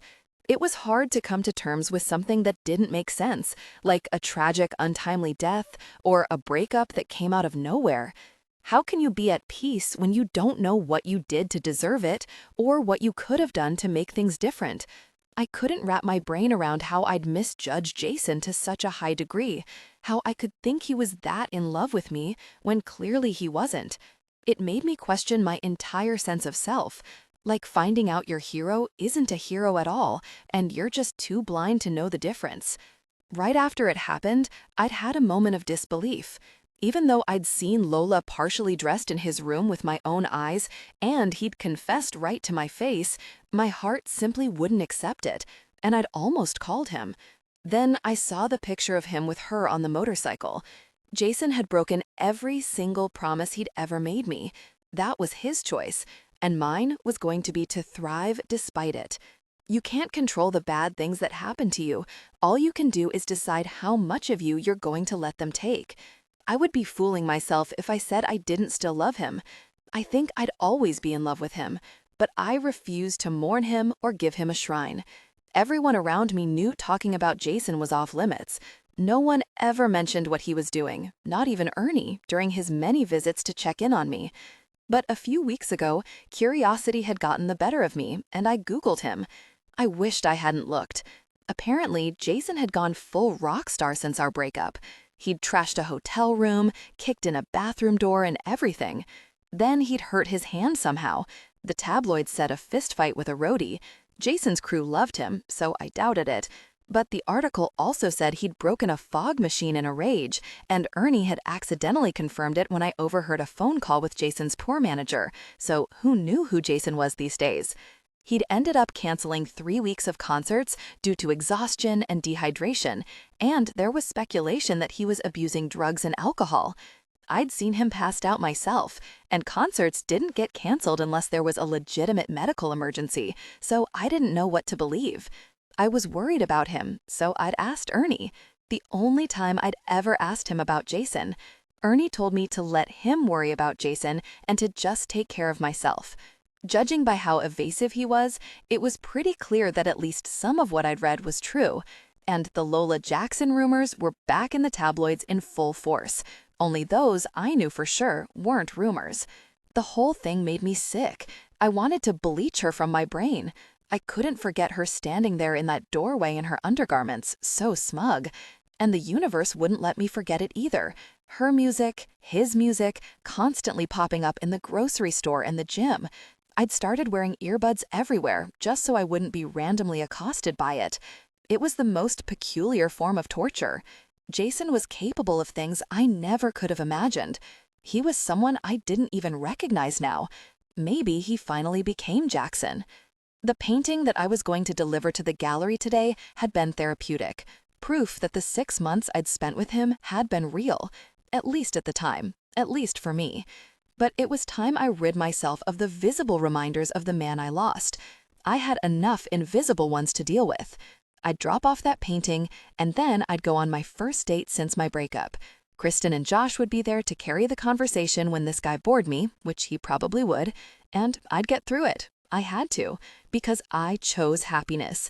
I wrapped the painting in brown paper, leashed Tucker, and went downstairs to drop it off and take the dog for a walk. 20 minutes later, we were coming back up to my door when I saw a courier standing outside waiting for me. "Are you," he looked at his device, "Sloan Monroe?" I wrapped Tucker's leash around my hand. "Yes, I have a package for you. You need to sign." "A package?" I scribbled my name on the digital screen. I wasn't expecting anything. Kristen, maybe? I took the flat white envelope and let myself into my apartment, examining the outside. There was no name on it. Kristen. She was always sending me something crazy. Last week she'd mailed me a crocheted tissue holder that was quite unusual. She is so weird. I dropped my keys on the credenza and sat on the sofa to open it. Tucker stood in front of me, tail wagging like there were dog treats inside it.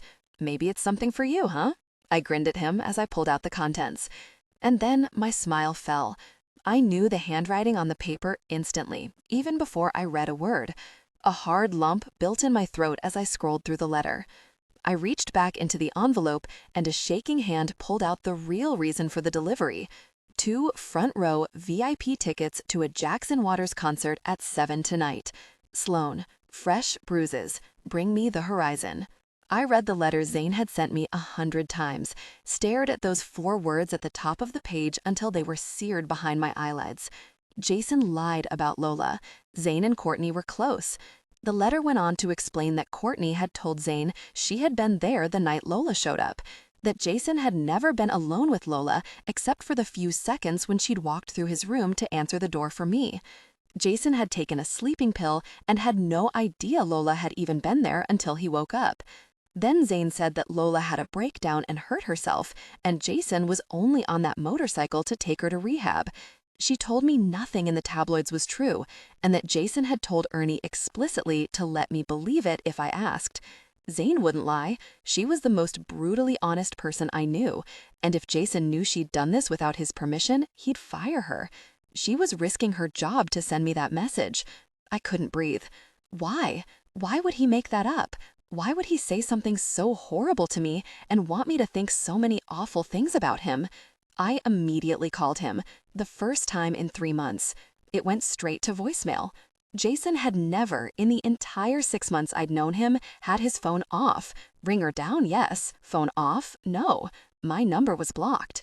So Jason didn't want to talk to me. He didn't want me calling him. He was here, in LA, and he hadn't come looking for me. And he'd never once reached out to me in the last 3 months. So why was Zane trying to get me over there? He clearly didn't want to be in a relationship with me if he'd fabricate a story like this just to get out of it. He'd gone to extremes to make sure it was over between us. And now I was angry. When he'd first done what he did, I was devastated. Then, when I saw the pictures with Lola, I'd been hurt and disappointed. I'd spent the last few months in various states of numb confusion. But now that I knew that he'd lied to me, I was furious. So he'd wanted to break up, and he'd thought destroying me would be the easiest way to do it? I called Zane. I thought it was going to voicemail. It rang so long before she picked up. "Hey, what's up?" she whispered. Jason must be there. There was something heart-wrenching about knowing he might be just on the other end of that line. Maybe I'd even hear him. My knees suddenly felt weak. I hated that he still had that effect on me, that I still loved him to stupidity. Why would you send me that, Zane? He obviously doesn't want to see me. Can you give me 1 second? Just hold on. I heard shuffling. Then, a few moments later, she came back. "Are you coming?" she asked, her voice low. "No, he doesn't want me there." "Yes, he does," she said. "He's really messed up, Sloan." I laughed, incredulous. He's really messed up? He lied about sleeping with another woman, and then he put me on a plane and never spoke to me again? Her voice went lower. "Look, just come. I don't know what his problem is. All I know is Jason loves you." I shook my head. "I think Jason loved me once, Zane, but he's Jackson now." I hung up on her. My eyelid bounded into a full-scale attack. I pasted my living room with a palm to my eye, breathing hard. Why? Why, Jason? I thought about those last few days and what might have made him do it. He'd said he felt like he was ruining my life. So to fix it, he'd ruined my life? I scoffed. Maybe I was too much maintenance. Maybe those weeks I'd been in Everly had shown him how much taking care of me on the road had taken a toll on him. Maybe he'd figured that I was unhappy anyway, and he didn't have the energy for it, and letting me believe what I saw was a win-win. He did say he wasn't in a place to be a boyfriend. I guess he thought he was doing me some kind of favor. The only thing I knew for sure was this: he didn't love me. A man who loved me wouldn't do this. He wouldn't light a match and set my world on fire. My phone rang. It was Kristen, probably calling to tell me they were outside. I picked up and she started talking immediately. "Okay, don't be mad." "Oh God, what?" I breathed. I couldn't deal with Kristen's shenanigans right now. I couldn't deal with anything. I didn't want to go anymore. I didn't want to stay. God, I hated my life. "Adrian's on his way up there alone to get you himself." I groaned. "Are you kidding me?" Everyone was getting out of the car to come up, and he was all like, "Stay here," in this really deep, very authoritative voice. It was a super alpha male move. Even Josh froze up. I could hear Josh laughing in the background. Someone knocked on my door. "I'm going to kill you guys," I hissed, hanging up on her. I slumped in the middle of my living room with palms to my eyeballs. How was I going to get through tonight? I couldn't do this. My hands were shaking. Not because my blind date was standing outside, but because of Jason. I took a deep breath and tried to steady myself. Adrian knocked again, that playful, musical knock that friends do when they come over. "Hold on, 1 second," I called, hearing the trembling in my voice. I took another deep breath. I shoved the envelope with the tickets and Zane's letter into my purse and smoothed down my dress, took one more moment to compose myself, and then I opened the door. The man standing in my hallway wore a dark green V-neck sweater with the sleeves rolled up and jeans. He was holding a piñata shaped like a cupcake. "Hi," he said, giving me a dazzling smile. "I'm Adrian. You must be Sloan." Well, Kristen was right. Adrian Copeland was gorgeous. Green eyes, close-clipped beard, a nice body. I was 100% not interested. He held out the piñata. "I was told to bring this up," he said, looking amused. I rolled my eyes. "Of course you were," I mumbled, taking it and setting it on a table inside the door. Tucker spilled out into the hallway, jumping excitedly on Adrian's legs. He crouched down to pet him. "Hey there, little guy." He smiled up at me while he ruffled my dog. He was checking me out, big time. He wasn't even trying to hide it. His eyes dropped down my body and came back up with a grin. A fierce blush roared up my neck. The letter had me so flustered, I couldn't even think straight. All I could think about was what Zane had said. I wasn't in the right headspace to deal with what I'd just learned, let alone this stranger who was trying to date me, here in my doorway, shamelessly ogling me and playing with my dog's Jason's dog. Jason, who was here in my city and hadn't come to see me because he broke up with me and didn't want me anymore. My other eyelid twitched once, just to remind me that today could still get worse. "I'm sorry," I said, reaching for Tucker's collar. He gets really excited when people come over. "Tucker, let's go."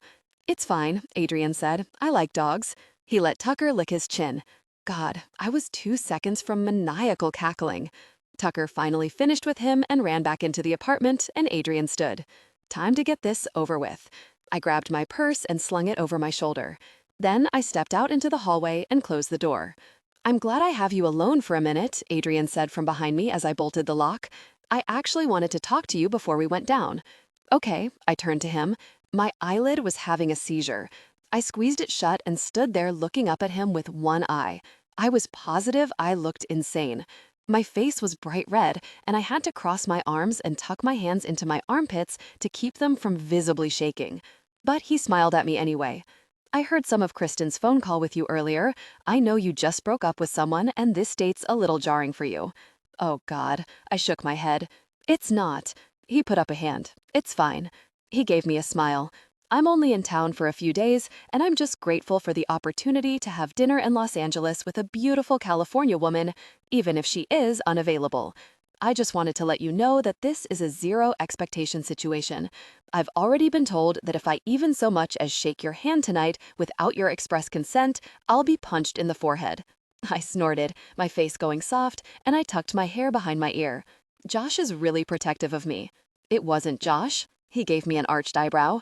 "So does Kristen hit hard? Or—" He actually managed to draw a laugh for me.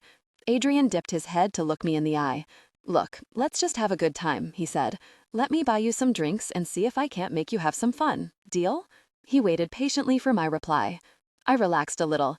Taking the pressure off this date was at least something. My eyelid took mercy on me and relented, and I gave him a weak smile.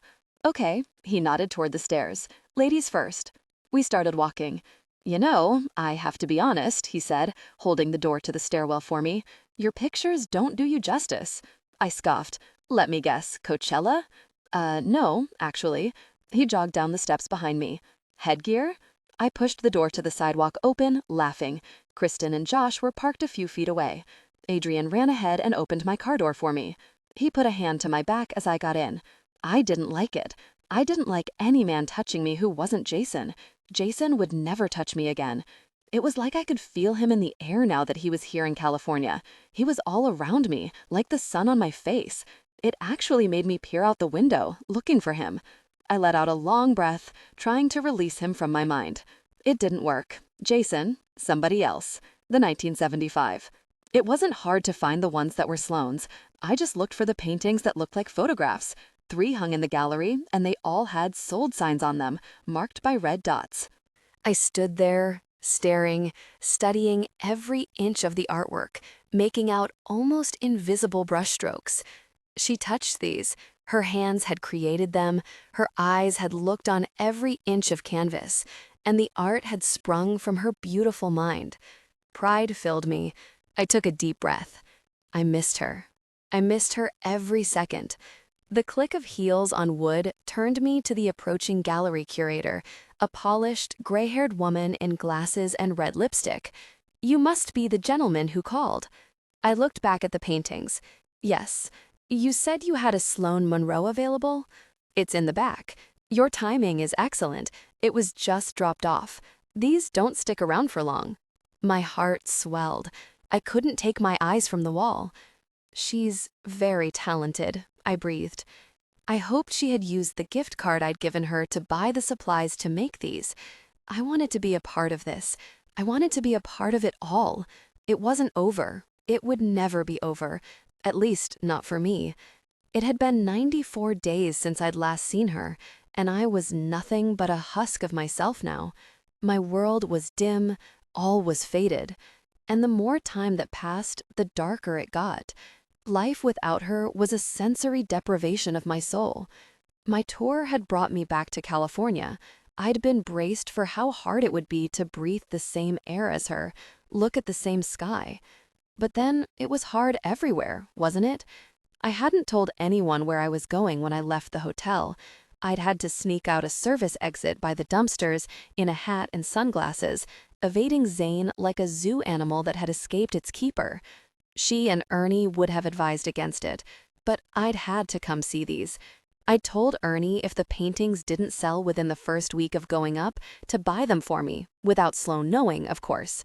But they'd sold. She was gifted. She didn't need a guardian angel. I'd been busy too.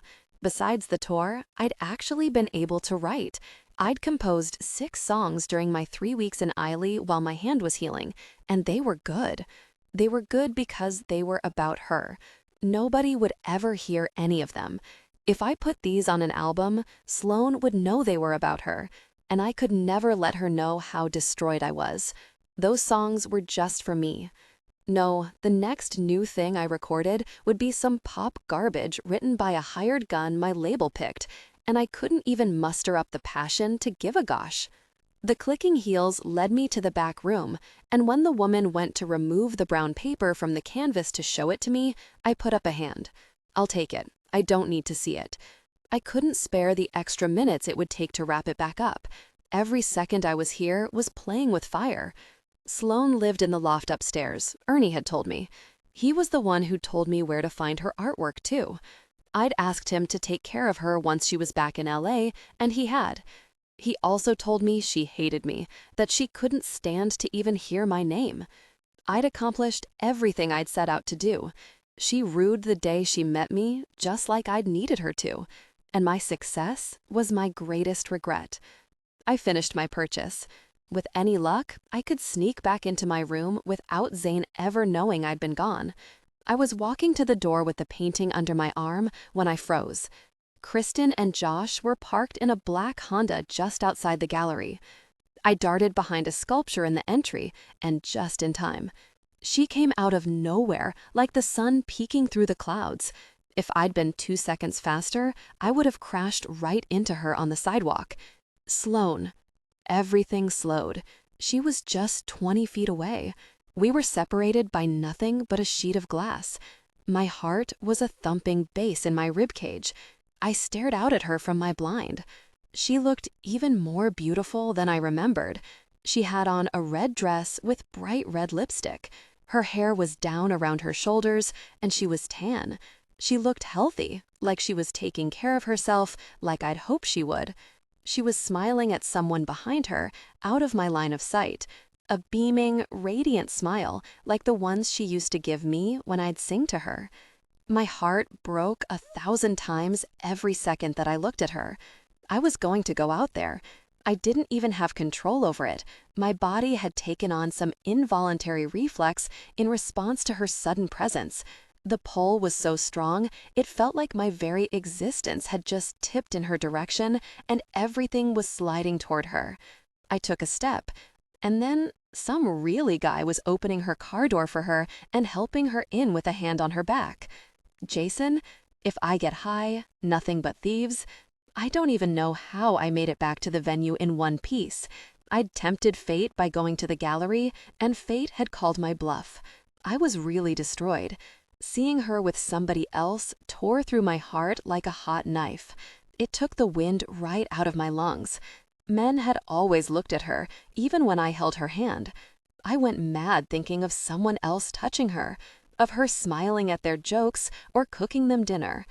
I'd been following the updates to The Huntsman's Wife. I checked it every day. It was the only direct link I still had to her. She'd started posting regularly while she was living in Eiley, and she was cooking the game Dad had in the freezer. But a few weeks ago, she'd posted a recipe for wild boar. Dad didn't hunt boar. I didn't think much of it at the time. I thought maybe it was something old from when Brandon was still alive, that she hadn't gotten around to sharing. But now that I knew she was dating, my mind went crazy, wondering if she was seeing someone who hunted, obsessing about who she cooked for, who she was spending time with. I knew she hadn't been ready to date when she met me, so I'd hoped, for my own selfish reasons, that she would stay single for a while, that maybe we had been a special circumstance. It was the only thing that had kept me halfway sane all these months. But she wasn't waiting. She was seeing someone. Nobody would ever love her like I would. She would never find the same devotion, even if she looked for a lifetime. I knew that with every cell of my being. She'd never know about it, but it would always be there. When she married someone else, had children, when she grew old, I would still be out there in the world, cherishing her in secret. If she ever needed anything, I'd make sure she had it. It would be my penance for the rest of my life for not being able to do it in person. 3 hours after the gallery, I was in my dressing room, sitting with my head in my hands like I had been for the last hour. Jessa was on and I had about 30 minutes to showtime. I'd go through it like the puppet I was now. My label finally had its marionette. Everything would be an act from this point forward because I had nothing real left to give. All my joy in life had been drained out of me. Someone knocked on my door. I didn't move. I didn't even look up. Yeah? It's Courtney. Can I come in? I let out a tired breath and dragged myself to my feet to open the door. She stood there biting her lip. Lola's here? My face brightened into one of my rare smiles. Really? Where? She threw a thumb over her shoulder. She's in Jess's dressing room. She came to see you. I didn't want to tell her where your room was in case... No, it's fine. Can you bring her? She nodded. I was actually excited to see her. I wanted to see how she was doing. I'd called her a few times in rehab. She'd never come to the phone or called me back. A moment later, someone knocked on my dressing room door. I opened it, and when I did, I stood there, staring. The woman standing there was nobody I knew. Even as I recognized her, it still was nobody I knew. The transformation was so shocking, it disarmed me completely. She smiled. Hello. Her hair had grown out a bit. It was brown, not red.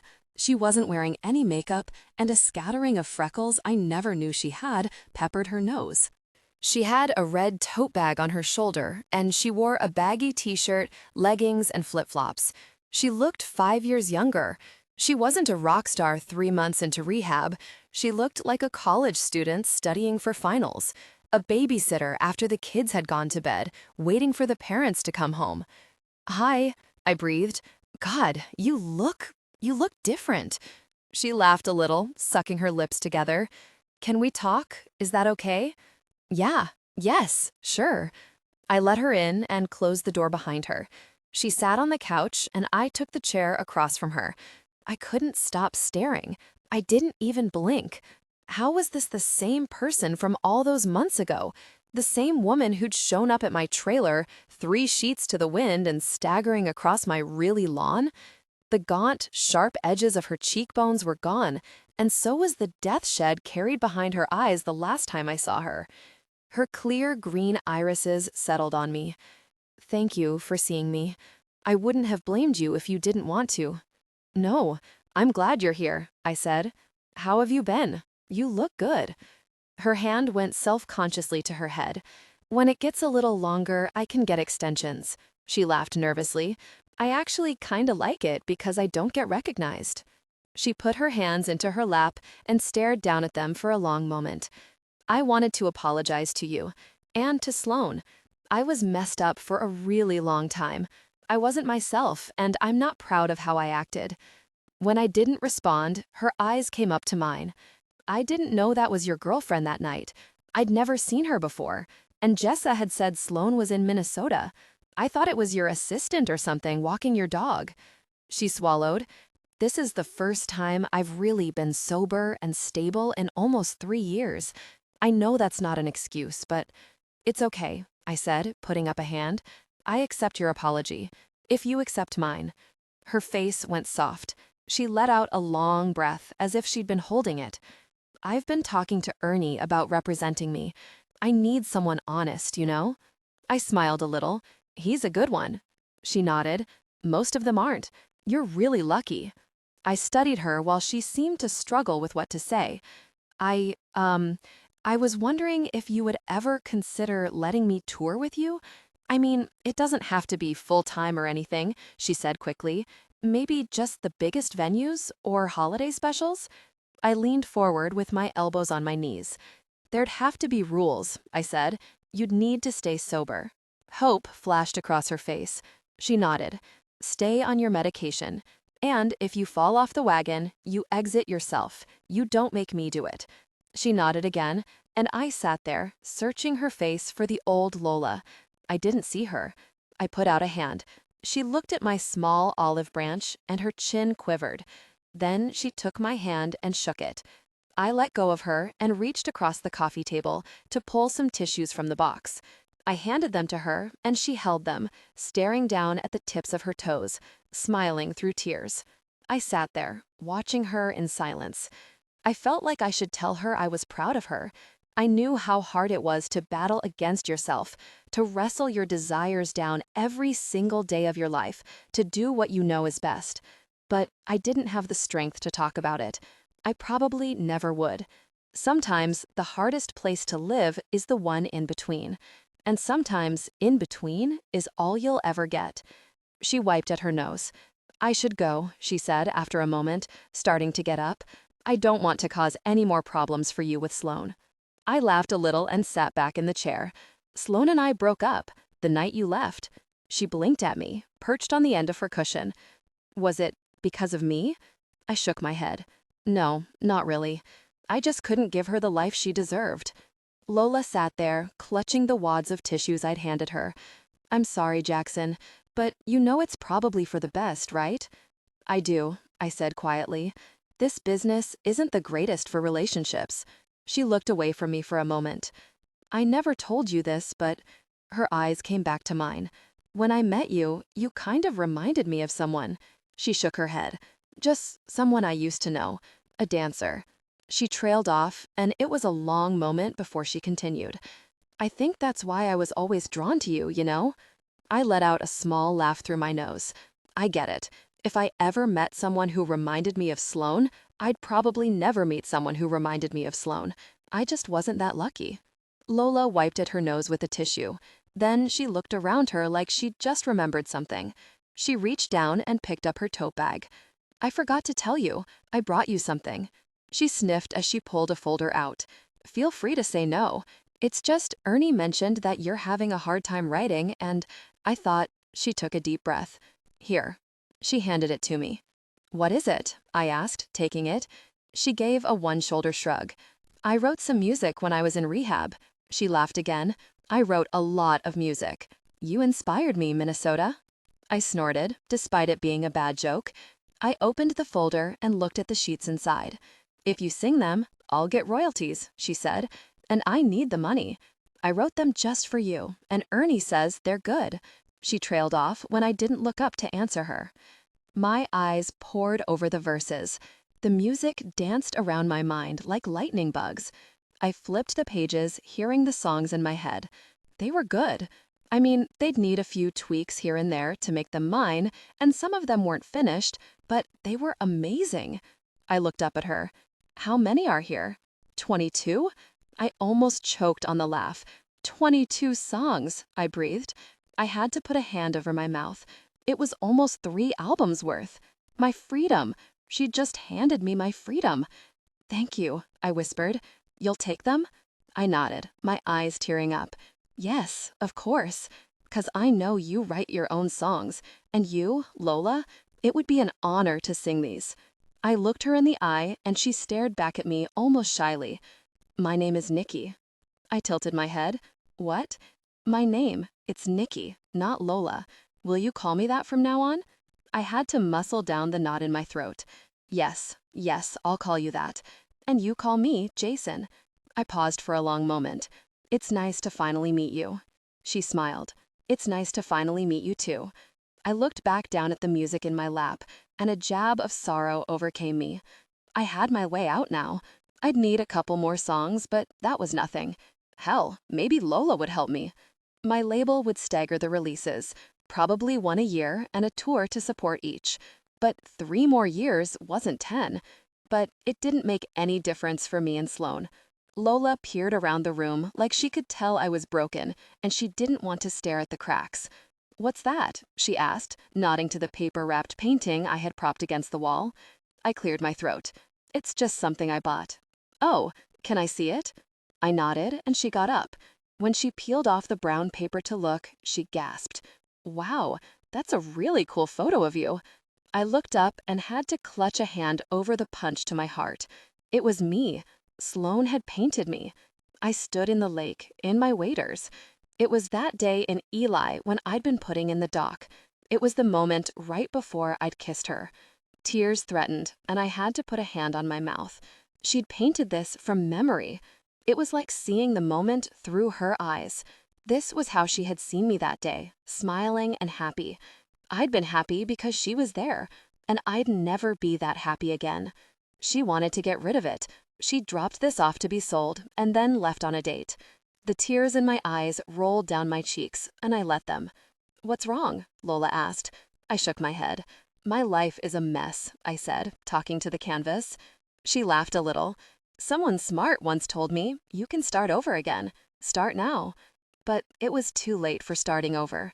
I still couldn't make Sloan safe. Not unless the public was suddenly more interested in buying magazines with pictures of me and her in them instead of me and Lola. And I'd done my job too well. Ernie said she hated me, that he couldn't even mention my name without her face going hard. She was dating. She was moving on. The damage had been done. Sloan? Proof? Jackson Waters, Adrian, had 2 hands behind his back. Pick one. He smiled, and his green eyes creased at the corners. We were sitting in a steakhouse waiting on appetizers. Adrian held open doors for me. He pulled out my chair and ordered me a glass of wine that he seemed to know a lot about. He was funny, charming, and engaging, intelligent, successful, and attractive, and he was trying very hard to show me a good time. It totally wasn't working. I couldn't stop thinking about Zane's letter. Adrian waited for me to pick a hand. I pointed unenthusiastically to the left one. He put a full-size bottle of vanilla creamer on the table in front of me. I cracked a small smile. We'd stopped at the gas station on the way over, and he'd caught me putting a few single-serve creamers in my purse. "Smooth," Kristen said from across the table. "But she likes the little ones," he smiled. "Well, I can't help you there." Kristen kicked my shin under the table. Adrian was flirting with me, hard, and I felt nothing. If the complete and total lack of butterflies in my stomach wasn't depressing enough, I kept looking at the clock. 1 hour until Jason's show. I felt like I was going to burst into tears. The moments that he was in town were ticking down before my eyes, running out like sand in an hourglass. And instead of being where he was, I was on a date with someone amazing who couldn't even hold my attention because I was too damaged and in love with somebody else to even entertain it. "Excuse me," I got up. "I need to use the ladies' room." Kristen's chair raked against the floor as she got up to follow me. As soon as the door closed behind us, she pounced on me. "Gosh, that person is very interested in you, and I think you need to see this," I said. I dug in my purse and pulled out the letter. I unfolded it, handed it to her, and watched with my arms crossed as she read it. The longer she looked at it, the deeper her frown got. "Oh my God," she looked up at me. "Do you believe what she said?" I sniffed and nodded. She wouldn't lie, and the Lola thing never felt right. That's why I came back to his hotel room that day. There was something off about it from the very beginning. Why would he lie about it, though? She pursed her lips. "I don't know, Sloan. Maybe he had to lie to you to break up with you. I mean, you know how you are." I narrowed my eyes at her. "How am I?" She shrugged. "You don't like to get rid of things that aren't good for you. You know this. Brandon's stuff, your really bad car, your dilapidated house. You don't exactly have a history of making rational, sensible life choices. You're sentimental to a fault. You've always been that way, and I bet Jason knew that." My chin started to shake. Maybe he knew you wouldn't take his logical reasoning for whatever it was, and he needed to do something extra. Because, let's be honest, what he did was really extra.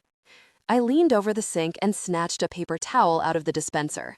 "So what's your theory then?" I asked, blowing my nose. "I don't know, but my gut tells me that dude fell on a sword. If Zane is saying he's all really messed up and she thinks you should see him, I don't know. Even Josh is giving him the benefit of the doubt, and you know Josh." I sniffled. "Really?" "Yeah. You know what he said that really got me? She crossed her arms. When I came back from visiting you and Evely, and I told him how in love Jason's parents were, he said he could tell that's what Jason came from. That Jason was a guy, just like him, who grew up in a small town, seeing two parents ridiculously in love with each other. Guys like Josh and Jason don't do gosh like this. It's not how they were raised. It's not in their DNA. They mate for life. They fall in love and they worship the ground that woman walks on. They don't cheat and they don't really leave. If Jason left, he had a reason. I mopped at my nose. Maybe the fame finally changed him. She scoffed. Do you really believe that? Come on. No, I didn't believe that. I didn't know what to believe. So what are we doing? She asked. Going to see him? Beating the gosh out of that piñata? Double dating? What? Jason didn't want to be with me. He didn't want to see me. But it didn't change the fact that I wanted to see him. I was almost angrier with myself about this than I was at him for breaking me in half. But he did. I wanted to see him. Not up close, not one-on-one, but in a crowd where he wouldn't know I was there. When I'd seen him for the last time, I hadn't known it was going to be the last time. It happened so fast and I was so in shock. Maybe seeing him again, on my terms, would give me closure, even though I knew I was fooling myself. If anything, it would probably thrust me back to week 1, and I'd be over at Kristen's bawling my eyes out by tonight, beating a piñata with a baseball bat. But I had to go. If Zane's letter hadn't stirred up my gosh, I would have held strong today. I would have dug in and tried to have fun with Adrian, had a few too many drinks with Kristen, and gotten through the night. But now, all I wanted was to be where I knew Jason was. Barring me being so far away it was impossible to make it, I was going to end up there. It became true the second I read what Zane wrote. I sniffled. I want to see him. She shrugged. Okay, the heart wants what the heart wants. Let's go. She marched out of the bathroom. What about Adrian? I whispered, following her. He'll be fine. I'll tell Josh to take him out for some fun or something. She walked up to the table and tapped her husband's shoulder. Give me the keys. He dug in his pocket and handed them to her. What's up? Sloan doesn't feel well. I'm taking her to a Jackson Waters concert. You guys can get an Uber. I love you. She gave him a swift peck on the cheek, hooked my arm in hers, and turned for the exit. I waved lamely at Adrian as Kristen dragged me through the restaurant. I had a really good time, I called. It was nice meeting you. He looked amused and gave me a wink. We hopped in the car. If we're creeping on him, we need to have disguises, Kristen said, putting the car in reverse and backing out of the parking space. There's a party supply store a block down. We'll go there first. 5 minutes later, she was handing me a pair of 1980s glasses from a Halloween clearance shelf. I shook my head. I am not wearing that. His crew knows you, right? She said, putting a hand on her hip. You want someone recognizing you and telling him you're there? I crossed my arms. No. Then you're wearing this. You're either blazing in like, I'm here, difficult people, or you're going deep undercover. And if we're undercover, we can't sit in the front row. We'll have to switch tickets with someone. I took a deep breath and let her slide the enormous glasses on my face. You need to hide your hair and your tattoos. Take my sweater, she said, peeling it off and handing it to me. I stared at it in my hand. Is this crazy? She picked up a brown wig. Maybe, but my job is to help you with your crazy. Make you the best, most magnificent crazy you can be. I snorted. Kristen prepared me for the concert like I was a sacrifice delivering myself to an altar. I was fussed over and garbed. I ended up wearing the hideous glasses and a beanie since we couldn't get all my hair to stay under a wig, not to mention the wig made me look like a lunatic. Kristen, on the other hand, did look like a lunatic. Nobody but Jason would recognize her, but that didn't stop her from going all out. She was wearing a mullet and some fake braces she'd bought. It was so funny I couldn't stop laugh-sobbing the entire way to the forum. I was a mess. My whole body was shaking. My eyelid was in full revolt. When we got there, it took me 10 minutes to gather the courage to even get out of the car. Walking into the forum felt off. I didn't come into venues this way anymore. I came in the back, through service entrances with the band. I hung out while they set up, watched shows from backstage. Now I was in the crush of the crowd. I had to go through metal detectors and get my tickets scanned. I was a spectator, a fan, just one of his millions, no different from anyone else. And I guess that all made sense. After all, I was here to see Jackson, not Jason. I wasn't even sure Jason existed anymore. Kristen tried to get me to eat something, but I couldn't. I let her buy me a bottled water, and I waited by the merch tables for her while she ran to get it. I stared at the posters for sale. I was with him when he took those pictures, I said to Kristen when she came back. I'd been standing there right off camera at the photo shoot. But there were other posters now, too, pictures I hadn't been there for. He didn't want me there anymore. He'd ejected me from this life. The betrayal surged back, and I almost lost my nerve. Zane's expensive tickets weren't a hard sell. We found a couple in the 10th row to trade us for our front row seats. Now we were close enough to see him well, but too far for him to notice me from the stage. I was nervous and jumpy through the whole opening act. When Grayscale did their last song and Jessa did her "Make Some Noise for Jackson Waters," I panicked and did debate leaving before he came out. Maybe this was totally self-destructive. Maybe if I saw him, knowing that he'd never cheated on me, it might make things worse. I might have a harder time accepting that we weren't together anymore if I wasn't fortified with my pure rage. God, I can't believe I'm doing this. Kristen dipped her head to look me in the eye. We can go anytime you want, okay? I nodded, but I wouldn't go. I would see this through. I had to. We stared up at the two jumbotrons, one on either side of the stage, with the words Jackson Waters rotating over an image of a loon. I knew what was going on backstage. I could imagine every activity that was bringing him closer to coming out. He was walking out of the dressing room. Zane was handing him a water bottle.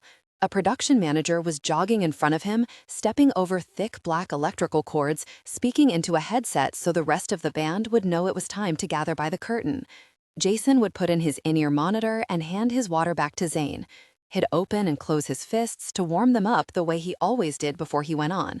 He wouldn't be nervous. He'd be loose and light and getting brighter the closer he got to going on, like he drew his energy from the pulse of the crowd.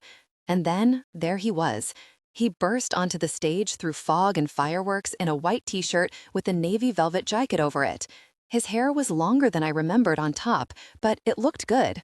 I could almost see the blue of his eyes. I clutched Kristen's arm with my left hand. His voice was beautiful and strong, and my heart gave out. I loved him. Even now, after everything he'd put me through, I loved him, even if he was Jackson. And Zane was right. He was really messed up. He came out with the same energy as always, but I knew him. Performing was the thing he loved most in life. No matter how tired he got, his eyes always lit up when he hit the stage. He could always summon it for his fans. But he was dark somehow, faded, a copy of a copy. Everyone was screaming around me, pulsing with the music. His voice boomed through my whole body until I was saturated. He came in through my eyes, my ears, the vibration in the floor. I could taste the memory of his sweat on my tongue, smell the warm, masculine scent of him after a show when he'd peel off his shirt and hold me close, his heart still racing from the adrenaline of the crowd. How could I go home after this? How could I get this hour and a half of him and then leave with everyone else who'd come to see him? And then the world would just swallow him up once more, and he'd disappear. I'd probably never see him again, not in person. I did what I'd come to do, but I could already feel my heart paying the price for this visit. It was as unhealthy as spending all my time in a cemetery. It was a cold, one-sided devotion, and I couldn't put myself through it again. Kristen put a hand over the one clutching her arm. It felt like it had when I'd sat in that hospital room with her by Brandon's bedside. I could see the man I loved. He was there, but he was gone, beyond my reach.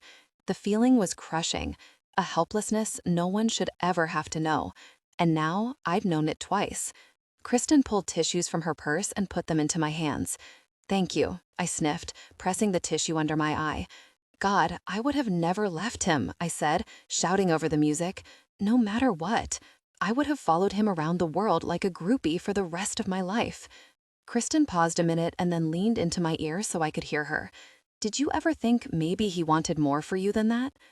"I know he wanted more for me than that," I said, too quietly for her to hear. The song ended, and I knew Jason would do what he always did after the first one. He'd thank the crowd and welcome them to the show, say something personal about the city. How inconsequential was this place to him now? I wondered if he even knew where he was, or if it had to look at his hand before he hit the stage. He put his lips to the mic. Thank you, thank you. It's great to be back in LA. Everyone cheered, and I waited for him to say something about the beach or Disneyland or traffic on the 405. But then something weird happened. He just stopped. It started slow, the slight downturn at the corner of his lips, the loss of humor around his eyes. And then he changed suddenly and all at once, like a mask had come loose and fallen off, and underneath it, he was deeply sad. He paused.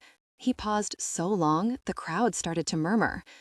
Actually, no, he said, his tone suddenly serious. Being back in LA has been a little rough for me. I'm sorry, it's just something happened today, and it's been hard. He glanced down at the stage and shook his head. His eyes came back up and looked over his fans.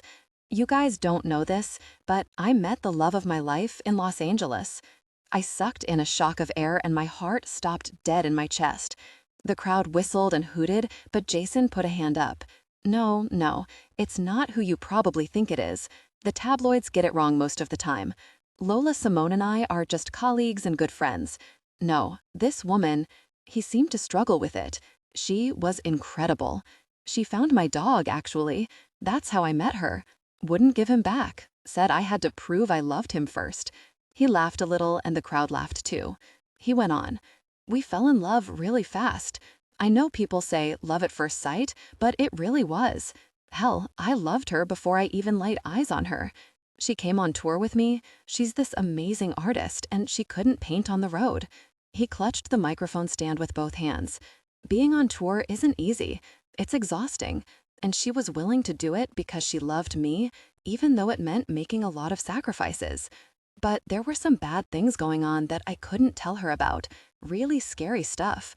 And it got to a point where I realized that being with me wasn't good for her. I couldn't give her a life or protect her, so I let her believe something terrible about me so I could end it with her. Kristen squeezed my arm. Are you hearing this? What is he talking about? I shook my head, tears starting to well in my eyes. I don't know, I breathed. He chuckled a little. The funny thing is, I got what I wanted. I wanted her to get over me. And you know what? She did. He dragged a hand down his mouth. Yeah, she's on a date tonight. I saw her, went down to her art gallery and saw her with some guy when I was about to come out. It really killed me, he whispered. I thought breaking up with her was hard, but seeing that, my mouth went dry. I couldn't even breathe. Kristen, he was there. I was afraid to take my eyes off him to look at her. He was there, I whispered. He came. This time, he didn't recover as quickly. He went quiet for a long moment, and the audience simmered to a hush. Cell phones hovered over heads, recording video. You could have heard a pin drop in the arena. They were hanging on his words. Jason squeezed his eyes shut, and when he opened them, his tone was sad. You think you know what love looks like. You think the fairy tales in the romantic movies prepare you. And then you finally, really, truly find it, and you realize you never knew a thing about it until her. He shook his head. She was every love song I've never been good enough to write. His voice cracked on the last word. Sloan, Kristen whispered. Everybody's crying. She tapped me. Look. I tore my eyes from the stage to look around. The woman next to me had her hand over her mouth and tears running down her face. Everyone did. Jason wiped at his eyes with his thumb and picked up his guitar. I'll never get her back. It's too late for that. But this song is for Sloan anyway. It's called Proof. My fragile heart shattered. I completely lost it. I leaned forward, hands over my mouth, and sobbed. He sang. It was poetry about a woman who was every season. She was the muffled moment when snow started to fall, a soft, beguiling spring fog over a glass lake, the full moon, white and unmarred in an inky black summer sky, an autumn so vibrant you can die feeling peace because your eyes have seen it. It was the most beautiful thing he'd ever written, It was the most beautiful thing I'd ever heard, and it was mine. I wasn't surrounded by thousands of captivated Jackson fans. Kristen wasn't sitting next to me. Jackson wasn't even there.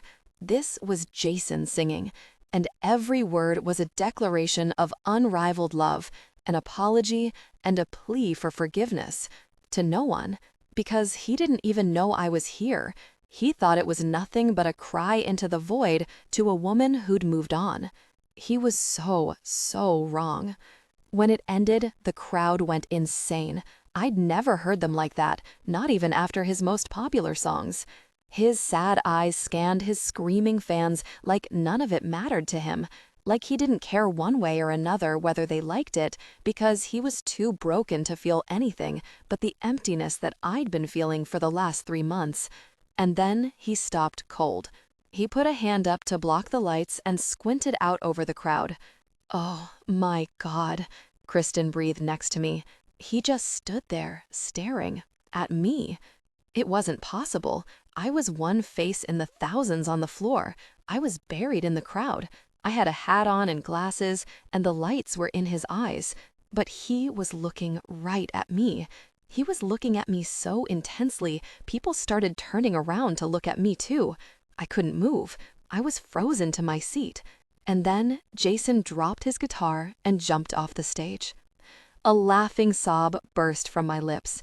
Kristen grabbed at my sweater, yanked my beanie and glasses off. "Go, go!" She spun me and shoved me toward the aisle. "Let me through!" I started to push my way out of the row. "Please!" I managed to get to the aisle, but once I did, my progress stopped.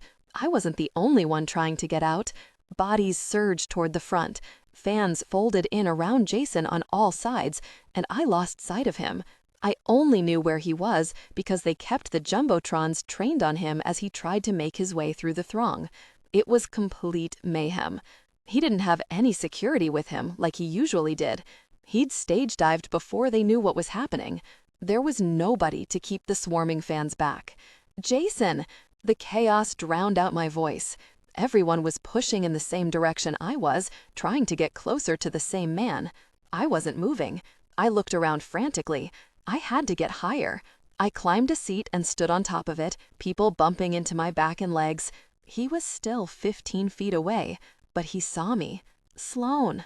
As soon as he pointed me out, the camera for the jumbotron panned back and then zoomed in on me. I could see myself, 20 feet tall in my red dress and tattoos, tears running down my face. That's when people seemed to understand what was happening. The crowd began to make a path to let him through, and gentle hands guided me down to the floor and toward him. It felt like the ebb of the ocean, a riptide sucking me out to sea. They parted for me and then folded in after me, pushing me forward. And then, suddenly, the only person in front of me was him. We both paused for a breathless second before we dove for each other. I jumped, wrapping my legs around his waist, and he caught me. The floor shook with the cheers. Camera flashes came off of 1,000 cell phones, and someone backstage released the confetti meant for the finale of the show, and it burst over the crowd and fluttered around us. He buried his face in my neck, and I could feel the racking of his gasps as he held me to his chest. Hands touched us, people swayed against our bodies with the surge of the crowd, and it didn't even matter, because we were alone. It was just us. Nothing was left but us. His lips went to my ear. I think we just figured out how to make them want pictures of us together. I didn't know what he meant, but I didn't care. "How did you see me?" I whispered. He came up to look at me. He had tears in his beautiful blue eyes. "I told you, Sloan, I'd notice you in a crowd of 1,000,000. And then, in front of 15,000 cheering Jackson Waters fans, Jason kissed me. Sloan." 3 years later, Tucker watched with a wagging tail as our long-suffering stagehands lugged my giant recliner backstage and set it up in my usual spot where I could watch my husband play. When he first bought me this monstrosity, I'd refused to use it. It was beyond ridiculous. It had the massage features and a remote and everything. It weighed like half a ton and needed an extension cord to power it up. For the first few weeks, he'd had to plop me in it before every show and command me to stay, threatening to punish me for moving by dragging me on stage to introduce me to the crowd. Again. The album he dedicated to me, Sloan in Between, had gone platinum. Actually, all of his last 3 albums had gone platinum. Not to mention, I was a media darling, and had been ever since Jason's dramatic stage plunge at the Forum 3 years ago. The video of Jason's confession and him kissing me in the crowd had gone viral, and suddenly everyone had wanted to know who I was. I had almost as many Instagram followers as he did. People loved my photos of life on tour, so my onstage cameos were always a crowd pleaser, even though I was completely mortified every single time he did it. I didn't know how he could stand out there in front of all those people and not be nervous. I felt different about my chair these days, though. Now that my ankles were starting to swell, I actually appreciated being able to put my feet up while I watched my husband perform. We've been on the road for 8 months this time. The Hollywood Bowl was our last stop before we went home, for good. This show was the last one with this label. Jason was signing with a smaller, independent one after this. The money wasn't quite as good, and they didn't offer as many frills, but the life balance we'd have would make it worth it. And they gave Jason complete control over his work and his schedule. Jason was doing his sound check, so I sat down, hoisting my pregnant belly. Tucker plopped by my chair. Zane pulled up next to me as I extended the leg rest and handed me a warm Starbucks cup. She turned a metal folding chair backward and straddled it, crossing her arms over the backrest. Ernie told me to tell you he's on his way and he has the cupcakes. He got lemon drops, right? I asked. I was addicted to Nadia cakes, and my pregnancy cravings were serious. Placed the order myself. Couldn't let Ernie mess that up. I didn't want you upset at me. Like either of us could ever get upset at you. I smiled. She smirked, and we sat and watched Jason adjust his microphone stand. He sang a few verses to test his equipment, and he tipped his head toward me, his lips to the mic, and winked. I blew him a kiss, and his grin got so big I could hear it in his voice. Lola Nikio joined him for the big cities, by our invitation. She'd be here tonight. She was actually pretty cool. She was mostly producing these days and doing really well. She only performed with Jason, and the two of them collaborated on writing most of his songs, except for the ones he wrote about me. Those just poured out of him. He set his guitar down on its stand and walked over to us, pulling out his in-ear monitor. He put his hands on the arms of my chair and leaned down to kiss me. "Are you comfortable, sweetheart?" "Yes," I smiled against his lips. He put a hand to my belly, and I moved it to the left where the baby was kicking, and his eyes gleamed. "She likes the music," I said. He held his hand to my wiggling stomach and grinned. "Are you hungry?" "Always." "Almost done." He leaned down and kissed my stomach. 20 more minutes," he said to my baby bump. He reached down and ruffled Tucker's head, then jogged back out to his sound check. Zane chuckled after him. "You know, it wouldn't kill you guys to be slightly less adorable." I smiled at her. "Probably not, but why risk it?" We survived our last show of the tour and had a late dinner with my parents. Then we headed home, well, our version of home, a mini mansion we rented in Woodland Hills. It was close enough to Kristen and Josh for when we were in town between tours. It was gated and safe, and we had a place to keep our stuff while we were on the road. Both of us preferred Eli to LA. Jason's fame was harder on us in California. We couldn't really go out without getting approached. Eli was small, and nobody there cared who he was. Everyone there had grown up with him. There was no paparazzi, and I'd gotten really close to Patricia over the past 3 years. With the baby coming, it would have been nice to live near her. But Kristen and Josh took priority for me, and whatever took priority for me took priority for Jason. So Woodland Hills it was. Jason smiled at me from the limo seat across from me. "I have a little surprise for you," he grinned. I narrowed my eyes at him. "What surprise? I didn't like the last one." He chuckled. "What? When I told you I want to get pregnant again right away?" He crossed over to sit next to me and leaned in to kiss me, putting a hand on my belly. "I just love you like this," he breathed against my lips. I jerked my head back. "And did you love all the barfing?" "Well, no, but look how sexy you are right now." He put his face into my neck and trailed his mouth across my skin. There is nothing sexy about this, Jason. I'm swollen and starving. I have to pee constantly. He laughed into my neck. I think I can convince you. Yes, he was very good at convincing me to do things, like getting me to agree to marry him just 48 hours after we got back together. I'd been wearing a ring since 2 days after the forum. What if I had said no? I asked. Then I was going to go into plan B, which was what? Subterfuge? Tell me I'm just your girlfriend, but really we'd be engaged the whole time? He'd laughed. No, unwavering, unrelenting persistence. I hadn't said no, of course, but I'd made him wait a year to marry me. I didn't want something rushed. I wanted a real wedding, and I'd kept my last name. I wanted my own identity. We'd gotten married at the Glensheen Mansion in Duluth, on the shore of Lake Superior, home of the wreck of the Edmund Fitzgerald. Tucker had worn a tuxedo Kristen had made for him, and he sat at our feet as we'd said our vows. Oliver had been our ring bearer.